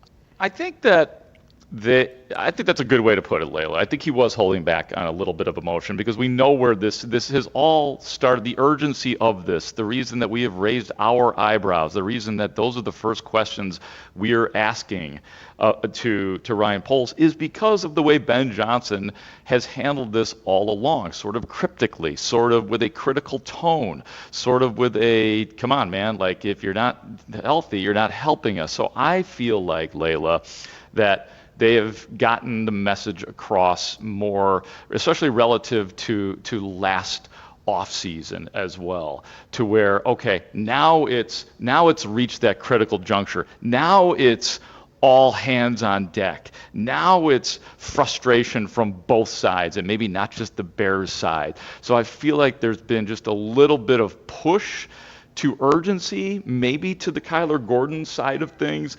That's what I felt about it. And I think this all comes from the lead of the head coach, Ben Johnson. The fact that there's no timetable is really the part that I think is the most disturbing of them talking about this, Mark. Would you agree? Yeah, oh, yeah. Yeah, I mean, I want to agree with that, Marshall, because we all want to know, like, when's he going to play. But Ryan Poles was pretty vague timeline-wise with a lot of the players that are on the PUP list right now. But, yeah, it sure would be nice to have, like, to hear somebody just say, hopefully by the second preseason game, even if that's what it is, the second week of training camp, perhaps, maybe by the time one of the joint practices rolls around. You know what? Even if it is, you might miss a game to start the season, but we expect them back in week 2 or 3 and to be 100% healthy. So, yeah, it would be nice to have something a little bit more advanced, a little bit more exact, but they did come armed with, the work in the offseason, which I think, like, they hear the feedback, they hear what's being said, they see what fans and hear what fans are saying, and I'm sure Kyler Gordon does too. So they made a big point and presentation about the idea that he was here for the entire offseason. I should play this for you guys too, because it was a slightly different tone again from Ben Johnson. Ben Johnson was asked one question about Kyler Gordon, and I believe we have the question attached to this as well. Here's Ben Johnson on the Kyler Gordon situation. What's been your message to Kyler Gordon? Get healthy. I mean, yeah. That's staccato. Well, that's the Ben Johnson pace of word does not sound lovely. Mark, it's not just that he's saying get healthy with the shortness that he's saying it. It sounds like they don't have a solution. Like they have a problem, but they don't have a solution as to how to fix the problem. That's my concern. Well, when you say that they don't have a solution to fix the problem, do you think are you saying that you believe the injury is such that it's not curable? Is that what you mean, or what do you mean? He keeps getting hurt. They don't know why he keeps getting hurt, and they're saying everyone's frustrated. I think part of the frustration is they don't have an in-game result of, hey, we can take care of this and it won't be a problem anymore. Yeah, I hear you. No, and it's a good point too. Like, and that's why they are saying what they are saying, that they are. Everybody has kicked it up a notch. I mean, if they were at a 7 with getting this right, now everybody's at a 10, and it feels like it. Here's what it feels like: that they were not all on the same page at one point in time in terms of whether you want to call it urgency, rehab, getting better, right, understanding the whole thing. And now maybe they are on the same page in terms of expectations. What is expected out of Kyler Gordon to have been here throughout the whole offseason? I keep coming back to it. The all hands on deck. I don't know that I've ever heard Ryan Poles or any Bears GM that I've been around say it's all hands on deck to get this player back in. So I think they wanted to submit to the public and to everybody around the Bears that they get the urgency about this, and they are doing whatever they have to do to get him back, even if it in the end doesn't work and he's injured throughout this season, which is still a mystery. Yeah, but if we were to do some sort of, say, for example, a improv exercise, Mark, where you say the same 2 words, get healthy, but you say them in different ways, like empathetic, get healthy, or frustrated but understanding, get healthy. Like Craig Counsell, you would say, like, long sigh, maybe an pause would be in there, something like that, get healthy. Ben Johnson did what again? Get healthy. Yeah, get healthy. And again, that's where this is all started. Ryan Poles has taken his cue from Ben Johnson. Kyler Gordon has, I'm assuming, taken the cue from Ben Johnson. Like, you want to play for this organization, you need to do it our way. And we're all still speculating on if there has been a disconnect, but it sure feels like somewhere along the line, for however you want to put it, they have not been on the same page. And now, Mark, I know there was other discussion outside of this. So what else can you tell us has gone on at the Hall today from Ben Johnson? So much going on at the Hall here today. And let's let's get into Caleb Williams. And I thought this was an interesting answer from Ben Johnson. He was asked specifically on Caleb Williams, what is at the top of this year's checklist relative to last year when he was learning and drowning? So what now for Caleb, Ben? He and I were just talking yesterday about that is, I have this urge as an offensive guy to want to continue to evolve and you can say innovate and push the limits a little bit. And yet at the same time, in the back of my mind, what's best for him is to continue to bank some of these reps. He's had 2 off seasons and 1 training camp so far, and a full season, obviously, to where he's had a lot of the similar concepts repeat for him. And now we're at the point where he's not thinking about the play call. He's not thinking about the cadence, the motion, and all the jigamarow before the snap. Things are starting to slow down. And so what we need to see here in camp is that anticipation, take it up a notch. I think with that, the coverage recognition gets taken up another notch. I think there's other ways we're going to continue to challenge and push them, more of which are going to happen post-snap. Last year, we talked about that pre-snap operation quite a bit. Feel a lot better about that this time of year than we did. And so now we're just moving on to the next stage. One, jigamarow is such a Mark Grote word, first of all, because I know you know the word. I know you know what it means. Second of all, it is so like 2 sides of the coin. If we're doing like Two-Face and the dark side of the coin versus the light side of the coin. Yeah. To hear No him spoilers. talk about No spoilers. No. To hear Just for Star Wars. Listen, to hear him talk about the injuries and Kyler Gordon specifically on one hand, and for him to mirror the way that Caleb Williams has been talking about play caller head coach Ben Johnson on the other with such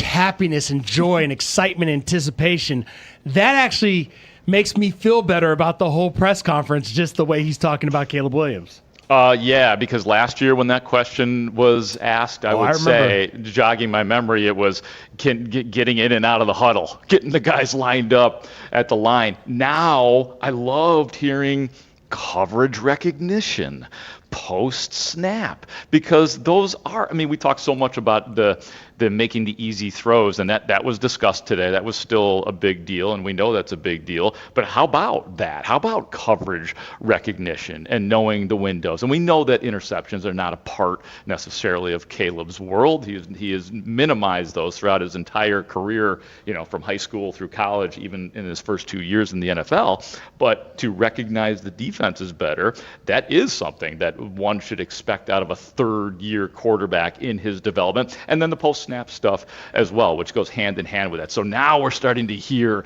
the advanced things that we want to hear about a quarterback in Chicago. The jigamarow. Yeah. And the jigamarow. Yes. That's a new one for me. That surprises me. Ray Diaz and I are both looking at each other. I've never heard that in my life. I think it's a derivative of thingamajig, I believe. I've heard of rigmarole. That's what rigmarole. I've heard too. But jigamarow is a new one. Okay. Jigamarow. And then also, do I understand that they answered your big question about training camp, Mark Grote, which is left tackle? Oh, yeah. This was an interesting answer that Ben Johnson gave to the question specifically of, Ben, do you feel better about the left tackle position this year than you did last year? I would say I've got a better feel for our guys. There's a number of them that were here last year. Jedrick's really the new face. So I feel better about Braxton in terms of his health and his outlook. So I feel like he's got another step up in terms of his confidence level than he did a year ago at this time. Theo was a guy last year I didn't know a whole lot about.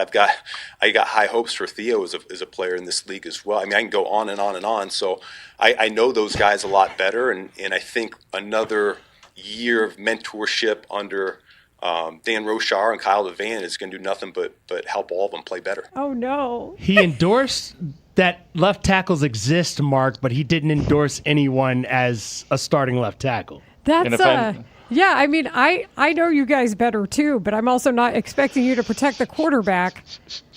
Yeah, he's still not glowing over the left tackle predicament. I mean, it's pretty amazing. It's better than him glowing red in anger at the position, what it's not doing, though. Right? I mean, last year, let's face it, like they did a decent job of covering left tackle last year, I would say, relative to what they were dealing with, but it was maximum effort. You know what I mean? Fair. I mean, and Layla, we talked about it yesterday, and I was talking about the nuclear option. You know what I mean? They had to go to the nuclear option last year. This sounds nuclear-ish.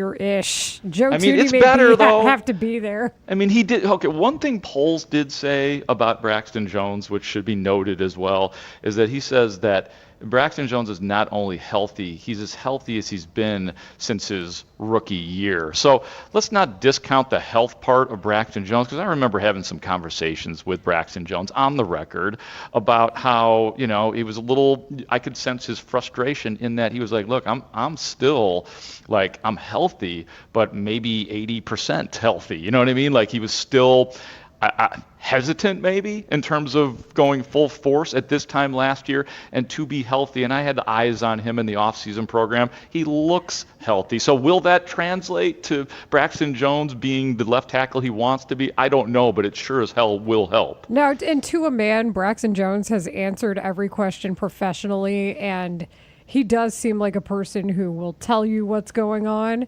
And I think will err on the side of not advocating for himself as much as he probably could. Yeah. And look, he anytime Braxton Jones has played, like, he's not a dominant left tackle. He's an average to sometimes good left tackle in the NFL. Like, that's how he has comported himself. Like I said, he's not the big name. He's not flashy. He's certainly not dominant. We know exactly where he struggles because he'll tell you about the bull rush. But this is not a bad player. And I feel like sometimes just because he's not a top 10 left tackle in the league, he gets put in this category that somehow he's a bad player when indeed that's just not the case. Look, I think he's going to be healthy. I think he is going to be the starting left tackle, Braxton Jones. A reminder, training camp coverage on The Score, sponsored by Plumbers 911. Plumbing emergency, call the professionals.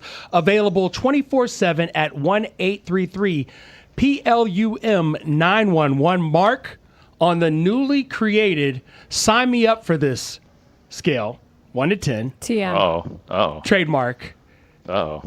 What is your 1 through 10 on Sign Me Up for This? The doors at Haugh opening at 6:45 a.m. tomorrow. I've been dreading that since I saw it in my email that the Dennis Allen conversation will be at 6:45 tomorrow morning, which means... Well, no, the conversation's at 7:45, but 6:45 is when the doors open. You shouldn't have told him that. Oh, no, I'm not going to have him get there an hour early. I'm not having to do that, Mark. Either way, the alarm's going... Marky Mark, the alarm's going off at 5 o'clock in the morning tomorrow. So do you two need a shift change? Would you rather... Like, Marshall's been, like, so excited about this. Oh, that's a great point. And Marshall loves getting up. Marshall does like a marathon before 7:30 a.m. every day. 26 miles every day. I don't know how he does it, but and then he walks in with a box full of Chick-fil-A and pounds that, and somehow looks better than all of us. I need protein. That's what you get when you run marathons every morning. Marshall, he saw that and he was like so excited. Maybe do you guys? I was excited because you know how sometimes we struggle to get you on our show because you're busy doing stuff. Yeah. You'll always be available to us now that the day starts with a 7:45 interview. Now you can't leave. Exactly. Well, the good thing is that the day is done early. At least I know I'll probably do stuff for the afternoon show tomorrow as well, but I might be able to do that in studio. I might be able to come back to the city. So ooh. That's actually exciting. Yeah, you absolutely. If there's one person, well, we'll all be awake by that time. But if there's one person I know that you will text, you and Marshall can talk about how much you love being morning people. Well, wait a minute. I never did give a number. So one being mad about it. Don't want to do it. 10 being I'm ecstatic. One. It's one? Straight up? Just one? Yeah, I kind of like to stay up late. You know, like it's going to throw off my whole rhythm tonight. You won't be staying up late tonight. I'm more worried about Thursday when you're back with us and I might. You know what? Thank God I was looking at the schedule. That's a shorty that day. Short show for you and I, Marshall. Oh, that's right. I've got the Sky that night. I'll be on the Layla Sky call. Layla will be. She'll be moody on. I'll be moody on Thursday. Layla will be moody on Friday because she's got the nighttime work. I'm moody every day. You know that. That's Mark good. Grote, Hey, Mark Grote, yes. quick question. When is your bedtime? What's the bedtime going to be then? That's a great question. That's the problem. I have no bedtime discipline. It's like if I was doing this like every day, and luckily I guess just this week I'm only doing the one early morning thing, then it would take a couple days, and then maybe by the third day I'd be going to bed before 10 o'clock. But I imagine I'll go to bed after the baseball wraps up tonight. You go to bed when Dave tells you to. Well, yeah, I wake up when Dave tells me to. So actually, Dave has trained me for this moment because he also likes to occasionally tell me that he would like me to throw some yarn around, or hey, where's that ball you like throwing around? Could we do that for a few minutes? Where's Not that right now, jiggamarole? Dave. That's what drives me crazy about my cat. Dave the cat, like I get it, like animals get hungry. I'm happy to feed you, but then he looks at me like, no, I'm not looking for food. I want you to throw that rubber ball, and I want you to make me go get it. I'd like you to hide, and I'd like to play hide and go seek. I'm like, not now, Dave. He's a unique cat. He is a unique cat. He's a good boy. I love that. Well, we will Bears. We will look forward to your updates tomorrow morning. Mark Grote, thank you for contributing today from Hallis Hall. Yes, and I'll be back. I'll be on with the afternoon show at 5 as well for people who are interested in. It's a long day for you. In that, yes, it is. And we're doing the podcast. Weeder needs me. I got to go. Goodbye. Bye. That Bears. was Mark Grote, Bears, live from Hallis Hall with the latest from the opening of Bears training camp. It's here. It is here. Most people are there, except for some people aren't there. 312 on our text line. Go home and watch the other guys. Oh, that's great. That's a great He suggestion. won't do it. He won't. It's really strange, and I don't get it. You know what? Jason Benetti, who I love, did a little play-by-play of life last night. Benetti versus Squirrel next. Hey, it's Spiegel and Holmes, afternoons 2 to 6. We're bringing you the most up-to-date Chicago sports talk on 104.3 FM during your commute home from work. Do you want to watch us do the show live? Hang out with the Twitch mob or on YouTube. We're talking all of Chicago's teams every day. And if you're working from home, listen to the show on your smart speaker or the free Odyssey app. There's no one way to listen or watch Spiegel and Holmes, afternoons from 2 to 6. So listen and watch your way today. State Fair food is getting smaller and pricier. Did you ever think about putting a little accent on it and making Mark Grote? Oh my God! See, now you don't even know what you just did, Marshall.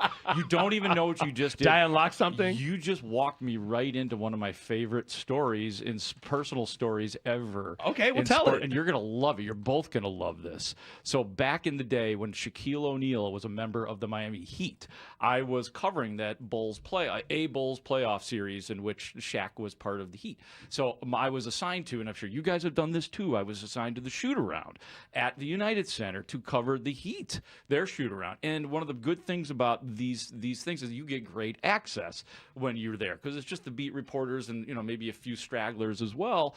So I see Shaquille O'Neal, and it's just like he's there and just a couple reporters. He looks at my credential, and he's like, who's that?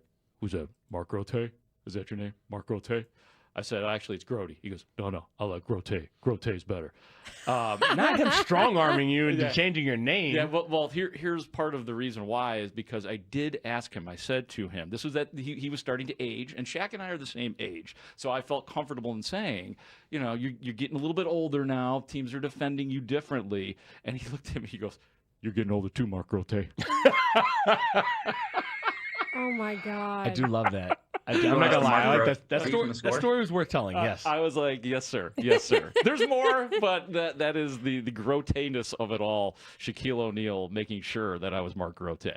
I would almost do what Joe Theismann did, just go with that pronunciation for marketing. Oh, yeah. Yeah, especially if a man that is 7'2", 350 pounds says your name is Mark Grote, go with it. Mark Grote.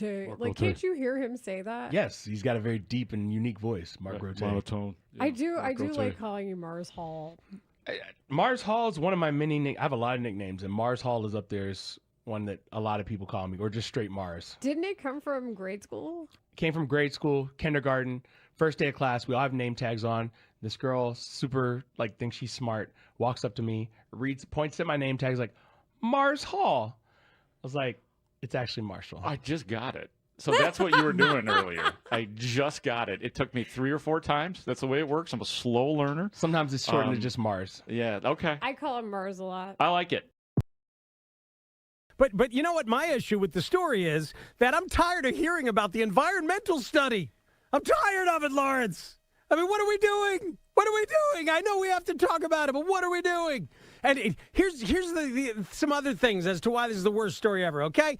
It is distracting us from a legitimately interesting and largely optimistic Bears offseason. It is distracting us from that. And 2 compelling baseball teams? How about the Bulls having the 4th pick and a loaded draft? We haven't even mentioned that in 3 weeks because we got to talk about this worst story of all time. Every time that there's a headline for this story, everyone thinks that the story is over. Right. But the story's not over. It's never over. I don't think it's ever. And it's never even close to over. I would say it's 80% close to being over. I don't think it's ever going to be over. And in the end, what are we headed towards? We're headed towards an outcome that essentially is only going to make billionaires richer. That's what's going to happen. There'll be an elevated, an exciting experience for some fans to go to the new place, but a lot of fans are going to miss Soldier Field and the lakefront. So it's not even like that's a big win. There's no win here. It's just the worst story ever. Here's the crazy part, and I expect that Caleb Williams will have a long, successful career, will make a huge second contract that'll probably be $500 million. But it's possible he's not your quarterback when this thing is built. Caleb's going to be wearing the gold jacket, breaking ground at the site. He's going to have little gray in his hair. After a couple of Super Bowls and all of the Pro Bowls and all pros that he's won in his 10-year career, he's calling it quits. After he gets his ownership stake that he wanted, right? And the ground is breaking in Kenosha, Wisconsin. Yep. Caleb's going to be the coach at USC, and his son is going to be playing quarterback. You know? Do we all agree, whether you're on one side of the political spectrum or the other, that if we just allow Ben Johnson to be in charge of this, it would be done? 100%. It would be over. And to the texters who were saying that the Penn State story is worse than the Bears, I would argue this. At the end of that story, the righteous indignation and power of the media deposed that guy, Paterno, and made sure that dude, Sandusky, went to freaking prison. There was an end I'm game. doing great. Thanks for having me on, guys. I tell you, I feel like I made it to the big leagues when I get on the Score and get on your show. I appreciate you guys having me. Middays 10 to 2 on 104.3 The Score.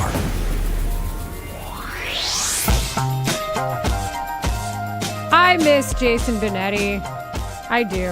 And I love to hear his call of anything, baseball, life, and we got to experience that last night because if there's one thing I enjoy, it is a distraction on a baseball field. And during the Orioles and Tigers game last night, Jason Benetti and Andy Dirks on Detroit Sports Network found a squirrel on the loose. Okay, so the Orioles third base coach, Buck Britton, somebody just gave the squirrel a seed. Yeah, Buck's like, here, have a snack. Squirrel is in the greatest fan position. You could pay millions of dollars to get that auction item. And that squirrel just decided, mine.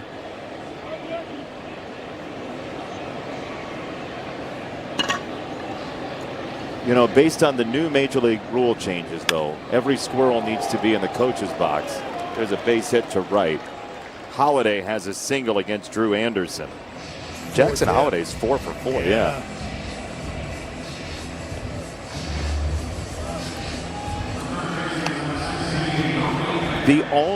Oh boy, now the squirrel's on the field. Now the squirrel is an active participant in the festivities. The squirrel is on the field. The squirrel is on the field. Squirrel is out of the baseline, however.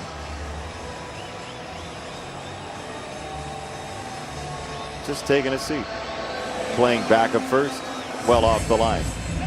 The only thing we're missing here is Jeff McNeil.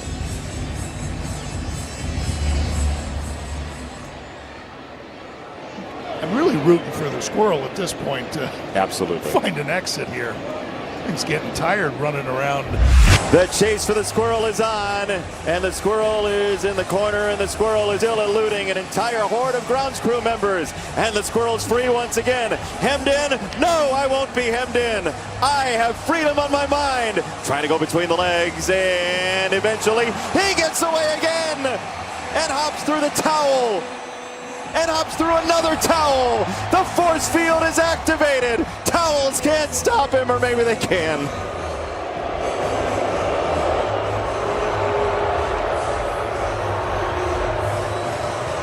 A triple crown possibility yet again. Ends in the final week of July. We are told that in the 8th inning, all those grounds crew members will screw in a light bulb. Look how many it took to get that one squirrel. Wow. I mean, that's tough. If you've seen the video, you know how tough it is. Squirrel's fast. Squirrels are they're nimble. They could change direction quickly. What's the scouting report on the squirrel? Squirrel's harder to catch than a dog or a cat. Yeah. Squirrel is, man. Poor squirrel. He was stressed out, it appeared. I'd be stressed out too. All these fans, grown men chasing me everywhere. I love also it was the music we used for How Many Bears that Mark loves. And then the fans were booing when the squirrel got caught. I like it when everybody cheers on the animals. The thing with the squirrel is, I was thinking about it from the squirrel's vantage point. It probably looked like stormtroopers. If a bunch of guys are chasing you and they're all wearing the same thing, yeah, that's when it becomes a problem. You're like, oh, I'm in trouble. This is organized yes. against me. You might be wondering how I got here. Love Jason Benetti on the call. Spiegel and Holmes are next. Mully and Haugh, Chicago's #1 most listened to sports morning show, 5:30 till 10 a.m. Jameson Taillon and the Cubs. An easy baseball decision, but a tough one for the organization because of what Jameson Taillon meant to everyone. They need help. There's no shadow of a doubt. They're short 1 or 2. I could see them adding 2 pitchers at the deadline. 2 starters. Yeah, and one may not be a guy that is an obvious top of the rotation guy, but I think that, and that would be of lesser concern, but I do think you need a top of the rotation guy. Mully and Haugh, mornings 5:30 till 10 a.m. on Sports Radio 104.3 The Score. And live on the free Odyssey app. To that story. We are hopeful that there will be some people who end up in prison after this story's over. Yeah, I mean, you understand that there's a bit of hyperbole that's going on here. We're not talking about crimes. No. Like, we're talking about actual, like, stories that we've had to cover that have to do more with Chicago that have been more laborious than this. There aren't any. But I've said before, like when the freight train of hate and indignation, when Boers and Bernstein leaned in on Penn State, it was phenomenal radio. It was tremendous. It was like, it was brilliant. It was journalistic. It was angry. It was healing vital. for many people who had gone through abuse themselves. Yeah. Yes. It was real. It was like, it was meaningful. This is not meaningful. There's nothing that's even close to meaningful or even thoughtful. That's why we have to laugh at slag heaps. And most of it is not real. Most of it is not real. It's not real. I will give a lot of credit because I think that Thomas McDermott is a very compelling listen and a good advocate for his city. And the fact that he was able to laugh at the concept of having the Indiana Bears T-shirt on underneath his Chicago Bears jersey. Oh God, that was funny to me. Yes. Like that was like that to me. That was someone who gets the bit. But the other thing is they haven't figured out a site. And even him, like he was on with Mully and them boys earlier today, and he's like, yeah, well, there's another site actually. Like there's another place that we might be thinking about presenting to the Bears as a place where they might want to build their place. That's currently occupied. They got to cover their butt in case the slag heap is indeed toxic. Yes. Like if it's a problem. In the spirit of we have to find things to laugh at, okay? And Slag Heap Day, one of the great days of our recent radio lives. I mean, that was... And yet here you are saying the story's the worst and it gifted us Slag Heap. It really did. Well, that's what we have to lean into those moments when something happens. Felt like Germany was getting slighted here. They're going to what? They're going to the Dominican Republic and Puerto Rico and London and Seoul, South Korea. We didn't say Germany. Didn't see Germany on the list. Flula, does this upset you? I'm deeply upset. I know we may only have perhaps one baseball player from Germany, Max Kepler, from the Minnesota Zwillinge, which is German for twins. How fun would it be for you guys to hear the Minnesota Zwillinge up to bat? It sounds exciting. And as always, rolls off the tongue, that beautiful language of yours. Oh, you know it. And all of your Chicago Cubbies, imagine hearing Nico Hörner, Kühle Hendricks, Michael Tauchmann. That's so fun. Yeah, that's the thing. The teams in town this year are not very good, but we have some fun names, and that's almost as good as a good baseball team. Well, yes, and I tell you, many missed opportunities. I don't know if you know this, but a German man did write that song about Cracker Jackies that you guys sing. There is an original German version. I can sing it for you if you like. Oh yes, my gosh. God, please. We would love this, yeah. Here we go. Bring mich raus zum Ballspiel, bring mich raus zu die Masse, kauf mir Erdnüsse und Cracker Jacks.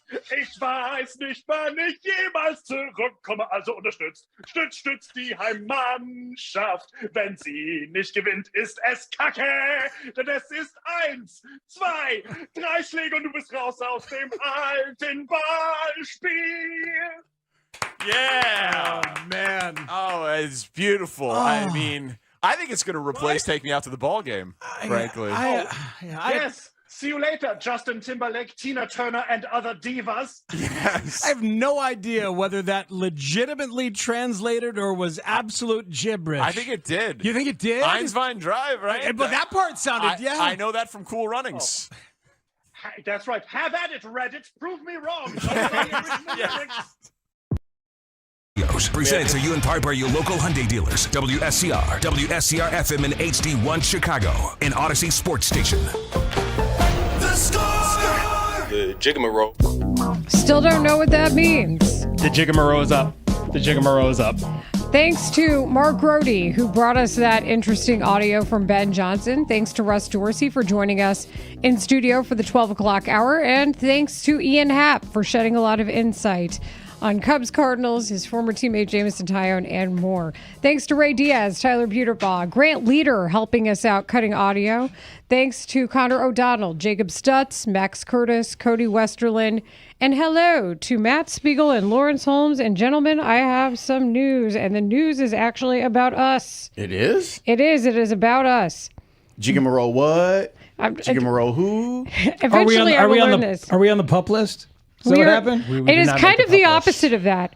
Our station, 104.3 The Score, has been nominated for 2 Marconi Awards, the highest honor that a station can receive in our business. Wow. Mitch Rosen for Legendary Radio Station Manager. Wow. And The Score has been nominated for Major Market Station of the Year. Congratulations. Salute to Major Market. Mitch Rosen, Legendary, huh? We're never going to hear the end of that. Never. As we shouldn't. What do we get him? What would be legendary? Yeah, get him an actual award. Interesting. Big if true. A plaque for the nomination. Do people still like plaques? I There's do. only so much wall space. Greg Davis is plaque. Well, it was out there. Yeah, I don't know I if like how it's you still- pointed. Ain't nothing you out can't even there. see out there right now. We have no idea what's out there. I put my actually. coffee on a trash can. I was going to ask you. Well, there's 2 cups over here. It was the recycling, so it's like a little bit. I was like, what are you using now to put your stuff on for 20 minutes till the show Right, starts? you've seen it out I there. see it every day. It's part of our relationship. Speaks, walks Maybe by. you should it's get like, a little man. cart. just have a little portable A little cart. temp out I there. like a cart.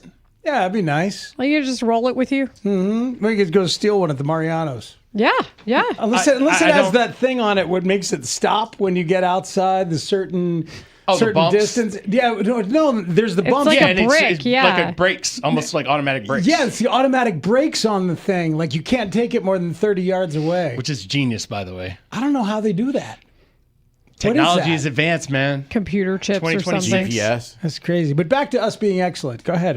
Any more on that? No. That was I I don't think I'm a part of that. It's not my show. I'm just on that show. Of course you are. What are you talking about? You host your the name's midday on the mast. show. It's the here. midday show. It's for the station for masthead. this past year. It's a team award. It's a team. It is a team award. Guess what? You're part of the team. I don't want to hear this right now. Okay. All right. Your attempt to deflect has failed. Yeah, it was bad. You are a part of the team, and we have been nominated as a team. Stop trying to leave the team. Mm-hmm. I'm not You're trying to go leave. to the pub. I'm not trying to leave. I just don't.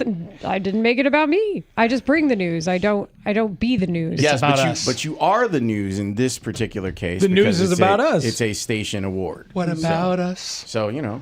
Good That's song. what I'm saying. Guys, I'm more concerned about this jigamarole business. How have I never heard this word? Were you guys familiar with the word jigamarole? Not rigmarole, yes. With that too.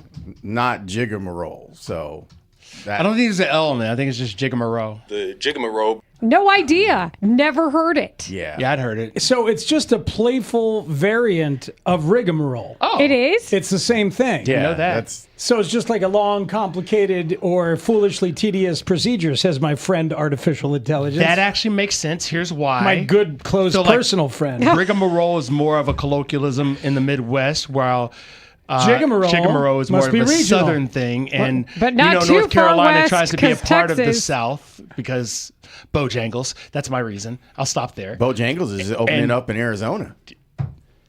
They're really going for it, huh? They are. Is Bojangles delicious? It is. Yes, it is. It Breakfast is. all day. Enough said. Ooh. Breakfast all day. The blueberry biscuits.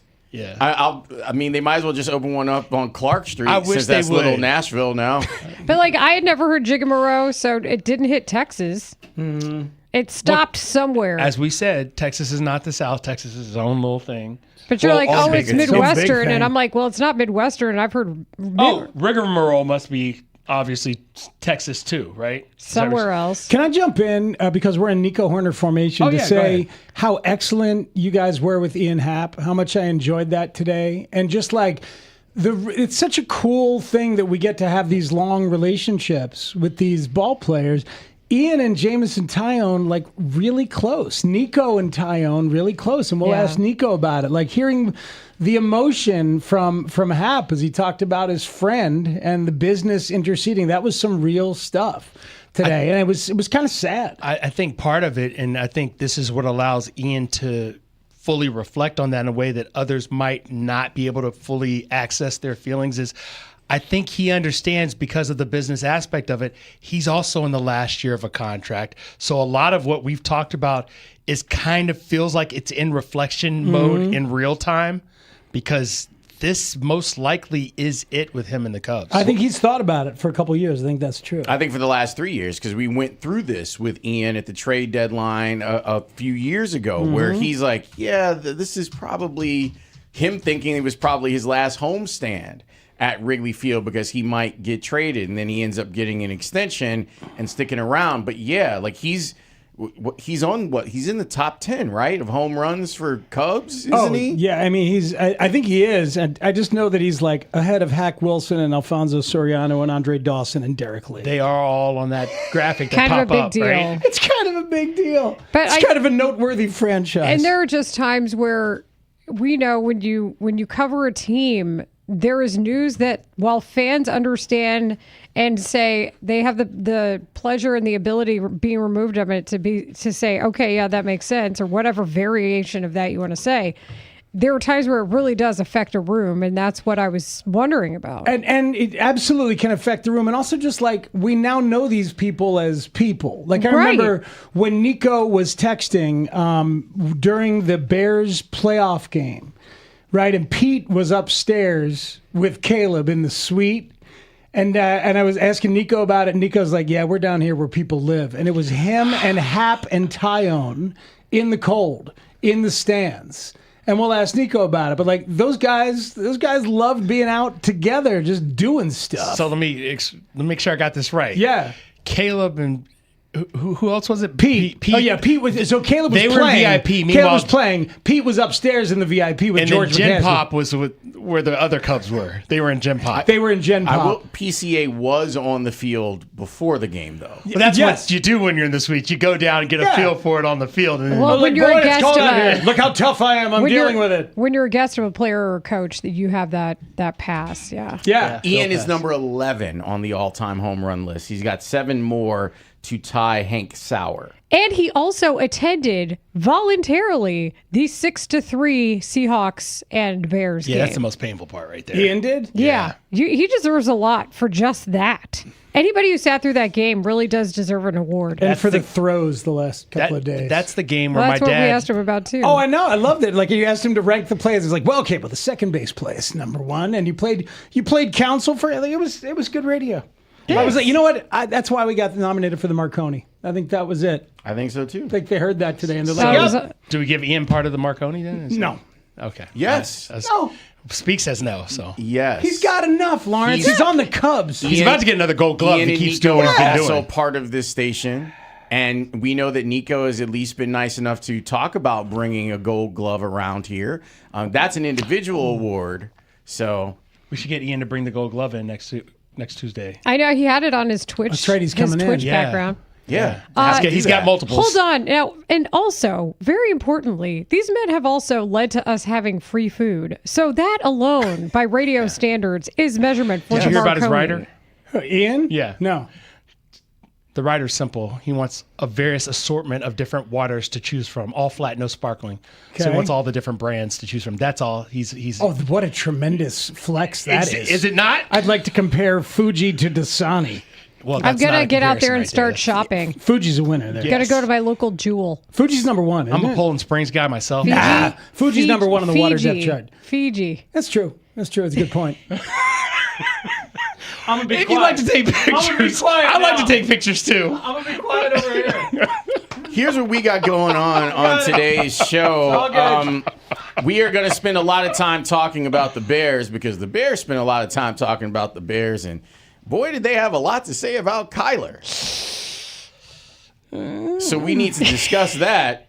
And who else might be motivated up there? That's on the list. Mark Grote, you guys know him. He's going to do a Bears hit today. One word. That's coming up at 5 o'clock on the show today. Bears. We're going to talk about NFL That's the financials and NFL reporting because I think both of those things are worth discussing. I'm very angry at the White Sox today, so we are going to spend some time talking about that and the performance from last night and how I hope that it's not a harbinger, but when you look at 3 of the last 4 games, there's a lot of things that need to get tightened up for the White Sox. Nico Horner is going to join us in about 20 minutes, and that's always exciting. Tanny's Open is coming up next. You know that is must-listen radio. It's next here on The Score.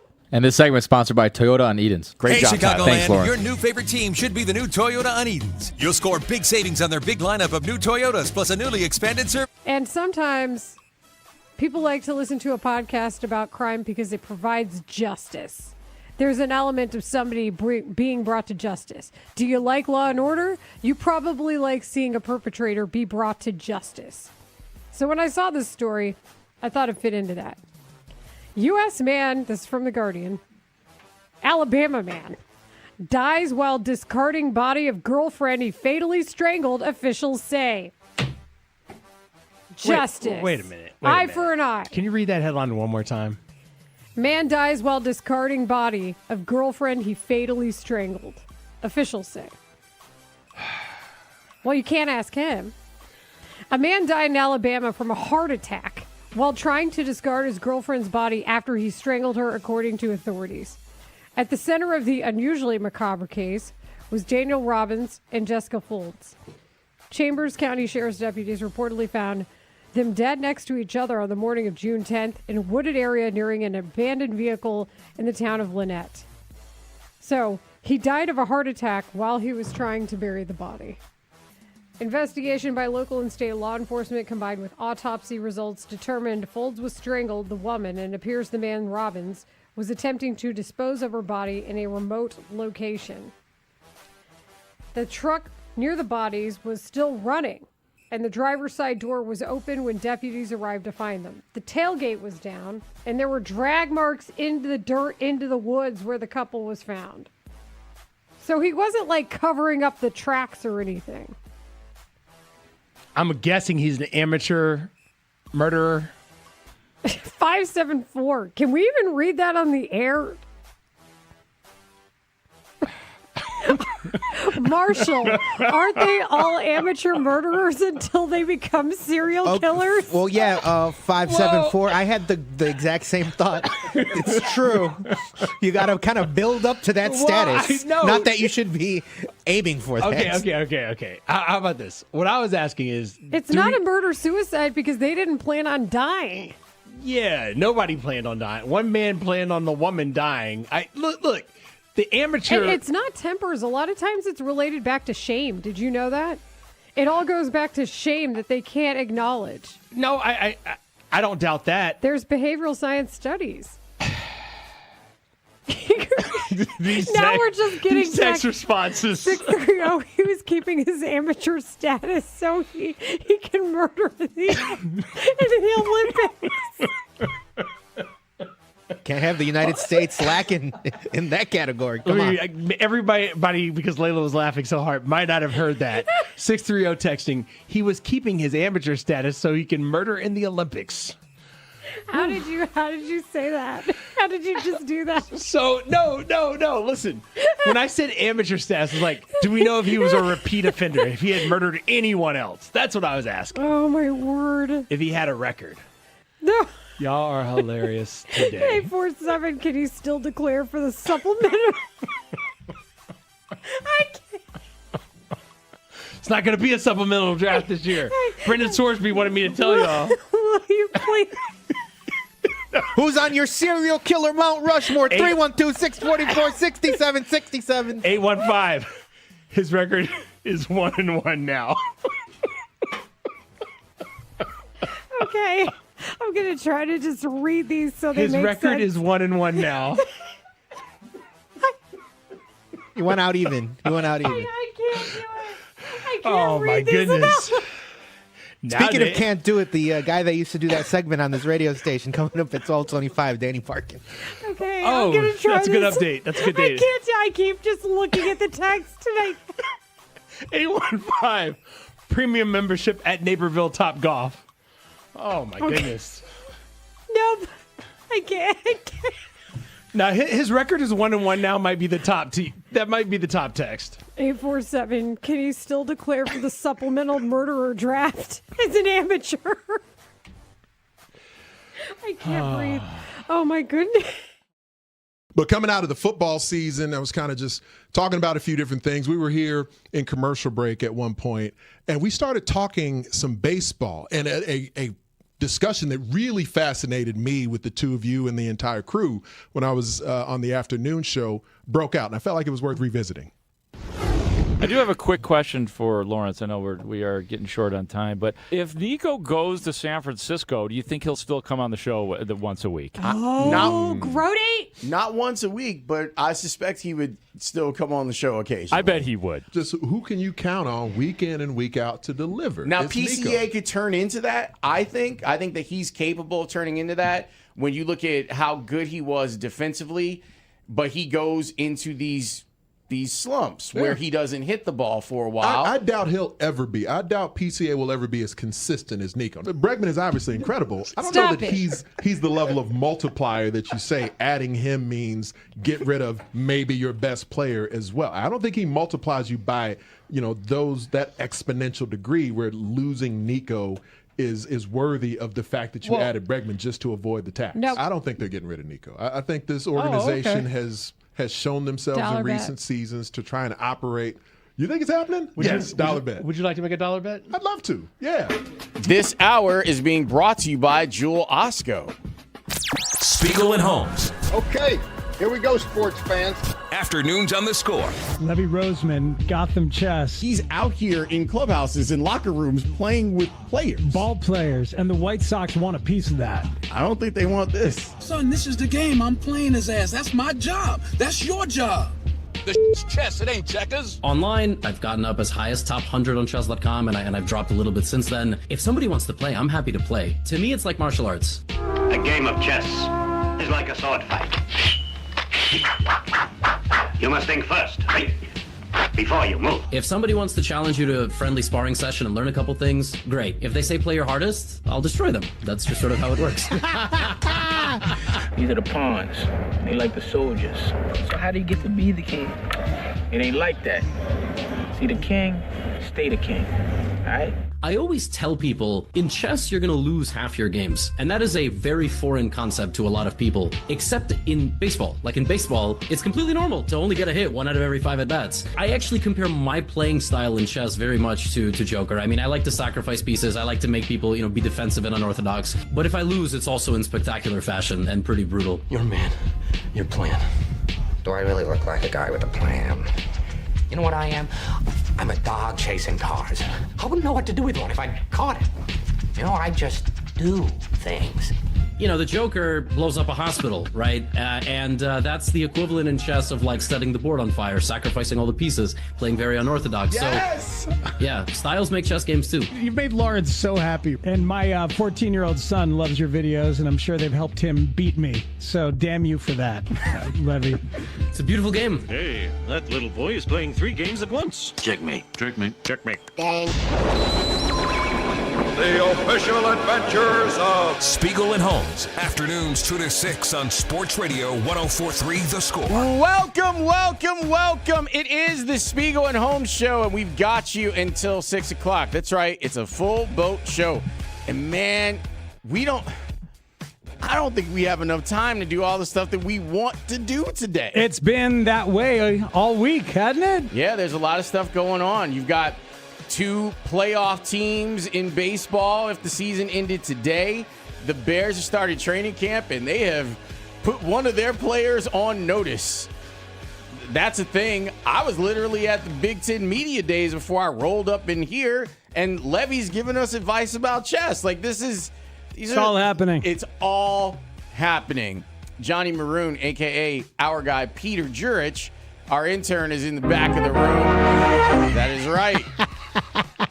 I enjoyed him, once we kind of left the room, him and Alex started really doing some hardcore, like, college football stuff. Mm-hmm. It was fun to hear those 2 youngsters do their thing. Yeah, man, he had some thoughts at one point, and I was like, why don't you write down those thoughts on the document? Those are good enough thoughts to steal. You know what I mean? He's a ball knower. Well, and this is the 100%. Job. This is the job as an intern, is that you provide thoughts for the hosts to steal and co-opt. And then one day, you're lucky enough to be the host and steal another intern's thoughts. I would say that we have probably evolved past that point where we could actually just give the intern the credit for the idea. You let me know how that goes. As it's like, part of the show that has our names on it. Hey, see, keep me in the loop. All right. That works out for you. All right. Seems to be working so far. Alex is here. Tanny is here. That man is Matt Spiegel. Hello, boys. How you doing? Yeah, and the thoughts are good, and it's NFL stuff because camps are now open all over the country. You got great players requesting trades. You got other great players giving you vague timelines on when they might return. And meanwhile, we got dudes here on notice, as you mentioned. We'll talk about it at 3 o'clock. Hell, we talked about it at 3 o'clock yesterday because we knew it was coming. It's funny, though. Like, the tone of the Bears today was as severe as yours yesterday. Like, it's fairly serious. Yeah. Like, they're not... They didn't walk back anything. Like, they have some expectations, and they are not happy. That's what I'd caught a little window of over the weekend. And then to have it stated like that was quite striking. So, yes, the Bears have interrupted our baseball lives. The show thread was popping last night with praise and disgust alike for the Chicago White Sox. So we'll get into it at 4 o'clock. There was some slop going on in that game last night. It was upsetting. I could feel Stoney's like aggravation through the television yesterday. At players? At like the whole third base thing. Coaches? Like some of the stuff that went on last night, just tighten it up. You got to tighten it up. And now when you look at it, It's 3 out of the last 4 games. And if you want, you can make it 4 out of the last 4 games where they have not played great baseball. Now, they won one of those games because that's what they've done throughout the season is they slug their way through some of their problems. But some of this stuff is like, come on, y'all. Like, what are we doing? So are we officially beyond the point where we celebrate, or at least you, celebrate the fact that you're playing relevant baseball, fighting for the league's #1 seed in late July? I think that there's room for both. I think that when you have a team that shows they can do more, then the expectation is that they do more. Mm-hmm. And what we're talking about is not otherworldly stuff. It's simple stuff. It's not falling asleep when you're throwing the ball back to the pitcher where there's a fast guy on second base. I think you're right that you do both. You celebrate the fact that you're here playing games of consequence in late July, and then you go out and you try to win those damn games, which is why real conversations need to be had about Noah Schultz, which is why Jamison Tyone gets designated for assignment yesterday, which is why we'll do trade targets later on. We'll do our segment targets talking about some of the big pitchers that are out there and available for both teams, because both teams should be aggressive, like right the hell now. Between now and August 3rd, I want to see both the White Sox and the Cubs be aggressive and try to help their managers who deserve it, try to help their ball clubs and their fan bases who deserve it in an opportunity that is presented for both of them. And that's fun to have as the truth. You know, Jordan Walker hasn't homered since July 9th. Did not realize that. Yeah. And he won the home run derby. The irony, right? Those don't count. Those home runs don't count. What I am a little concerned about is him having good at bats yesterday against the Cubs. A couple of walks, and usually like that's the precursor to a guy getting back on track is like he's seeing the ball well enough, and so you do the walk thing, then it's drive the ball the other way, and then all of a sudden it's yakatao, and you're going deep again. When's the last time Nico Horner homered? April. Nope. Last night. Oh, I mean, other than last night. Bang! That just happened. Nico with 4 hits and a bomb. Alex Bregman with 4 hits and a bomb. The laser show. Pew, pew, pew, Yeah. pew, Thumbs pew. up for you on the Bregman performance last night? Well, it doesn't mean anything either way, so don't ask him to do it. It doesn't mean anything. That's why I'm just doing this. I'm doing the emperor thing. Well, maybe, but not. But thumbs up doesn't mean anything? How is that possible? Nope. If thumbs down does it, then thumbs up certainly does not. His OPS is over 700 though now, I believe. So that's good.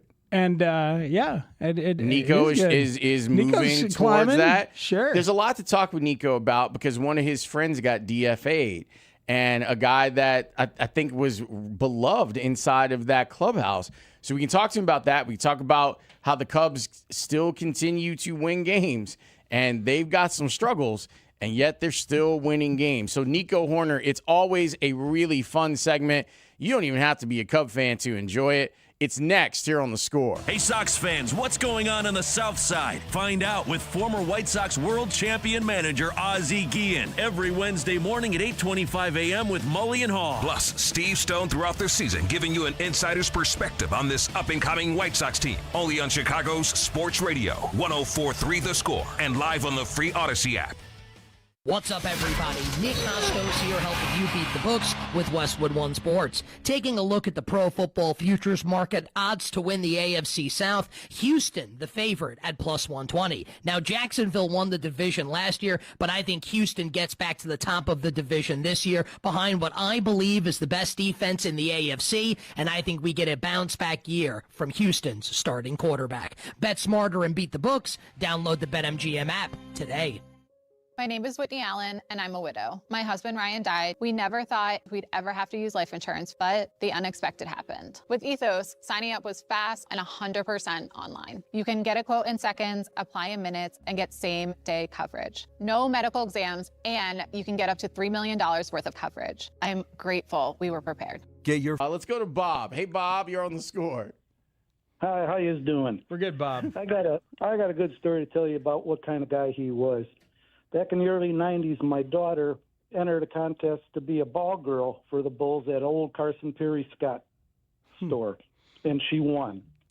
And so we got up to the stadium, and the guy from the Bulls come and he said, now she's got to stay on her under the basket. It can't go on the court. He says last year Bill Cartwright reached up for a ball, and the kid was below him, and he hit him on the head with his elbow. So they had to stay under the basket. But then they said, now one of the Bulls is going to come out at halftime, and we're going to take your daughter out to center court, and he's going to come out and take a picture with her. He says, I don't know who it's going to be. I'm going to go in and find out. Well, my daughter's name is Stacy. And so he come out to me, and he says, I went into the locker room. I says, well, we got a little girl named Stacy. And he said, Stacy King jumped up and says, oh, no, that's me. I'm going out there. I've got to take this picture with Stacy. And he ran out, this mountain of a man, picked her up, gave her a hug, and shook her hand. And to this day, that was really, I probably remember it more than my daughter does. But that's the kind of guy he was. He didn't have to do that. But he says, oh, man, she's a Stacy. I got to do it. Oh, that's tremendous, that's Bob. Beautiful. That's beautiful. That's the goods right there. And like that moment of niceness and kindness. My 8-month-old daughter, she was in a body cast. Of course, I thought of that. One of the greatest non things ever. sequiturs. Oh, one of the greatest things ever. Now you got to play the whole thing. This is when Mike in his truck says here you got a Hamp story you want to tell us. Mr. Hampton, it's an honor to talk to you, sir. I met you with my 8-month-old daughter about, got to be 26 years ago at the Old Navy Pier, and she was in a body cast. The only thing free from her were her hands and her legs, and you were talking to me, and she put her arms up deep for you, and you picked her up, and she put her arms around your neck and gave you a kiss on the cheek, and I saw a smile come across that big old tree face of yours, and it looked like you almost dropped a tear. And I just wanted to thank you for that. And to this day, she's 24 years old, and she still has that picture on her wall. And my question to you is, why do the Bears want to keep Jay Cutler in a pocket when, to me, it seems like he's much better when he's on the move? Oh my God! That is the perfect encapsulation of scoreness and bearsness. Oh God! That is so perfect. Yeah, the alien time capsule. Just put that in there. Try to explain sports radio and the score. If you'd like to understand why this station has been what it is for 34 years, here you go. This is it. That's an all-timer, man.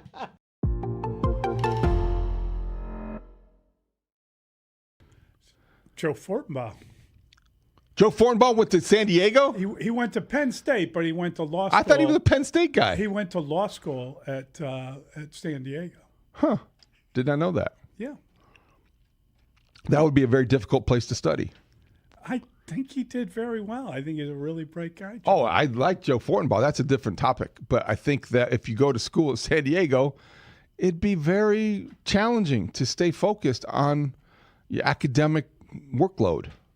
There'd be a lot of weather distractions. I remember being in San Diego, and I met the sister of a girl I was dating, and she's like, oh, I've got the day.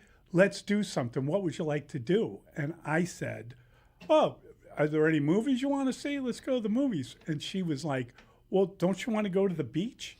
And I was like, no, I don't want to go to the beach. Why did you not want to go to the beach? I don't like the beach. You don't like the beach? Dude, I get a hot red tan at the beach. Where's your breaking news sponsor? My skin will boil on the beach. Have you Well, ever you seen don't have bacon to- in a frying pan? That's me on a beach. That's why God invented sunscreen. Okay, There are well- also umbrellas. Let me ask something. All kinds of beach Why would someone put on a bunch of sunscreen so they looked like God knows what, and then get a nice umbrella and head to the beach? It seems like the whole point of it is lost on I me. thought you were going to say... Nico Horner, that's so funny. Nico Horner, how are you, man? Keep rocking it, mate. Nico Horner, Gold Glove Award winner. Nico Horner, Chicago cut. Still haven't taken me with, so hopefully sometime this year. Keep trying, Bruce. Nico really is the man. By the way, Nico Horner, Rinaldi's, he's got his own pizza. It has pineapple on it. Just a note. Starting second baseman for your Chicago Cubs. That one up the middle. Oh! Nico steals a run. Throw back to third. And Bregman puts the tag on him. heads-up play and great athleticism. It's IQ and the athlete, Nico Horner. Wow. Nico Horner, you're one cool dude. And Nico lines one. There's a base hit. Left center, a run is in. It's now an 8-5 ball game. And now this is a ball game. One swing of the bat and a good day to hit, as we've talked about. Nico grounds one up the middle, past a diving win into center field. 2-run single, Nico Horner. And the Cubs now up 5-1 over the Cardinals here in the 5th inning. Fly ball well struck left field. That one's back and it's gone. Nico Horner.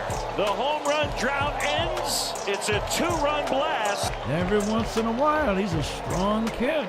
Wow! It's Nico time. Nico Horner.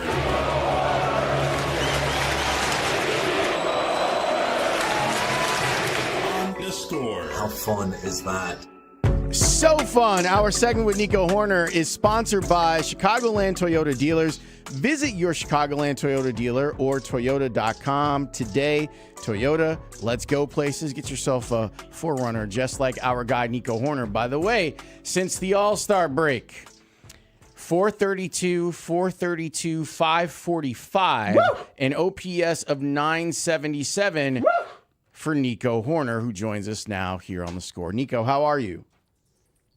Good. I'm sitting in the dugout in St. Louis. We've got some cloud cover. It's still hot, but feeling pretty good. Yeah. On fire offensively. What is happening that is producing so many outstanding results? 4 hits last night, including a home run, first one since April. Why are things good?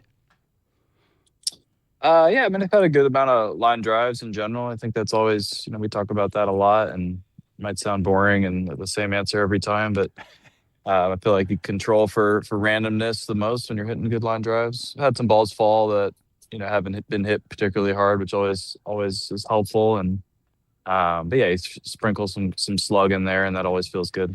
I haven't looked at the numbers in terms of pitches per plate appearance or anything like that, but with 2 ducks on the pond there last night, loved you swinging at the first pitch and just shooting one up the middle for that 2-run single. Do you feel aggressive in a different way when the line drives are coming, or why so comfortably aggressive right there in that big moment?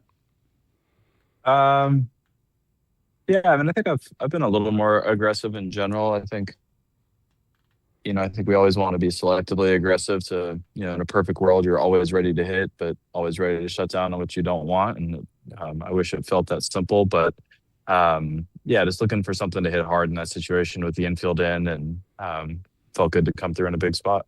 How would you describe what you've seen from David Peterson over the last 3 starts? He's been really good for you guys. Yeah, I mean, I think his mix makes a lot of sense with our team in general, just with I think our ability to game plan with Tommy Hotovy and our catchers, and then our defense with a guy who can get a lot of ground balls with a sinker from a really high release that gets a lot of weak contact. So all credit to him. I imagine it's really challenging to switch teams in the middle of the season, and he's handled it incredibly well and pitched a lot of big games for us already. He's excited to play in front of you guys as a defense, and that's got to be relaxing on some level. But the pitching infrastructure, man, these guys can coach and help tweak guys along the way. See Gavin Hollowell with a new changeup. Saw that Jacob Webb's mix has changed a little bit from what he's done in his career. There's a lot that goes on with your team on the pitching side that really makes good changes along the way. Yeah, absolutely. I mean, pitchers in general are, you face a guy in July compared to April, and it seems like guys are always tinkering and finding new ways to execute and improve and compete. And I know on our side of it, Tommy has been someone who's been here in the organization for so long and is respected by everybody. So it's awesome having someone like that on our side. What was your relationship like with J-Mo, and how difficult is it to see someone who's had a really strong major league career maybe be at the end of it and it be your teammate and friend? Yeah, I mean, it's pretty much the worst. I think, every year there's turnover, and whether it's staff or players and people you're close with, it's just, part of what you sign up for. But during the season, it definitely hits differently in a challenging way, just because it's so instant. It's strange to have someone you care about so much and see every day to then, just a couple texts and get the news and it's just kind of done. And so, it's hard. And enough, fans out there see the pitcher on the mound every 5 days. But for those of us that are, together for 8 months of the year, it's a person that definitely changes the entire atmosphere of the clubhouse, of how all the pitchers interact. He's someone like all the starters have really looked up to. He keeps the group together, and he hasn't pitched how he wanted to this year, but still is able to keep all those qualities that make him a special person, which I think is a sign of the best kind of people that, regardless of their own personal challenges, are always still uplifting other people. And he's a lifelong friend kind of person that I'm going to miss a lot. It's been really nice that the listeners have got a sense of you and to know you over the last few years. And you hear it there in your voice, and we know that you guys are tight. What do you love about Jameson as a person, Nico? Yeah, I think I really admire his ability to constantly be working and trying to find ways to improve and attacking the game while also being able to enjoy what we do. I think it's very easy to get so consumed in your career and production and all these things that it just is so overly serious all the time. And he was able to be serious about his work while also just having fun with everything, whether it was going and doing things away from the field or just random things at the field or conversations in between, time on the bus, the planes, the dinners, all of it. Like, he's so grateful for like the job that we get to do, and someone who's able to make the most of his career while also enjoying every step of the way. And I really, really loved having someone like that around all the time. I have a friend who's a piano player who sent me a text. I don't know. I guess it was the weekend of the Cubs convention. And he was freaking out. He's like, Hap, Nico, and Jameson Tyone just walked into my gig. He was out playing piano somewhere, and the three of you walked into the gig. And that same weekend, the three of you went to the Bears playoff game. Right? Like that's you. So you guys would hang. Like, what's Jameson like as a hang when you're at a Bears playoff game? Yeah, I mean, he's always a good time. He's at the center of a lot of social things, and he's extremely generous with setting things up. He's kind of person who goes to dinner and ends up best friends with the chef and then knows them for the rest of his life kind of person. And those are good friends to have around. And but yeah, that weekend in January was incredibly fun. Yeah, Fireball never tasted so good. So yeah, on a cold night. And Pete was upstairs with the hoi polloi, like all toasty and warm. Yeah, bougie. Yep, we were down there where people live. Super bougie. And hey, the Bears are back in training camp now. I'm excited for their season to be upon us. I know that's not the team that you grew up cheering for, but how excited are you for the Bears to get back to work? Yeah, fantasy football. I mean, my mind just goes to fantasy first, honestly. But it's definitely like, I feel like in the clubhouse, you're aware of like different moments that are like different parts of the season. I think when football starts getting back on, it's like, oh wow, we're really getting down to it now. So yeah, in a fun way, like it's getting, all right, here we go. But yeah, I've got to be honest, I'm not super locked in on the Bears right now, but that's a good reminder to get back on my fandom. I mean, Luther Burden might be a fantasy play. Yeah, a guy that you want to pick fairly high this year with it, and obviously Caleb being on the cover of Madden. Like that's a whole thing. Is that a good thing, or are there still a Madden curse out there? I don't think that's a thing anymore. It's been broken? For the most part, it has. Like it's good. I think it's been fine. He doesn't seem worried about it at all, Nico. Good. Like so that's good for everyone. Yeah. Absolutely. If you need Bears info, just ask Dansby. Just get him going. And yeah. He'll tell you about the Falcons. That's for sure. Yeah, he will. Hey, look, I think we played it in the open. That's my favorite defensive play of your year. The one Friday night. Oh my God. Somehow the angle of the dive. It's incredible. Which is like towards the right field wall, essentially. After, Nico, you were shading left. Like as the pitch is thrown, you're like headed left towards first base, and you reset and go that way. And then the wherewithal to throw behind Henry Davis. Is that your favorite defensive play of your season? There's been a lot of them. Yeah, it's definitely up there. I think I like just like the randomness of it. It's not a play you really ever practice, and it involves a great play by Breggy just to be there, because there's sometimes the third baseman just kind of hangs out in no man's land. So he went straight to the base, and so much had to line up just for that to happen. And it wasn't a ball off the bat I actually thought I was going to get to. There's a lot of diving plays I kind of know I have off the bat, and that was not one of them. So when it hit the leather and stuck, that was a good feeling. And then just to keep it in the infield and then to turn it into an out, really felt great. And that was just a part of a really well played, close, low scoring game by both teams on that Friday night, and a great way to start our road trip. What I love about it, and you spoke to it a little bit, like it's one of those plays where you feel like as you're watching it, the player went to their maximum. Like we always talk about like what the probability is. And I feel like, and I'm not trying to diss, I feel like that was all the athleticism. Like that was everything that you that you had to get to that spot. It's like watching Pete go track down a ball where you're like, no one's going to catch that. And he somehow catches it. And I felt the same way. I'm like, that's full extension by you on that play. And then the awareness of it, like it was really just like a cool play. I got so mad, Nico. I was at the gym and I was on the elliptical Saturday morning.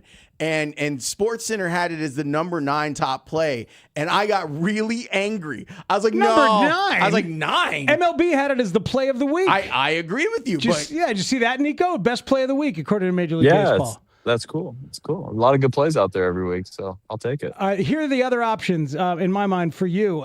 You flipped a ball between your legs in May. That's a pretty good one. Yeah. You know? How about the one that went off Michael Bush that you barehanded at Dodger Stadium? That's up there. That was the other one that just popped into my, not as like the most difficult, but just of like memorable and fun. Just like chaos, But there was also one where you were going to cover second, and then there was a pop up to short right center, and you had to turn around and run like a punt returner the other direction. Yeah, you're right. Those plays where there's not really, I haven't done like a similar play to them before that just kind of show up because of random circumstance. Those are fun for sure. Pat Hughes was saying the other day, 31 years doing Cubs games, this is the best defense he's ever seen.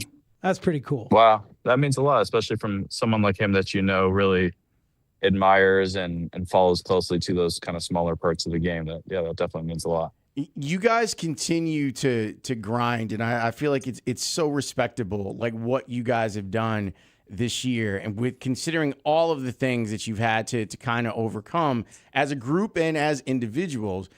And I know I asked you about like what's it feel like to be a Cub last week, but I'd love to know if you guys even talk about the bigger picture as you're in the smaller picture of each game.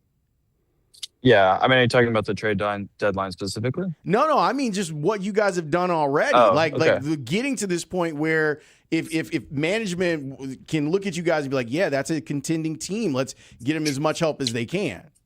Yeah.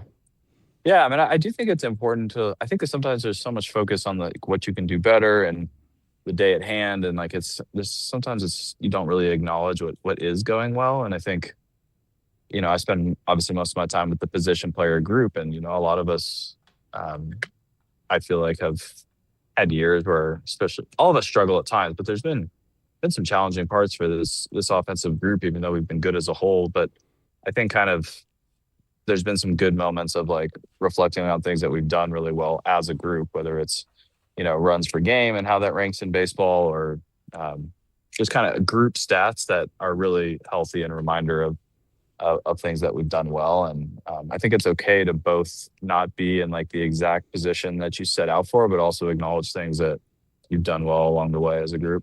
Yeah, that makes sense. They were showing like the best teams in the National League, and you guys are right there, and you'll have a chance again.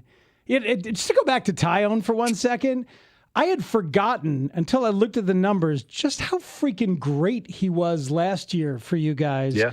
And the year before. Oh, and the year before. So both years. But last year, after he came back from the injury, a 1.85 ERA in his final 7 outings last year. And then huge in 2 different elimination games in the playoffs. He was massive for you guys last year, and you knew it, right? Yeah.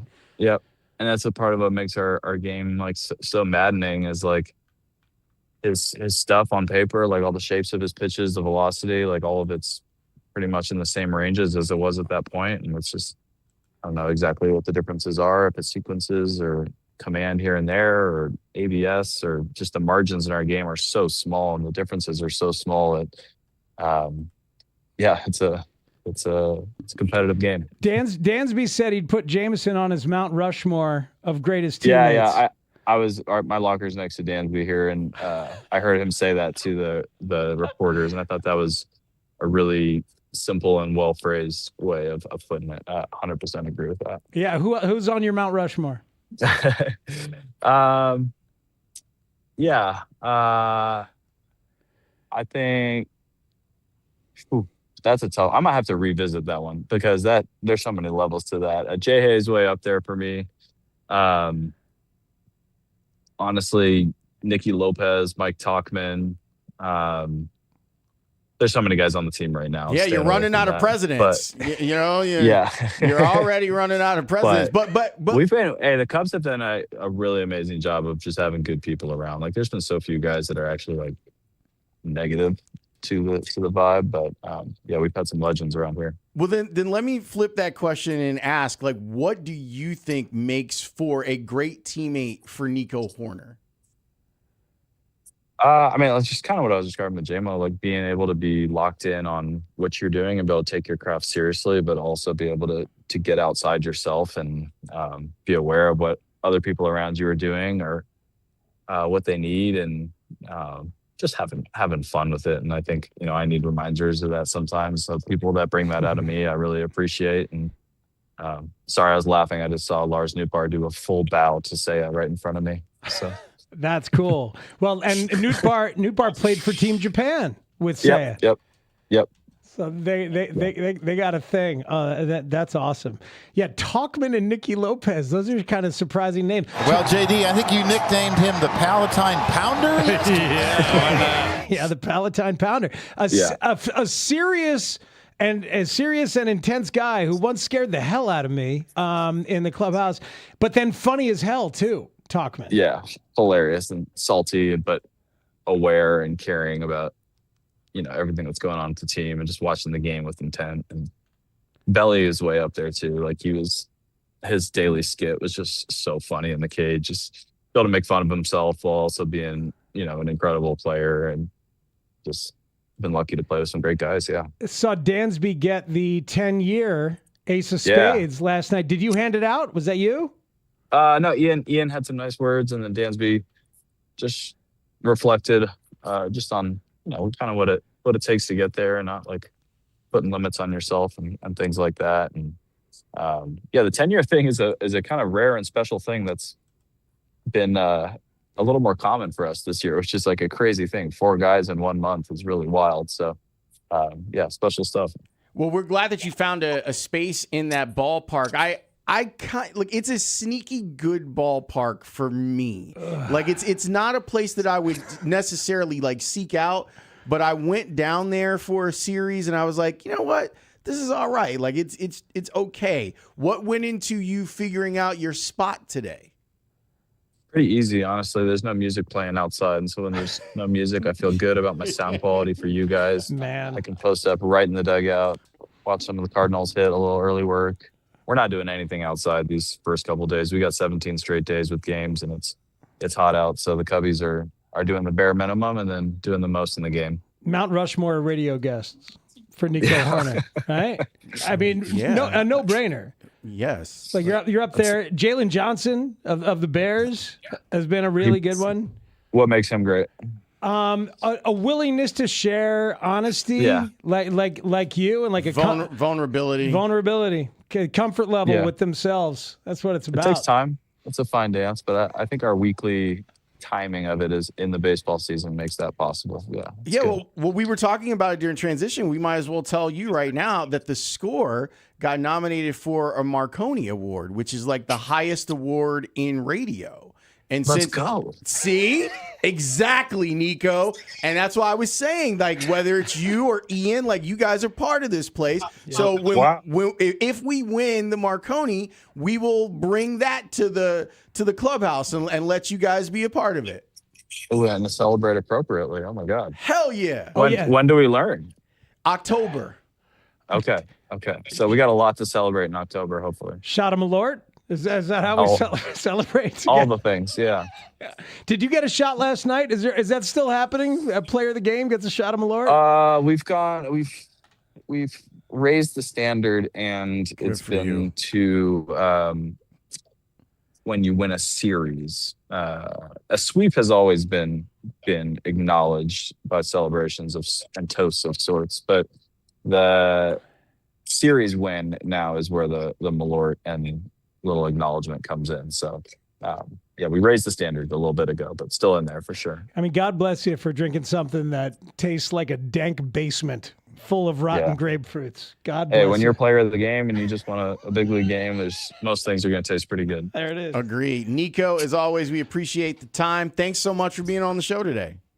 Yeah, thank you guys. Appreciate you. This is Nico Horner. He plays second base for the Cubs. Plays if you're looking really well for a way to celebrate with food or drink, if you're looking for a great pizza, you should head to Rinaldi's, your neighborhood pizza bar. Enjoy Chicago-style tavern and pan pizza, cold drinks, and a lively atmosphere. Dine in, carry out, or order delivery today. Visit Rinaldi's.com to find the nearest location to you. And our segment with Nico Horner is sponsored by Chicagoland Toyota dealers. Visit your Chicagoland Toyota dealer or Toyota.com today. Toyota, let's go places. Our friends at Rinaldi's are a great partner on all things Score, but all things for Nico. Like on the fly, they worked with Nico to create a Nico Horner special, and that thing sells because it's delicious. It's got pineapples on it. It's got pineapples on it. It's got spicy pepperoni.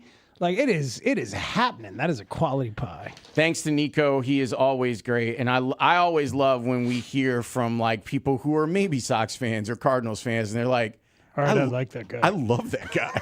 Okay. Like, that guy's awesome. That's fine. Yeah, and people look forward to it. Tanny was really hoping that Nico would make Team USA so you could buy a Team USA Nico jersey. Yeah, so I may have to go and buy his college jersey at some point, That's a good call.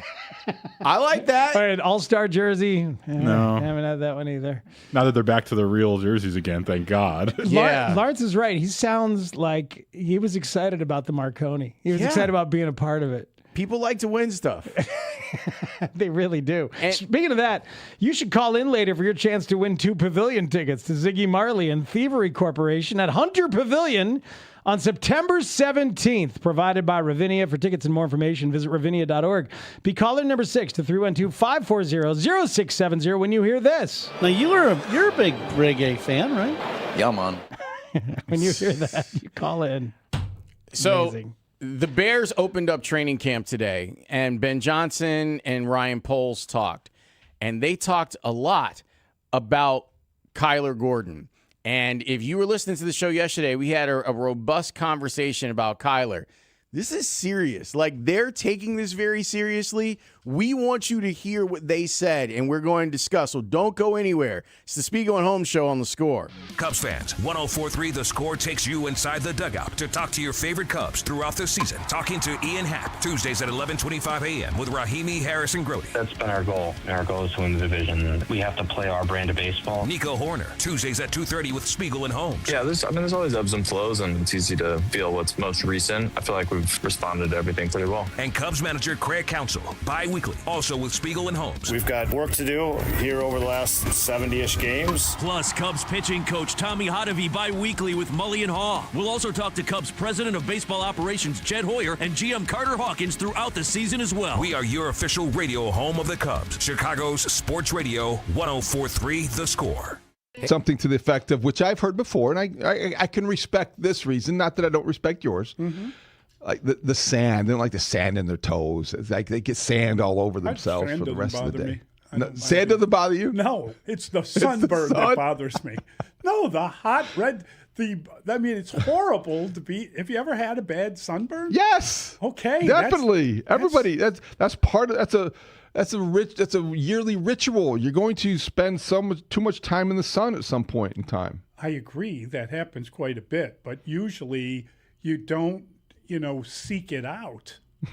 You don't, strip down to a Speedo to make sure just get some SPF 50, especially, and you're ready. That you don't miss one spot when you have an earlobe that is hanging off. Thanks anyway. Okay. Not a beach guy. All right. For that reason, so I just don't. You were never going to miss an assignment due to surfing. Never. You were never going to be late for anywhere because where were you, Mully? No. Why did you miss deadline, Mully? I was surfing. No, I mean honestly, when I was a younger man, and I was covering the Bulls at that period of time, I would basically go to bookstores, and if I had time to kill, I'd go see a movie. I wasn't like a beach guy, ever. Not for everybody. It certainly is not for everybody. But boy, it was this weekend. I think this was a big beach weekend. Here? And yeah, just everywhere, everywhere. Where it was it's the middle of July. It's above 80. When's the last time you went to the beach? I mean, recently. It's not like a punishment for people, I think, but I understand because you do see people very sensitive to the sun, and you're very, very. I am very sensitive to a lot of things. I am sort of a sensitive flower of a man. But it's not a bad place to decompress, as I'm sure a lot of major leaguers are this week. They're on vacation. They're away from things. They don't know baseball now until Friday. 20 years ago, I was there. 20 years ago yesterday. 20 years that's ago, how this surfaced. Back in Tucson, Tucson, as Uncle Terry would say. Good old Pima County. And remember that what happened is Frank got hurt during the championship run. He was an important part of that run, and he helps them win a World Series ring. He was hurt during the playoffs. He threw out the first pitch. And so it was like you have this like culminating moment, and then there was a contract dispute because there was a diminishing skills clause put into Frank's contract, and Frank didn't like that, and he felt disrespected. He ends up going to the Oakland A's, and he talked about how well he was treated at the A's and how poorly he had been treated by the White Sox. And as you can imagine, this caught the ear and eye of one Kenny Williams. And then Kenny said this. Believe me, it's not easy to deal with an idiot. And this man, over the course of the years, has tried my patience and tried it. And we don't miss him, by the way. And if you go out there and you ask any one of my players out there, any one of my staff members, we don't miss him. We don't miss the attitude. We don't miss the bitching and the whining. We don't miss it. Good riddance. See you later. He better stay out of our business. He better stay out of White Sox business. Matter of fact, I don't need to be talking to you guys. I'll say what I have to say to him directly. Have you talked to Jerry? I know it's still early in the morning. Have you talked to Jerry about this story? No, I haven't talked to him. Let me tell you something. There's a lot of guys around here that have been with the White Sox organization for, I'm one of them, damn near all my coaches, for 20-some-odd years. And is brought to you by Goldilocks. Protect your home or business with Goldilocks doors, locks, and security. GoldillocksInc.com. Spiegel and Holmes, afternoons on the Score. And they're starting to celebrate in Chicago. And they're celebrating in Chicago as the Bears are NFC North champions. No, I think it's important to have the mindset that you're always hunting. And that's what we're going to do. I'm sure Coach will talk about our mentality as we move forward, but we're going to be hunting at all times. A few things about training camp that just get me going. The first one is our team, obviously. This is this is our chance to forge our identity. And, you know, a lot of coaches come up and they say, we're going to be this, we're going to be that, and the other. And yet, this is where it all happens. This is, we got a whole different group of guys than we did a year ago. And this is where it gets fun, is call it half the roster was here, half the roster is new. There's a lot of getting to know each other. And yet, you know, it's a chance for us to create a new chapter of Chicago Bears football, the 2026 version. That is Ben Johnson opening up training camp for the Bears. They get underway in a couple days. We get to get the practices that the media can be in, and I think, Friday is the first one that the public can go to. DA will talk tomorrow morning, it is all happening. 7:45. I know, which is a little crazy. But today is a big day. Today is the day where Poles and Ben Johnson both speak and where all the juices kind of get flowing. Like, Alex is on fire since coming back from Europe with all the Bears thoughts. Lawrence, you are always on fire with the Bears stuff. And Tanny, gearing up for the audio. I'm already mad at the Bears on day one. It has begun. Although it's not their fault. Apparently they had electrical issues or something. I scheduled my whole day around this press conference and they didn't stream it. Anyway, continue on. We were looking forward to getting some stuff done, but there was... He even got the early lunch. Oh, yeah. So Tanny's angry. Mark Grote is booked for 5 o'clock. We're sorting out what tape to play. Game on around these parts. There were a lot of issues with power yesterday in the entire region. The weather wasn't great. Yeah. It was not great. Did you see some of the time-lapse photography on it? All that, when we were sitting here going, wow, it's nighttime. Yeah. That it looked like nighttime. It really did. There were trees down all over Rogers Park when I was up seeing my parents this morning. Yeah. Don Hill, the trees were done. Got to be careful about that. Then I got home and I was like, oh, yeah, the White Sox are totally going to play tonight. Yeah, it was fine. Gorgeous out here. It was fine. I could have biked home. 6:15, I could have biked home, except the ground was extremely wet, so I chose against it. Yeah, I mean, there were also viaducts and power stuff. Not a goose. Viaduct, not a goose. Yeah, there's all sorts of stuff. Mm-hmm. It was very nice. Marx Brothers? Yes, sir. Very good. Look at that. Okay, so the Bears talked. And we talked yesterday about Kyler Gordon being on the PUP list yesterday and what that means and the fact that he continues to have these soft tissue injuries. And then there are the people like, well, I saw Kyler here and I saw him there. And then you look at the TikTok and be like, well, I mean, for an athlete, I guess they can kind of eat what they want, but is he really doing everything that he needs to do to get himself on the field? These are questions. And the thing is about those questions that you have asked in fan forums that we have talked about here on The Score is you're not crazy for asking those questions. Here's what the Bears general manager, who drafted Kyler Gordon, and the head coach, who did not draft Kyler Gordon. Important note. The context of both guys having something to say about it is important. Here's where they stand on what's happening and been happening with Kyler Gordon. Kyler Gordon on PUP with his calf. He was here all off-season training, getting right. We had a delay in that. All hands on deck to get him back. Coach alluded to it before in terms of his availability or the lack thereof. Obviously, he's frustrated. We're frustrated. We just want him back. He helps our football team. But we have to move forward with the guys that we have. And when he's ready to go, he'll be ready to go. Everybody here is putting all their time and effort to get him back right. So that's where that's at. Do you have a minimum amount of time you expect Kyler to miss here at the start of camp? I don't. I really don't know. He's got to get right, and I think the important thing that we've all talked about is when he gets back, we need him to stay back. You mentioned the frustration factor, obviously, on both sides with Kyler Gordon and you guys. Yeah. Has he done everything that you guys have wanted him to do as far as rehabbing and getting better? Yeah, like I said, I think he gave up a lot this break to stay here and put the time in. That's what he did. And again, a little bit of a repetitive situation that we got to get fixed. And then when he gets back, he's going to have to earn that trust back and that dependability. So, because we got to put all the guys in a good position to be successful, and the up and down moving guys around is really tough. So he'll have to earn that back when he gets back. Considering how long this has gone on for him, has there been some type of disconnect between him and the team at some point to explain why this is Yeah, I think that's a frustrating thing is I think the communication in terms of the plan our guys have put together has been on point, but it's just hasn't stuck. So again, we're turning every stone to get that thing right. You talked about him being here late in the offseason. He didn't show up on time for the offseason program. You talking about last year?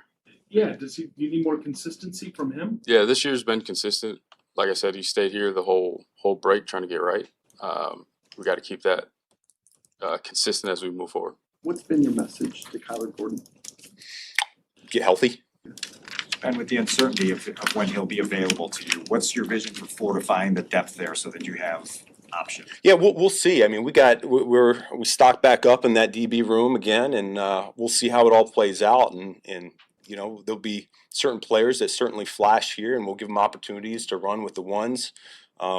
You know, while Kyler's out, and we'll see where it goes from there. But we have a lot of options from rookies all the way to some of these veteran players, the free agents that we brought in. I think we're gonna have a healthy competition in that room. Oh boy, I heard a lot. Did you hear a lot? I heard a ton What'd you inside hear? there. I heard the head coach does not want to explain any of this. Our message for him to get healthy, and we got a bunch of guys that can help out in that regard. Stocked back up in that DB room. Mm-hmm. Going to give others a chance. A lot of options. He made that point several times. The general manager, I think, did a pretty good job of laying out at least kind of ideal, like what the problem has been. And I'm glad that Big Z kind of kept following back up to make sure that you have the information right. And it's nice to know that at least during the break, that Kyler was there and he was getting treatment and he's there. And it makes me wonder about last year if it was one of those things where you have the player being like, nah, I got it. I got my own staff and my own thing, and I'll do that. And it didn't work. And maybe him coming to the realization of, I need to make sure that they know that I'm doing the most. And I would say, just as a cover your ass type deal, you should go be there, because at least that way there's nothing that can be misinterpreted. Like, you're there with their training staff and they're working you through this, and you're going through their treatment and their schedule and their all of that stuff, so that at the end of it, if you're not there, they can't say, well, you know, we wanted him to be here and we would have preferred that he did his rehab here. So that's a step in the right direction. Very positive from Ryan Poles about that issue, and made a point to push back to Biggs, because Brad had written that Kyler was late this offseason. And Poles is like, you mean last year? Oh, no, this year. No, he was here. So I think clearly at the behest of Ryan Poles, to your point, Ryan Poles is like, hey, Kyler, why don't you be here? Why don't you be here as much as you can in the offseason while we're working on this? So those are the positives. Help me help you. Yes, I'm the guy who paid you. Remember when I paid you? Can you at least be here so we can try to do it? And so he's clear to be positive on that. But Poles also said it's frustrating because the plan has been on point, but it hasn't stuck. So they feel like he should be active and a part of things. And Poles said twice he's got to earn that trust. And that's something that Ben is saying, like, he's got to earn that trust. Because Poles is giving voice, like, hey, the head coach is in charge and he doesn't trust you. And probably nor should he, because we were discussing this in pre-show. Like, you remember last year how I felt about the inactive after being active. Like, you get hurt in warmups when they've already given their inactives. So now they're playing a man down because you weren't fit enough to get through warmups. Right, and you weren't fit enough, or you decided you didn't want to give it a go based on how fit you were, and they might have disagreed, and they can't tell you what to do because it's your body, and yada, yada, yada. Yeah. So there's a lot of work to do for Kyler Gordon. But I can imagine that's a flashpoint moment for Ben. Like, think about it. It's 10:30 before a noon kickoff, and your trainer comes in and goes, Coach, we got a problem. Yeah, what's man. wrong? Come on now. Kyler can't go. He can't what? Do you mean he can't go? We already made our inactive decisions. And we already went through our game plan. and he's a big part of our defensive game plan. Are you sure he can't go? Well, he said he can't go. Bring him in here. I imagine, I don't know that, but I imagine that that's a moment where Ben Johnson is like, okay, cool. I know how to deal with this going forward. This is a big story. I'm glad we got to it yesterday in our fashion, and here they are, the coach and the GM, telling you it is a big, big story to watch, and a lot of people are going to get opportunities. Motivated Dio. Ryan Poles talked about Dio Odengbo and the state of the Bears pass rush. We've talked to you about the pass rush all off season. How important is Dio's development during camp for you in whether you weigh, can you add, should you add? Yeah, I think really the development of all those guys is going to be really important. Sweat, I'd like to see him continue to improve and take what he did last year and add to that. We don't talk about Booker. Like last offseason, he was coming on strong before he had a little bit of an injury there that kind of set him back, but he was able to kind of help us down the stretch. So he's another guy we're taking an eye on. So I don't think it's different than any part of the roster. We're going to evaluate and see how they do.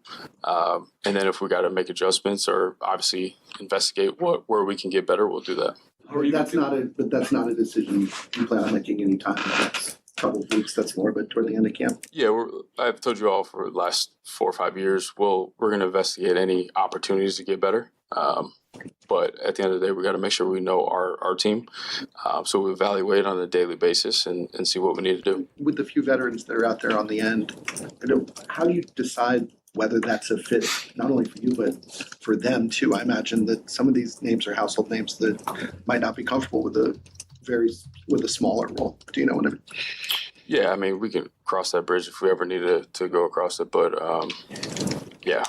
everybody, we're looking for competition, guys to come in and compete and really fall into the role to help us win football games. So free agent edge rushers, there's a few still out there. It's a good question, a good thought. But Dio Odengbo is going to get a chance this offseason here and all of this training camp to prove that he deserves that job and all those snaps. And we will see how he does, and we won't have any idea how he's doing until the games start. That's one of the frustrating things. Like when you're talking about the skill position guys, like you can sometimes draw it out and be like, oh, all right, this guy's improved. He made a catch. Yeah, he made a catch. In camp. Or you can make some judgments about like timing and what's a guy doing with his route running, that sort of thing. When it comes to line play, it's so difficult. Like even in preseason, we see games where guy has a couple of sacks in a preseason game, you think that he's money, and then you realize, oh, he's playing against a guy who's been cut, and now when the games get real, what is that guy doing? But as long as Dio is healthy and motivated, mostly motivated, but also healthy, that I feel like then we can judge him properly.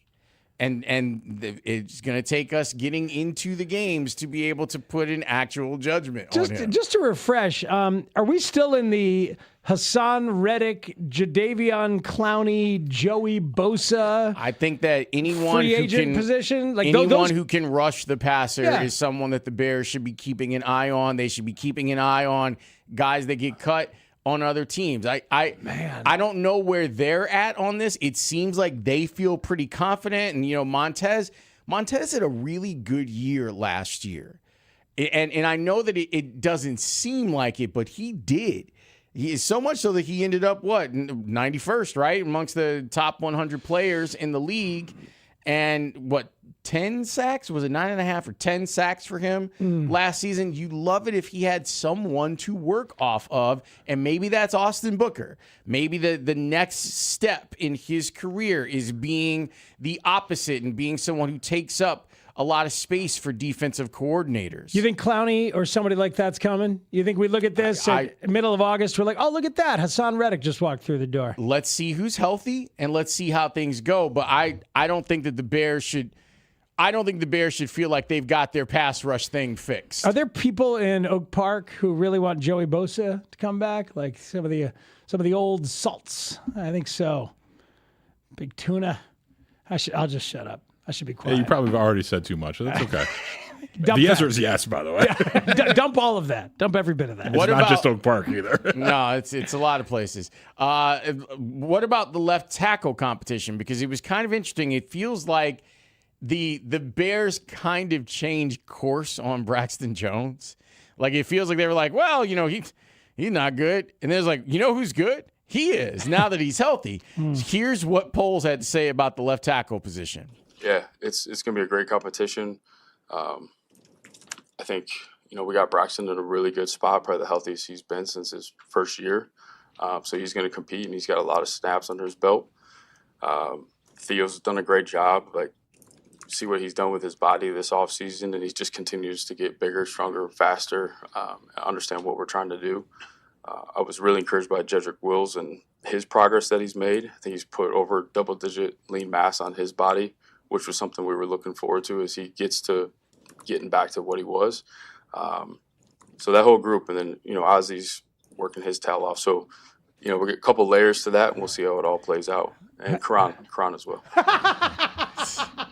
And Karan is around. Waiting. Leary's around.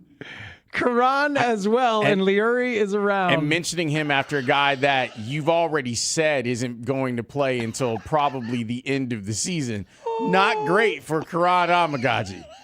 Like, they mentioned you last, and one of those dudes that they mentioned in front of you is a huge question mark from a health standpoint. Right. The other guy isn't going to play until at least December. Right. And then they mentioned you. And the other one of the dudes had the job, and they're like, yeah, your arms are too short. We're going to give that job to somebody else. Your arms are too short to box with guys. Yeah, right. You can't do it. Karan is around. That is amazing. Obviously, Lury's around. Karan as well. Oh, man. So that whole group, and then, Ozzy's working his tail off. So, we get a couple layers to that, and we'll see how it all plays out. And Karan as well. That's you drafted that man. You decided that sure man. Did. You drafted him fairly high in the third round from Yale. Like he played at Yale, and you're like, that's my guy. And everybody else is like, that is not our guy. One chance encounter on a golf course, man. That's how a lot of things happen in this country. It's true. That's very true. Super long arms. The golf course, that's where I go to find out people's take on LeBron going back. That's where I want to know. Or LeBron's take on Memphis. There's another thing. Yeah? Yeah, because that's where he was when he was talking about the hotels in Memphis. And people were like, what's wrong with Memphis? And he was like, let me tell you what's wrong with Memphis. It's a whole thing. I like when the opinioneers weigh in from the golf course after a front nine, which was actually pretty good. I want to know what the number was. 45? Was it a 45? Was it a 40? I don't know. For young Danny Parkins? Alex, put him in Slack. Put Danny Parkins I think in Slack. he's already set for the midday show. Oh, damn it. I mean, we really just need to know what the number is. We could just text. All right, I'll text. Was the I'll good? find Was out. ask him if was it 45 or below? Lawrence is we're setting the number at 44 and a half. Does he get any reception, any self-service inside the museum, which he spent the night at? Is that last night? Yeah, Two nights ago. He paid off his Ben Stiller bit. Hey, man. And hey, it's all happening. It was a pretty good bit by Danny. One more thing, and this has to do with whether or not the Bears have any money. You may have noticed, or maybe you didn't, Jalen Carter signed his extension. He is now the highest paid defensive tackle in the history of the league. Darnell Wright has an opportunity to be one of the highest paid tackles in the history of the league. I don't think he should rush to sign anything. Here's what Ryan Poles had to say about that. With your desire to keep Darnell as a kind of core piece for you going forward, what is the next frontier for him in his growth as a tackle? Yeah, I think it's just consistency. We all see the flashes and the stacks of plays that he puts together, and it's really impressive. Can he be consistent day in and day out? That's the key part for Darnell. Is that a deal that you would like to get done sooner than later with Darnell Wright? I think there's a window to get a deal done, and then at some point we got to go play football. So we'll figure that part out. But obviously, I think I've said it before. Darnell's the guy we want here long term. It takes two sides to get things done. But at the end of the day, I don't want any distractions or anything like that. So when it's time to go play football, we'll go play football and keep it moving. But yeah, he's a guy we would like here for a while. The Bears don't have any more money right now, Greeny. They're broke. They're out of money. I just would say, like, for the most part, I think that that's the right approach. I don't know about you guys, but I'm like, what do you mean find consistency? I feel like Darnell Wright was pretty damn consistent last year. Mm-hmm. Yeah, I'm not sure. He's trying to set a. He's trying to mention something that he can use in negotiations. That's what it feels like. And I understand, like, it's part of it. It's part of when you negotiate publicly, you have to do things like, you don't have to, but they choose to. But, like, out of all the guys that you drafted, this is the guy, I know there's, early on it was like, shaky, but the guy's been dominant. It's like, this is one of your guys right here. This is a major win for you.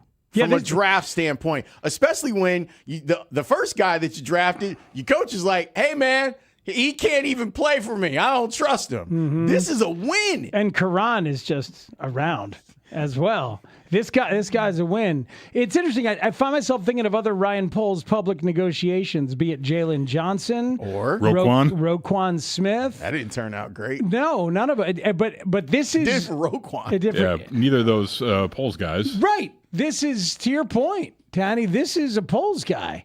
So maybe it's just how Ryan likes to talk about it. Yeah, you passed up an all-pro, we just talked about Jalen Carter, to get this guy. $152 million extension for $152 million for Jalen Carter, and then Brian O'Neill of the Vikings gets 96 for 4 years. And you have to imagine that Darnell Wright will get north of that. And the bill is going to keep going up the longer they wait. Where and when was Brian O'Neill drafted? So we'll look at that as for comparison's sake. I also think about right tackle, not necessarily a draft comparison, but a right tackle in the division comparison. What Carmen has said about the comp between Darnell Wright and Tristan Wirfs. Carmen Vitale? Yes, and how Darnell might at some point, and maybe that point is the end of this year if the left tackle situation doesn't, where he might go, you know what I'd like to be? The highest paid left tackle in the league. Now, he's going to get his money regardless. He's a really good player. But I do wonder if that goes into the equation for him, and if it goes into the equation for them, if they can't get the left tackle thing figured out. So I was doing Fox on Sunday night, and they said, yeah, it's Cassie Carlson and Sam Panayotovich and Carmen. And Sammy P! And I was like, oh, Carmen. I haven't seen Carmen since the wedding of the year and all that. But I went, Mark Carmen. It was Mark Carmen. I thought you were going to go with DeFalco. No, it's so many options. Yeah. In this town. We're in the triple Carmen formation. Yeah. In this town. Brian O'Neill drafted in the second round. The other thing, he's 30 years old. Okay. Yeah. Mm-hmm. Like, Darnell Wright's going to get a lot more than that. Yeah, and he shouldn't be in a rush because he's very valuable to them, present and future. Let's take a break. Speaking of value, we ran across something that if you really want to get a sense for how much money NFL teams make, you got to come back for the next segment. And if you're someone that's always been kind of pro team, I wonder if some of the math in this might make you pro player. We'll explain next here on The Score. And Karan as well. Obviously, Lurie's around. Hey, it's Mully and Haugh, mornings, 5:30 to 10. When you're on your way to work, we're bringing you the latest Chicago sports talk in crystal clear quality on 104.3 FM. Driving around outside of the Chicago area? Well, you can still get us on 670 AM or live on the Odyssey app. You want to watch us do the show live? Check us out on YouTube and Twitch, talking all of Chicago's teams. We're also on CHSN weekdays, 7 to 9. And if you're working from home, make sure you listen to us on your smart speaker. There's no one way to listen or watch Mully and Haugh from 5:30 to 10 a.m. So listen and watch your way today. This segment. My algorithm has started to catch on to what I like to see, which is cat videos. Because, yeah, we love, I like sending them to Grote. I love when you send them. They're just a baby. And then I came across this from KARK in Arkansas. New at 10, Nationwide's Wackiest Pet Name Awards are officially in the books. And this year, one of the quirkiest winners comes from right here in Arkansas. Pet owners across the country submit their most creative names with more than 200,000 votes helping decide that coveted top spot. We have a knack for winning these things. We really do. We really show up. Well, tonight we've got a local celebrity making headlines for a name that you have to hear to believe. Caden Michaels met the famous feline today. And Caden, what's the name that took first place? Well, Bob and Laura, I don't think you guys could ever guess this name. Cheddar Big Booty Cheeseburger. Yes, that is the cat's name, and there is a story behind it. The sound of Cheddar Big Booty Cheeseburger. Wait, not that one. This one. The 8-year-old award-winning cat from Benton, Arkansas. But who would name their cat after a cheeseburger? Surely there's a good story behind that name. He's always just been like a little bit of a larger kitten. And just as he started like developing into more of an adult cat, I couldn't quite pick him up anymore. With like just one hand, it became two, so it was like holding a burger. So cheddar cheeseburger fit. But what about Big Booty? He started to develop just this little habit of like, I love having my butt scratched. So he would like present his butt, and then it got to a point where like you would do like bongo drums with it. And now all put together, the name winning a national award for wackiest cat name. Getting that email today was a shock. It was pretty wild. I was internally screaming all day, trying to figure out like, oh my gosh, what do I do?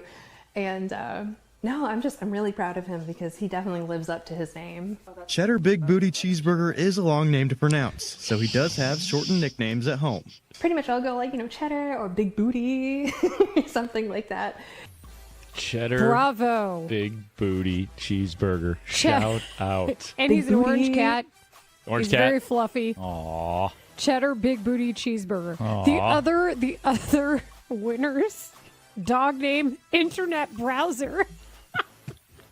Internet browser. I don't know why that says. Come here, browser. Internet Browser. And then for exotic pet name, there appears to be an iguana or a Gila monster, and his name is Space Cowboy. Space Cowboy.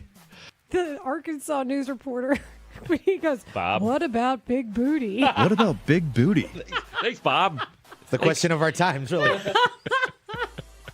Cheddar Big Booty Cheeseburger. Yeah, man. I thought they were going to say You also ate heard cheeseburgers, some. too. You heard some Force News anchor laughing there too.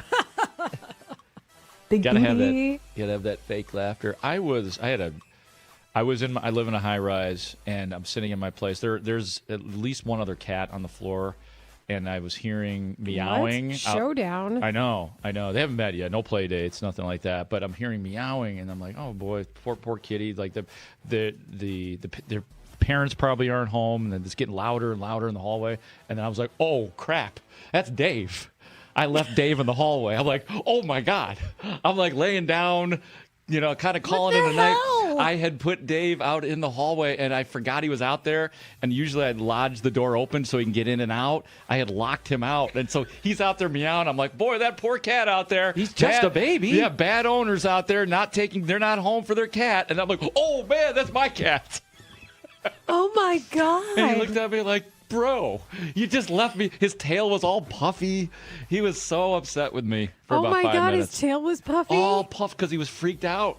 Because usually he can come in and, like, if there's a sign, a hint of somebody coming up on the elevator or a door open, that cat dashes back in. But I left him out. He is a scaredy cat. So did you keep the door open, then you forgot? I forgot, and I shut the door right in his. I slammed it in his face, laid down on my couch, heard cat sounds that I thought I was blaming other bad cat owners. I'm like, oh, that's mine. Walking around the apartment. Dave, can you believe these cats just out here? Kinda. I was Wait a second. In my own mind, I was judging other cat owners while I was the bad cat owner. Dave, aren't you glad I'm not one of them owners? Yeah. You and I got a thing, bro. I don't think Cheddar Big Booty Cheeseburger would approve of this. I don't think he moves, though. I don't think Cheddar Cheeseburger cat would want to go in my hallway. He'd want to sit on the couch. Cheddar Big Booty ain't going out that door. No, he's not. Big Booty? Cheddar Big Booty Cheeseburger did move around, but he was like a very large, fluffy cat. Living his best life. And why not? Like, that's always a question. Do I keep my cat healthy or let him live a shorter life but be happier? This is what cat owners go through. Yeah, I mean, all of us as well. Like, right. Humans too. The concept of I'm here for a good time, not a long time. Right. But what they have is they're teaching guys, as you say, to throw so hard so that guy comes in the 5th or the 6th and he throws hard, and it's your starters aren't necessarily the best guys anymore. Like, the strategy has changed. I don't think it's the best for the fans. I'll tell you that much. Like, the game has changed in a way that makes it not as entertaining, but there's got to be some things that you see that make some strategic sense at this point. Not anything I see up there. I think that's just ridiculous, and it's increasing injuries, and it's not maximizing on your best guys. And you guys, and just listening to what you just said, yeah, you're being. I'd love to tell you who it is. I can't, but at this very moment, the worst collective of 32 owners in league history.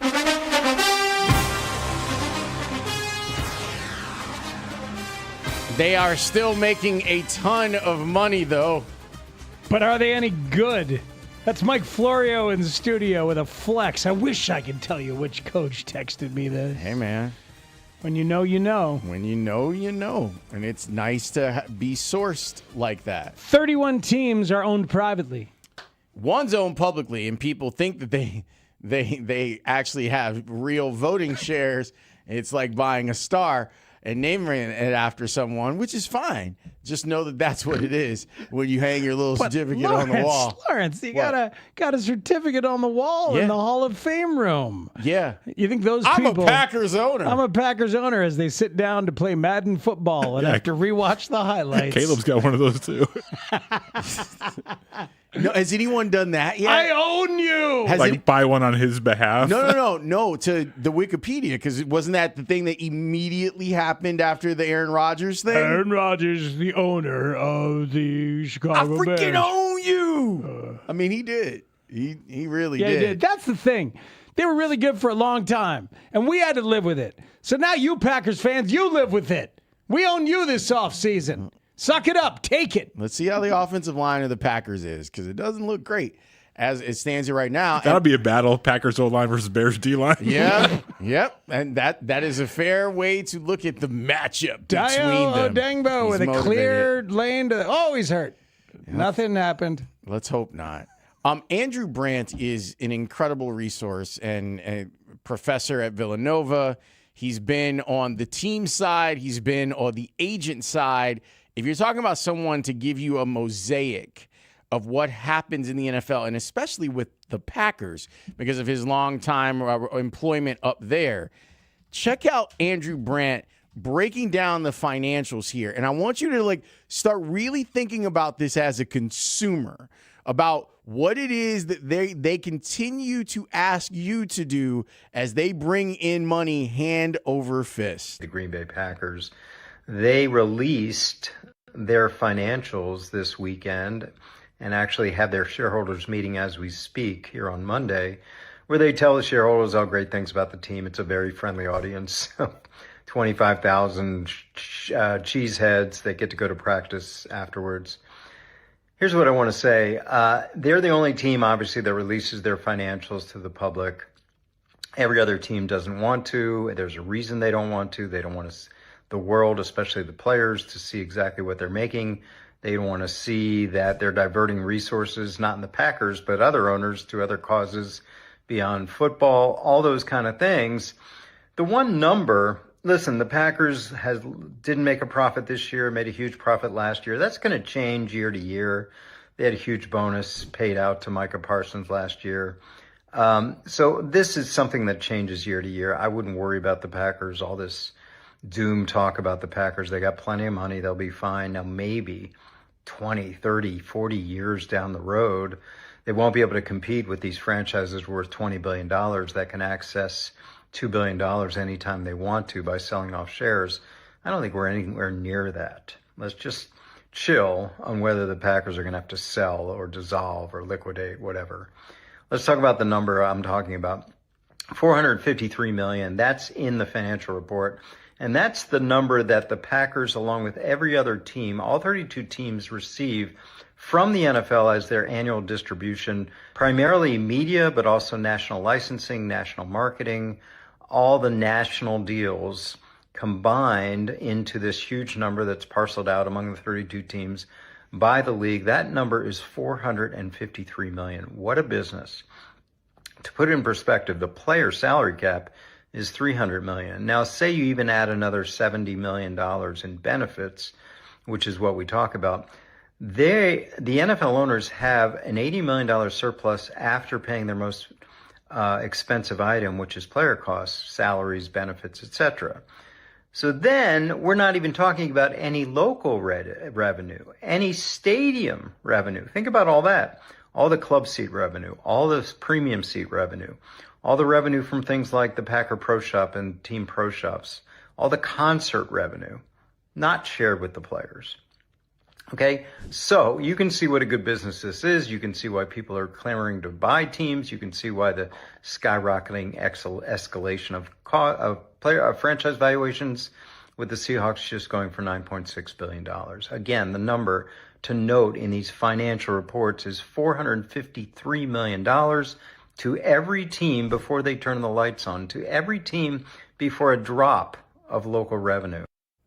It's Andrew Brandt, he had that on his Instagram account this morning. So what he's telling you is that because the Packers have to report their stuff as a publicly owned team, it can then give you a window. And MLB has the same issue with the Atlanta Braves. The Atlanta Braves have to report their financials, and that can give analysts a window into what happens. So and this is an idea, and this is and Andrew was talking about how the Packers themselves have kind of been poor mouthing it a little bit. Yeah. And he dismissed that. And this is just the Packers, and this is before they turn the lights on, before they take your ticket money. $453 million, an $80 million surplus. So, like, if you keep wondering, why is the season 17 games?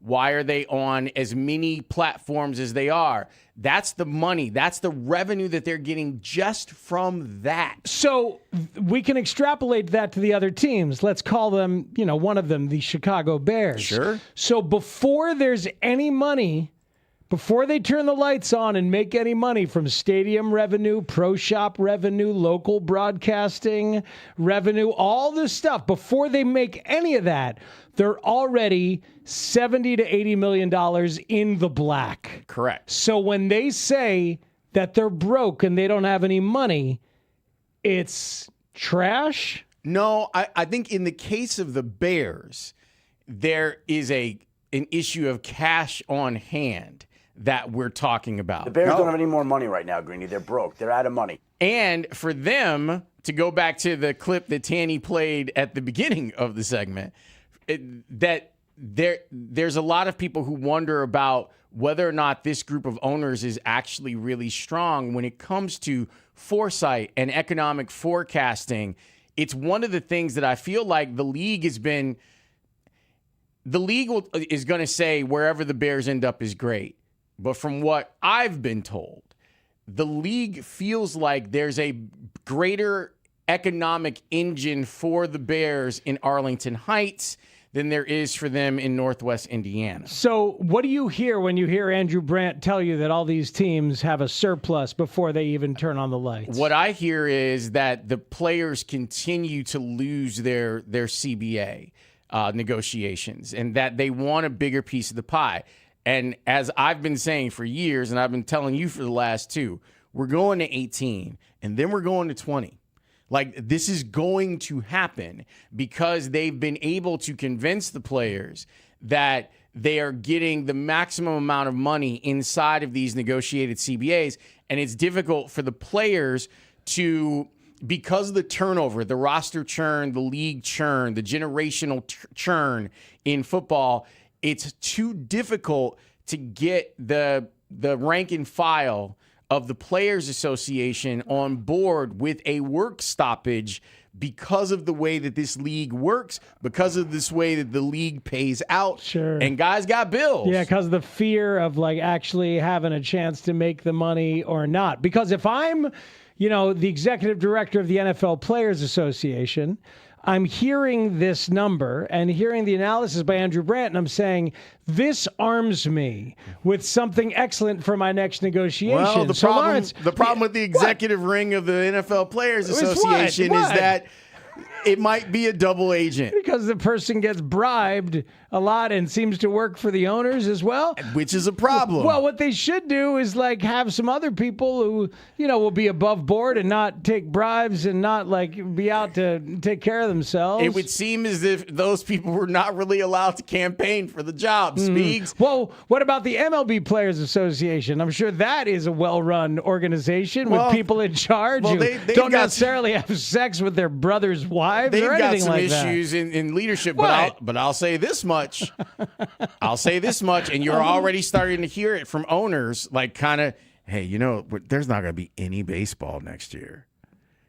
They have a healthier fear of their players' association more so than the NFL owners have of theirs. Without a doubt. The Baseball Players Association, since the days of Marvin Miller, yes, has been the strongest in resisting any of the pushes that MLB owners would like to do. And now the MLB owners are crying poor, and they're upset with the Dodgers for paying $119 million for Kyle Tucker, who stinks. Not anymore. It was in the doc. You sparked him. See what happened this weekend? I woke that giant. Couple of home runs for Kyle Tucker over the last couple of games. Can't have that. He's had quite enough of you and your nonsense. I'll tell you that. Sorry, I was watching Bregman have 4 hits and a homer last night. Thumbs up for the night last night. But this means nothing. Neither it means anything. That is correct. That is correct. When we come back, Kyle Shanahan spoke about his car accident. The reporting on it leaves open the opportunity for a healthy and robust discussion about reporting in the NFL. That's next here on The Score. Bears fans, the countdown continues. The Bears report for training camp starting tomorrow. It's year 2 for the Ben Johnson era. How many reps can we continue to pile on over the course of training camp? And star quarterback Caleb Williams looks to continue his growth. There's so much to unlock. There's so much to get better at. Keep it on The Score as we bring you coverage of Bears training camp every day as the team gets ready for the 2026 season. We are Chicago's Sports Radio, 104.3 The Score, live on the free Odyssey app. New chapters. Aided by the fake technology again. You think that all these guys throw 10 miles an hour faster than we did back in the day? Just watch the videos. Watch videos of guys back in our day who were the hard-throwing guys compared to now. They are measuring fastballs and balls right out of the hand now, okay? The Jugs gun and the ray gun back in the day measured it as it crossed home plate. Uh-huh. So there ain't no difference. These guys, I've been there. I've been with these guys that they say are throwing 100 and sitting there watching them going, they ain't no different than anything I saw, hitting against guys in spring training. This is not, but they're just trying to pump it up like they're doing such a great job. And look at this. It's fake technology like everything else in the world. Here's the next thing that I laugh about, and I actually have talked to a lot of the old umpires and a lot of the new umpires about this stuff too, about them wanting to do the technological robot umpire stuff too. And I'm like, okay, I understand that. But if you've actually seen the Atlantic League funny posts that people made about strikes being called at balls that are like 3 feet outside and this and that, and when, watch the news today, they're telling us all about more, watch out because Russia's going to get into our technology and try to mess with our stuff. Wait a minute. They can get into our technology from Russia?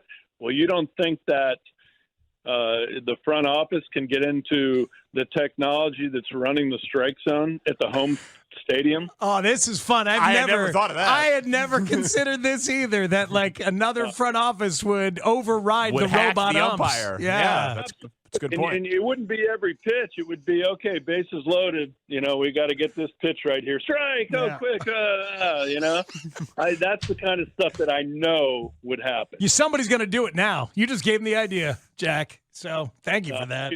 They think they don't have the idea? Come on. That's metrics and that's technology.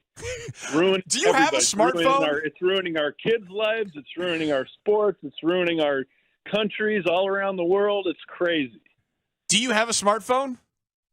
I'm on it right now, dude. So I'm sure that hey, maybe Putin's listening to us. You never know. It's not that interesting. I mean, it's good, but it's not that. How about Muhammad? I think Muhammad's interesting because this is a guy that I think the Bears got a steal on. I think he was drafted a little lower than you would have expected. Right. You look, he played started 30 games at Texas against top-level competition. All of his testing profiles, 4.42. He can play zone, his own admission. He can play man. He says he can play inside. He can do anything you need. He's a guy that, like Ben Johnson says, if you take football away from him, you don't know what he's going to do. That's him. That's that guy. And I'm not going to mention his comments he said, but he had probably one of the funniest quotes at the post-draft talking about why he plays so well in big games. I really like this kid. I think it's going to be a real competition with him, Tyreek, Terrell Smith to see who wins that starting job. I don't think he starts off there, but I think at some point he'll start a game. Keyshawn Elliott. As a third linebacker, I think it's a good possibility. I spent some time watching a solid 25 minutes of tape on Keyshawn Elliott. I was more impressed than I thought he was. I wanted to see how he got all these sacks. The guy had 7 sacks last year, and it wasn't the way you would think. There was some quarterback scrambling. There were some late triggers, but he can blitz. He's a delayed blitzer, but he was faster than I thought. All the scouting reports talk about doesn't have great play speed. He ran a 4.58, so I'm like, let's get to the bottom of this. I think this guy's fast. He's physical. He's a green dot guy, team captain. He won their weight room award for the guy that spends the most time in the weight room taking care of his body. He's exactly the type of linebacker you want. But they got a lot of linebackers, right? TJ and Devin Bush. So it'll be a battle between. Well, and they brought back the kid from Sanborn. So yeah, he'll be battling with Sanborn. No, I was going to say DeMarco Jackson. DeMarco. There's a weight room award? The weight room award at Arizona State. He won that award for the guy that puts the most time, that cares the most. It's like the strongest, and that's him. He's a captain, a green dot guy. He's calling the defense. But I think his main contribution will be on special teams, David. David Weight Room Award. David never spent time in the weight room in college. But, yeah, there's an award.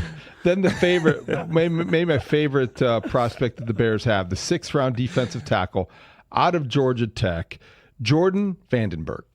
I mean, it's funny. Bears Twitter absolutely loves this guy. And it's hard not to. When you look at his profile, David, and I looked at I was telling you this last night about the relative athletic score. You know what that is, Mully? They put together relative athletic score. His was a perfect 10. Yeah, that's amazing. The second guy ever in the relative athletic score, a defensive tackle, to have a perfect 10 relative athletic score. Who was the other one?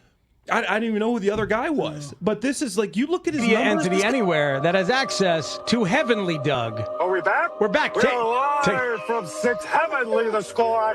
I know we're not supposed to call it that when you guys 104.96 or I don't know. Stop yourself, Matt. I see you, little pal, laughing at me. Afternoons on the Score.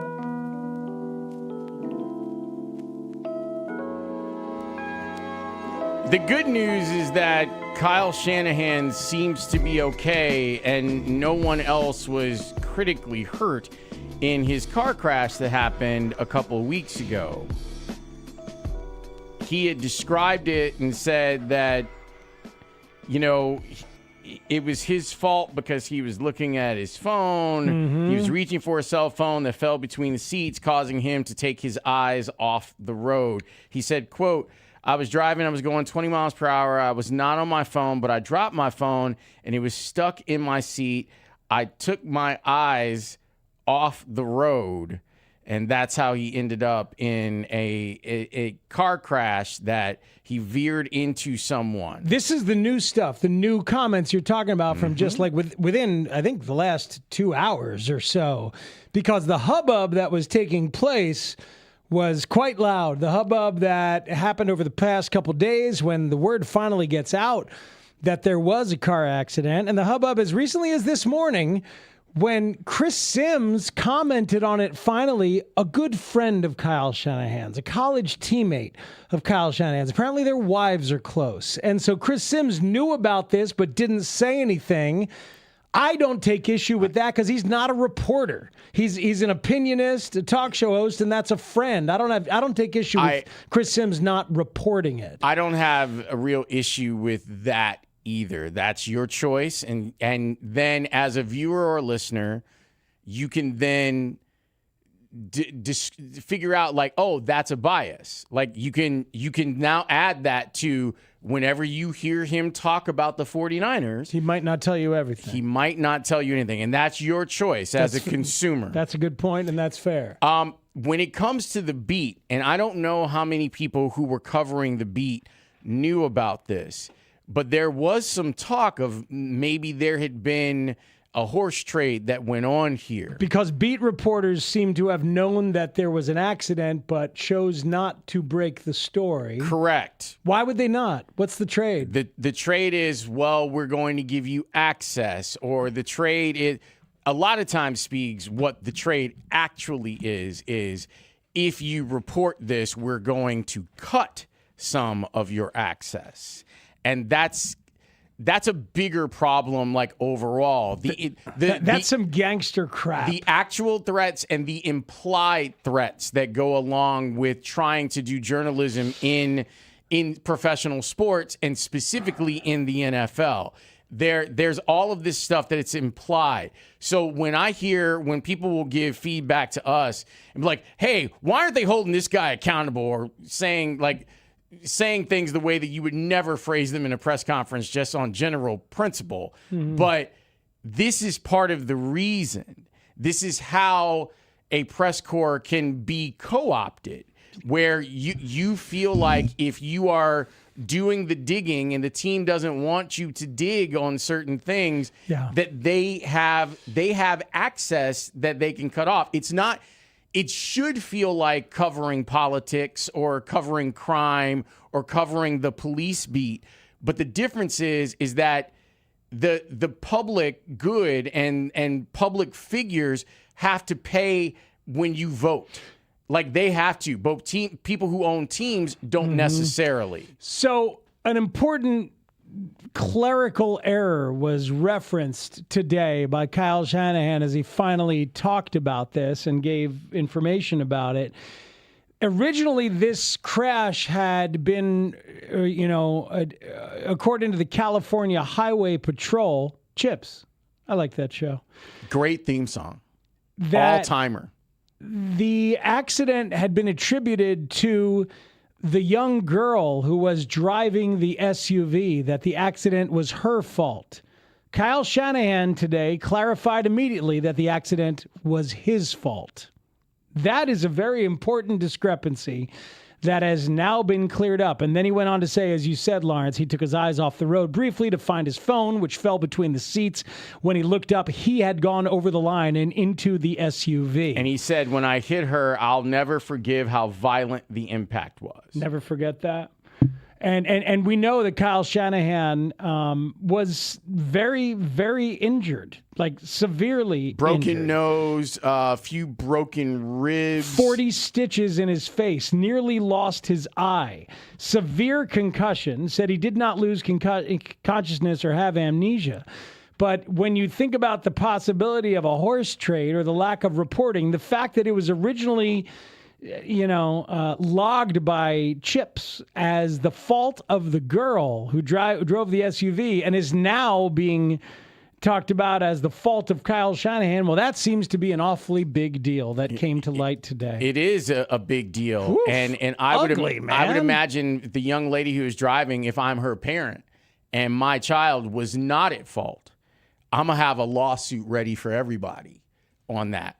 Like, everybody. Chips, Shanahan, the Niners, the 49, whoever I can go after if you're going to try and blame my child for something that you did. And the fact that you have, and then their choice, like, we won't even get into their choice of who's running the 49ers while Shanahan is healing up. A lot of questions there, too. It's just a former strength coach, right? Yeah.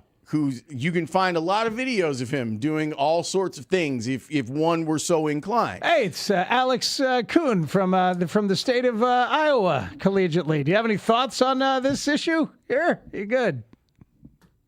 All right. Good talk. All right, good talk. Good talk. So, and by the way, Lawrence, you said that this doesn't happen in politics. I beg to differ.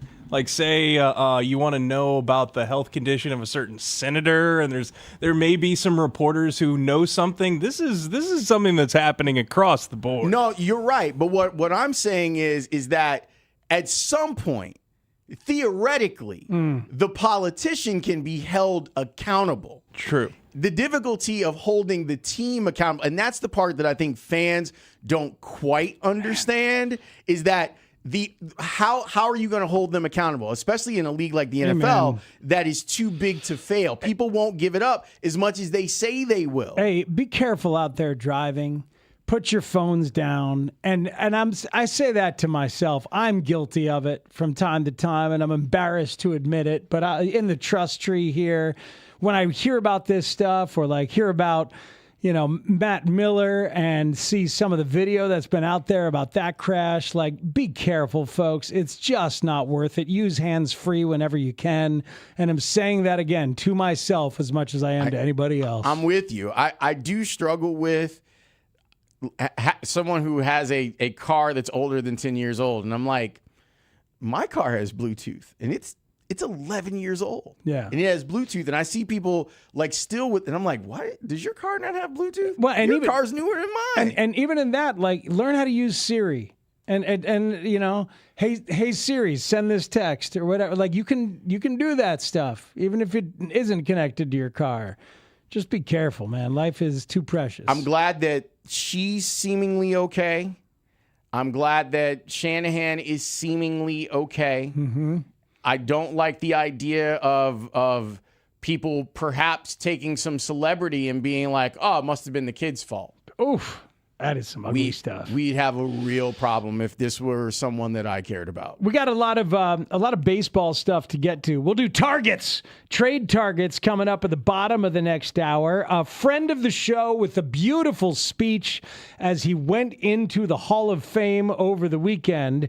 But Lawrence was awfully triggered, and he wasn't the only one triggered by some sloppy play of a first-place team. What the hell are the White Sox doing? Tighten up! Next on The Score. With training camp coming up fast, the Bears will once again be a hot storyline in Chicago, and 104.3 The Score will be covering it all. Training camp. Bears. Training camp. Bears. Training camp. Bears. Training camp. Bears. Remember last year and how no Bears were on the NFL Top 100? Number 51. Ladies and gentlemen, Caleb S. Williams.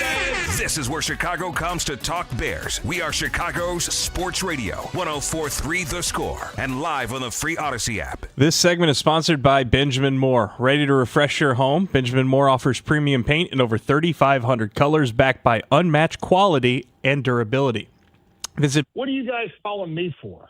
What are you calling me for? Because you got Sox, you got the Cubs, you got the Blackhawks, and you got the Bulls, and you're calling me.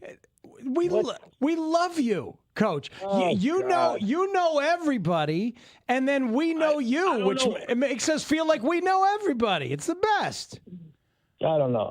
I will get around Mario Lemieux and some of those Penguin guys. Oh, I promise you that. When I get back to Pittsburgh, I used to play in Mario's golf tournament, back in the day. He had a great charity golf tournament when I was coaching. And so I will reconnect with some of those old Penguins, This is why we call you. This is exactly why we call you. This is what we do. Hey, by the way, so have you noticed that we don't have Alex? Have you noticed that? We've got Lawrence. We've got Tanny. Where's Alex?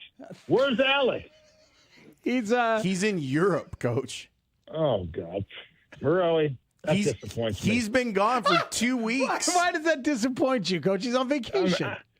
He wanted to get ready for football. So he's like, I'm going to go take a vacation. I'm going to go to Europe. And then I'm going to be ready for football when I get back. Alex should be out in Wyoming somewhere on a dude ranch or something. You know what I mean? Riding horses. What's he doing in Europe? I mean, come on. He did say he was going to try to go to Monte Carlo, Coach. It's fancy. Yeah. I gotta see that. There you go. I gotta see that. Maybe there's a dude ranch in Europe. We'll find. We never know. Yeah. He needs to. Yeah. Alex needs to get down to the south side down there with Mitch. That's where people live. Please. Coach. Yeah, exactly. You're the best. Thank you so much for taking the call. We'll see you soon. All right, guys. Didn't mean to bother you. Bye-bye. Never a bother. I love that man. Believe me, I'll be seeing Mario Lemieux. You believe me? Yarmer Yager.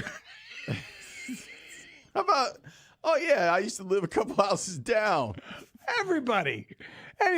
Oh yeah. the tight end, his coach at Stanford, I recruited him. What? I was talking to Kirk Ferentz the other day.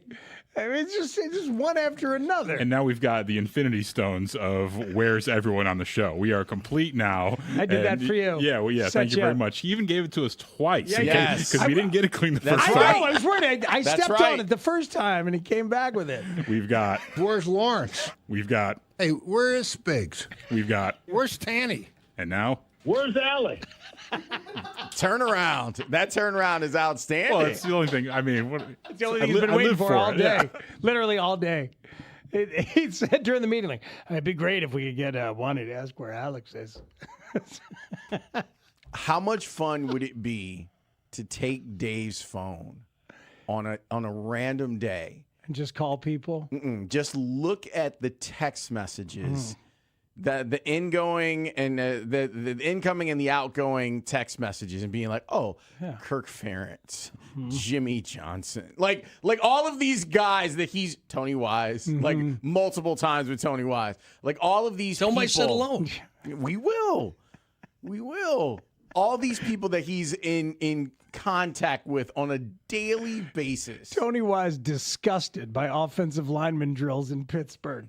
And we're probably coming up on the Tony Wise sleepover weekend, I think, maybe. It sounds like it's in the reverse, though, this year. Two of them with the footy pajamas, watching old movies together, pouring through offensive line tape. Yeah, The Searchers.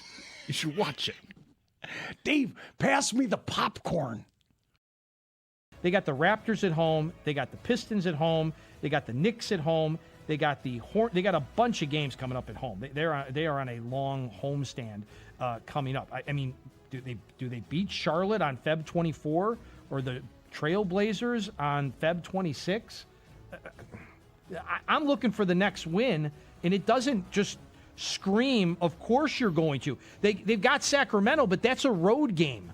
Every time the Bulls go and west. always live on the free Odyssey app. Broadcasting live from the Hyundai Studios. Presented to you in part by your local Hyundai dealers. WSCR, WSCR FM and HD1 Chicago. An Odyssey sports station. The Score! This hour is brought to you by Vasectomy Clinics of Chicago. Spiegel and Holmes. Matt and Lawrence, Tanny and Alex have their team, their whole crew. Afternoons on The Score. Turns on this one into left field and all the way into the corner. Colson Montgomery. They're going to wave him in. The throw from Volpe to the plate. And they get Montgomery to end this seventh inning. A gamble comes up a little short. Colson is just not running all that well. And he gets gunned down rather easily. I might say tighten. Tight. A little tighter. Just like toned and smaller. Don't make everything smaller. I don't want to generalize that way. Tighter. Highlights courtesy of CHSN. Yeah, Speegs, I need the White Sox to tighten up. Like, this is one of the issues that they've had as a team throughout the season, and they've overcome it because they've hit the hell out of the ball, and their starting pitching has been great, and then there was that window of like 48 innings where the bullpen was great. They have not been the most buttoned up team defensively this season. No, you're right. They haven't played clean enough. There's a spark that they play with. There's an aggressiveness on offense that I adore. And they never give up. They never give up. There's a lot to really like about what has been built there. But as a team, defensively, they do not play crisp and clean enough. And that is deeply frustrating. 3 errors in last night's game was super frustrating, along with just kind of bad general baseball thoughts on how to do things. Hey, man, that third base coach send by Justin Giselle, it was horrendous. I hate it. And I know that, and we can talk about, and I'll let you talk about Colson as an injured human to send right there. But that ball was on its way back from left field when Colson is rounding third. It wasn't even a great throw. I wouldn't have sent Braden Montgomery on that. Very fast. I wouldn't have sent former Royals closer Jeff Montgomery. Keep going. I might have sent Elizabeth Montgomery. Where she could do the thing with her nose, and then she appears. She just jumps right there. Talk about a wizard. Talk about a real legit wizard. But there's no way in hell I'm sending a ball player, a healthy ball player with speed. I'm not sending Braden, and I'm certainly not sending Colson. I hated the send, and it was right there in front of you. And when they showed the one replay from the catcher's angle, and you see Jershell with the right arm windmilling, I'm like, what are you looking at, man? What are you looking at? And now tell people about Colson specifically as a runner. Colson Montgomery has hit the ball into his front leg twice, and did it twice on this homestand, to the point where Kyle Teal was like, I can build you an Iron Man suit.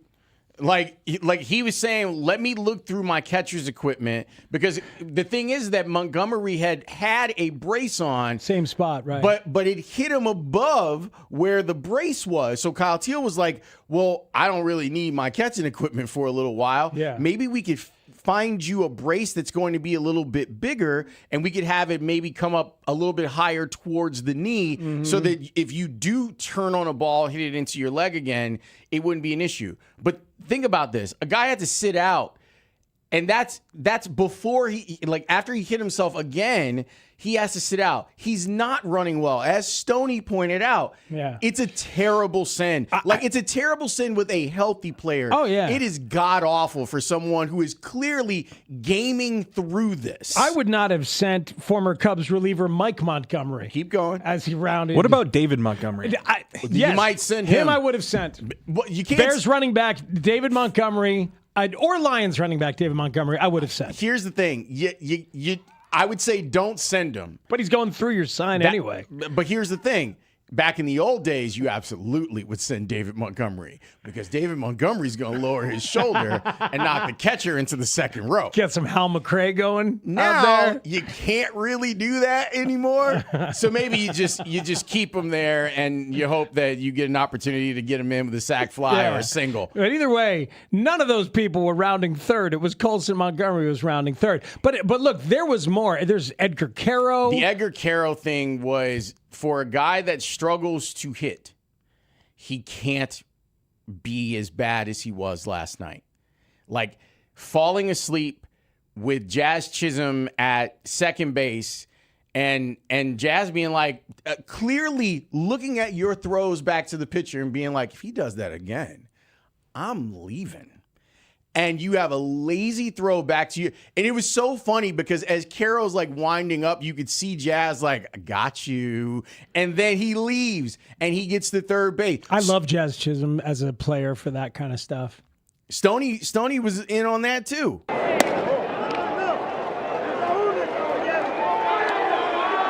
And no one paying attention to Jazz Chisholm Jr., who takes third. That's just not a good look. Edgar just taking his time with a little soft toss, and it'll make a little more determined throw to the plate when you know you got a burner at second base. Now the White Sox infield has to come in. Runner goes, and this one grounded. My job with the diving stop makes the play at first, but a run does score. And the Yankees putting up 4 runs here in this fourth, take the lead. Fine play by Chase as he goes up the middle. However, a little nap during the inning cost that run, because Chisholm, who should not have been on third base, was, and he scores despite the fine effort by Mydroth. Damn right, Stoney. This is the caliber of team that you will be battling come playoff time, and maybe right away. The Tampa Rays are the first place team in the American League East. The Yankees will be the top wild card, and the White Sox might be the number 2 seed, sitting there waiting for the winner of the first wild card round. And you might get the Yankees, or you'll get the Rays, or you might end up with Cleveland, in that round. You're going to get a very good team. You got to play crisp and clean and button up baseball. Then there was the double steal attempt by the Yankees where Caro actually throws down. And it may have been a play that was on because Mydroth comes down too, to maybe they'll get the guy at third base who takes off. Yeah. But even in that moment, it's like, don't throw that ball.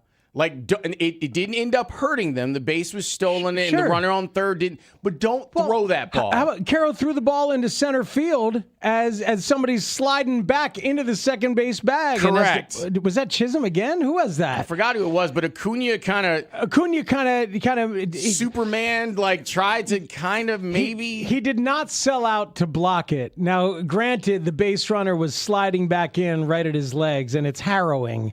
But yeah, Carroll was sloppy and all over the place. They need a catcher immediately. Like right away. I agree with you. They need to have someone in there to kind of just work. Dude, since Teal went down, we've been talking about it. And it's not just Edgar Quero, right? Like, it's over the weekend there was stuff. In the Texas series, there was stuff where Vargas was making bad decisions on what to do. He's slow. And I love that dude as a player. He's probably my favorite player on that team because of the moxie and because of the offensive transformation and the way he manages the strike zone and all of it. But he's slow to make a reaction once he gets a ball. It takes him an extra step to make a throw. I don't love him at third. I don't love the instincts at first. At times, there's been some plays that aren't great, but he's not going to be a DH. I don't mind him at third. And he does have a really live arm, and I love watching him make the throw across the diamond. But there was stuff where they're being cute. Like, oh, well, there's a fly ball on the infield. I'm going to let it drop because we rather have Yordan Alvarez at first base than the runner in front of him. And then immediately there's a wild pitch that then gets Alvarez to second base anyway. I would not have sent former Eagles running back Wilbert Montgomery. Keep going. On that one. I would not have sent him. I like this one. Would you have sent Montgomery T. Burns? Yes, him I would have sent. He would have just slithered his way all the way to home plate. Montgomery Ward. I can't picture the human Montgomery Ward. Golfer Colin Montgomery. Did you send him? Yes, I would have sent Colin Montgomery because he would have had the sand wedge in his hand, right? I don't think he could bat that ball out of the glove. I don't think you're allowed to do that, but we could check the rules. There might not be anything explicitly saying that you can't do that. But are you allowed to have a wedge with you while you're on the bases, which is going to slow you down? Well, yeah, but it comes in handy for a tag play. Excellent. So yeah, these are the options. But I certainly would have sent Colson Montgomery. How'd you feel about Noah Schultz? I didn't want him to get that start last night. I thought, and I don't want him to get another start. I want that guy in your bullpen or down at AAA learning to be a reliever if you want to do it that way. Okay. So here's something I did like from last night's game. Will was not here for the play yesterday with Noah Schultz.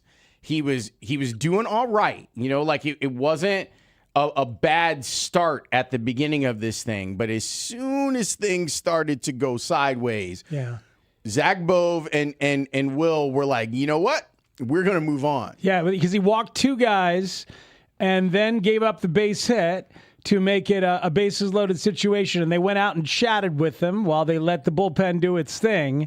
And then as soon as the next guy reaches, it's the ground ball that they score a run on. Yep. And Will's like, yeah, that's that. 3 1/3, 2 hits, 3 earned, 2 walks, 5 strikeouts. We've had this discussion for, a month now about Noah Schultz. I still think because of his ability to miss bats, that he has a place on your major league roster on a team that's contending. I do understand anybody that says, well, if he's someone that you're banking on for the future of the White Sox, then send him down to Charlotte, let him continue his development, and then try and find someone to replace him in the rotation on the major league roster. I'd put him in the bullpen right now. I'd let him hang around this very good team with some mentors that he has taken to and have taken to him. And you could get rid of Schweitzer. Like, make him your long guy. Make him your low-leverage dude. And then as the course of the season goes on, maybe and you're working he can with earn him, his way into being higher leverage. Absolutely. And you might find yourself with something really good to work with in late August or September. You might be like, you know what? We did figure something out. What a weapon we have now. Tanny, you've been watching these games over the last week. it's not that the White Sox are a bad team, but there are moments where you're like, guys, like you're playing for something a little bit more. Yeah, and sometimes the team just has your number because generally, I like the way that they've played against like the top tier competition that they have faced. But for whatever reason, like this Yankees team just has their number, and maybe that's just how it is with this particular matchup. But you worry about this is what gets me nervous. Like go back to the start of this particular rebuild when you get these prospects from other places, and these guys are all not raised in a baseball sense to play the same brand of baseball. They're not taught the same things in your organization. You worry about the sloppiness of the play when guys come from all over the place in different areas, and you want a better cohesive style of baseball. And they have it's not giving me 21, 22 flashbacks just yet, but I don't want to relive that baseball life. Like this group generally a lot tighter, like with a lot of that stuff defensively, but you just I don't know what it is. Like you got a young group and they played a lot of games. Like, I don't know. Like they generally the roller coaster with them this year, it's been pretty smooth. I agree. So like maybe this is just like a part of the year where it's like get ready. The psychological letdown of when the Astros beat the White Sox in the playoffs that year, and you realized, oh, they're better.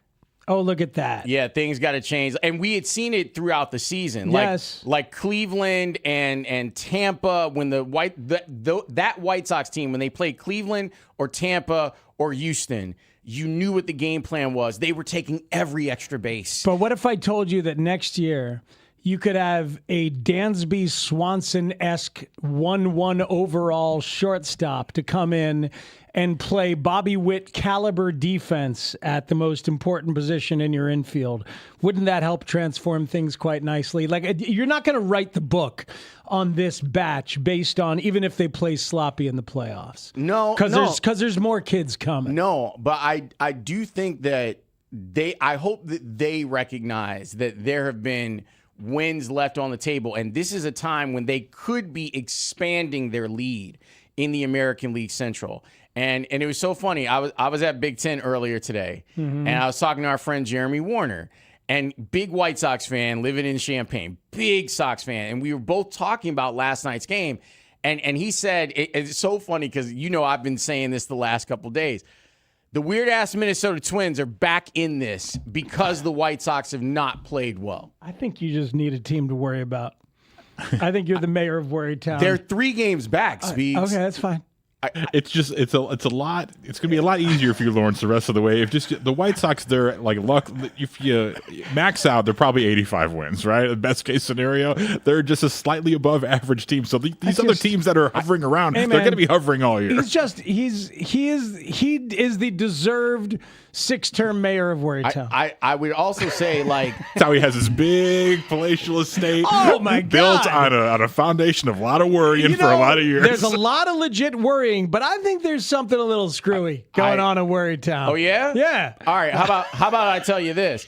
After the White Sox are done with the Yankees, you know what happens to them then? The Twins? No, then they go to Tampa. Just stop looking, though. You don't have to look after that. And then they go to Boston after that. Then they get Cleveland. Ooh. And that takes us to the middle of August. Then the Reds, who don't care. Then y'all don't. At Tigers. Go Tigers. By then, the Tigers will be without Tarek Skubal. Probably. I think he makes his last start for them tonight. And then Cubs make up with Braves, Mets, so you got an opportunity there, and the Rangers. And then Rangers are good right now. At the weird-ass Minnesota Twins. And then at Astros. Boy, how many people do you need in Worrytown? What is? There's a reason why your population Worrytown is exploding. Well, Mully also in Worrytown because he pointed out exactly the same the schedule coming up this morning. Mully gets it. Mully knows He's what's like up. he was like kind of shuddering. He's like, oh. I heard that working out for Mully. How's that? Oh, actually, pretty well. Yeah, very well actually. Yeah, but don't schedule fearmonger, Lawrence, to our audience because it's baseball. It's not about who you play; it's about when you play. But I'm just adding but that. Don't play this brand of baseball against any of those teams. I get what you're saying. Yeah. That's the cherry on top of the worry has been the worry cake. That this team throughout the season has had moments where you're like, man, if they weren't hitting the way that they were hitting, it'd be bad. And now in cases where they're not hitting that way, we're seeing it be bad. A texter pointed out something I hadn't even realized. Justin Jershell, who sent Colson Montgomery, is the son of former Royals third base coach Mike Jershell, who famously in the 2014 World Series did not send Alex Gordon in Game 7 when Madison Bumgarner was out there, and Royals fans were all over Justin's dad, Mike, for not sending Alex Gordon in a legendary non-send. Is it possible that the son, Justin, has defaulted to an extra level of send because his dad was tormented for a non-send at the very same coaching position? That's fascinating to me. I don't think that that's the reason. I think the reason is actually rooted in logic. Send. You know, Marshall was talking about this during transition today. You should send guys. Force them to make the play. Yeah, you're asking them to make 3 plays to get you out. So I understand that. But situation and guy, like, you got to know that he can't run right now. So it's a bad send on its face. But I like I like the idea of breaking generational cycles of not That's what sending. I'm saying. My daddy was a non-sender, and I am a sender. Why did you give him a southern accent? I don't know where the Jersells are from. It made the generational curse resonate a little deeper for me. They somehow also hate Williams it comes to Sherman. And with his march to the sea. And how y'all doing? Is the question. Burn it all down. Now he's an oversender. Justin Jershell, to compensate for his familial problem of being an undersender, is now an oversender. I will get to the bottom of this sometime very soon. I need you to do the Brian Windhorst fingers thing. Just like I'm figuring it out. What? Yes. What? I love that. Like father, like son. Because the thing is that he was so earnest in like, hey, I'm trying to tell you something without telling you something. Something's going on here. And I can't say it, but I'm saying it. So there. There it is. Okay. Thank you. I appreciate everyone for allowing me to vent a little bit. Yeah, texter's getting in now. That guy's been sending all season when he shouldn't. I don't know about that. He's an oversender. I don't know about that, but I don't want your life. I don't want your life. Shout out to the Beak, man. Shout out to the Beak. All right, I told you I think Scoople's getting traded, and there's other people getting traded. We do targets around here because both teams need stuff. Yeah, like they need better sends. Those are all things. I don't know. You can get that on the trade market. But we do this every day, and we're going to let you know who's out there and who's available. We'll also hear from Joe Buck before we get done with this hour. And guess what? It's Bears season.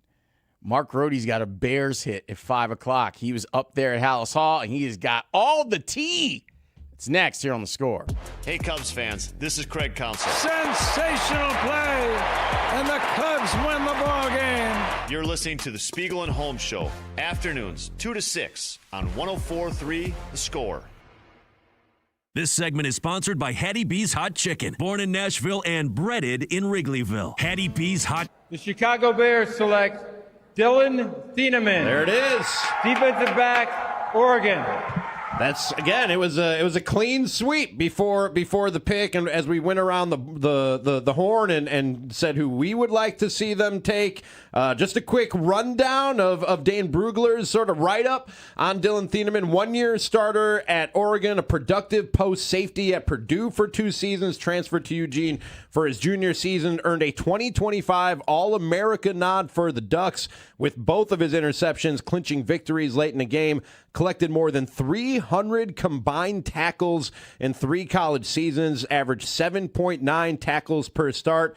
Open field athleticism, says Thieneman has a lot to offer in the NFL because of his versatility, making plays over the top, in coverage, or downhill versus the run. Shows impressive range and anticipation from the deep half of the field, as well as the intelligence to understand what opponents are trying to do. Although he doesn't always play up to his testing numbers, he can guard both sidelines and sort through routes. He can clean up some things in the run game, too. He has a nose for the ball and doesn't hesitate flying to the contact point. That sounds like exactly what the Bears needed in that secondary, Ant. This is exciting. This is a really exciting draft pick for Ryan Poles, for the Chicago Bears. I can only imagine what that war room at Haugh looked like, how it exploded as more and more picks came off the board, leading to this particular player being available to them, because I do think he suits exactly what the Chicago Bears are going to be looking at the safety position opposite Kobe Bryant. And as much as I've covered literally every game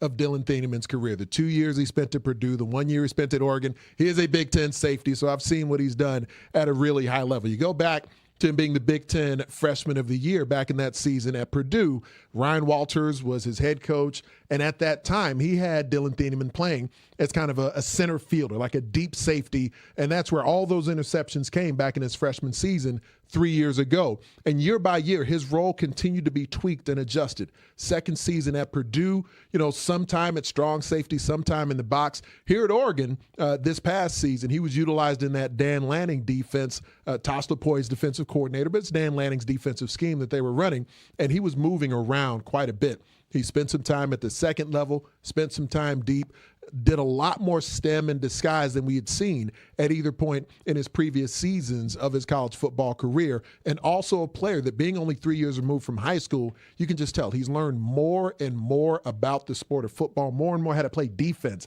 at the major college level every year he's been doing it.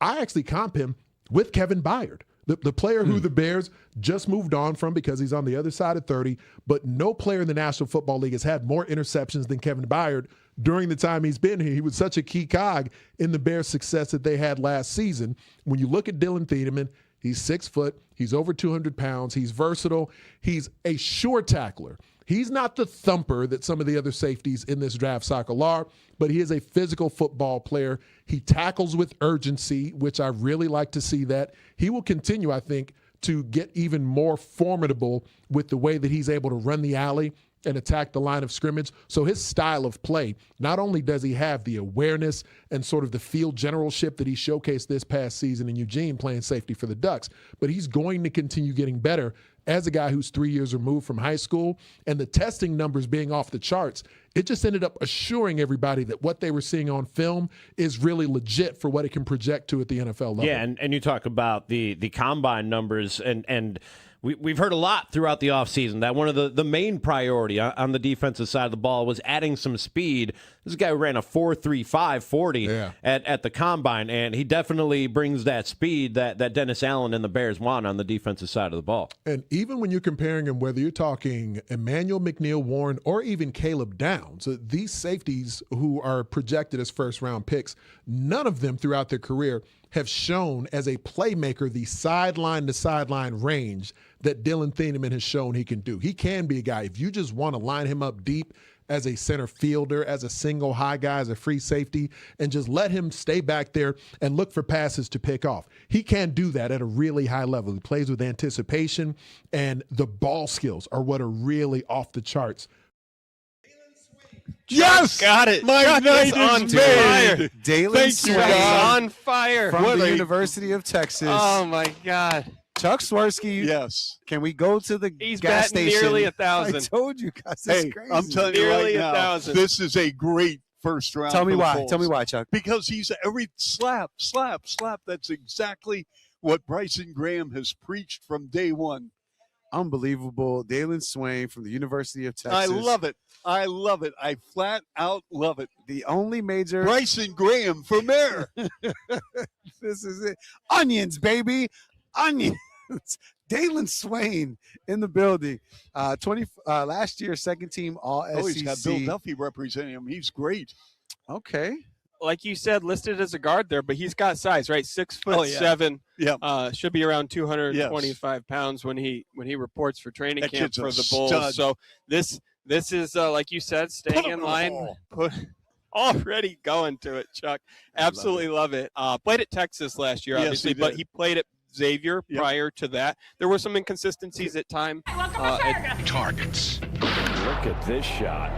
The power is on display as Langoliers launches his 21st home run of the season. You know, if it makes sense for us to make a move to help us, then we're going to consider that. Targets. Clay Holmes facing his former team, the Yankees. Chisholm with a big lead, not running, swing and a miss, strike 3. Third punch out for Clay Holmes. I've said a number of times, I think you have to go into the deadline and think about it analytically. There's so much uncertainty about who's going to be buying, who's going to be selling. Where'd you get this? In the toiletries section. Hey, where are you going? Sweet Mary Hart, I found it! Targets. Spiegel and Holmes, afternoons on The Score. We would love it if both of the baseball teams had the best chance to make it to an all-Chicago World Series. So we're trying to find players around the league that could help them. In some cases, the player might be able to help both teams. In some cases, it's a better fit on the north side. In some cases, it's a better fit on the south side. We have dispatched Matt Spiegel to find targets. Let's first touch on Tarek Skubal. And John Heyman was on the morning show yesterday and laid it out pretty darn clearly what he thought was going to happen. And today that can be furthered by Kenny Rosenthal. But here's Heyman yesterday with Mully and them boys. Shout out to David Haugh. I saw David in the elevator yesterday. It was good to see him. There you go. Here's Heyman talking about the relationship between Tarek Skubal and the slumping Tigers. Yeah, they're not going to re-sign him. There's no chance of that. He's going to go to one of the biggest markets, I'm sure. But beyond that, he had a falling out with the front office. I mean, obviously they went to arbitration, which is always a dicey thing. And certainly I think they could have gotten through that. But I guess they've since someone in the Detroit front office tried to relitigate it with him, and he didn't go. He didn't take it very well. And he's not going back to Detroit, even if they did come up with $500 million or whatever it's going to cost somehow. It's not happening. So that's Heyman yesterday. And today, Kenny Rosenthal writes that multiple teams are planning to reach out to Scott Harris. Is one of them the Dodgers? The Tigers lost their third straight game. They are 7 games under 500, 6 out in the Central, 4 back in the wild card race with 4 teams ahead of them. Is one of the teams the Dodgers? Yes. Here are the others. The Tampa Bay Rays, the Milwaukee Brewers, the Atlanta Braves, and the New York Yankees. Because it feels like if the Dodgers get Skubal, shouldn't one of those be the Cubs? Yes. And or the White Sox. I agree. I agree. Because you're talking about pure rental. So it should be okay for the White Sox to be like, we'll pick up what he's got left and we'll give you decent prospects for this, but the American League can be had and we could have it. Last Friday against the Royals, Skubal went 7 1/3 and struck out 12.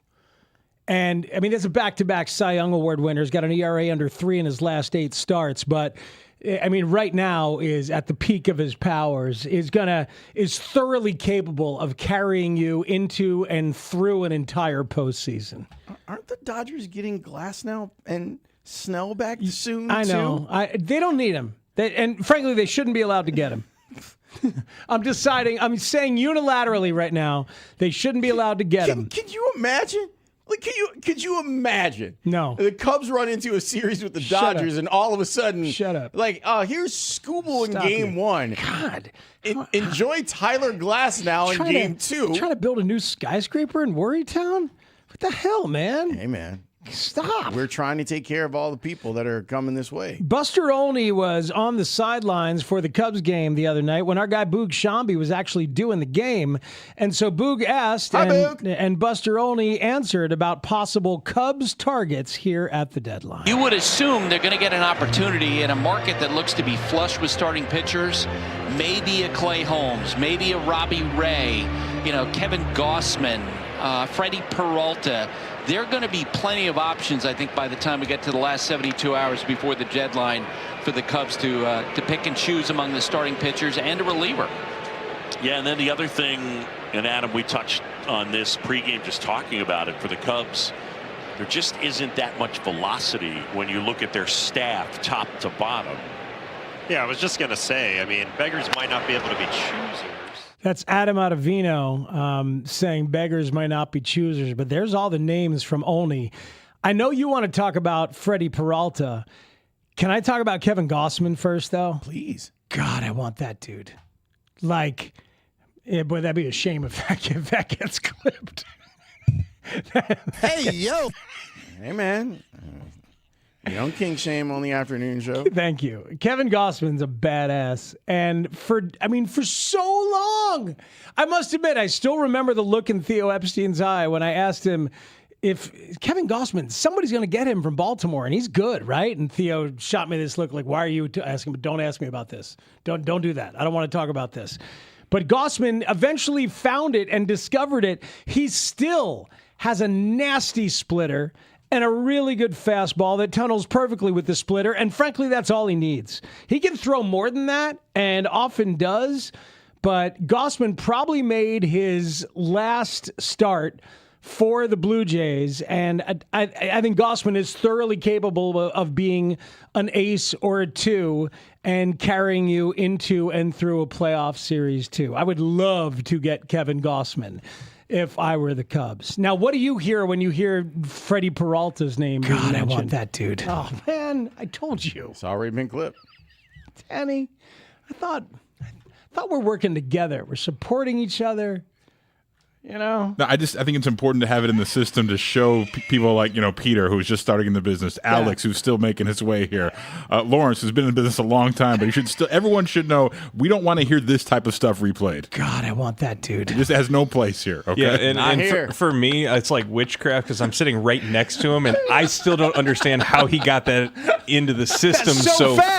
That's so fast. I wish it hadn't worked. It's an important issue. It's all about urgency, and we want to make sure that no one else in the station, no one else in the cluster plays this clip. God, I want that dude. That one right there. I do, though. I mean, I can't deny. I really do. I genuinely do. I was reading about Freddie Peralta this weekend, and poor Freddie. He's going through it. He is going through it. And he has said that he has let the Mets down and that he really wants like an opportunity to try and redeem himself. And he knows that his name has been mentioned as a trade target. And he's like, I really want to. He talked about them as them, though, like not as we. And I'm just sitting here going, this seems like a guy who's, hold on, motivated to do well now that he's had a really rough start to this season. Can he play defensive end? I don't know. Do you know? Might have good enough size to do it, actually. I mean, he's been terrible, though. He's been really terrible. I want Clay Holmes way more than I want Freddie Peralta. God, I want that dude. That's what we heard.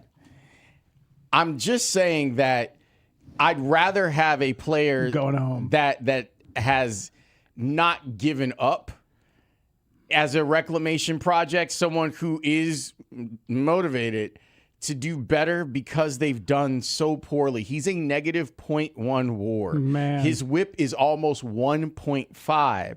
But when you look at his career whip, it's 1.170. And is this one of those things where you end up in the right place with the right pitching infrastructure and you get what you need to be the guy that you were? God. Last year was his best year as a pro. I know. But, it's yet another bad outing. It's yet another one. The ERA is around 5. It's going to be the highest of his career. From the comments that Freddie made, and he knows that might have been his final start, and he's hoping that he can help a new organization, but I don't know if it's as simple as a switch flip. I know I can be way better than this. I still believe in myself. I'm born to be a winner, not a loser. I like that talk. And I think I have a lot in me, a lot to show. I know I can make the change because I still have time to make the change to make it better. That's Freddie Peralta. Yes. I like this texter from the 574. Hey, look what happened when we got Peterson from the Mets. Yeah, now that's true. But the Cubs might have solved a little something in David Peterson, and you're thinking that they could do the same with Peralta. I have not taken the deep dive to look at the quality of his stuff in terms of like the pitch shapes and velocity specifically. Then I'm going to make a request. Mm-hmm. tomorrow's target. Let's make that. We'll focus on Freddie. Okay, you got it. Like that's a target that we're gonna have for tomorrow, and hopefully he'll still be available. Because you never know. Because sometimes you have a target in mind, like a certain catcher that we know. Shea Langoliers. Say it right. You know what? There's not going to be any more big home run swings from Shea Langoliers. Shea Langoliers. Because he's out for the year. Yeah, so that's not good. I don't want that dude anymore. Well, why don't you grab that? Now Manning? you can put both of those together. Actually, I want that guy. I don't want that dude. But again, like I said, Lawrence, we're not going to play, like, for those that maybe just getting in your car, heading home, the clip I'm referring to that we're not going to be hearing a lot of is this one. God, I want that dude. It's just, we have no place for that here at The Score. Texture says, I can't wait until next April when the new afternoon show NFL Draft Preview segment. God, I want that dude. I like that.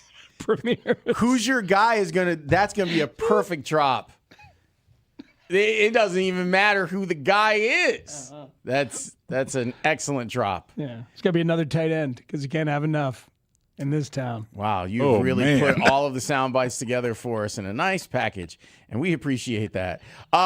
When we come back, we'll hear someone who's more eloquent. I need to stop talking. Hey, yo. We'll let Joe Buck do the talking, and that will be next here on The Score. God, I want that dude. Cubs and Sox fans, the MLB trade deadline is coming up Monday at 5 p.m. And 104.3 The Score is your trade deadline headquarters as the trade winds are blowing on both sides of town. There was a report last week saying the Sox were going to be more aggressive than thought at the trade deadline. How does Kyle Teal's injury affect what we're seeing happen around this? Pretty much every team has lack of catching depth. The White Sox were at the top of the list at the start of the season. Keep it here as we approach the MLB trade deadline on Chicago's Sports Radio, 104.3 The Score, and live on the free Odyssey app. Texas with his defense, but he was better at Xavier, and I think Longhorns had a little bit tougher year maybe than they expected last year and such. So really, really good rebounder for his position as well. In that, so that gives the Bulls optionality there just as they fill out their roster. Don't know his exact role yet, but certainly a guy who should play on the wing for years to come. 100%. They said best player available. That's what Bryson Graham said. So certainly that's what he feels about 6'6", 211 pounds. A key point for Dalen Swain is that he's about a 30% three-point shooter for his college career. He needs to improve on that, but he did get up to 34, a little over 34% last year at Texas. So there was the improvement right there last year, which you love to see. And he's shooting 54% from the field, and if you're shooting 33% from the three-point line, that you can get to the cup and finish around the rim. Yes, you can. And that's his calling card, right? He's a slasher. The Bulls got two guys here, question marks on their three-point shot, but who are renowned at the college level for attacking the rim. Well, right? That's an interesting dynamic that they're adding there and what they prioritize. It also lets you know, obviously, that both Bryson Graham and Tiago Splitter have complete faith in the coaching staff that they're about to put together, right? Saying, I know I can help this guy with his shooting. I just need him to have the other intangibles that are available to you. He's averaging over 7 rebounds a game in college basketball. So not only are you getting the scoring with him averaging over 17, but you're also getting the the rebounds, averaging over 3.5 assists a game. So someone that can fill up the stat, a versatile guy that can fill up the stat sheet. But Cody, are you surprised it's not a guy like LeBaron Philon? I mean, there's still guys that are being passed up to take a guy that Chuck so beautifully called in Dalen Swain. I don't know that I'm surprised in that sense because size does matter to this new Bulls front office, and Philon's a smaller guard. So it is a question of obviously what they wanted to prioritize in that instance. And it's hard, right? Like 15, nothing really surprised me because there were so many options on the board. If they would have had someone with the second round grade or something, but Dalen Swain was by pretty much all projections mid-first round at some point, maybe slightly out of the lottery a little bit, like he just went right here. So it seems like a good start for the Bulls to this new era. Certainly a couple of second round picks as well, but these are two guys that they should get big minutes next year right away because Swain's been in college 3 years. Like he's ready to come in and start playing.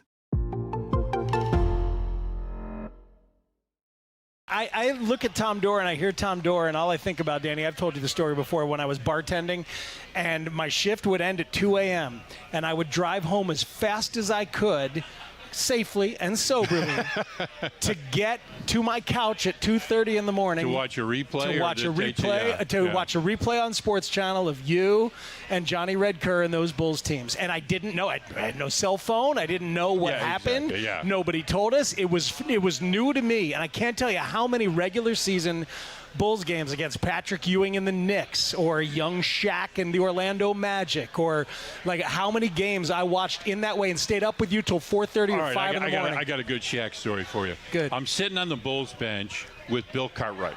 BC and I played in the All-American games with or against each other, so I've known BC Billy forever. And he looks at me, Shaq runs by, and he's like, said things you don't say on the radio, but it's like, oh my God, you've read about this guy, but you've never really seen him. So BC's eyes got to be as big as they could be, and you watching young Shaq, and there's nothing like him. Run all the way across Chicago Stadium to go to the other basket and start warming up. And I looked at BC and I said, Billy, you know what that is? He pauses for a second. Yeah, retirement. That's awesome. That's about right. That is about right. But did you have a lot of people watching Bulls games overnight, like me, and you would hear from people like that, right? We had people. We'd get people from Australia. I bet. We'd get people from Italy. We'd get people from England. Michael was a global icon. He really was. Our ratings were off the charts, and Michael would get on the plane and he'd be like, you owe me a lot of money. Yeah, he wasn't wrong. And then I'd say, he'd do the dust off. I was just going to ask you. I've always wanted to ask you, how did the dust? How did it start? He did it one time, right? He did it one time before I got there with JD, and they did cough, and Michael liked it, because it was a big reaction. And so we'd bring the umbrellas. We'd bring one time Red brings a fan, right? He brings these fans, and these little handheld fans. And so Michael does the dust off. We hold the fan, and the dust blows in his eyes. Oh God.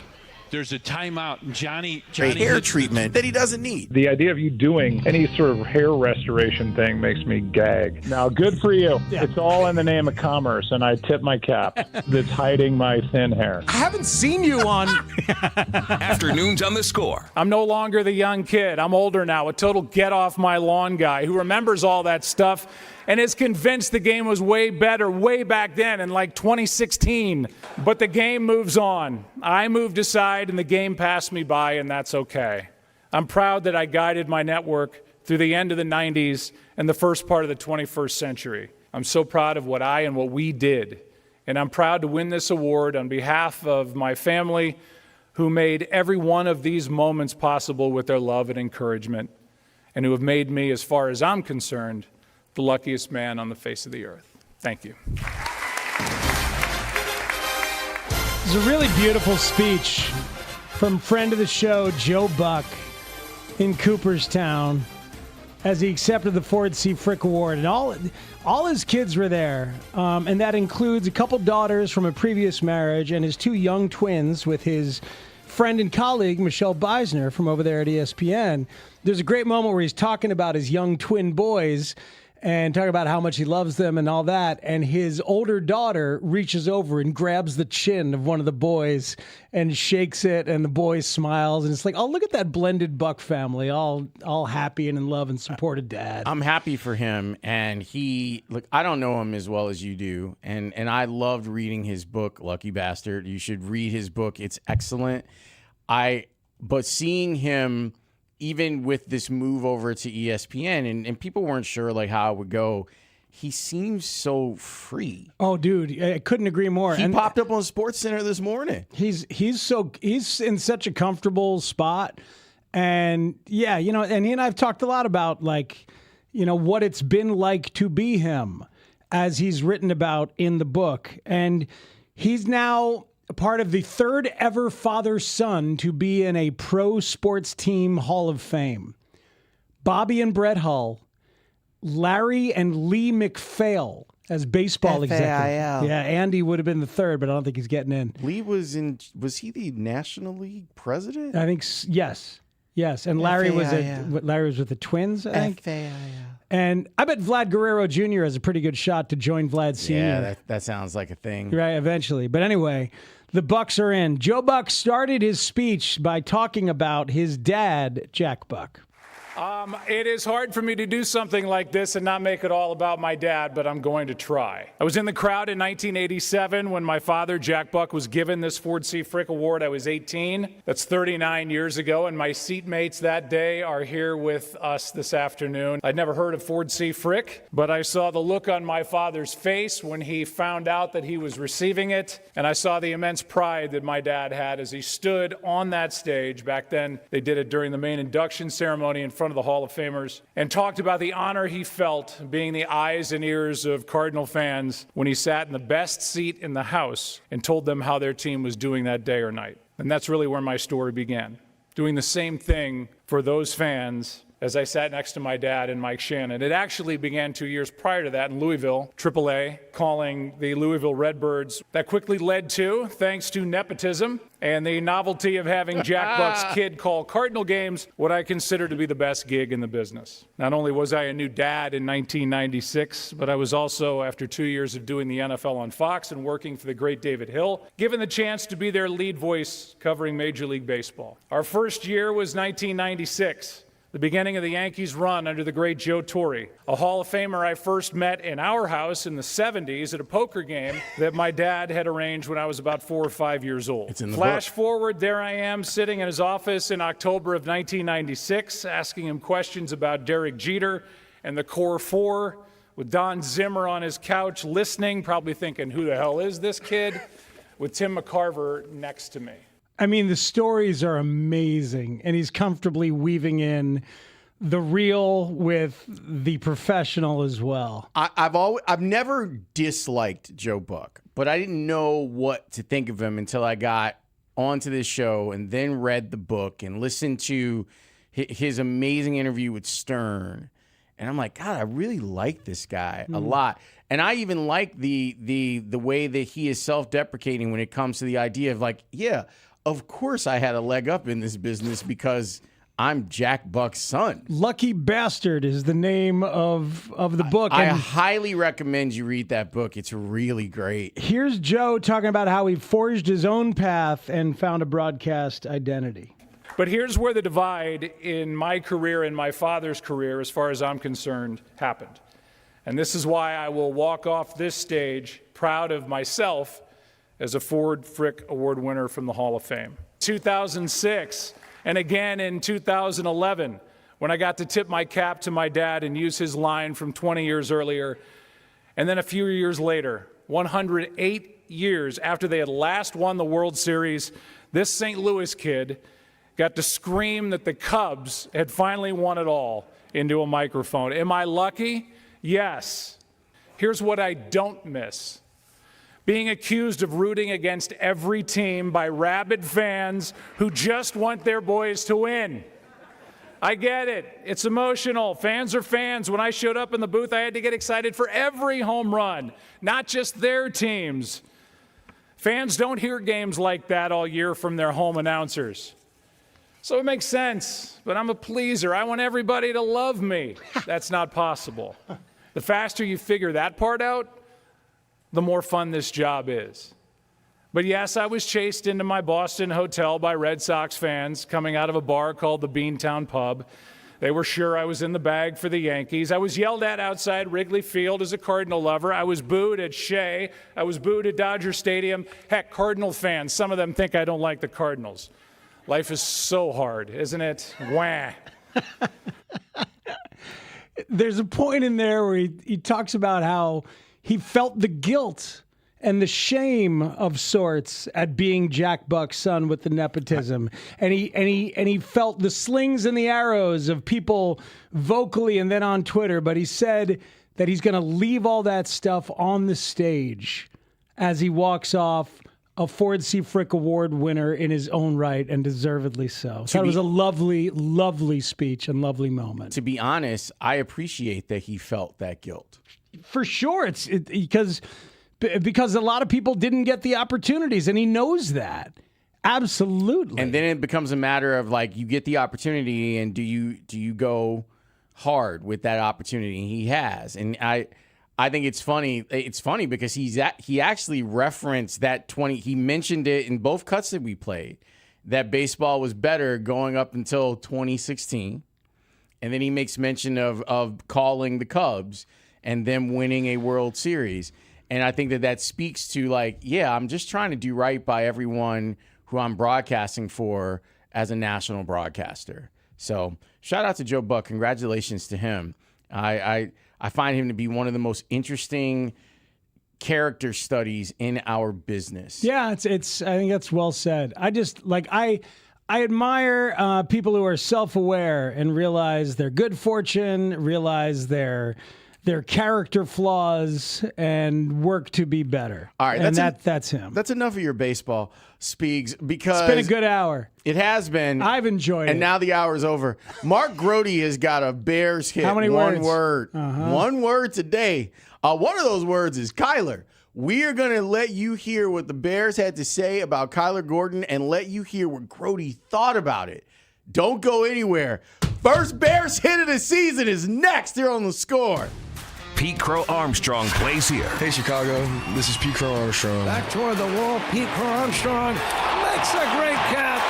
He made it look easy, and it was not at all easy. Defensively, there's just plays that he's making that nobody else is making the plays. You're going to have to watch baseball a long time to find someone who's going to make the plays. That's how good it is. Listen to Every Game with Pete Crow Armstrong right here on Chicago's Sports Radio, 104.3 The Score, and the Northwestern Medicine Cubs Radio Network. So, Chicago, did you know Geico has a 97%... Talk back so nobody could hear us on his and mine. And he says, can you see the headline in the Tribune tomorrow morning? Former Bulls announcers Tom Dorr and Johnny Kerr. He said that's going to be the headline because we're done. We got this stuff in Michael Jordan's eyes. We're over. It's done. It was a great gig, wasn't it, Tommy?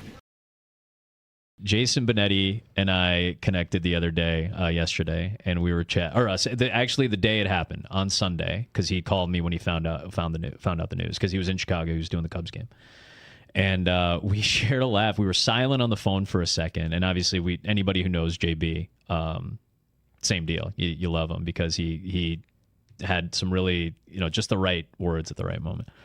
And we were both just like, I'm so sorry. He was both of our friends. He was both of our partners. JB, obviously a longtime fill-in for the Bulls too.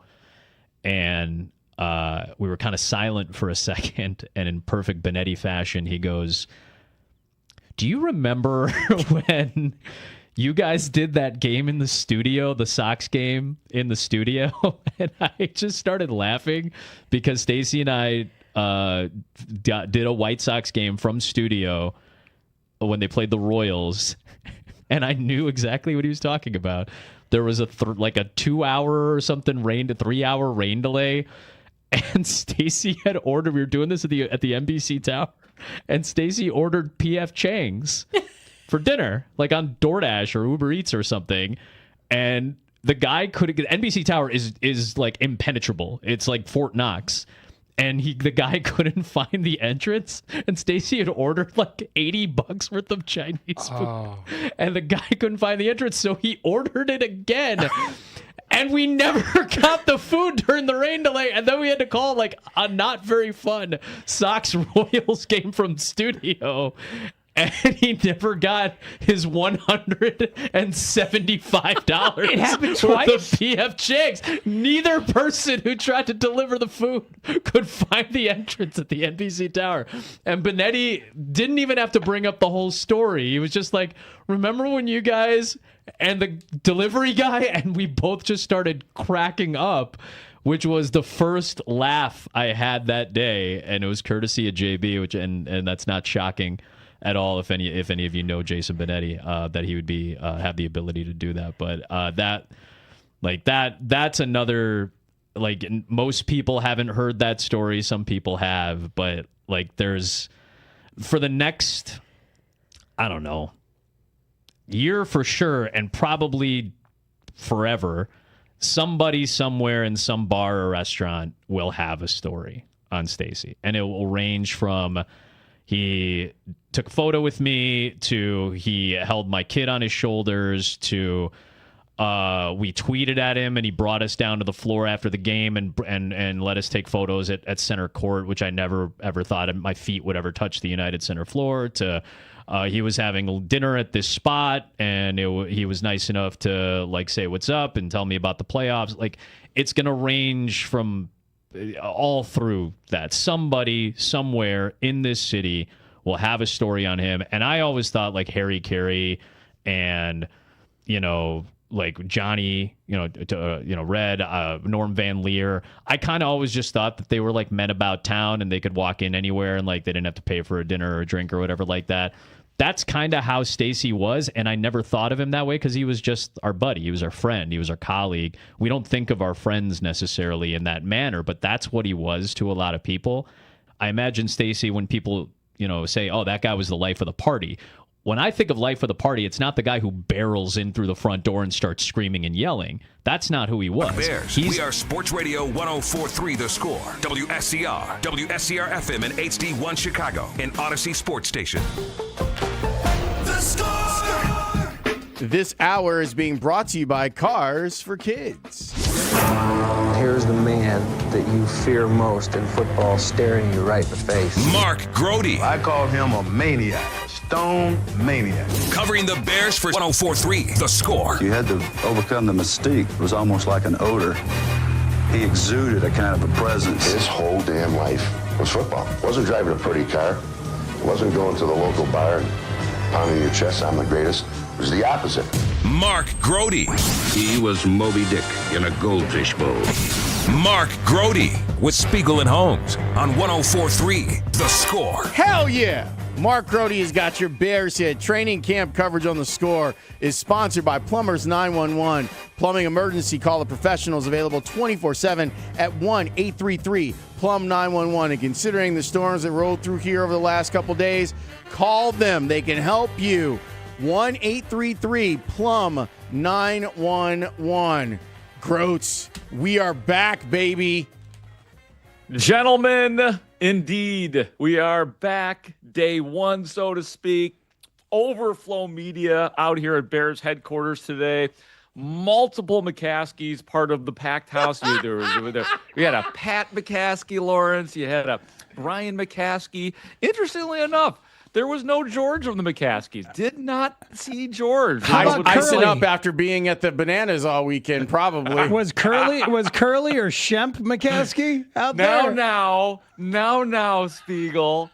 We'll not have that. The Rascals were not here. None of them were here. Okay. Kevin Warren was here. He was here. His right-hand man, Ted Cruz. It's always interesting when you walk in on these days and you see a bunch of reserved seats in the media room. So that's what it was. Overflow, standing room only. I couldn't even get my regular seat out here. I've got to get out here a little bit earlier tomorrow. That's what an 11-win playoff winning season will do. Outlets around town are like, yeah, maybe we'll send that extra guy. Well, you definitely got to get out there early tomorrow. Because DA's talking at like 7 o'clock tomorrow. Oh, my goodness, Lawrence. I am dreading the alarm clock that will be going off at 5 a.m. Dustin Rhodes will be doing the pregame show, and I'll be listening to him. I mean, I'm up in that is something, man. So, yeah, I got to get in shape for what is to come. Yeah, they 7:45 is when Dennis Allen will speak. 8:30 is the practice. Let's go. I know, man. It's all happening. All happening. Hey, Grotes, before we get to some of the specifics on the players, what was the vibe like in terms of setting a tone? First words for Ben, first words for Ryan Poles, you guys get to hear. Like, did they talk expectations or how camp's going to feel, that kind of thing?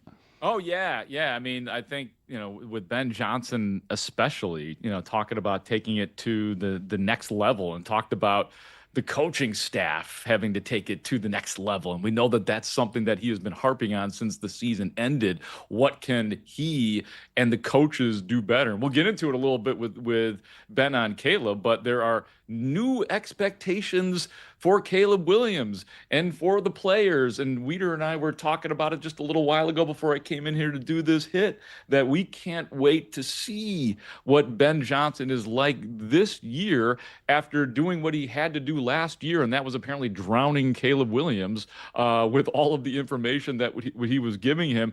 And look, Speegs, you know that since the end of the Rams game, Ben Johnson has been talking about how this is a new year and you could scrap everything else. And as much as we all want sustained success, one of the things that Ben Johnson said early on in his presser today was, yeah, we want that too, but we're starting this thing from scratch once again. Grote, we've been covering this Kyler Gordon thing with you going back at least a year about him having some of these soft tissue issues. The Bears from what we saw, they had some strongly worded stuff to say about Kyler Gordon. What did you hear while you were there? Yeah, and you spot on, Lawrence. Kyler Gordon only played in 3 games last year. Kyler Gordon, in fact, has never played an entire season since he was drafted in the 2nd round on Ryan Poles' watch. One of his first draft picks was Kyler Gordon once upon a time ago. But you're right. Why don't I play for everybody Ryan Poles talking very specifically about what is going on with Kyler Gordon? Then you'll hear a few questions from the media, and then we will all discuss. Kyler Gordon on PUP with his calf. He was here all off-season training, getting right. We had a delay in that. All hands on deck to get him back. Coach alluded to it before in terms of his availability. Or the lack thereof. Obviously, he's frustrated. We're frustrated. We just want him back. He helps our football team. But we have to move forward with the guys that we have. And when he's ready to go, he'll be ready to go. Everybody here is putting all their time and effort to get him back right. So that's where that's at. I'll open up the questions. Do you have a minimum amount of time you expect Kyler to miss here at the start of camp? I don't. I really don't know. He's got to get right, and I think the important thing that we've all talked about is when he gets back, we need him to stay back. You mentioned the frustration factor, obviously, on both sides with Kyler Gordon and you guys. Yeah. Has he done everything that you guys have wanted him to do as far as rehabbing and getting better? Yeah, like I said, I think he gave up a lot this break to stay here and put the time in. That's what he did. And again, a little bit of a repetitive situation that we got to get fixed. And then when he gets back, he's going to have to earn that trust back and that dependability. So, because we got to put all the guys in a good position to be successful. And the up and down, moving guys around is really tough. So he'll have to earn that back when he gets back. Considering how long this has gone on for him, has there been some type of disconnect between him and the team at some point to explain why this is? Yeah, I think that's a frustrating thing is I think the communication in terms of the plan our guys have put together has been on point, but it's just hasn't stuck. So again, we're turning every stone to get that thing right. You talked about him being here late in the offseason. He didn't show up on time for the offseason program. You talking about last year? Yeah. Do you need more consistency from him? Yeah, this year's been consistent. Like I said, he stayed here the whole break trying to get right. We got to keep that consistent as we move forward. Lawrence, I think you're hearing a GM talk about how Kyler Gordon is trying harder this particular offseason. He wants to make that point, but it's not sticking. The plan is not sticking. And the stuff about him having to earn back the coach's trust is heavy. It's heavy. What did you hear in there, Grote? Yeah, man. There's 4 big bullet points to me that I took note of that sort of popped off the page. And I think, Speegs kind of alluded to one of them. When he gets back, we need him to stay back. Repetitive situation, we got to get fixed. When he gets back, he has to re-earn trust and dependability. Communication has been on point, but hasn't stuck. So although you heard Ryan Poles trying to, at the beginning, put something of an optimistic point on it by saying that he was here the whole offseason, and there's frustration on both sides. But then another thing that stood out too, I don't know that, at least in my time covering the Bears, which has been since the 2018 season, I don't know if I've ever heard a coach or an organization say it's all hands on deck to get him back. This has turned into a complicated situation that has quite frankly, has been started by maybe the most important man in the organization, and that is Ben Johnson. If Ben Johnson hadn't talked about Kyler Gordon the way he had, I don't know if we are here talking about this right now. As a matter of fact, why don't I just play this? Because this is part of the whole thing. And listen quickly, ladies and gentlemen. This is about 5 seconds worth with question and answer. The head coach of the Bears, Ben Johnson, asked about Kyler Gordon. What's been your message to Kyler Gordon? Get healthy. Which, I got to be honest with you guys, I was a little surprised that after Ryan Poles said, because he spoke first and said all of that, and Ryan Poles expanded and tried to keep it kind of neat and clean. And Ben Johnson, after sitting in one of the VIP chairs next to the McCaskies and next to Kevin Warren, got to that lectern and made it very clear where he stands on Kyler Gordon still. Nothing has changed as far as Ben Johnson is concerned. He wants that man to get healthy, or he is of no use to this organization. I'm glad that you pointed that out, because it struck me too. He wasn't going to elaborate unless you guys asked another couple of questions about it. And that kind of, if I'm Kyler, like, clearly the writing is on the wall. But when your coach has now made, at least by our count, at least 3 comments about him not being healthy. Maybe even more by this point. Yeah, you're right. And to have that at the opening of camp, like, he doesn't even really want to hear about Kyler Gordon until Kyler Gordon does something for this Bears team. Right. And I'll be honest with you, I thought, again, with everybody in that room and with this being this happy, all optimistic day, I really thought that, and I'm glad Ben Johnson said what he said. No follow-ups required. There was no follow-up needed to what Ben Johnson said right there. Get healthy. But I'll be honest with you, I thought that we would hear a softer tone, a more optimistic tone, a more positive tone about Kyler Gordon from Ben Johnson when he got up to that lectern, and we certainly did not. Hey, man, not only that, but, like, you know, they've got other people that can play. And they'll tell you that. And they'll tell you about it. Whether it's Malik Muhammad or Cam Lewis, like, wow, everybody else has a shot. Well, we'll see what they do. I will say this, though. One thing that surprised me was when Ben Johnson was asked specifically, I believe by Dan Wiederer, who are some of the players that stand out to you that could play that inside spot in the cornerback position. And he generalized it. He did not name a single individual. He said, we got some young guys here. We got some guys that are coming back. We've got some veterans. And yes, you can assume that because during the offseason program, one of the first practices this year, one of the OTAs inside the Walter Payton Center, I remember watching and seeing who was going to play that position. We saw Malik Muhammad, the 4th-round rookie out of Texas, who did not play on the inside at Texas, or if he did, barely. So is it realistic to think that he could just step in and take that spot? Josh Blackwell is a potential contender. We saw Jalen Jones playing that spot during the offseason program. So you mentioned Cam as well. So those are all possibilities. But right now, I think on the overall, they're just kind of at a loss at that position. Like, Kyler Gordon is far and away the best option at that position. So that might be, while we have all these other good competitions going on at left tackle, maybe a competition at center, that inside guy, unless Kyler Gordon miraculously returns in week 2 of camp, that's the one to watch. What's crazy to me is that Speegs and I have done a couple of Bears segments. We have you on doing the Bears hit. We have not talked about Caleb Williams yet. That's how big a story this is. That's how palpable their frustration with Kyler is. No doubt about it. So what do we need to know about Caleb?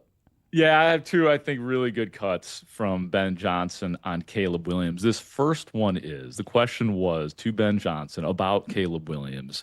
What is, Mr. Ben Johnson, on the top of your checklist this year for Caleb Williams relative to last year at this time? He and I were just talking yesterday about that. I have this urge as an offensive guy to want to continue to evolve and you can say innovate and push the limits a little bit. And yet at the same time, in the back of my mind, what's best for him is to continue to bank some of these reps. He's had 2 off seasons and 1 training camp so far, and a full season, obviously, to where he's had a lot of the similar concepts repeat for him. And now we're at the point where he's not thinking about the play call. He's not thinking about the cadence, the motion, and all the jigamarobe before the snap. Things are starting to slow down. And so what we need to see here in camp is that anticipation, take it up a notch. I think with that, the coverage recognition gets taken up another notch. I think there's other ways we're going to continue to challenge and push them, more of which are going to happen post-snap. Last year, we talked about that pre-snap operation quite a bit. Feel a lot better about that this time of year than we did. And so now we're just moving on to the next stage. Jigamarobe and jigamaree and rigmarole are also just like nonsense words to represent a big pile of stuff. The jigamarobe. Right. So wasn't that a Ja Rule song? I think Jigamarobe was a Ja Rule song. I don't think so. No, but Jay-Z will refer to himself as the Jigga Man. Oh yeah, maybe that's what I'm thinking. Yeah, he had a song. Either way, Jigga what? It's nice to not be thinking about the jigamarobe. If you're a quarterback and you're in a jigamarobe free zone as you go up there, that's a pretty good clear-headed spot to be. That's a great place to go. Yeah. Rigmarole, all of it. We keep forgetting that Ben Johnson's Southern. Well, that's where he heard good, better, best. Yeah. Because he's North Carolinian. Yeah. But how good is it to hear? Because Caleb Williams made a legit jump last year. And now I love hearing things like, okay, now we're on to coverage recognition. Yeah. We're on to the post-snap stuff, as opposed to, can I get these guys in and out of the huddle without having to yell at people? And it's also much more believable and than like the Matt Nagy, Mitch Trubisky 2.0 stuff. It's so much more authoritative and seemingly, I don't know, like influenced by genuine confidence and genuine competence. You know what I mean? Feels different. That's exactly where my brain went. This is the first time, and you could even put Matt Eberflus into it, where we're not talking about where they're actually getting to the 2.0. It's okay to say that the 200 level courses, but you just never actually accomplished that in 2019 for Mitch Trubisky after Matt Nagy's first year. And we were all excited because he had a terrific second half against the Eagles in that playoff game, which obviously they lost. But you're right. Like last year was the evidence that Ben Johnson knows how to take quarterbacks to new levels. And now you're right where you're supposed to be for a third-year quarterback. Get better at stuff like coverage recognition, which is just beautiful to hear. And by the way, one more thing on that cut, or on Caleb in general, Ben Johnson did say the standard is still 70% completion percentage for Caleb Williams, and he kind of generalized. He said for any quarterback, it's always going to be 70%. Who's around for the left tackle competition? Well, we know the participants, the Jedrick Willses and the Theo Benedicts, and obviously the Braxton Joneses. But the question to Ben Johnson on that left tackle competition, which will be all over tomorrow when the Bears do have that early practice. But Ben Johnson was asked, Lawrence, if he feels better about the left tackle situation / competition this year than maybe he did last year. I would say I've got a better feel for our guys. I mean, there's a number of them that were here last year. You know, Jedrick's really the new face. So I feel better about Braxton in terms of his health and his outlook. So I feel like he's got another step up in terms of his confidence level than he did a year ago at this time. Theo was a guy last year I didn't know a whole lot about. I got high hopes for Theo as a player in this league as well. I mean, I can go on and on and on. So I know those guys a lot better, and I think another year of mentorship under Dan Rochar and Kyle Devan is going to do nothing but help all of them play better. Yeah, man. I'll be fascinated at just how wide open or not that competition actually is. Like, I think they'd like to give Jedrick Wills a shot if he's healthy. I don't believe that Theo is what they want to get in terms of a guy who's going to start there. So what's your sense to how open it actually is, Grote? Well, Spiegel, I don't think I saw, and maybe I missed it during the offseason program, and that I don't think I saw Theo Benedett playing even on the left side of the line. When I saw Theo Benedett in the offseason practices, OTAs and whatnot, he was on the right side. Yeah. Jedrick Wills would be ideal. I mean, obviously, if you could reclaim that guy with all of his athleticism, but the injuries are real with him. Let's not underestimate Braxton Jones, though, being healthy. Ryan Poles said that he is as healthy as he has been, Braxton Jones, since his first year. He just wasn't healthy right out of the gate and obviously got injured later in the year. So a healthy Braxton Jones, we know, is a decent, serviceable left tackle. I did find it interesting that Karan Amagaji was not mentioned there unless I missed it from the head coach. He was mentioned by the general manager saying, also Karan Amagaji. At the very end of polls talking about the left tackle options, he finally got around to talking about Kieran. Oh, that's a third-round pick, guys. It's a third-round pick. And Karan as well. And that's it. At the very end, Karan as well. It reminded us of when Rick Hahn, gave Leori Garcia the nod of existence.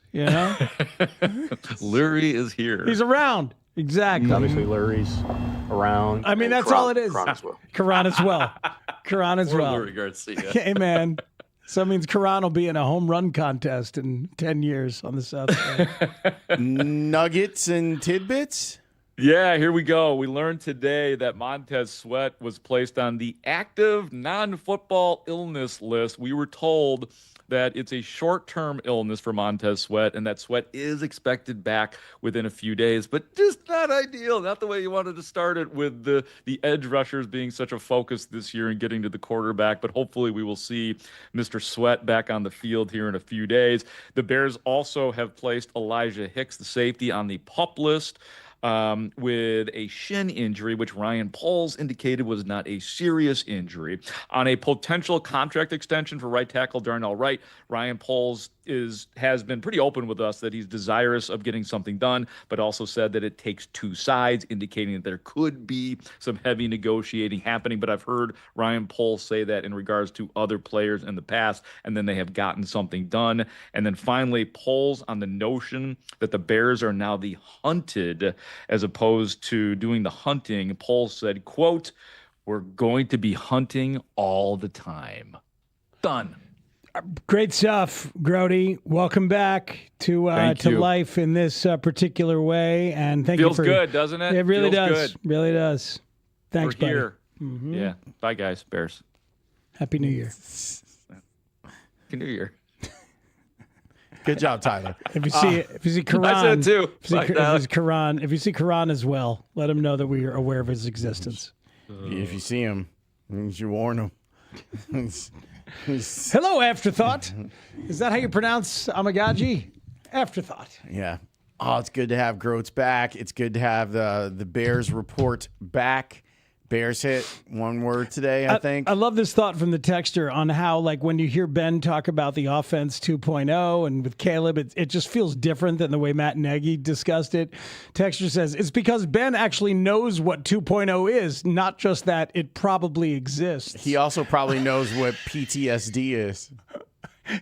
And wouldn't use it as an acronym. Yeah, no, wouldn't do that. For his team. Guys, what we're trying to get accomplished this year is PTSD. And the guys in the room are like, I don't think that's good. We should think of the worst possible acronym for a head coach to use. I mean, that's up there. There's plenty of them. That's as bad as it gets. And Guys, I'm like, there was tough, smart, detailed. There was no one. There was no one when you ran this by someone on your staff that didn't go, Coach. Hey, Coach, that's PTSD. Alex, did you catch wind of that while on your European vacation? That Matt Nagy was out here like hoping that his players got PTSD? Did you catch that? I actually missed that part. Oh. So this is news to me. Oh, my God. Alex. It situationally smart. The S is being smart situational. Yeah, Nagy and was channeling the Flus. Like 5 to 7 terrible years of our lives were put together by those guys. And the worst part is the head coach didn't do much better. John Harbaugh sounded like Joe Biden. Yeah, he did. When he was talking to the Giants. And Yeah, then, I caught that part. And then Nagy gets up there and he's like, "Let's talk about PTSD." It would have been tough, smart, detailed. Yeah, PTSD. That's his acronym.